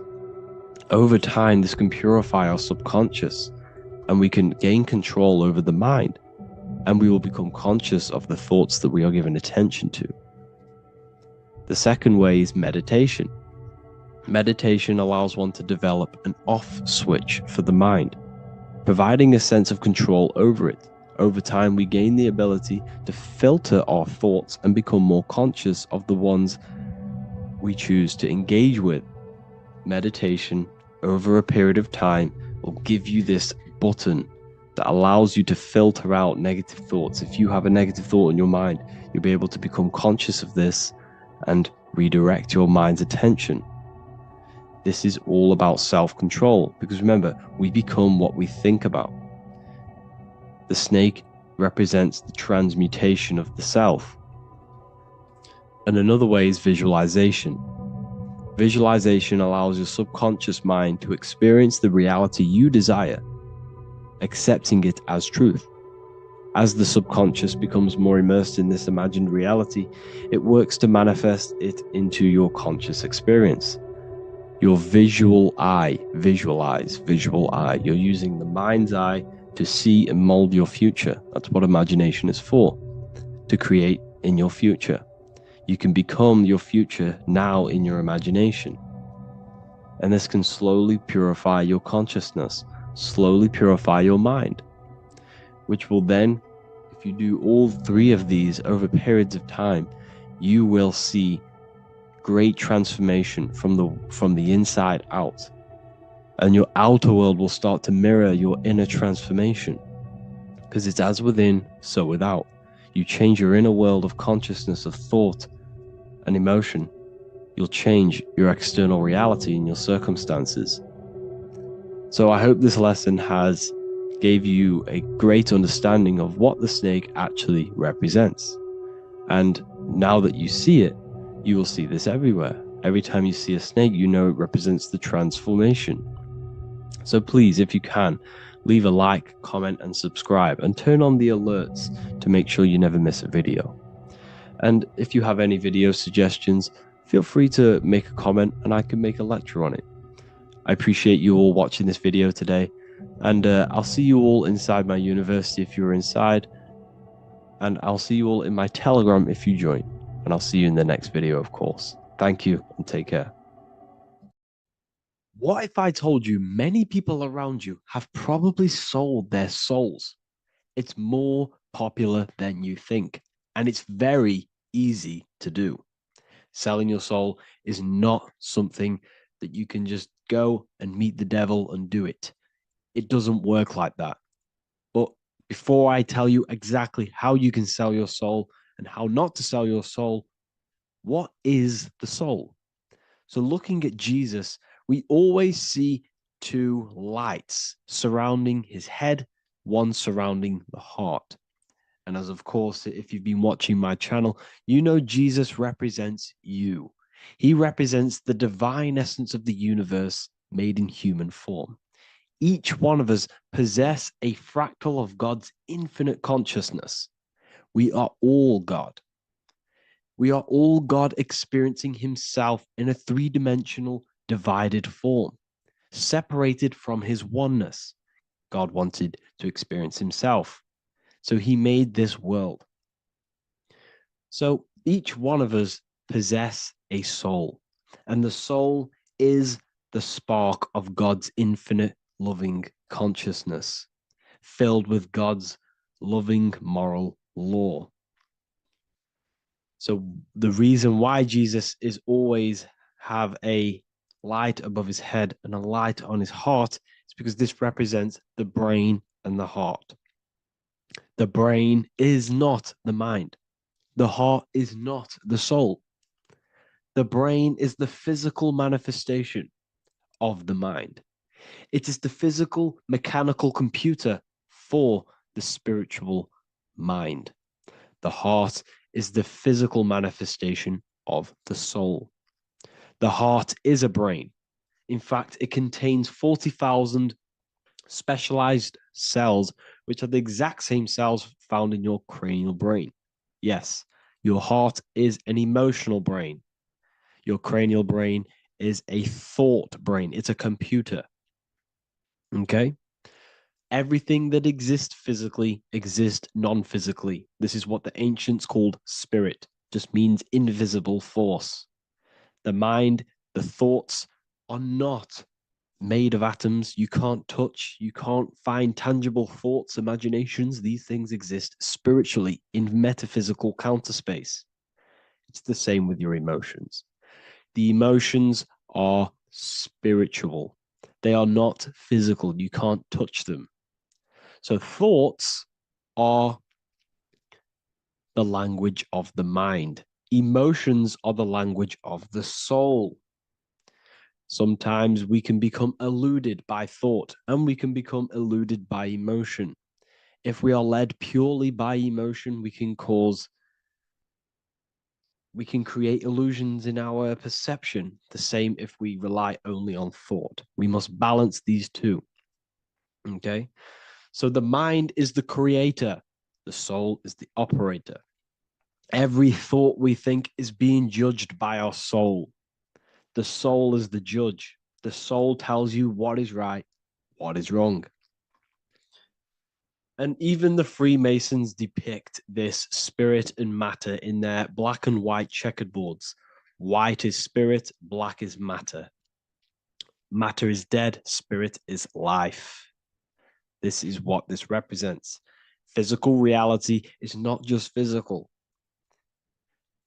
For every physical object, for every physical manifestation, there is a spiritual force bringing it into existence. Consciousness brings everything into existence. Before you kick a football, there is a change in your inner consciousness before you take that action of kicking the football. Everything exists in spirit before matter. You existed in spirit before you were physical. We also see this in alchemical Freemasonic artwork. This represents the clouds. This is the mind. This is the heavens. And then coming down into the heart, which represents the earth. The light entering the mind into the heart, because every thought we think is being judged by the heart. The heart speaks to you through emotion. The soul speaks to you through emotion. Every thought you think, your heart is telling you that is right, or it's telling you that is wrong. Why? Why is this? Emotions can guide us, okay? Emotions are the language of our soul. Our soul guides us to our soul purpose. Each one of us contains a purpose in this physical life. There is a reason you are alive. There is a reason why you came from spirit into a material reality. Your jealousy reveals where you need to be in life. If you are jealous of someone, this is your soul saying you need to be there. That's where you need to be. Your fear reveals your greatest growth in order for you to reach your life's purpose. If you fear something, this is your soul telling you you need to overcome this in order to reach your life purpose. This is the next obstacle. The soul, your life purpose is not found in your passion. It's found on the other side of your greatest fear. The soul's always seeking, it's always seeking truth. It's always seeking to expand, to learn. The soul must go through pain in order to overcome, in order to grow. That's why we are here, to grow and expand and create.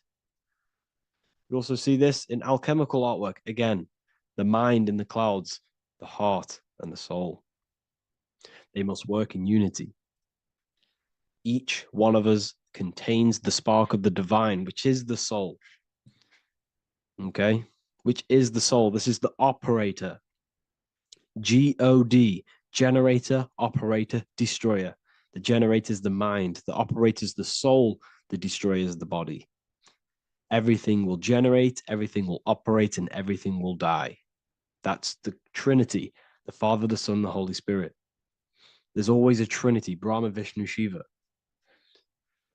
Okay, so each one of us contains God's law, and it's encoded within our consciousness, within our soul, within our heart. That is what's judging everything you do.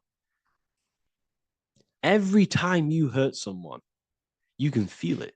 If you've ever punched someone, you can feel it. You know it's wrong.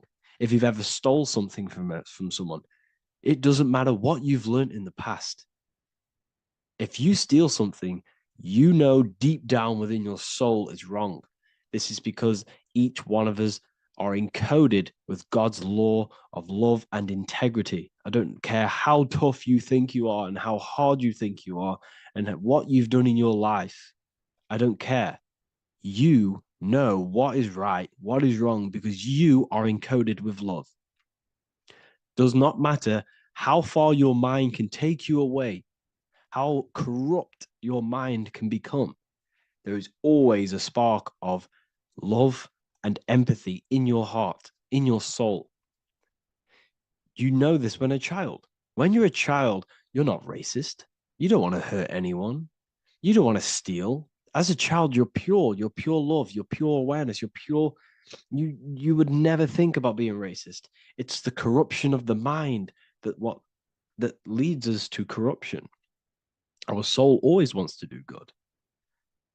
So the soul is encoded with God's law. And when we go against this law, this destroys our body. Yes, because your body is electromagnetic, and that's being casted from your heart. So every time you go against the heart's guidance, moral law, we weaken our electromagnetic field, which weakens our body. If you've ever looked at someone who's very negative, you can see them. You can see that they are aging quicker. You look at Scrooge, for example. If you ever watched Scrooge, look at how corrupt he looks. That's his heart. You can see the people's hearts on their face. People who do negative things and have negative thoughts, negative emotions, you can see it in their eyes and their face. It's because it corrupts you. It corrupts the body. It ages the body. Goodness is life. Okay? So can you sell your soul? You cannot sell your soul physically. But what you can sell is your conscience. What you can go against is that moral law. And you can exchange physical material things such as money, fame, cars, houses, business, in order for you, and you can exchange that to go against your inner dialogue. For example, these rappers, celebrities, what are they doing? They're not selling their soul. You can't sell your soul to some entity on the astral plane. But what you can do, you can take money to say, I'm going to go against my heart. I'm going to go against my inner moral law. I'm going to take that money and I'm going to do something wrong. It's basically going against your soul. It's selling your soul's guidance of moral law. That's what selling your soul is. And that's what these rappers are doing. That's why they're so sad. You know, this is why all these rappers are on drugs, doing all sorts of things to escape, to short-term escape what they've done. They're going against their inner guidance for money. And yes, short-term pleasure may be happy for now, but in the long run, it will leave you feeling voidless because nothing material can ever satisfy your soul. Nothing. You could gain £1 million tomorrow, guaranteed within 2 weeks, you'll be back to the exact same position mentally, emotionally as before, because nothing physical can ever satisfy you. Guaranteed, if you received $1 million in, yes, if you received $1 million now, in a week's time, you'd be hunting for the next million because it does not satisfy you. There's a reason why these billionaires don't stop working, because they're so addicted to earning and earning and earning. It doesn't satisfy you. The only way you can satisfy yourself is through Christ consciousness, is through self-love, is through loving thyself, knowing thyself, and becoming balanced internally in consciousness instead of seeking external validation through material things, which end up leaving you feeling voidless, empty inside, and sad and depressed and anxiety. Everyone's looking outside of themselves for validation, when true validation comes from within. True satisfaction, true happiness comes from within, reaching Christ. Christ is a state of being, a state of consciousness that we must cultivate within ourselves so we can live a happy, balanced life. You can have all these material things when you're satisfied inside, but don't rely on them. Me, I enjoy material things, but I don't desire them. I don't chase them. I don't rely on them for happiness, for validation. You can have big cars. You could have your favorite watches. You could have Lamborghinis. Yes, it's fun, but don't let it give you your happiness. As long as you're happy on the inside, it's okay to have these things. You should seek balance with your inner world and outer world. Okay, so this is what they are doing. Rappers, celebrities, actors, Hollywood. This is what they've done. They've exchanged their inner integrity, their inner law, their inner moral compass for exchange for material wealth, fame, money, and cars. That's what they've done. And power. It corrupts you. They slowly corrupt you. So yes, you cannot sell your soul. And if you wish to learn more, I'll see you inside Ethereal University with my community, where we are learning every day to master ourselves, to expand our consciousness. If you want to lucid dream, astral project, master yourself, create the desired reality you want, learn about human consciousness and your full potential, then Ethereal University is for you, and I'll see you inside. The link will be in the description. Thank you for watching.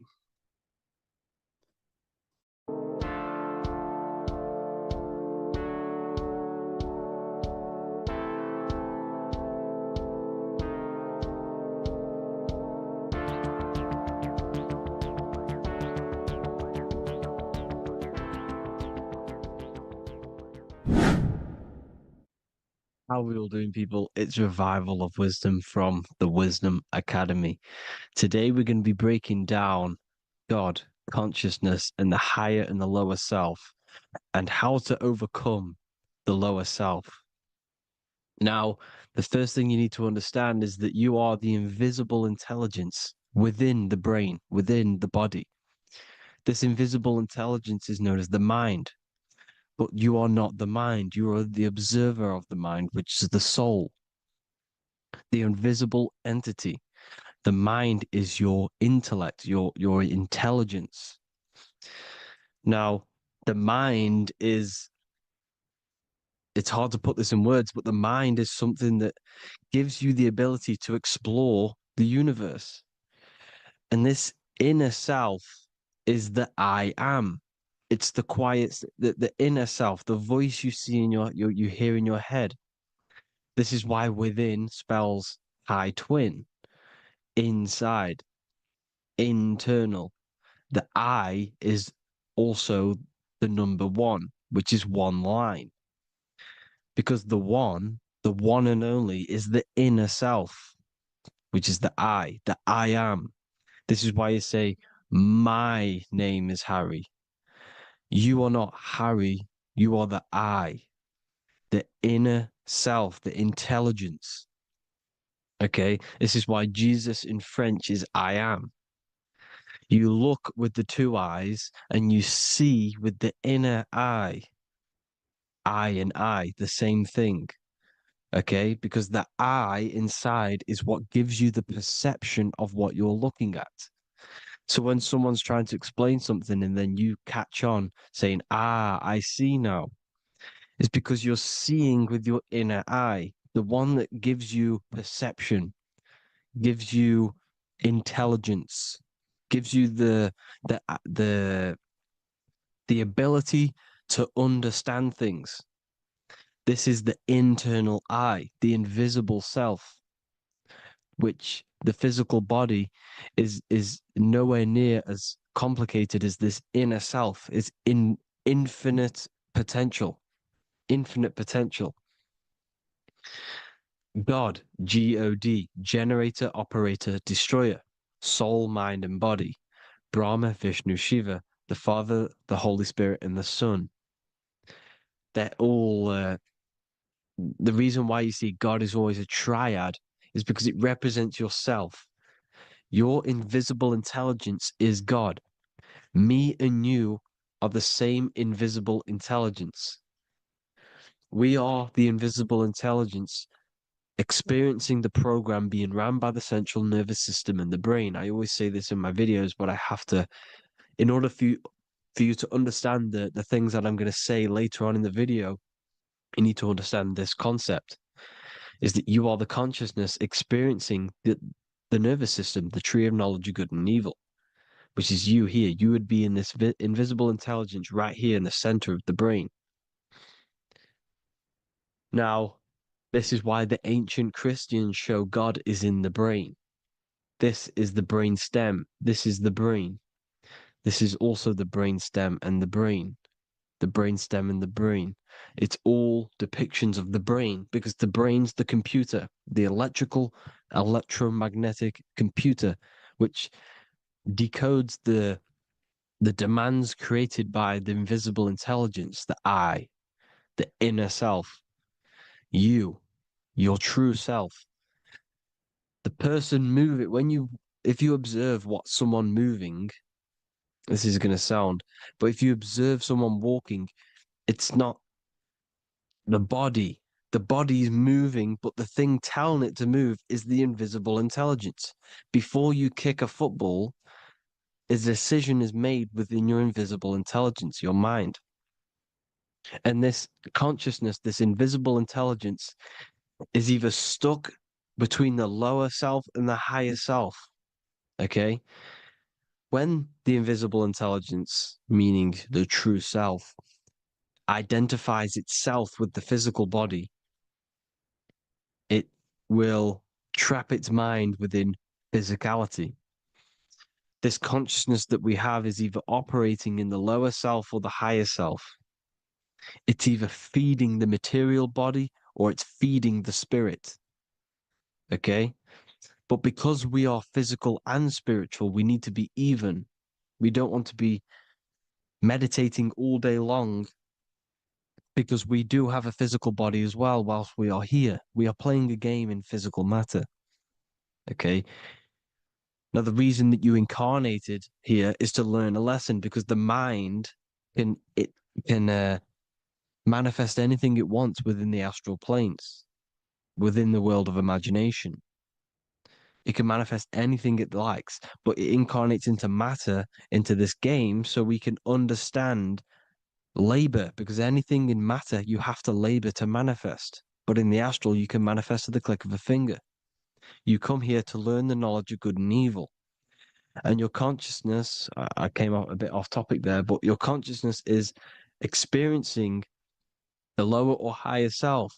The lower self is manifested in the lower parts of the body. Sex, food, and power, the lower three energy centers. These centers are like mini brains. You are literally thinking with these centers. And when your mind is stuck within these lower centers, you'll think. Have you ever heard the term of thinking with your penis, or thinking with your, you know what, as a man? Even females maybe, but mainly this is a boy saying you're thinking with your penis. This is a truth. It's truth in plain sight. You think with these energy centers. When you're living off the lower three centers, all you care about is sex, food, and power. Eating, sleeping, and greed. Power's kind of like greed. Now, when we move up to the higher parts of the body, when we live our life within the higher parts of the body, this is considered heaven. Love, expression, intuition, and wisdom. This is what we need to be aiming to do, moving out of the lower half of the body and living our life within the higher self, the higher parts of the body, thinking with the higher energy centers, thinking with love, expression, intuition, and wisdom, spreading love, expression, intuition, and wisdom to others. Heaven is even. This is why Jesus is pointing at the heart chakra, always pointing at the heart. Earth rearranged his heart, because in earth you're manifested as a physical being. You're in the heart, good and bad. You need to be balanced between the good and bad. Because love can be a demon too. That's a whole nother video, but love can be a demon. Now, the seven chakras are known as the seven seals in the Bible. When the Lamb opened the seventh seal, there was silence in the heaven for about half an hour. This is a verse from the Bible. The Lamb is Aries, which is the higher brain, the cerebrum, the cerebram. Ram, Aries. Because when the Ram opens the seven seals, you enter the kingdom of heaven. Because these chakras seal your invisible intelligence. They seal your true self. You are behind these seven seals, your true invisible self, your true consciousness. Because behind these seven seals, you do not think about anything materialistic. Your intelligence is not material. It's not physical. It's not from the physical world. It does not desire the physical world. The body is the beast. The body's the animal, the lower self, which can corrupt our intelligence. It can corrupt the intelligence. Okay? Now, we need to balance these chakras so that we gain a deeper connection between this intelligence and the brain. Because when there's a strong connection between the brain and the intelligence, your body and the intelligence, you have a strong connection. Therefore, you can manifest what the intelligence is saying at all times. Meaning, when, for example, your higher self, this is intelligence, the higher intelligence is always speaking to you. It's always guiding you. It's always telling you the right thing to do. You can feel it when you're doing something wrong. You can feel that you're doing something wrong, because this higher self, this intelligence knows what it needs to do here.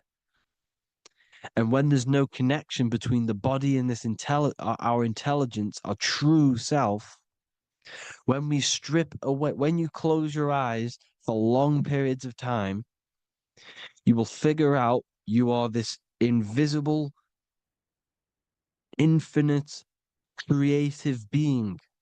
There's no words that I can't describe what it is. But it's the voice inside of your head that you can feel when you close your eyes. You are this being inside of the heaven, because this is heaven, this intelligence. And when there's a strong connection between the body, you can manifest everything it's saying. When everything is balanced, when you're no longer thinking with the lower centers, when they're all balanced, you're not thinking in particular with every center, you balance them all, you can manifest everything it says. Your body will act out what the intelligence is always saying. This is God in the brain, the intelligence, trying to touch Adam, representing the lower self. This is why they're not touching.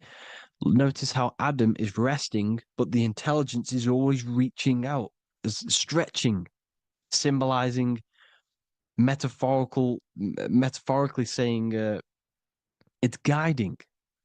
I'm always reaching out. The intelligence, your intelligence is always guiding you. It's always reaching out to you. But Adam is ignorant of it. The lower self is ignorant of it. And that's why he's so relaxed and God is so stretching out. Because at our highest self, that when you think of when you want to better your life, that highest true version of yourself is God. When you're manifesting this, your highest self, this is God. Your truest form, your most perfect form, that is God. Your highest version of yourself, that is God. Emotions are not what you've been taught. Emotions are not something that should be reactive, okay? You should not let the emotion be you, except that you should experience them instead of letting them become you. You need to understand there's a separation in our consciousness. You have the soul, which is the person who is observing your thoughts. When you think a thought, who's the one observing that thought? The soul, you, the I am, the I, the inner self, the one and only. And inside of every single body, inside of me, inside of you watching this video, there is this same intelligence that is inside of me, inside of you. And it's the exact same intelligence, experiencing a different body. And this is what we mean by the universe is mental. We are all sharing the same ball of consciousness in a different body. The animals, the fish, the cells, all expressing this one consciousness. Me and you are the same. This is why the golden rule is treat others like others should be treated, because I am you and you are me in a different body. Now, going back, you need to identify that there's different levels of consciousness: soul, mind, emotion, and body. Okay? Your emotions are on a separate layer than the body, the mind, and the soul. So when you identify there's a difference between all of these, you do not let them become you. You do not let your mind rule you, because your mind can be corrupted. Your soul is the one that is pure good, pure love, but your mind can be corrupted. Okay?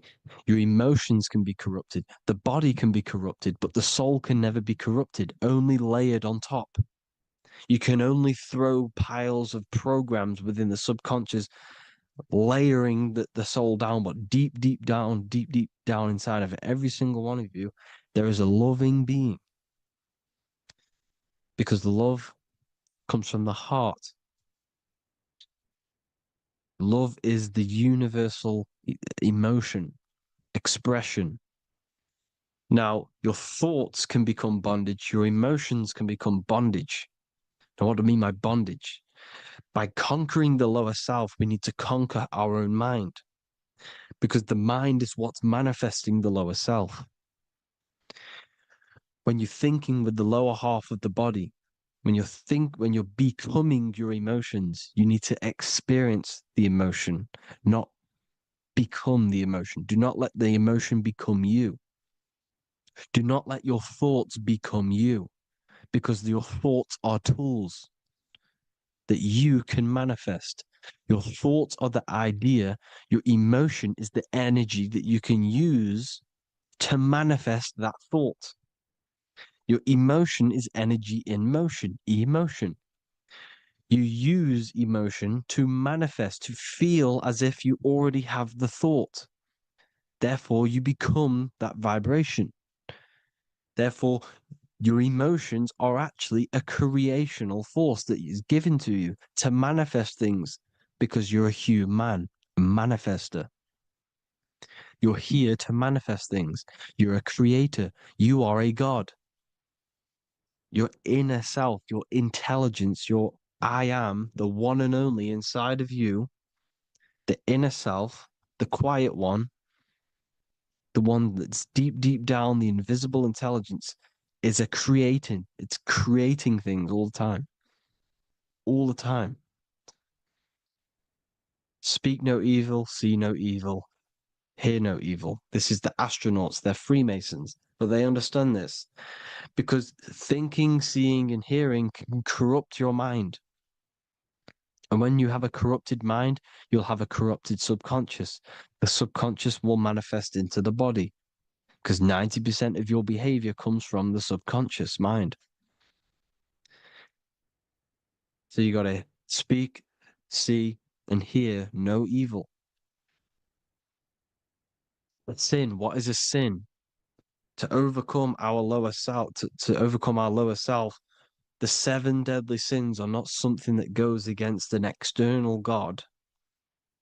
A sin is something that goes against your inner guide, your inner conscience, the inner self that's always speaking to you. It's always telling you the right thing to do. A sin is something that goes against this inner guide. And this is why you can feel something where you can feel you're doing something wrong, because the inner guide is speaking constantly.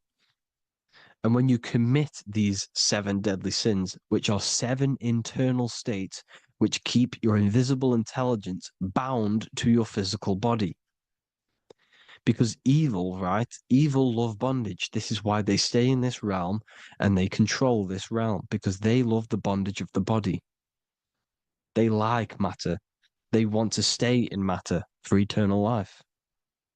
They don't want to ascend back into the heavenly realms where you do not have a physical body. You can explore the universe within the astral planes. They stay bounded to the body, bounded to the 3D construct of the physical world. They have greed, lust, envy, gluttony, wrath, sloth, pride. They want all of this. And if you want that, that's okay. But deep, deep down, you don't want that, because your soul is always telling you the right thing to do. Your soul knows what to do to get out of here. It needs to detach from the external world. Detach from all of these 7 internal states which bound you to your lower self, your lower centers. That's what a sin is. You have a left and right brain. The left brain is always analytic. The right brain is metaphorical. So the right brain is producing a holistic view of reality. Now, what do I mean? And not view, perception. When you see, because your eyes are parts of the brain, so when you look at something and you look, that image is produced in the back of the brain in the visual cortex. And then the right brain produces a perception, a holistic, it breaks down what you're seeing into a holistic image, a holistic perception. So, for example, if you're in a woods, the right brain sees the whole woods as one big woods. The left brain is breaking that perception down into individual trees, branches, and leaves.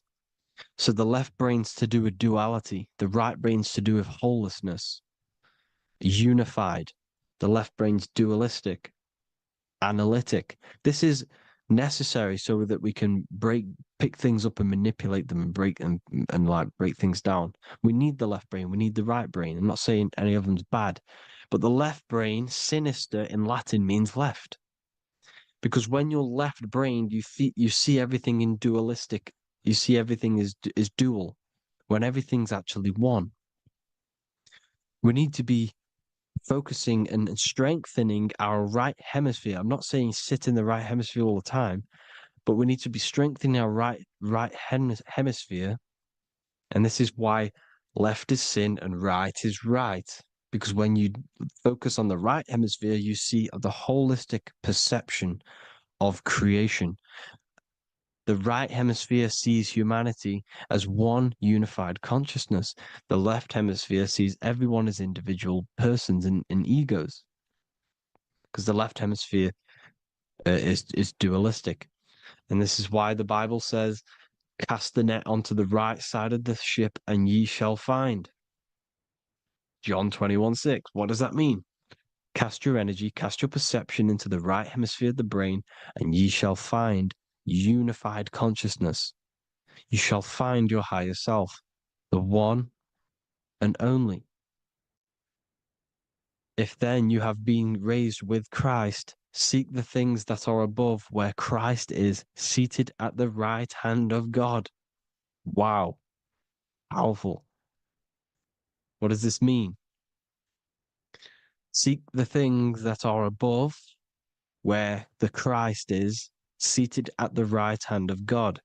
God is your consciousness, your invisible intelligence between the two hemispheres.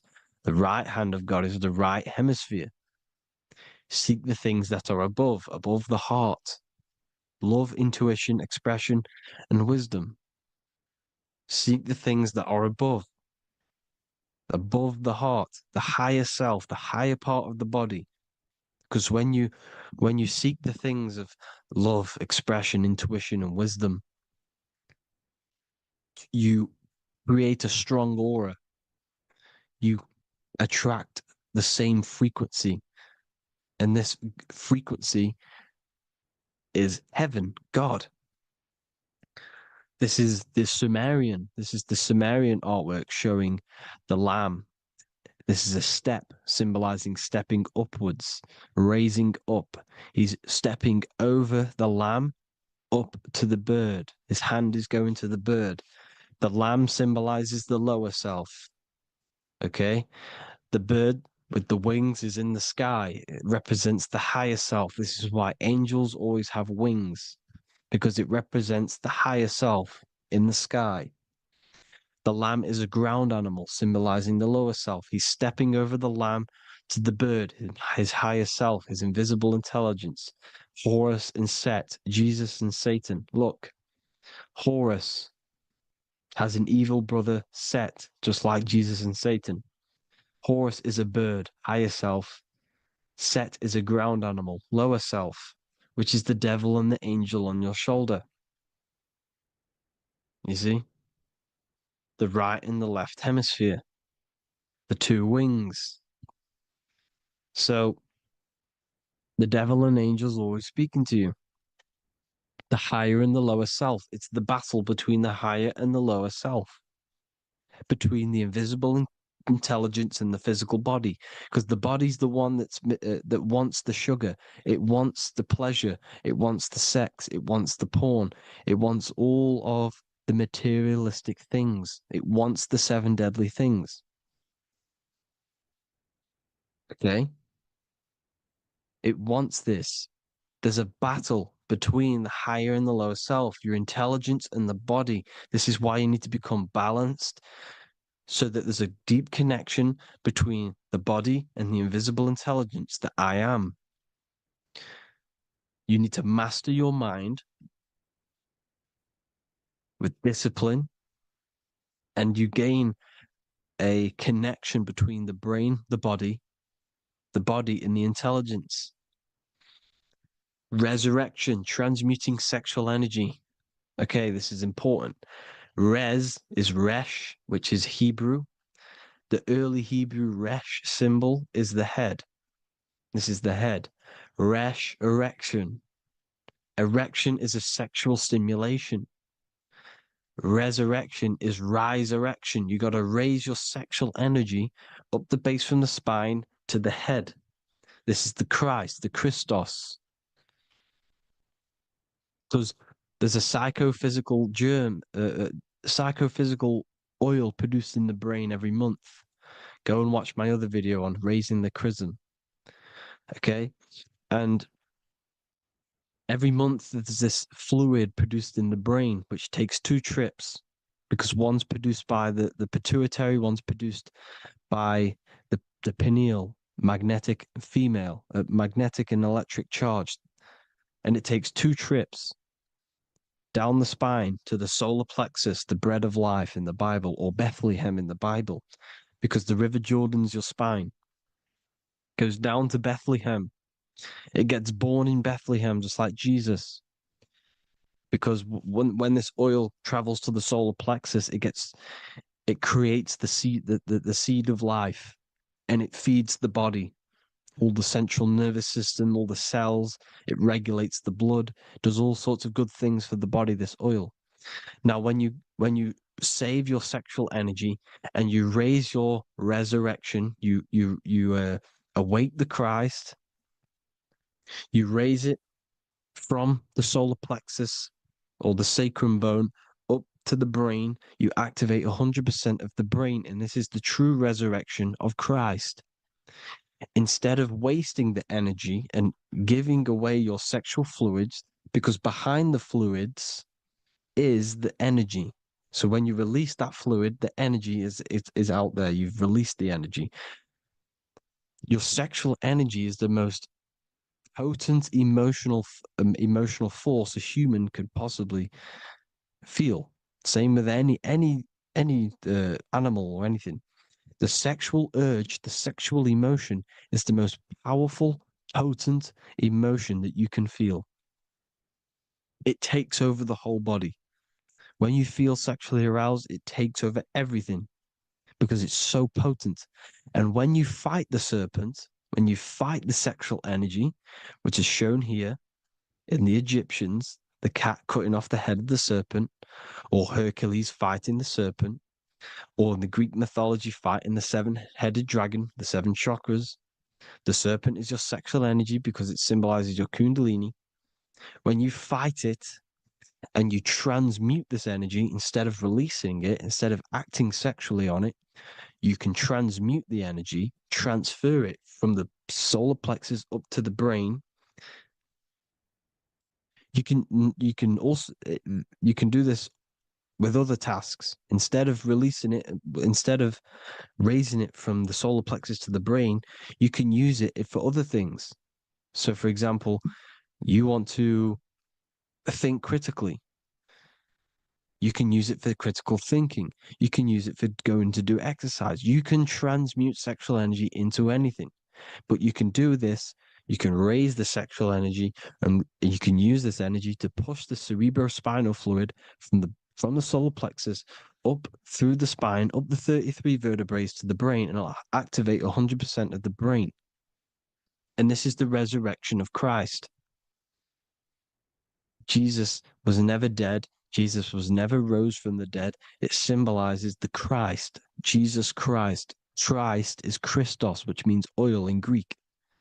The resurrection of the Christ, the Christos, the oil.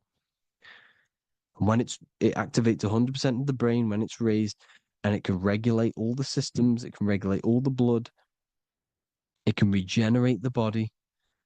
And this is the true Antichrist. They don't want us doing this process. The Antichrist is not against Jesus, it's against the fluid in our body that makes us live hundreds and hundreds of years and makes us live as gods. This is the true resurrection. And when you fight the serpent, you fight your sexual urges, your sexual emotion, the most strong emotion that you could ever feel. You can do this process. And this is the true secret of transmuting sexual energy. Because when you transmute the sexual energy, you can become a god.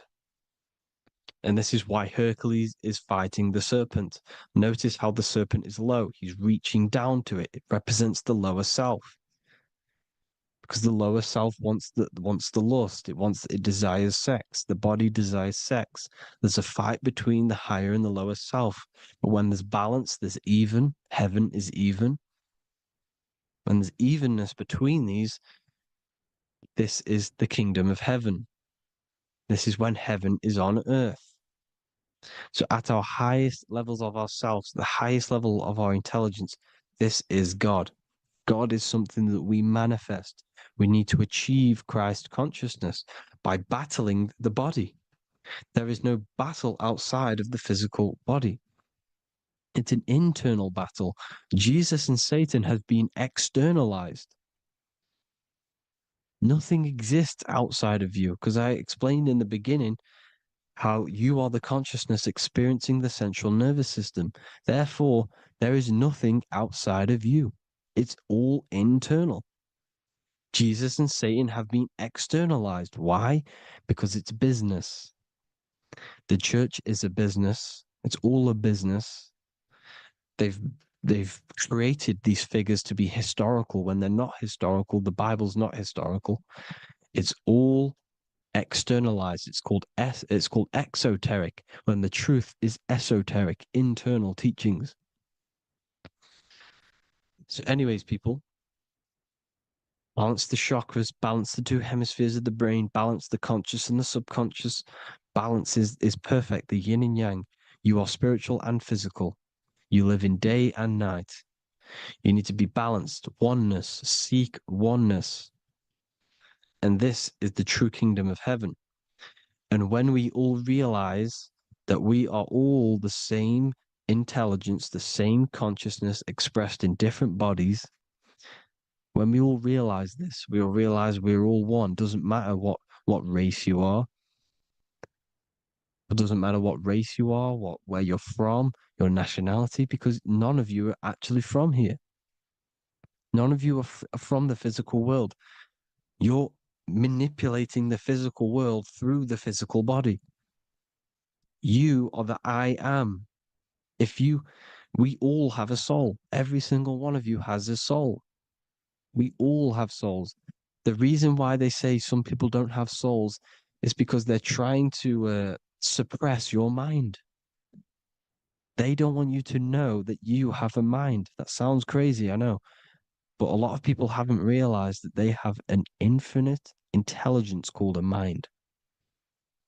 And behind that mind, if you can observe your thoughts, the person who is observing the thoughts, you have a soul. Everyone has a soul. Don't listen to all these people saying some people don't have a soul, some people do. We all have a soul. Every single one of us. So anyway, you need to break the lower nature of yourself. At our highest levels, we are gods. Our intelligence, our universal intelligence, the I am, the intelligence that's inside of the brain, is God. Our minds are being corrupted within believing that you are the body, and the result of this is a society like today, because everyone thinks they're the body, and everyone's living in the lower nature of self, where everyone only cares about themselves. But when we realize we're all one big consciousness ball, we're all the same consciousness expressed in different bodies, there will be peace. So thank you all, people. If you do want to learn more, if you do want to read my book, it's called The Book of Wisdom. I'll put it in the description. It's an amazing book, people. It's going to give you the best understanding possible about creation, yourself, and the world. It's amazing. The Bible, everything. I have just launched a new cymatic library. A friend of mine has just added this to the website. He creates beats, and he creates the purest beats. So they are actually the frequency that it tells you.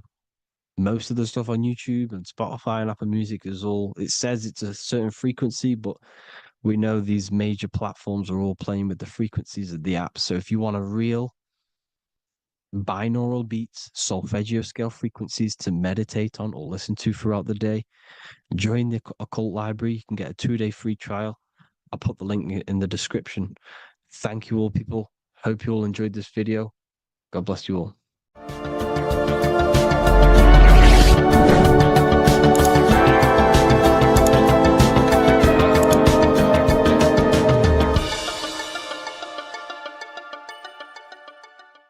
Mentalism, conscious and subconscious mind.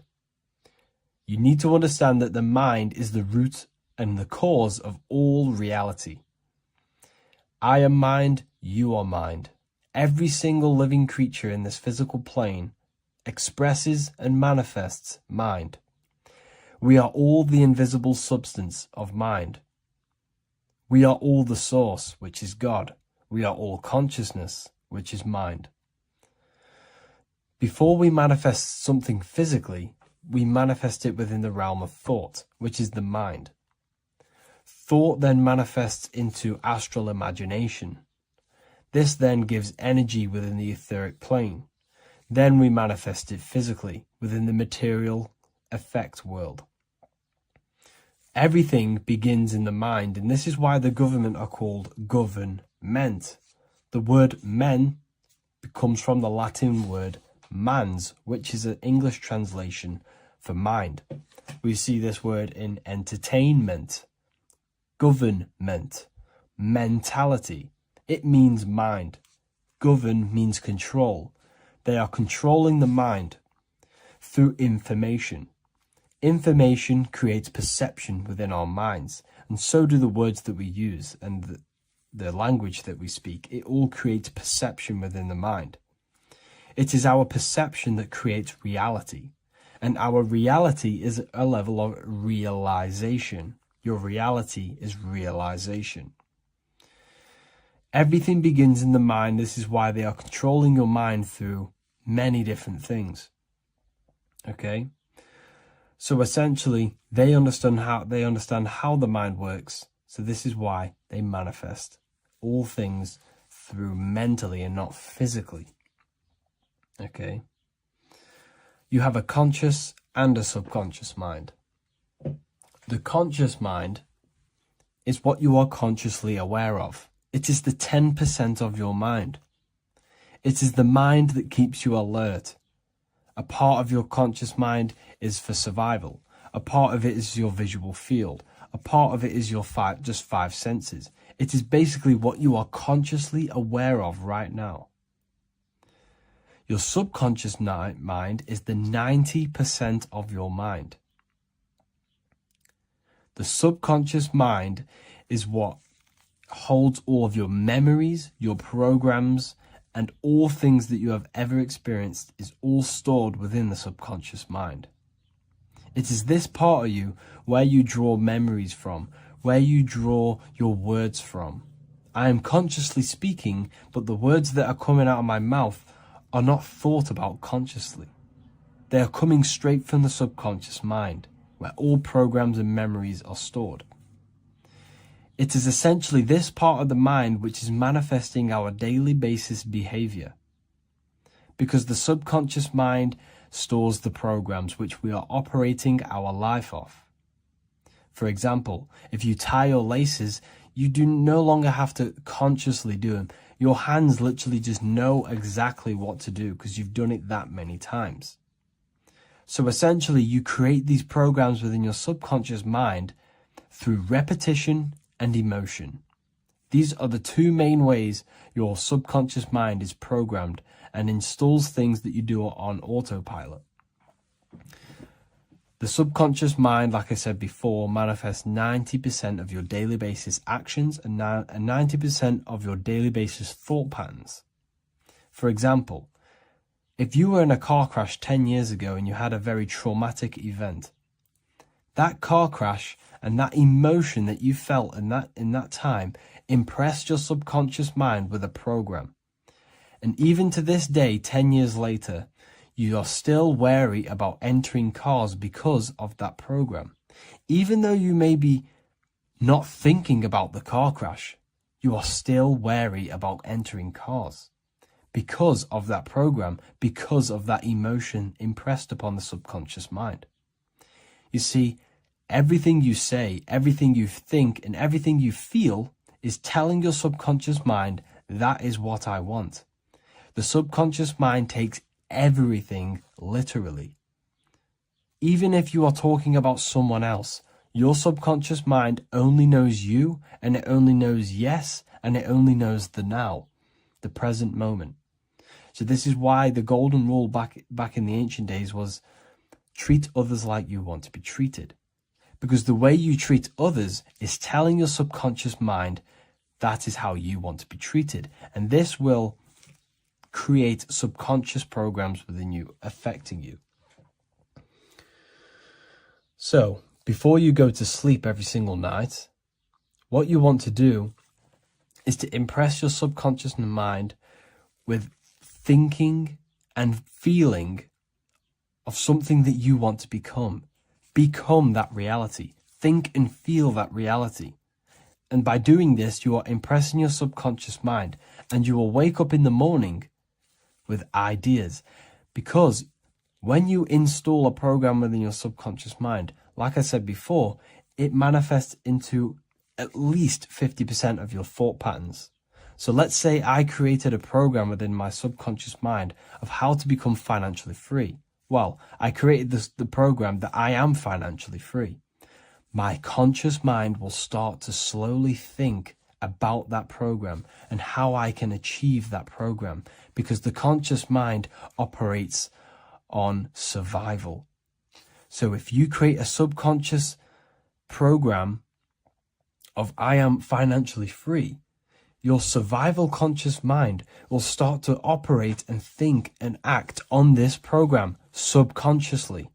You won't even know that you are doing it, but you are. And this is the power of the subconscious mind. You have to reprogram it properly. You have to be careful of the things you think, say, and feel, because all of this is contributing towards molding your subconscious mind, which essentially molds your reality. It draws things to you.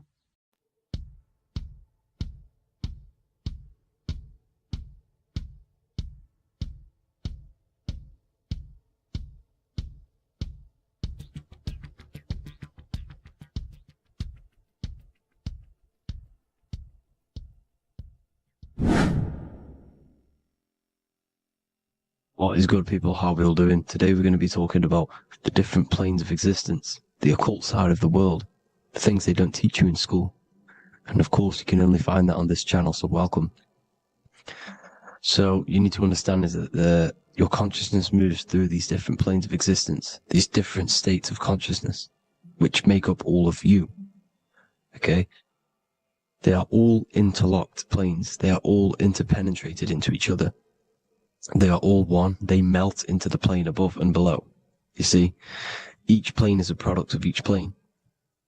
As above, so below. Now, the higher you go, the more fluid, the more dreamy, the less dense it becomes. The lower you go, the more denser it becomes, the more solid it becomes. The lowest plane is the physical plane, which you are obviously aware of. You are inside of the physical plane now. But while you are in this inside of this physical plane, you are indeed inside of all these other bodies which you have not awakened yet. You have to awaken these different bodies. You have these bodies. Okay? It's like a ripple effect. And the center is the most dense, the most solid. This is Earth, heart, the heart of the ripple. And the lower you, the further you go out from the center, the more dreamy, the less fluid, the more fluid, the more less dense it gets until you're one with the all. You see? And this is what it's like. This is what this system is. It's like a ripple effect.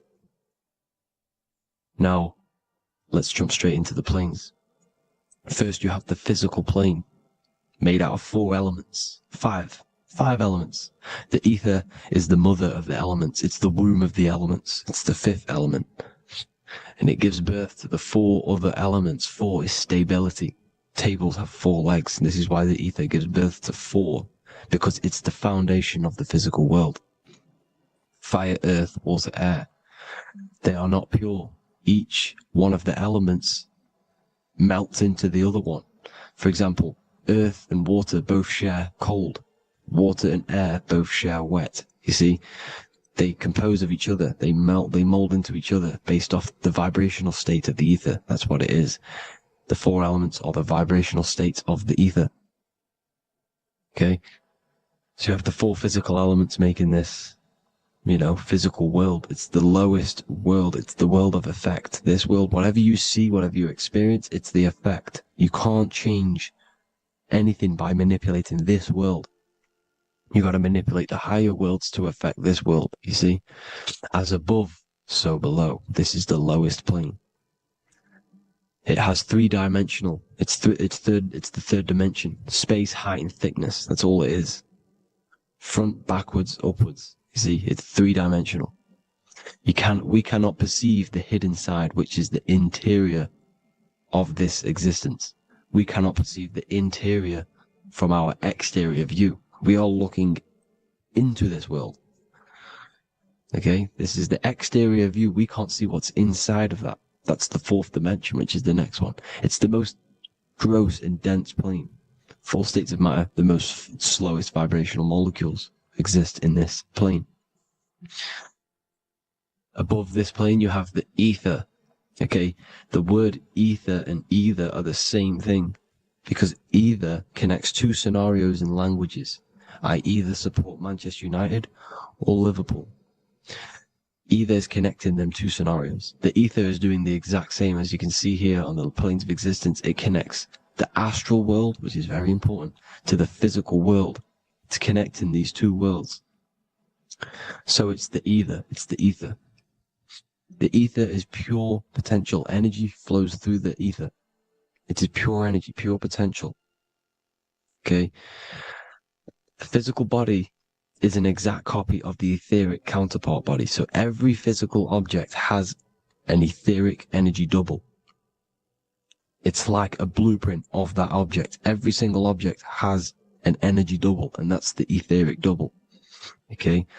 The etheric body determines the shape of our physical body through its lines of force. All through life, it rebuilds and restores the physical body.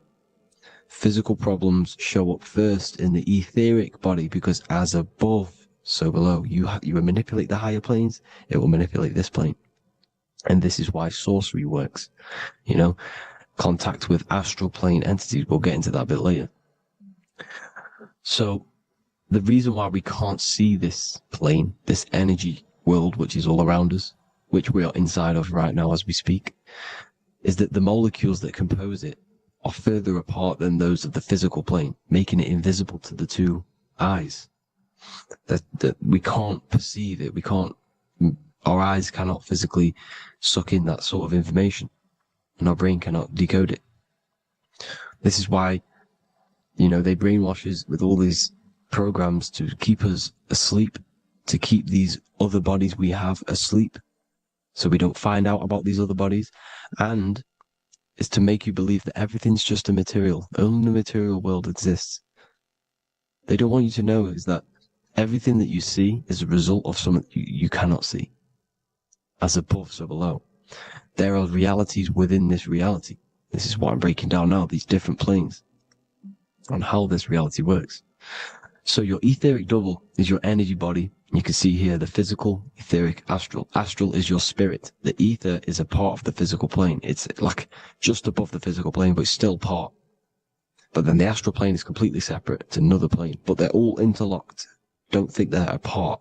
They're all interlocked. They're all one. They all melt into each other.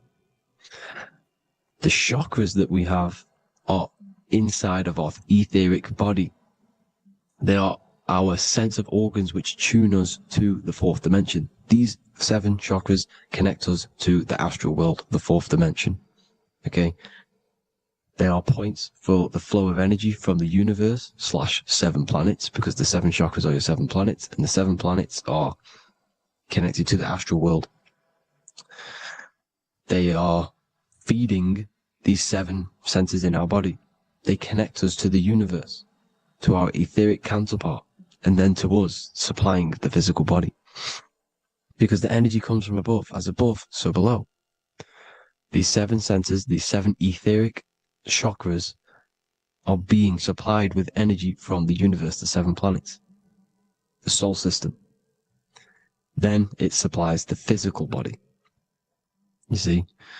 So the ether is very important. And this is, that the ancients understood the science of the ether, and they could, harness free electricity from it, because it's all around us. The ether is all around us. And this is what they were doing. They were harnessing free energy using the ether. The astral plane, the 4th dimension, very important plane. Very, very important. We've all been there. Every single one of you has been there. Okay? The 4th dimension is unseen of what we see. It's the interior of the exterior that we see. We see the 3rd dimension, but we cannot see beyond what's making this 3rd dimension. This is the 4th dimension. Okay? It's the dream world. This is where you go when you dream. Okay? This is where you go when you dream. It's the place of disembodied spirits or ghosts, entities, whatever you want to call them. When you hear ringing in your ears, that is not tinnitus. That is an entity around you. Okay? That is an entity around you. The 4th dimension is where thought forms exist. Mental images. Thought forms as in what you see in your mind when you think of an image, because the mind is the highest plane of existence. Mind is the highest plane of existence. And it manipulates all of the planes below. So it goes the mental plane, then the astral plane. So the thought is in the mind, the mental plane. That just the thought alone, no image, but then the form depiction, the thought form exists. It manifests in the astral plane as a sort of image, an entity, a living conscious being. So this is why thoughts are things. You see, thought forms exist within the 4th dimension. So when you imagine something, when you are, for example, right now, look into your hand and imagine there's an apple in your hand. If you can see that, you are seeing into this 4th dimension. You can only see into this 4th dimension using the mind's eye, not the 2 eyes, the mind's eye. When you shut off the 2 eyes into darkness, the 3rd eye opens.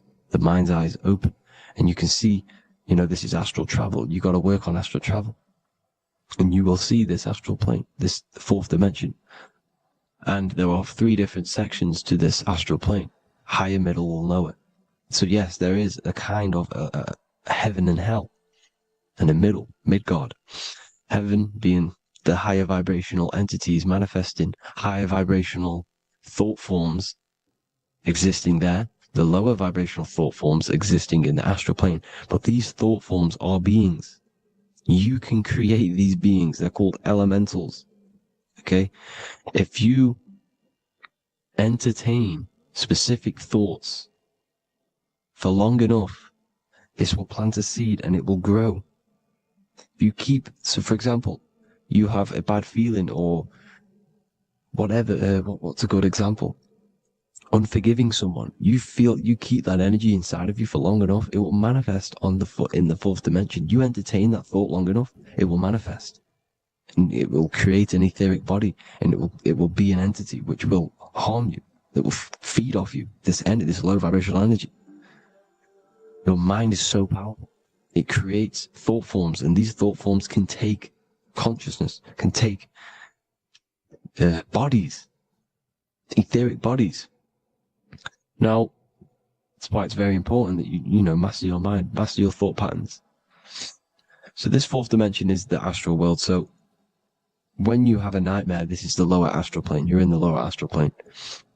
Whilst this physical body rests at night, your consciousness, you awaken this other body, your consciousness goes inside of this other body, whilst the physical body lays asleep. You see? So it's all inside of you. This is what you need to understand. You just haven't awakened these bodies yet. You can awaken them. You just got to awaken them. Okay? The next is the mental plane. This is the mind, the source, pure cause, pure motion. the most less dense, the most fluid. No form. There's no form to the mind. Astral plane is the first plane where a form takes existence, pretty much. The mental world has no form. It's pure mind, pure intelligence. Thoughts alone exist here without any images or manifestation. The most fluid, the most dreamy, the most causal plane. All of the rest take the effects of this plane. That's why it's mind over matter. Your thoughts they create vibrations. Each vibration is vibrating on a specific frequency, which creates mental images, creates effects down here on this physical plane. This is why it's so important to master your mind. Master what you think. Master your mind. It's the hardest thing to master. You could conquer the world, but it's probably harder to conquer your own mind than to conquer the whole world. I can promise you that, because the mind can play tricks on you. You got to listen to that inner guide within you that will constantly manifest the good things. So anyways, people, hope you learned a lot from this. Please work on trying to activate these other bodies. I will maybe do another video on trying to activate these bodies if you wish. Please comment down below if you would like to see that. And have an amazing day. Please like, subscribe, comment down below any video ideas you want me to do, any information you want me to spit. Thank you all. Have an amazing day.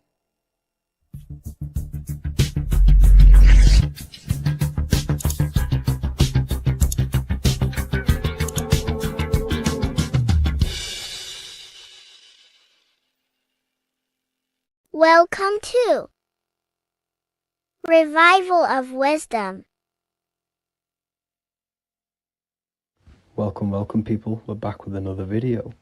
In this video we're talking about how Jesus Christ and Christianity is all sun worship. The Holy Bible of Christianity is not meant to be taken literal for history. It is a story and has lots of metaphors. Starting with the symbol of the cross of Jesus. This cross originates from this ancient cross of the sun. This symbol has been used for thousands of years, way before Jesus was a thing, in Europe, America, Asia, and all around the world. In fact, this symbol is still being used by Christians today, not knowing it represents the sun. This is a 4,500-year-old artifact, a golden plate with an equal-armed cross found in England. The gold to symbolize the sun, and the equal-armed cross for the 4 equal seasons of the year. So this is why in the Bible you have Matthew, Mark, Luke, and John, symbolizing the yearly cycle of the sun and the 4 equal seasons. Also in the Bible, Jesus is referred to as the light of the world. So yes, Jesus represents the sun. He is a metaphor for the sun. Hence why in all of these pictures and images and paintings of Jesus, there's always a sun behind his head, and some even with the sun cross behind his head. Jesus also has 12 disciples, which represent the 12 zodiac signs and the 12 months of the year. This is the Last Supper by Leonardo da Vinci. As you can see, the sun, being Jesus, is in the center, because the sun is in the center of the zodiac signs. There are 4 groups which symbolize the 4 equal seasons. Each group contains 3 people symbolizing the 3 months and the 3 zodiac signs in that season.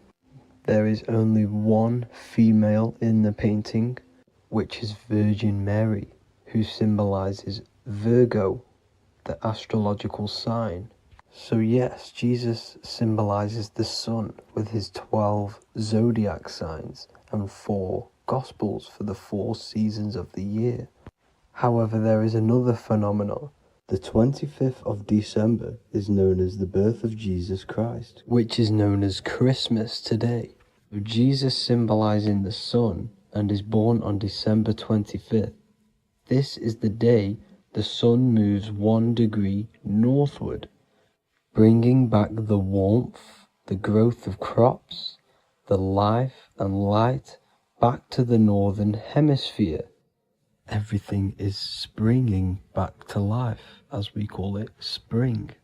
So it is said that the sun is born again on the 25th of December, and Jesus is known as the risen Saviour, because the sun is our risen Saviour, because it gives life to the whole of this realm, the warmth, the crops, and without the sun rising in the morning, we'd all die in about 2 weeks. And we all know how Jesus died on a cross. The sun also dies on a cross in the southern hemisphere. It dies on the Southern Crux constellation. And on December the 22nd, 23rd, and 24th, the sun remains in the same position.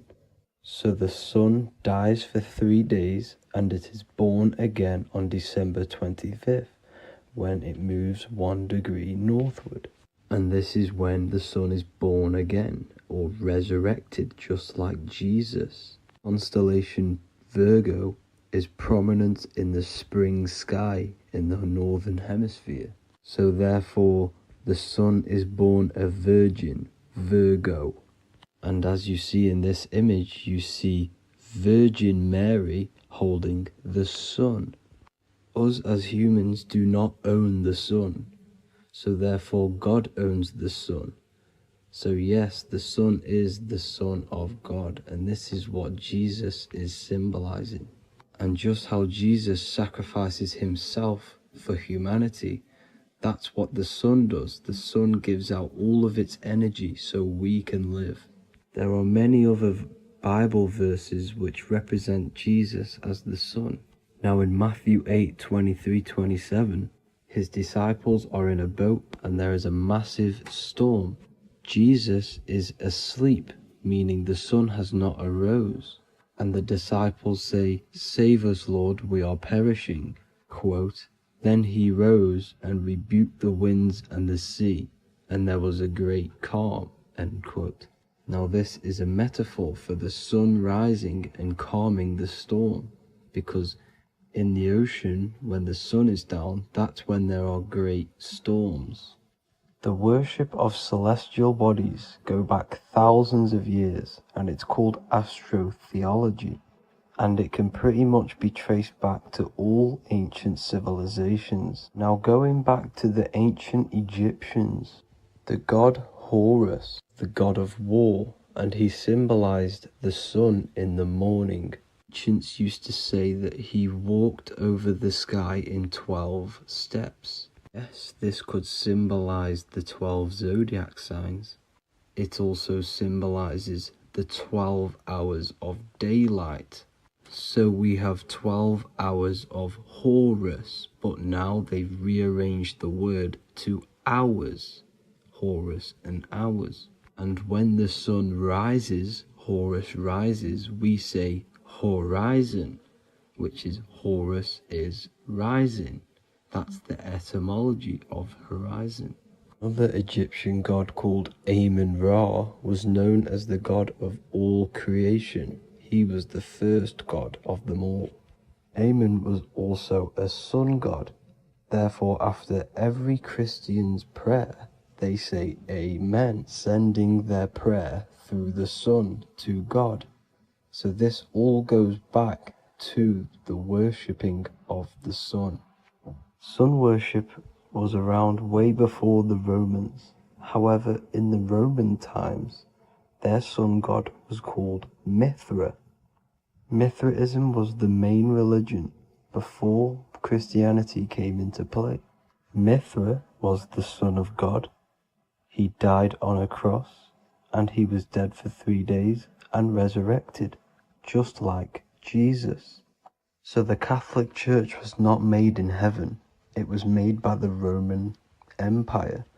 They mixed all the sun religions of Judaism, Mithraism, and other Arabic religions, and combined it into one, so Caesar, the Roman emperor, could gain his own religion. So yes, Christianity was a political move to gain more control over the masses, because it was a worldwide government at this point in time.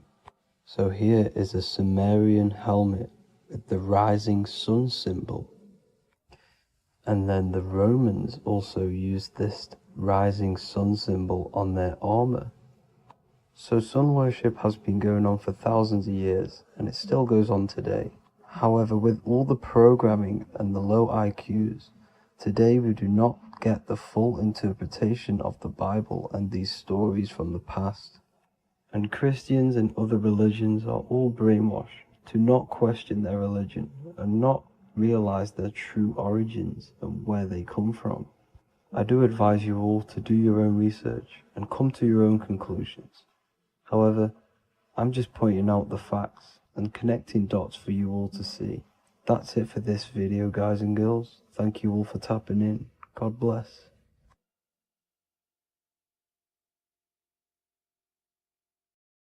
Hello, everyone, and welcome to another lecture inside Ethereal University.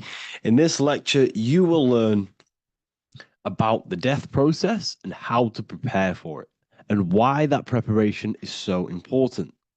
So let's get straight into this. You must understand, as a spiritual creature that you are, you have a visible nature and an invisible nature. You never truly die. You are an eternal soul experiencing a temporary physical world. The inner world of thought and emotion is eternal, while the outer world of matter is mortal. Everything that is seen is mortal. Everything that is unseen by the eyes is immortal. When you die, your external physical world will be stripped away, leaving only your pure consciousness in its raw form, drifting within the astral plane. So here you see your physical external body and your internal world. And your internal world is your state of consciousness. It's your state of consciousness. Your thought and emotion is one overall state. Okay? So you must understand these planes. You have the physical body, the etheric double, an astral body, a mental body, and the Buddhic body. When you die, you leave the physical plane.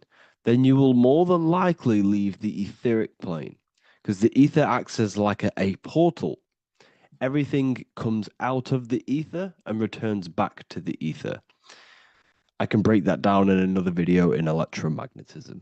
But electromagnetism is ether, energy coming in and out of the ether. You will, every single day you die, every single day. There's a cycle of life and death occurring all the time. Every single day, you go to sleep, you go back, your consciousness slips back through the ether, and then when you wake up, your consciousness comes back through the ether into the physical plane. Death is just a bigger macrocosm of the microcosm cycle of life and death. So you will return back to the astral, which is the realm of imagination, infinite possibilities, and this is where thought forms start to manifest.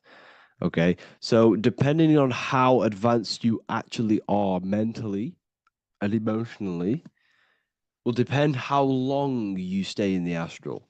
Now, what we must understand is that there is many different components to the astral. We have the higher astral, the middle astral, and the lower astral. These are all vibrational states. So if your mind and soul is operating in lust, lust, desire, hate, food, physical addiction, smoking addictions, then these are quite heavy. These are quite heavy attachments to your consciousness, and they're quite low level desire, which means they have a low vibration. You will manifest in the lower astral when you're stripped from your physical body. The lower astral is not inherently evil. However, there's just low vibrating things going on there. Low vibration does not mean evil. Okay? So, just like bad doesn't mean evil. Okay? In the lower astral, you are going to see lower astral beings. You're going to see spirits, souls with low level desire. Okay. People who are attached to the physical plane, people that lust, people that do these things. Technically, this is hell, but you can escape it by escaping yourself. Now we're going to break all this down. I'll break all this down properly once you understand the full context. So depending on your level of desire, you will manifest in a corresponding layer of the astral plane. If your mind is still attached to the low physical desires, you will find yourself in the lower astral realms. But if you have few desires and have detached from the worldly attachments while you are encased in a body, then you will rise into a higher or middle astral plane, mainly the middle. Okay. The higher astral plane is very formless. So as I broke down here, this is, well, the physical plane is the lowest dimension. This is the most form, the most matter. It's quite heavy. The higher you go, the lighter it becomes, the more fluid, the more formless it becomes. So you see here, it says denser down and lucidic up. So this is more lucidic in these higher realms. This is more dense in the lower realms.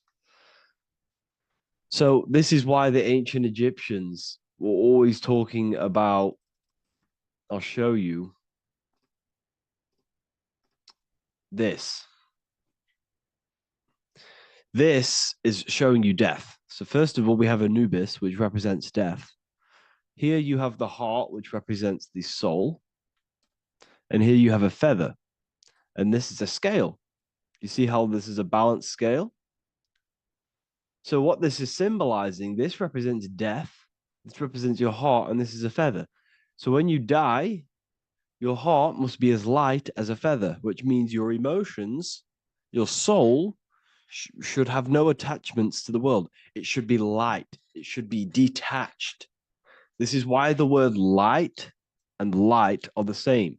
Light is in heavy and light is in very bright. Because when you're less attached to the things, your soul shines. You're authentic. You're light. You're very bright soul. And you have no attachments. Your light is in not heavy. So you must detach from the worldly desires. We have to detach from the smoking, the food. This is why we should fast.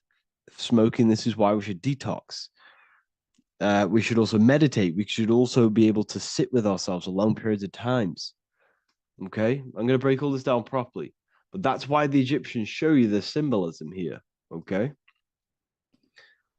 So you're stripped of your material body. So that state of consciousness you're in right now, your inside world, if you shut your eyes, that state you're in, that is what you're going to experience when you die.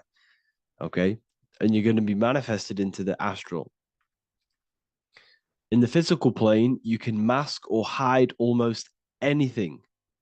But in the spiritual realm, you cannot. The astral body, your thoughts and emotions directly shape your spiritual body, your astral body, revealing your true inner state. So your desires that you can hide in the physical plane, your emotions, your thoughts, you can't hide any of that in the spiritual plane, in the astral plane. That will directly shape who you are, your color of your astral body, and your astral body as a whole. So here we have Kim Kardashian. If you could see this lady's astral body, you would run so far that you would be horrified for the rest of your life.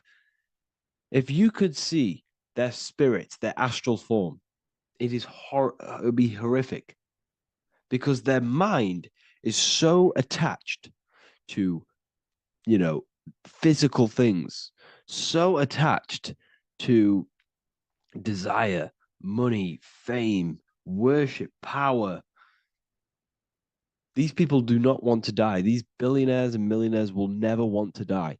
They will do whatever they can to stay alive because they understand when they die, they have to face themselves. They have to face their inner world. And their astral body, their true authentic self on the inside, is horrible and horrific and so low vibration. So this is where it comes in. You must be as light as a feather. This is what the Egyptians are showing you in their artwork. Your soul must be as light as a feather. In order for the soul to ascend to a higher plane and not look at that physical plane and say, I want to go back or I want to desire things down there, you must detach now and prepare for death. Hell is not a place, it's your own personal suffering born from within. If your mind and soul are deeply attached to mental fixations, emotional wounds, and physical addictions tied to the material world, that pain will follow you into the astral. This is your true judgment day. You judge yourself when you die. You see your authentic self. There's no hiding. Right. Imagine right now that you that everything you cling to was stripped away.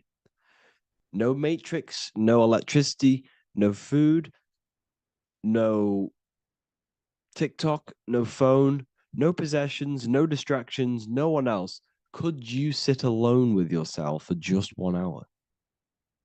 Could you sit alone with your thought and emotion? That moment of truth is what you must begin to prepare for. Could you sit alone with yourself? Can you sit alone for long periods of time and just think? And if you cannot, then you're running from your internal world. You're running from your thoughts. You're distracting yourself from your thoughts. This is what we must address. Now, don't feel bad if this is you. We've all have problems. We all have internal problems. But this is what we have to face directly in order to prepare for life after death. We must meditate for long periods of time. Not even meditation. We should be able to sit with ourselves with no distractions and just think. This is what the people of the past used to do when we had no technology. People would sit and think for hours. This is what we need. Because if you cannot sit with yourself, imagine sitting with yourself with no physical body. That's the level that's going to happen. And we need to prepare for that. The soul and mind must become as light, as weightless, as radiant as a feather to ascend to a higher plane and move beyond the physical life. To rise, they must release heaviness, attachments, burdens, fears, and desires. The lighter and brighter your inner being becomes, the more freely it can rise into a higher state of existence. Ascension is not about going somewhere, it's about becoming something pure, clear, and luminous. Okay, this is very important. Very, very important. We must detach from the worldly things. So enough of that. How do we do it? How do we attach? How do we prepare? Number one, you must detach from the material things. Start loosening your grip on things, possessions, titles, even identities. They are temporary. Appreciate them, but don't let them define you. Let nothing outside of you define you. Nothing. Your name is not you. Your job is not you. Your reputation is not you. Your bad past is not you. Your good past is not you. Your business is not you. Everything outside of you is not you. Now, what I'm saying is, I'm not saying go full right-hand path and never care about anything physical, never care about your family, don't love your family. I'm not saying that. What I am saying, love these things, love these outside things, but do not become attached and do not let them define you. You must be okay with losing anything that is outside of you. You must be okay with that, because you must understand the physical plane it's promised that everything is temporary. Everything is temporary in this plane. So don't ever think it's going to be there forever, because it's not. And you must remind yourself, not remind yourself, but I think about this sometimes when I start becoming a bit attached to work and stressed. I just remind myself that this is temporary. I'm going to leave this world one day and I'm not going to care. So you must have the balance. Okay. The balance is key. You can go down that right-hand path and just fully cut off from the world like a monk and shave off your hair, disconnect from the physical world. You can do that. That's not wrong. There's different paths in life. You have the left-hand path, purely physical. You have the middle path, which is balance between the physical and spiritual. Then you have the right-hand path, which is monk mode, where you fully disconnect from the world. They shave their hair off to disconnect from the physicality. They meditate for long periods of time. This is what they're doing. They're preparing for death. Monks prepare for death. They understand this. They understand that you don't die. Your inner world is the true world. The inner world is the only world that exists. Everything outside of you is an extension of you.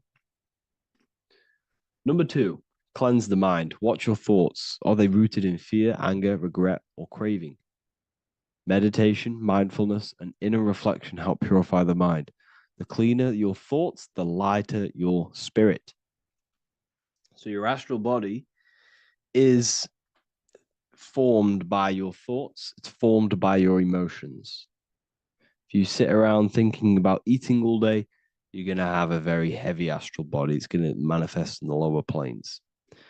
But if your mind is thinking about good things with good intentions, love, knowledge, expansion, you're going to manifest even the middle or the higher.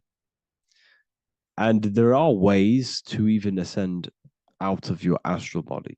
Yes, you can ascend out of your astral body and out of the mental body, but that's all very advanced, and I'm not going to teach that yet.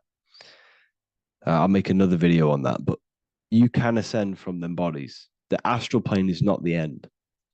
You can keep ascending as a soul until you're left with just the pure essence of the soul. But we're going to, anyways, cleanse the mind, reprogram the limiting belief systems, let go of mental attachments. And the way you do this is by getting a piece of paper and writing down every single attachment that you have. And you're going to realize there's more than you think. Okay.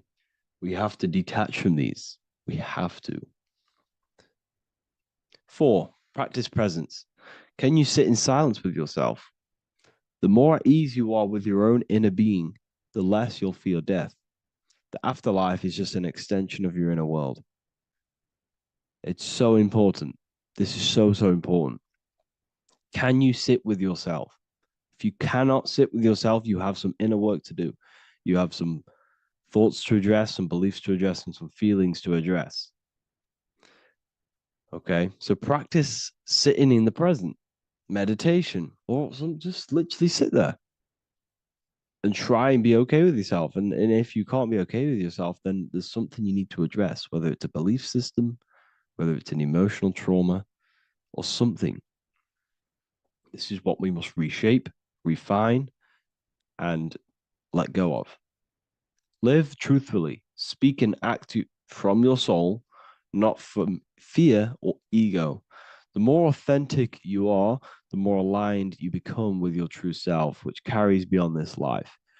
The ego is your mind's perception of itself while being incarnated in this world. It's been shaped by your experiences, your thoughts, your beliefs, and your emotions. So your ego is basically this false thought form that you've created. It's a false layer of yourself that sits on top of your true authentic self. It's basically your physical character. When you were young, you had no ego. You were pure. You had a pure consciousness. But then as you grew older, your ego started to grow, and it still is growing because it was shaped by experiences, things you've gone through, things you said, things you believe, things you think. It's created by you, by your mind. And the ego is close to the word echo. The ego is the echo. It's an echo. It's a layer. It's a false identity. It's a false layer that sits on top of your soul. And if you don't get rid of that ego, if you don't know how, well, not get rid of it, but balance it. If you don't know how to rise above that ego and you die, it's that ego that's going to be pulling down when you die. It's that ego that's going to be your suffering. Okay. 7, connect with the divine, whether through prayer, meditation, Tune into something greater than yourself. The connection is the soul's compass beyond this world. If you can meditate and rise above them clouds of thought, that's the soul, that's the observer. We must connect with that. Okay, this will definitely help with just allowing yourself to connect with your true self. Meditation's great because you can just fully detach from the world. And the more you meditate, the more you can prepare for death. A powerful way to cultivate detachment is through daily detachment meditation, done either at night or in the morning or the first breath upon waking. Or do this as many times as possible per day. Start by physically grounding yourself in the present moment. Say out loud, I am here right now, nothing else matters. Let that phrase draw your awareness into the now. Just keep saying it until you're present. Then begin to slowly list everything you identify yourself with, one by one. I am not your body. I am not my body. I am not my name. I am not my possessions. I am not my house. I'm not my children. I'm not my everything. I am not my thoughts. Release each layer gently. Imagine, if you want to, if you have a good imagination, imagine placing these things into a big box. Placing your body, placing your name, placing your possessions, placing your house, your car, your thoughts, your beliefs into a box, and then shut that box. If you have a good imagination, do that. That can help. And you'll be left with yourself. And you're not even that. It goes even deeper. Eventually, you'll reach the mind itself. Detach from the language that the mind is even using. Now, that's very difficult. And not many people have ever thought about that, and they've ever even been there. Detach from the language that the mind is using. Think about that for a second. Your mind is not what you actually think. It goes very deeper. Your mind is not that little voice. It's that voice that the language is using. So even the language is a spell on your mind. Okay, it's an attachment. Eventually, you'll reach the mind itself, detached from the language it uses, the voice in your head, the need to define. What remains is something beyond thought and beyond words. I can't even describe what's left, because words, once the language is gone, it's purely metaphysical. All I can say it is pure awareness, and it's symbolized. This is why symbols are so amazing, because they can symbolize things that are beyond words. A flame, it's just a flame, and you won't be able to understand that until you've been there. It's just a flame. It's pure cause. Words can't describe it. You'd have to experience it. Connect with this essence daily. This is truly who you are. So this is a great way to detach. We can do these detachments every single day during meditation. This will definitely help over long periods of time. Of course, you're not going to be ready tomorrow for death, but just try and prepare for these things. This is the whole reason people used to meditate. It's the whole reason why people do these spiritual practices, because they understood that this plane is temporary and your soul moves on from this plane. And you'll never truly believe in the soul until you experience it. So I can show you these things, but you must go out and experience it. The soul is real, but you won't understand unless you cast off everything else. Okay. So I hope this video helps. It's a very deep video. I'm going to be making more of these stuff, of more self-mastery. And of course, we've made the self-mastery section now. So I'm going to start filling up this place with lectures. And I think it's a great time to start this, because a lot of people have been asking on how to master yourself, prepare to death. So hope this video helps. See you in the next one. As above, so below. This is one of the most crucial teachings within esotericism, occultism, or what we like to call it today, spirituality. I don't like calling it spirituality because it's not spirituality. I teach human consciousness. I teach the science of you and your consciousness alone and your being.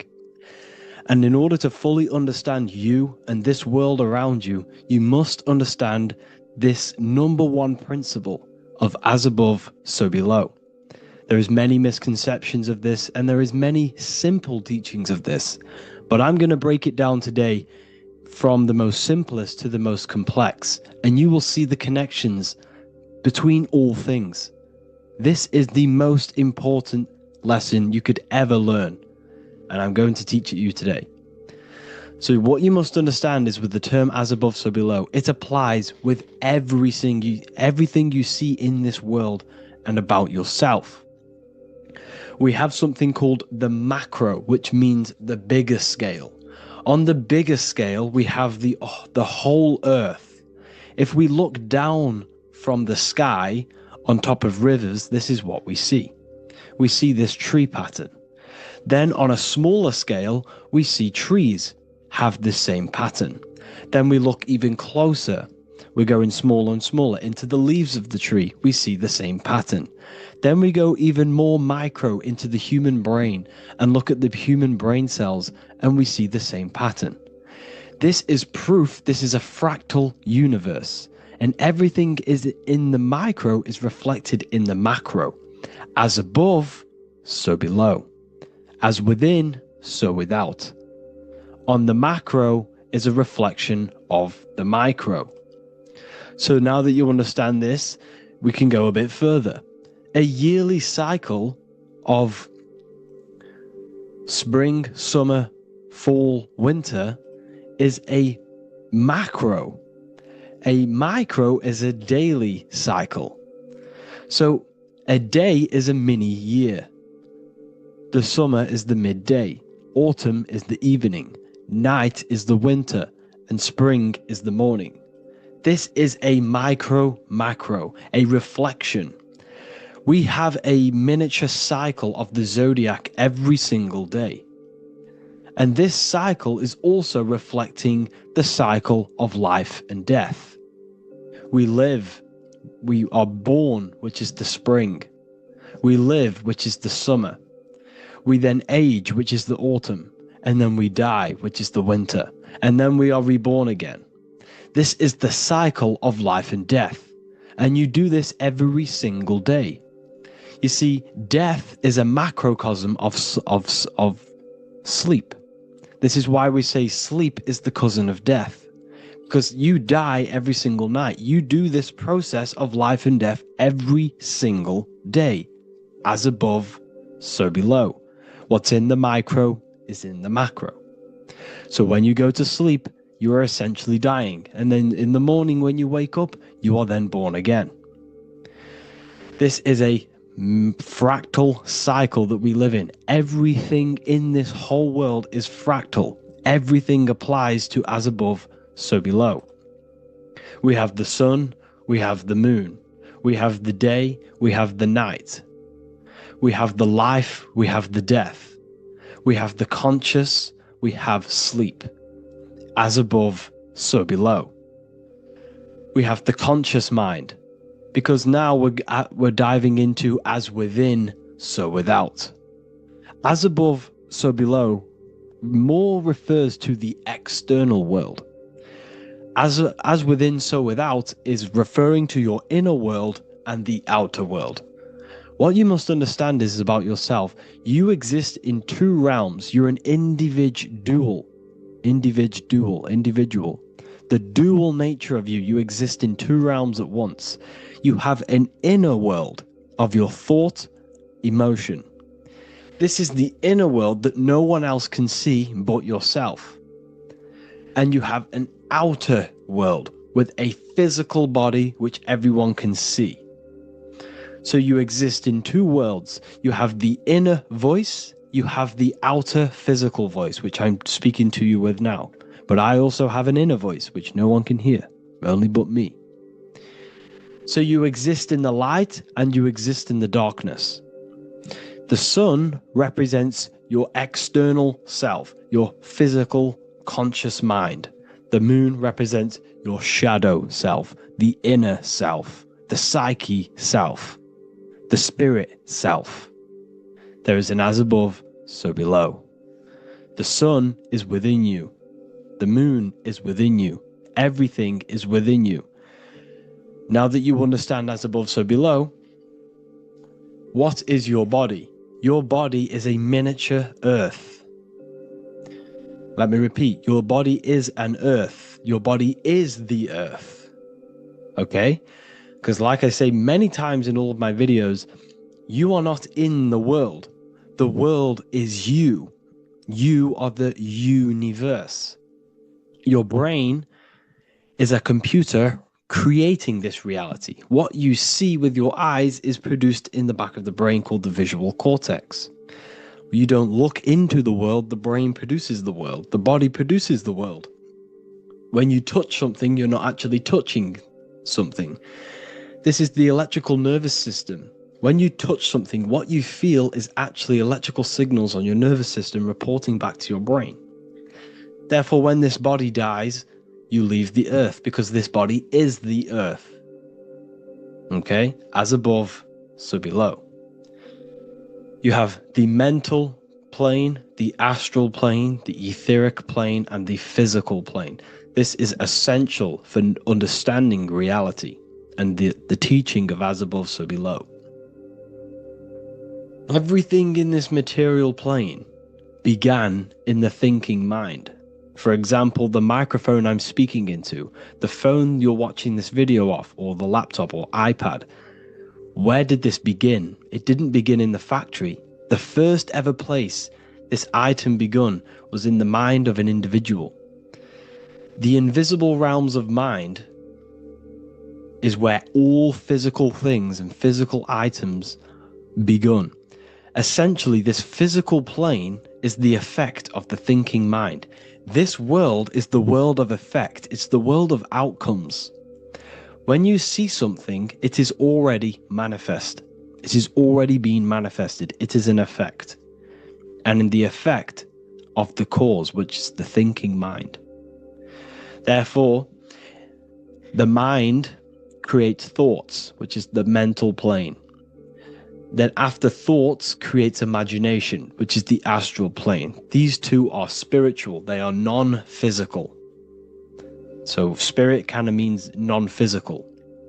Then you have the physical planes, the etheric and the physical plane. As above, so below. What happens in the mind is manifest on the physical plane. Like I said, the phone that you are holding, it was a thought, and then it brought down into a physical reality. As above, so below. You change the mind, you change your reality. Your environment. The word environment has ment in it because your environment is mental. So now that you understand this, so what is the world around you? The world around you was created by the mind of God. It was manifested through God's thought. So you are living in the mind of God. You are a thought in the mind of God. God thought you into existence. But like I said, we are all fractals. Everything is fractal. If God exists, this means that you are God. As above, so below. God created you through the thinking mind, and he gave you a thinking mind. So God created the macrocosm. God created the macro, the whole world. He designed the whole world, the sun, the stars, the moving. He designed this. But then he gave you the thinking mind to design your own life and create your own life in his world. You are a microcosm of God's macrocosm. Just like God thought you into existence and the whole world into existence, you are a microcosm thinking your world, your reality into existence. You see this now? Everything is a reflection. Everything is a mirror.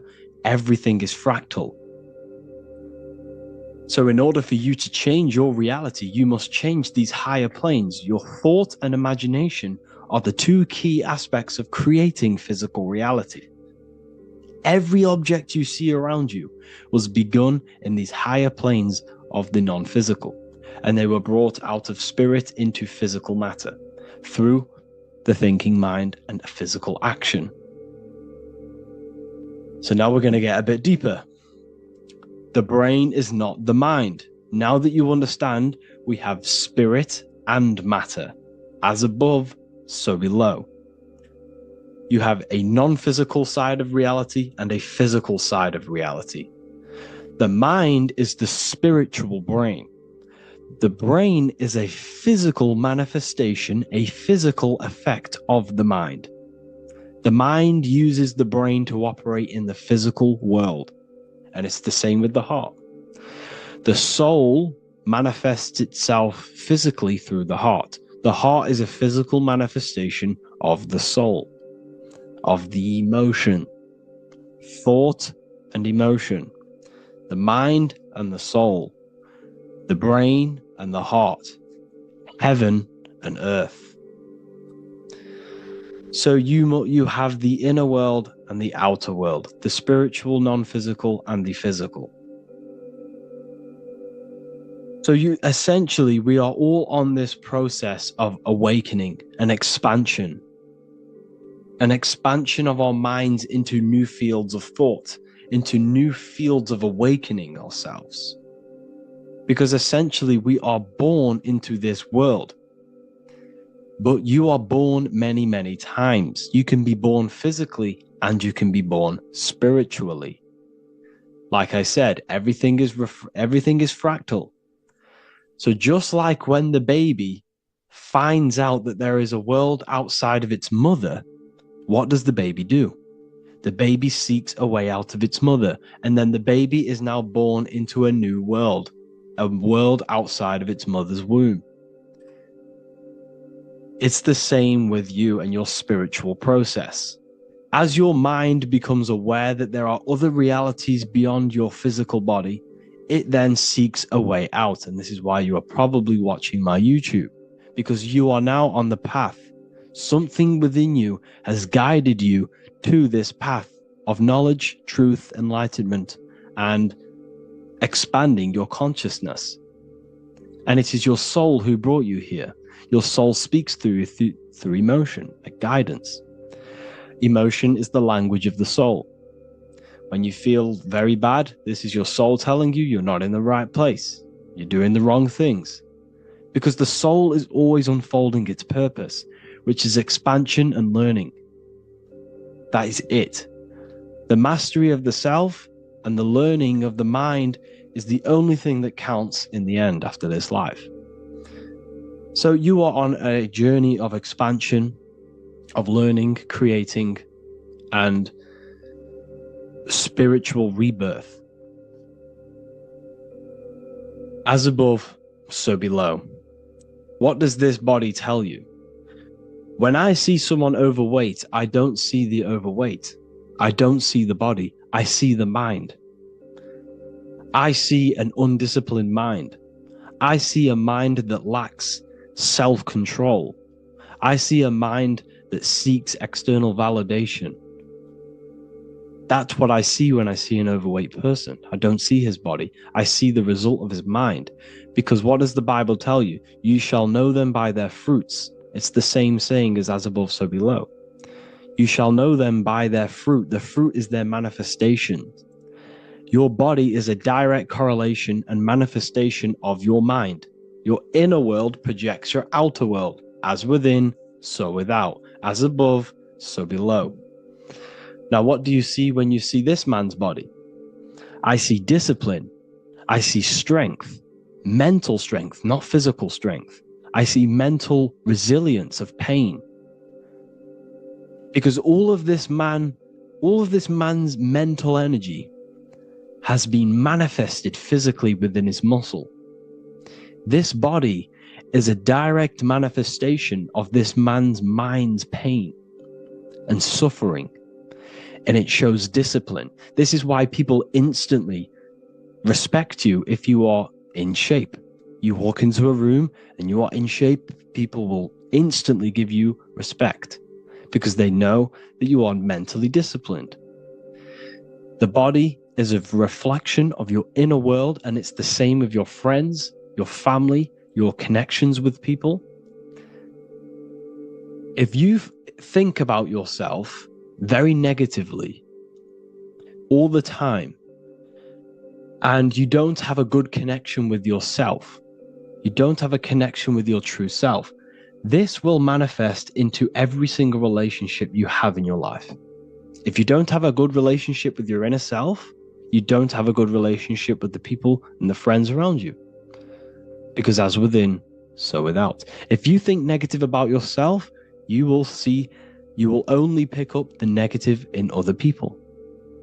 If I think very highly of myself and I think very happy and good things about myself, I will then see the good things in other people.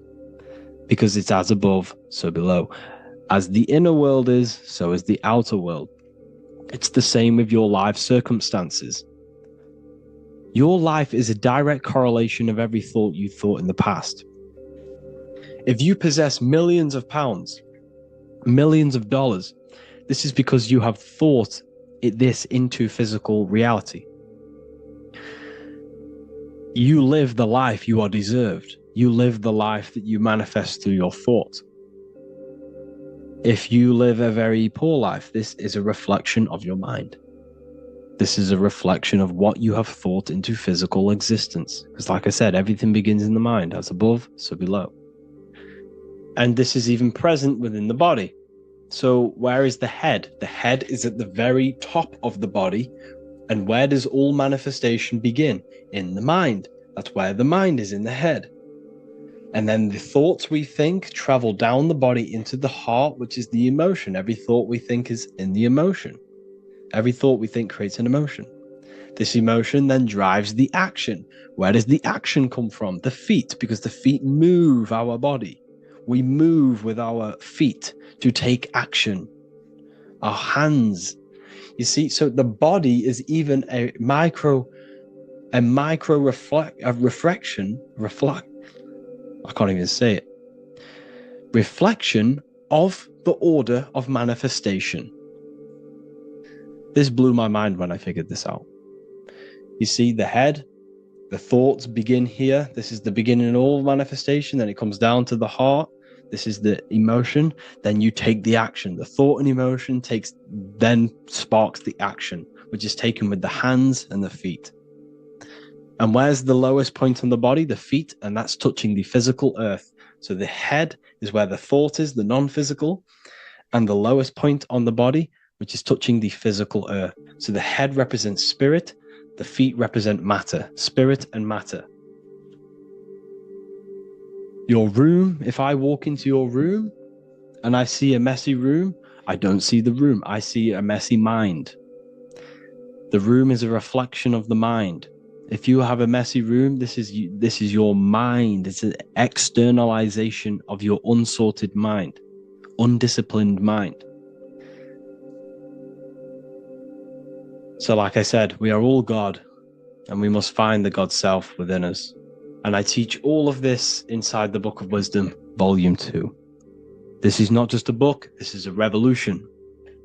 This is the beginning of a new age with this book. If you have read it, I congratulate you. You should feel very proud of yourself if you have an open mind. You should feel proud of yourself for watching these videos, because not many people have an open mind. Remember this, people. You are special if you're watching these videos. You have the mind. You have the ability to see through the illusion. And I take my hat off to you. You want to take this to the next step? Read the book. Or if you want to take it to the serious levels, join the university. The university, you gain access to every piece of my material that I've ever done. All of my books, all of my lectures that are hidden from YouTube, that are hidden from everywhere else. The lectures that give you real power. And if you feel alone on this journey, we have a conscious community where you can connect with like-minded individuals, because I've been there. I've been there when you feel lonely, because you feel like no one else is thinking the way you are feeling. You can't talk to people about these things because people just think you're crazy. That's why I put together this, so we can connect, so we can unite, so you can connect with people, so you don't feel crazy about thinking about this stuff, learning about this stuff. And if you truly want to level up your life, people, and take your studies serious, this is for you. We do live calls, we do lectures, There's a whole library filled with books you can read. It's the perfect place for the truth seeker. I thank you all for joining. Please leave a like, a comment, a subscribe. Let me know any future videos you want me to make in the comments. Thank you all. Have an amazing day.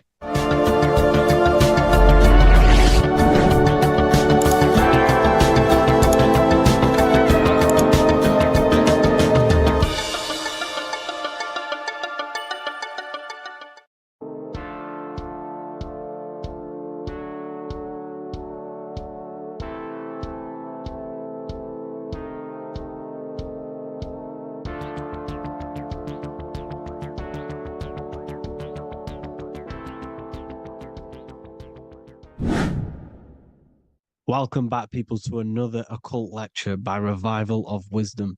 Today we're going to be talking about magic and how it's being used on us for the New World Order. Magic has the word mag within it, which is magnetism. Magnetism is the force. Magic is influencing forces, natural or supernatural forces, and using it for a certain agenda to gain something out of it. Now, magic is not what everyone's being thought. It's not some sort of fantasy thing. It's actually very common, and we all do it, whether you believe it or not. Magic is all to do with the mind. As I said, always say in my lectures, your mind is what creates matter. Your mind is what creates your external world. So it's all about manipulating and planting seeds within the mind, because your mind is a garden, and thoughts and words are seeds which are being planted in that garden. Your life, your physical life, the people you have in your life, your friends, your car you own, the job you have, is all a reflection of the thoughts that you've been thinking in the past. You are where you are in life because of the thoughts that you've been thinking. Therefore, your life is a direct reflection and manifestation of your mind, the Garden of Eden. Okay?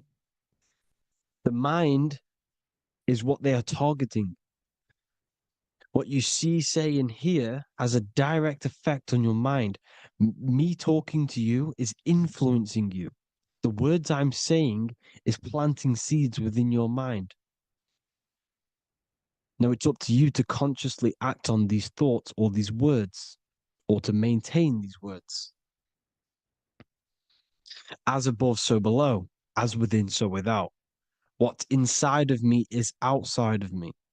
What comes into the storehouse comes out of the storehouse. You have the left, you have the right, you have the up, and you have the down. As above, so below. Whatever is in your mind will be expressed in some sort of way, consciously or subconsciously, spiritually or physically. The mind is what manifests everything. And this is what we need to understand. We need to understand is that the mind is not physical. All things spiritual manifest physical. All things seen come from the unseen. The words you're thinking, that everything you have is coming from the unseen. The actions that you do come from the unseen mind. Another expression for as above, so below is you are the universe itself. You are a universe, a mini universe. But just because you are mini does not mean you are the whole thing. If I take a little piece of infinite, let's say there's an infinite light source. Let's say I take a little chunk of that infinite light source. That little chunk I took is still infinite because it's been taken from infinite. You are the universe. Your awareness, your mind is the universe. It's information. You are the universe experiencing itself. This is why we say we are all God. As above, so below. What is in me is outside of me. The sun, the physical manifestation of the sun, is your soul. The 12 constellations are manifested in the physical body. The 5 elements are manifested in the physical body. They're manifested in the 5 fingers you have. As above, so below. This is manifested, well, this is a symbolized in Freemasonry and secret societies as the 2 pillars. The mirroring reflection, the reflection of reality, the mirror, as above, so below. What happens in the mind, what happens in the astral, happens in the physical. This is Aleister Crowley. This is all symbolism. This is the 2 pillars with the all-seeing eye and the triangle at the top. Aleister Crowley was a master magician, very powerful dark magician, black magician.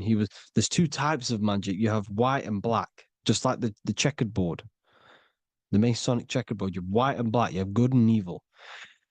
White magic is influencing natural forces to gain something that will help the collective consciousness, help the collective, help the earth, help other people. Black magic is something you manipulate something so you can get something personal out of it. Doesn't matter if it's good or bad. It's still considered as black magic because you're being selfish. Everything you do should be contributing towards the collective consciousness and helping others. And this is why the ancients lived in a system where everything was in unity. We understood that I am you and you are me. What I do to you happens to me because I am you and you are me. We are the same mind substance on the inside. We're all the same mind substance being expressed in different bodies. So what I do to your mind will have a ripple effect on my mind because all of our minds are connected within the mental plane. So this is why they know all this knowledge. They know all this knowledge. So yeah, this is the mirroring effect of reality, the 2 pillars, or symbolizes the number 11. The number 11. We'll go deeper into that. The technology we're using is magic. It's a form of magic. Television is tell a vision. They're telling a vision into your subconscious mind, into your memory. And when you turn on the television, you get a program because they're telling a vision to create a program within your subconscious mind. You see, the conscious mind is only 10% of your mind, which is to do with your, what you're aware of, your 5 senses. What are you consciously aware of? Well, I'm aware I'm here, I'm talking. I'm aware of what I'm wearing, the 5 senses, what I can hear, taste, smell, hear. What I'm wearing, I'm aware of what I think of. But the subconscious mind is the 90% of your mind. It's the hidden part of the mind, which is telling your heart to beat, telling your body to breathe. It's storing all of your emotions. It's storing everything you see, storing all the belief systems that you have. It has everything. It stores all of the habits you have, the values. It stores everyone's name that you know. All the words that I'm speaking right now is all coming out of the subconscious. Everything is subconscious. And it literally manipulates 90% of your daily basis behavior. Most people don't know this. What you did yesterday is what you will do today because of these beliefs and mental programs within the subconscious, stored within the subconscious. So the subconscious is what they're aiming at. They're trying to create programs within the subconscious because the subconscious manifests 90% of your thought patterns, 90% of your actions and words. They know all this stuff. So the subconscious mind is the most powerful part of the mind. Another way the subconscious manifests and influences your life is, let's say you were in a car crash years and years ago, 10 years ago. Let's say you're in this car crash, right? And you really hurt yourself. The emotion you felt in that time when you were injured in that car crash had a great impression on your subconscious mind. You see, the stronger you feel something emotionally, the stronger impact it has on the subconscious. You can remember and recall that moment and very vividly because of the impact it had on the subconscious. For example, you become that terrified of cars that it manifests into your life today, that you are wary to go in certain cars. You don't want to go in cars at all, maybe, because of that moment that stood within the subconscious. And it will manifest into anxiety. It will manifest into not going into cars. It will manifest into depression, maybe. These things, these emotional, very emotional, traumatic events have a great impression on our subconscious, and they control your life. This is why you need to meditate and let go deep within yourself and let go of these internal, deep emotions that you may have repressed and keep pressing down and ignoring. But you need to address it and let go of these subconscious impressions you have, which are controlling your life, like anxiety, depression. All of these things are stemming from things that are stored within your subconscious years and years ago, more than likely. Broadcasting. They're casting spells to a broad audience, to news, north, east, west, and south. They're casting spells. No, if you watch the news, everything's red. Breaking news in red writing or the red background. Everything's red. Why? Because red's the root chakra, which is all to do with survival. They want to stimulate this root chakra because they want you down there in survival mode. They want you in survival mode because you're easier to control. They control out of fear. And not only they're casting these spells as if, because most of the things they cast in the news hasn't already happened.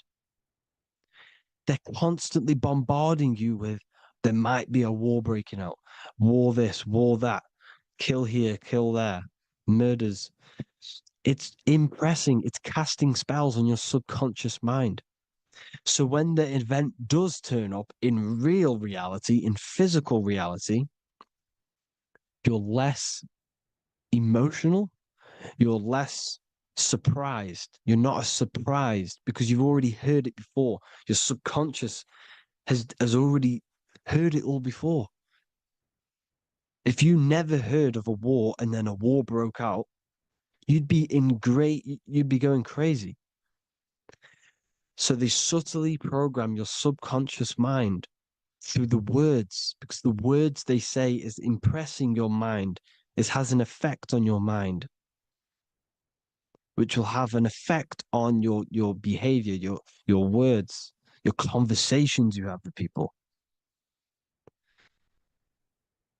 They're casting spells to north, east, west, and south on the tell a vision. They're telling a vision by broadcasting, by saying spells. This is why we call it spelling. Even the word, listen, the words we say cast spells. Bless. Oh, bless you. That's be less. The subconscious mind only picks up literal things. You see, when I say bless you, your conscious mind picks that up as, oh, thank you, you're blessing me. But your subconscious picks up as be less. You see? Because the subconscious it has no filter. It's just, it is what it is. Everything is factual in the subconscious. Therefore, if I call you an idiot, your subconscious, my subconscious will think I'm talking to myself and calling myself an idiot, and it will take that as true. That is truth. Everything is truth within the subconscious. And the subconscious manifests your behavior. The devices this is the biggest one. Black scrying mirrors. Device, the devil's vice. The device. Okay? Black scrying mirrors, black screen. Screen is scrying. Black scrying mirrors were used to communicate with spirits within the astral plane in the medieval times. They're still being used now by black obsidian mirrors. And look at your phone, it's a black mirror. And there's some sort of, I'm not saying this is facts, but personally, I believe these are portals for spirits and ethereal entities to come into your life, to come into your surroundings. So this is the next big thing: the TVs, your iPhone, your iPod, all black mirrors. And mirrors are very, very powerful. Even just a normal mirror.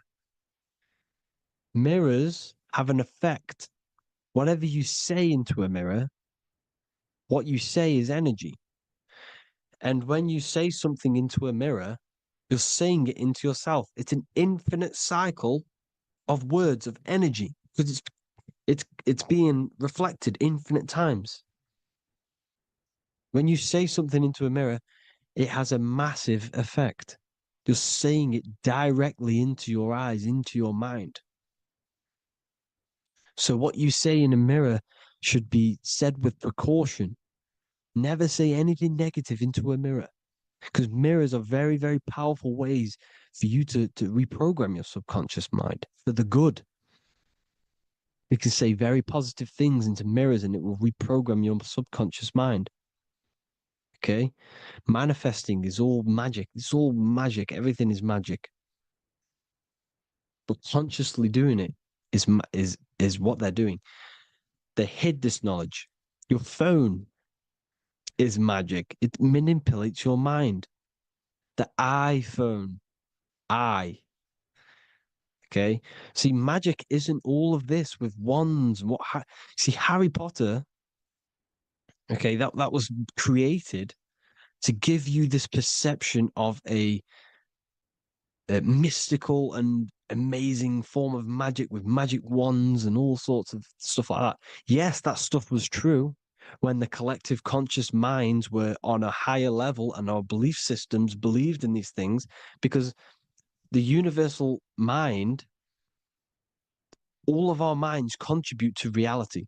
If the masses don't believe in magic, if the masses don't believe in a certain thing, it's going to have an effect on physical reality. So when the collective minds are higher and have more open minds, things like Harry Potter can come true. See, it's all in the mind. The iPhone, the eye is the symbol for the mind, the invisible intelligence. The triangle is the ethereal plane. Okay, so the eye in the triangle is the eye that sees into the beyond the ethereal planes. The square is the physical plane. So the iPhone, your phone, is a black box, just like the Saturn black cube. It's a black mirror. It's taking photos of you every 2 seconds, and it's your mind. Your mind is in that phone. Everything you like, everything you text, everything you type in Google, everything you say to someone, every conversation is all recorded on the phone.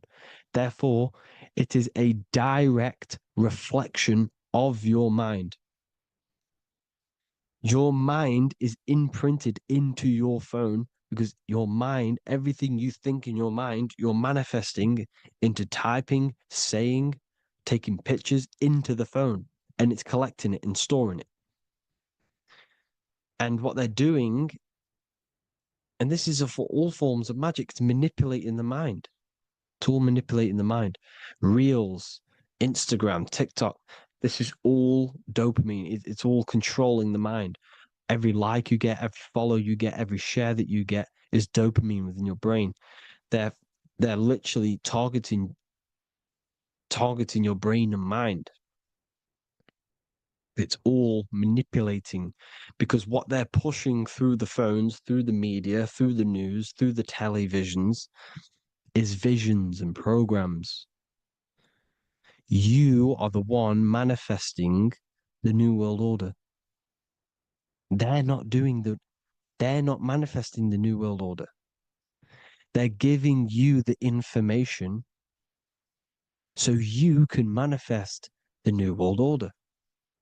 Everything they say is contributing to your mind. For example, digital money and all the information they put out for you to see is contributing to your enslavement. Your mind is manifesting the New World Order. They know this. They don't manifest it. There's billions of us. We could easily run over them physically.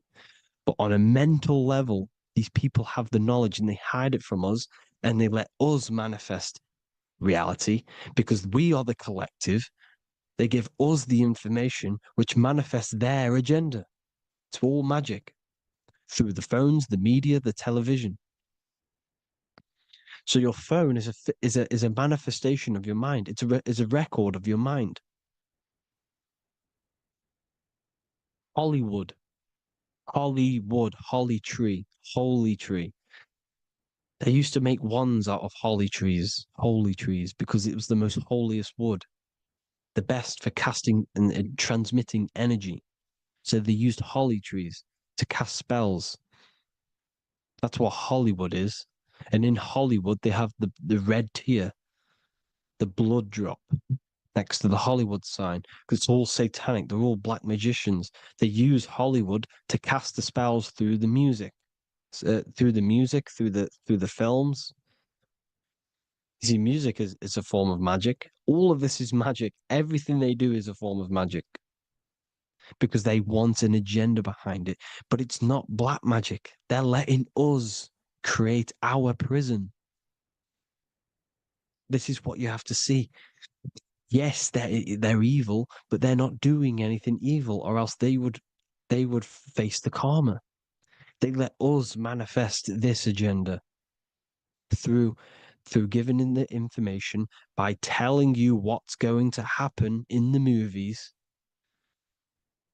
Everything that happens in a movie, it's all there on purpose to program your subconscious, to plant a seed within your garden, your subconscious, your mind. Because when the mind has already seen something, when it comes up and turns up in physical reality, you will be less shocked and you won't rebel. So they lure you slowly. They make you aware of these things over time. They make you gradually think it's okay. Like the technology, we never used to use these phones. How did we become so addicted and reliant on them? Well, because first they gave you a little flick phone. Well, no, sorry, they gave you a phone in your house. And then once you got used to that, they say, oh, here's the newest version of a little flick phone. You started texting your friends. Everyone was loving it in high school. They could now meet up without saying, let's meet on the weekend at this point at this time, like your parents probably did. Or maybe some of you watching this, you probably had to tell your friend to meet on the weekend at a certain time because you had no way of communicating. So everyone got these phones and got addicted to them. Then they slowly got addicted to the new iPod with the touch screen. Now they invented touch screen. Then everyone got addicted to touch screens. Then because all of this is producing dopamine in the brain, which creates you to become mentally addicted to things and physically addicted, chemically addicted. Because dopamine's a chemical. Your subconscious becomes a program within your subconscious, and your body becomes chemically addicted to these phones. And these phones are the enslavement of humanity, technology. Without this, we wouldn't be in this mess, without technology. Because they're creating a hive mind. We're all creating a hive mind. So back on track, anyways. They program you.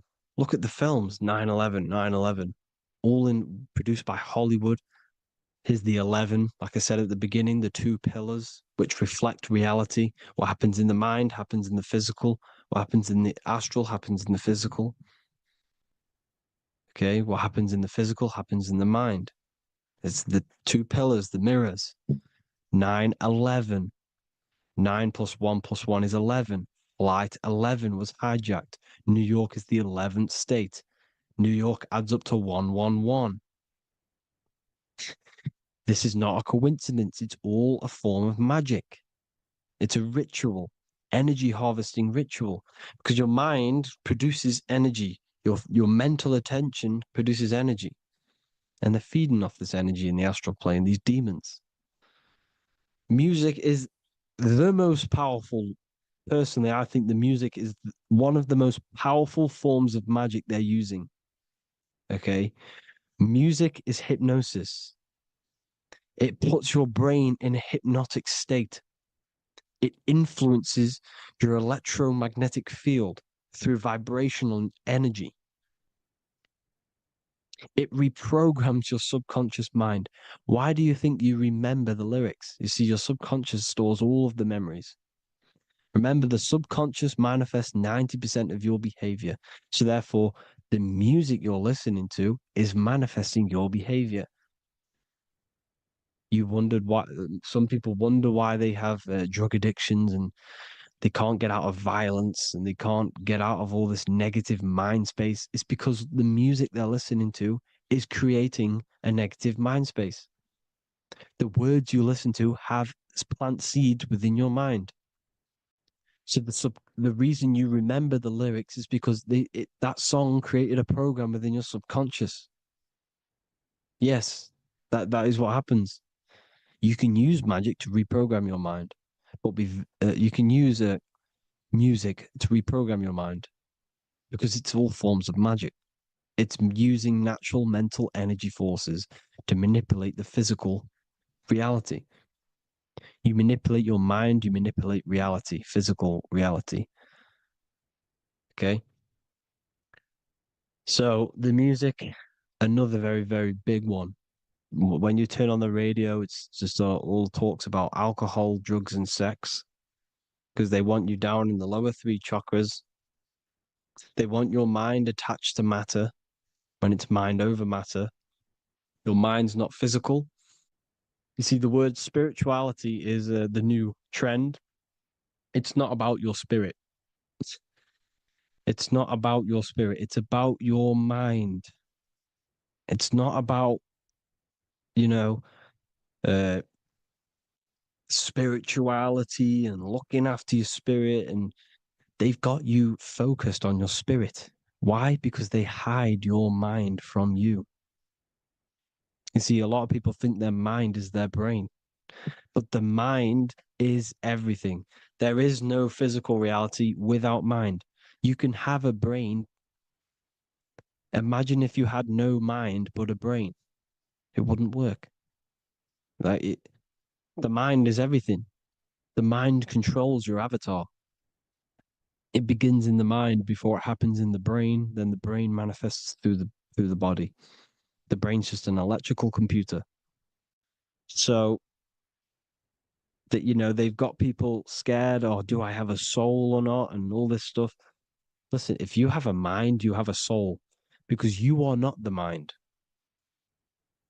This is why everything is sort of an illusion, because beyond the mind is your soul. But what is the soul without a mind? You can't have a soul without the mind. But if the mind didn't exist, the soul doesn't exist. You are the person listening to your mind. I shouldn't say person because you're not the body. You're the entity behind the mind. But if you didn't have that mind, you couldn't understand what you even were. You would just be an observer who couldn't think. So yes, we all have a soul. If you have a mind, you have a soul. Everything is mind. Everything has mind. Mind creates everything. God is mind. And then manipulating your mind through TV, your phone, every little thing. The school, it's all about the mind, people. Control your mind, you control your reality. Just the last thing, here you go. Aleister Crowley, the dark magician, Kanye West doing the exact same thing because they're implementing magic in the music. Here's the Beatles with Aleister Crowley in the background. Bet you never noticed that. Aleister Crowley was influencing music and placing magic within the music to influence the subconscious. This is what Baal worship was. This is why they kill children. They sacrifice these children. Why? Well, because in order to ascend, in order to raise your consciousness internally, godly, by being good, God, or being in order to be good and raise your consciousness and to get something in the physical world, you have to sacrifice yourself. And what do I mean by that? In order to raise your consciousness and ascend, you have to sacrifice the lower nature of yourself. You know, you got to abstain from having sex to retain your sexual energy, to transmute it, or staying away from negative, some poisonous foods like meat. So, staying away from blood. We shouldn't be consuming other animals' blood. We should be keeping our blood pure. We are humans. We shouldn't consume chicken blood, chicken germs. We are the most divine creatures on this creation. We are the most intellectual creatures in this creation. Therefore, we should keep our temples pure. We are not animals. If you want to associate yourself with an animal and go out in the wild, go and find a wild boar and go and try rip its guts out with your bare teeth, because you can't do it. You're not a cat. You're not a carnivore. Okay?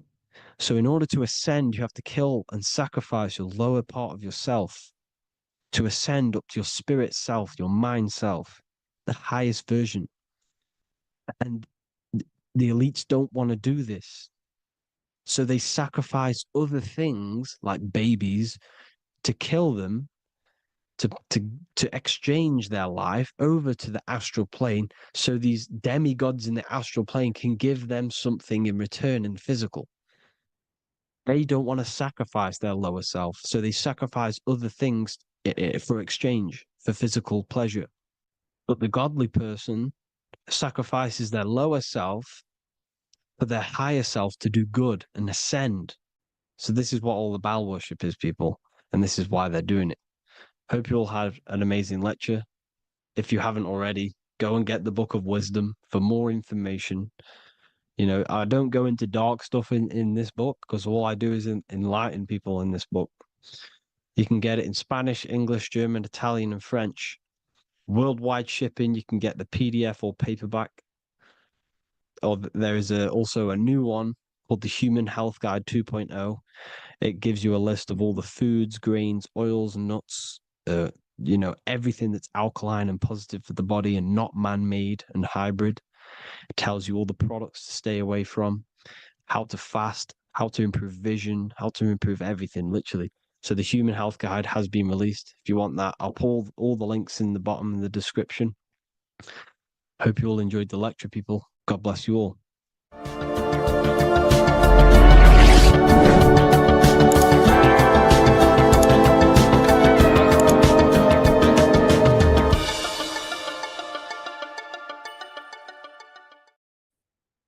What if I told you that you are under a spell and this spell is controlling you in every aspect of your life and you don't even realize it?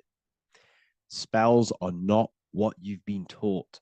They're not fantasy magic wands that are casted over you. No, no, no. Spells are much, much deeper. A spell is a belief system that is installed into your subconscious mind, which holds power over you. Okay? If I install a belief into your mind and that belief holds power over you and controls you, that is you under my spell. A spell is a belief that someone has installed into you. Okay? You have a subconscious mind. The subconscious holds power over 90% of your daily basis behavior, thought patterns, and overall emotional state. Because the subconscious is the back end of our mind, the mind that we don't really have access to. It's the shadow self where all of our programs, all of our memories, all of our traumas, all of our everything that we've ever experienced is recorded and kept in this vast database called the subconscious. Now, the subconscious is the 90% of our mind. We are only aware of 10% of our mind, which is the conscious mind, which is what you're using now, what you're consciously aware of. But there is a subconscious mind that holds power over your conscious decisions, and you don't even realize it. For example, as a child, you had a very, very traumatic event happen. Let's say as a child, you were not loved enough by your parents. And this feeling of you not being enough for your parents and feeling alone as a child implanted this seed. And this seed was planted by your emotions, a strong emotion. And over time, as you grew older into an adult, this seed grew and grew and grew. And what this seed grew into is you being very needy, you always seeking validation from others. Okay. But you taking this conscious decision 10 years down the line actually stems from this hidden cause within your subconscious mind, within this little feeling, this seed inside your subconscious where you don't feel like you are worthy. So this results in a conscious decision of you seeking validation from others, being very needy from others. Okay. This is what the subconscious is. The subconscious holds power over us.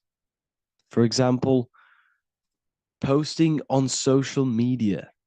Why are you actually posting on social media? If you take a selfie with your new watch, new car, and you go and post that onto your social media, why are you actually doing that?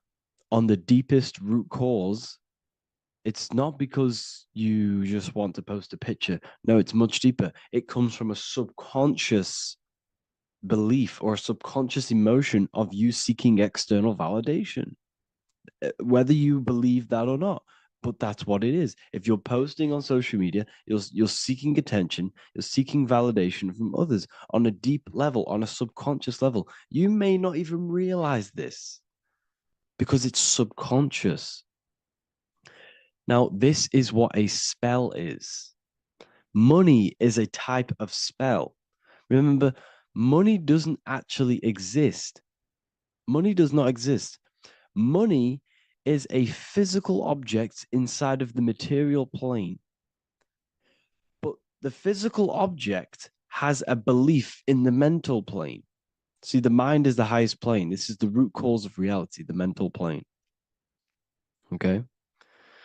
So our belief in our mind has given this piece of paper value and a meaning.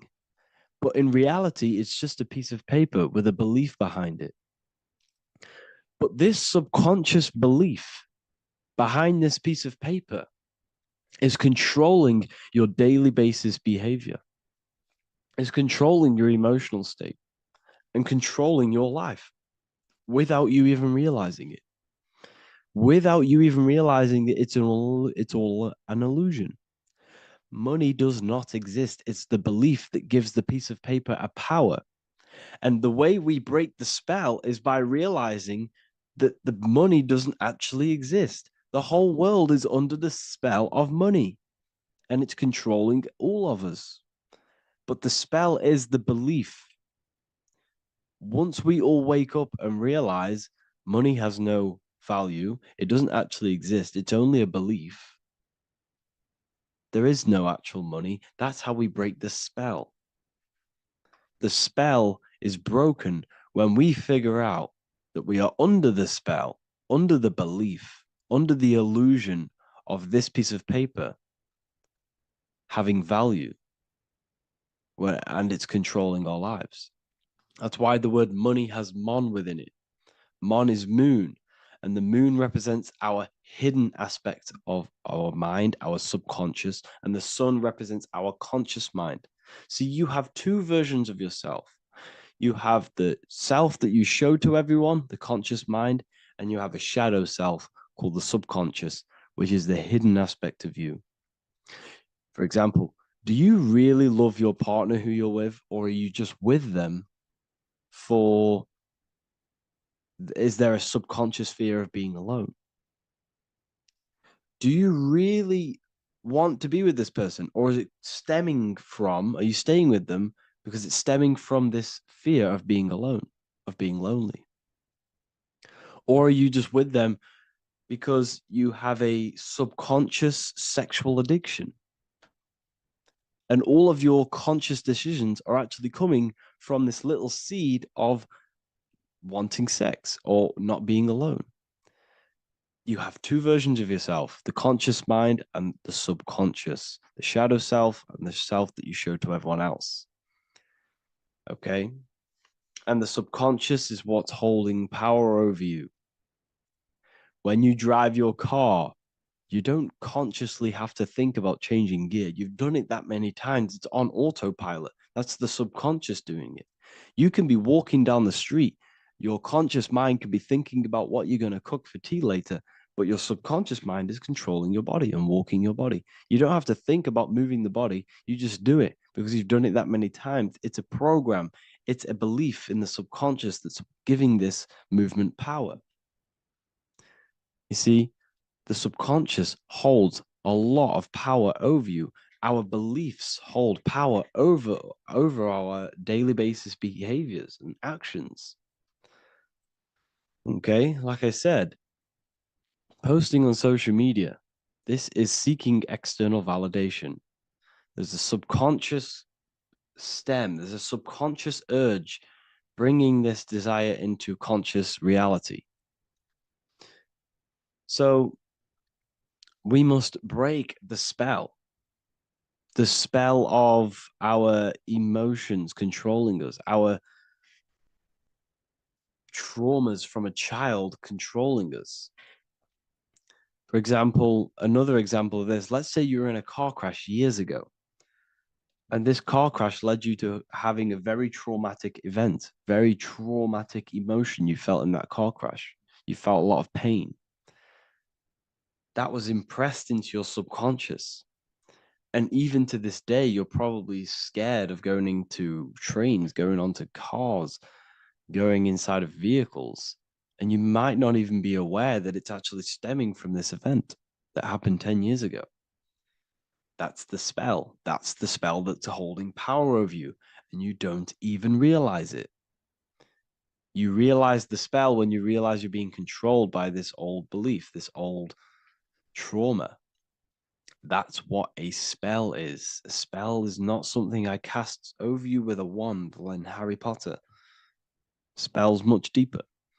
It's the hidden aspects of our mind that hold power over us, that control us. Okay? So how do we get rid of the spell? How do we break the spell?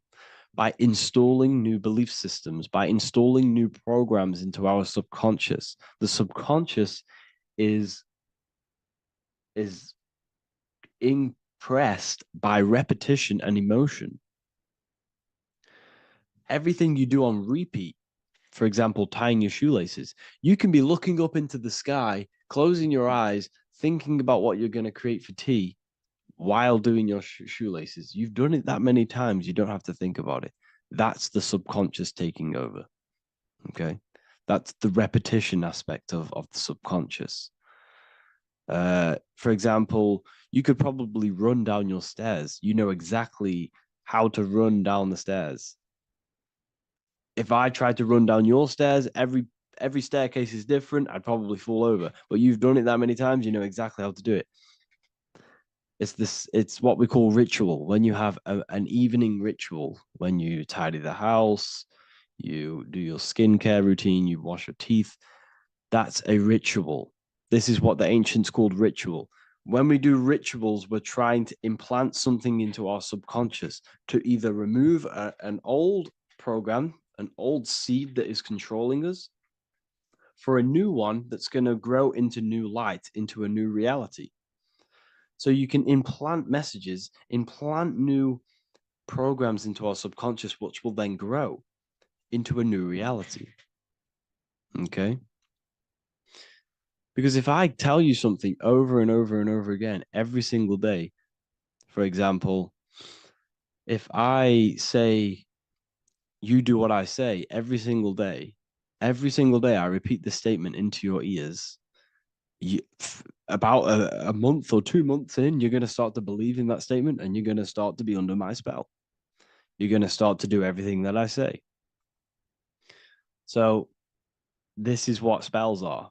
Spells are subconscious beliefs that hold power over you, and you don't even realize it. So we need to remove these old programs we have that are controlling us for new programs. And we do that through ritual, affirmation, and imagination. Repetition and emotion is key to impressing the subconscious. They are the two ways that spells are created, that programs are created. The subconscious only knows the now, and it only knows you. So every word you say is a spell. So when you call someone else a name, you're calling yourself a name, because your subconscious takes everything you say as truth, because it only knows you. It doesn't know anyone else. So every night we can do affirmation. We affirm the reality we want. This is what we call a ritual. We sit down or we stand up, whatever it is, you affirm the reality you are, I am statements. And then you imagine that reality. And you do this over and over again, every day, twice a day, 3 times a day, however many times. And this will cause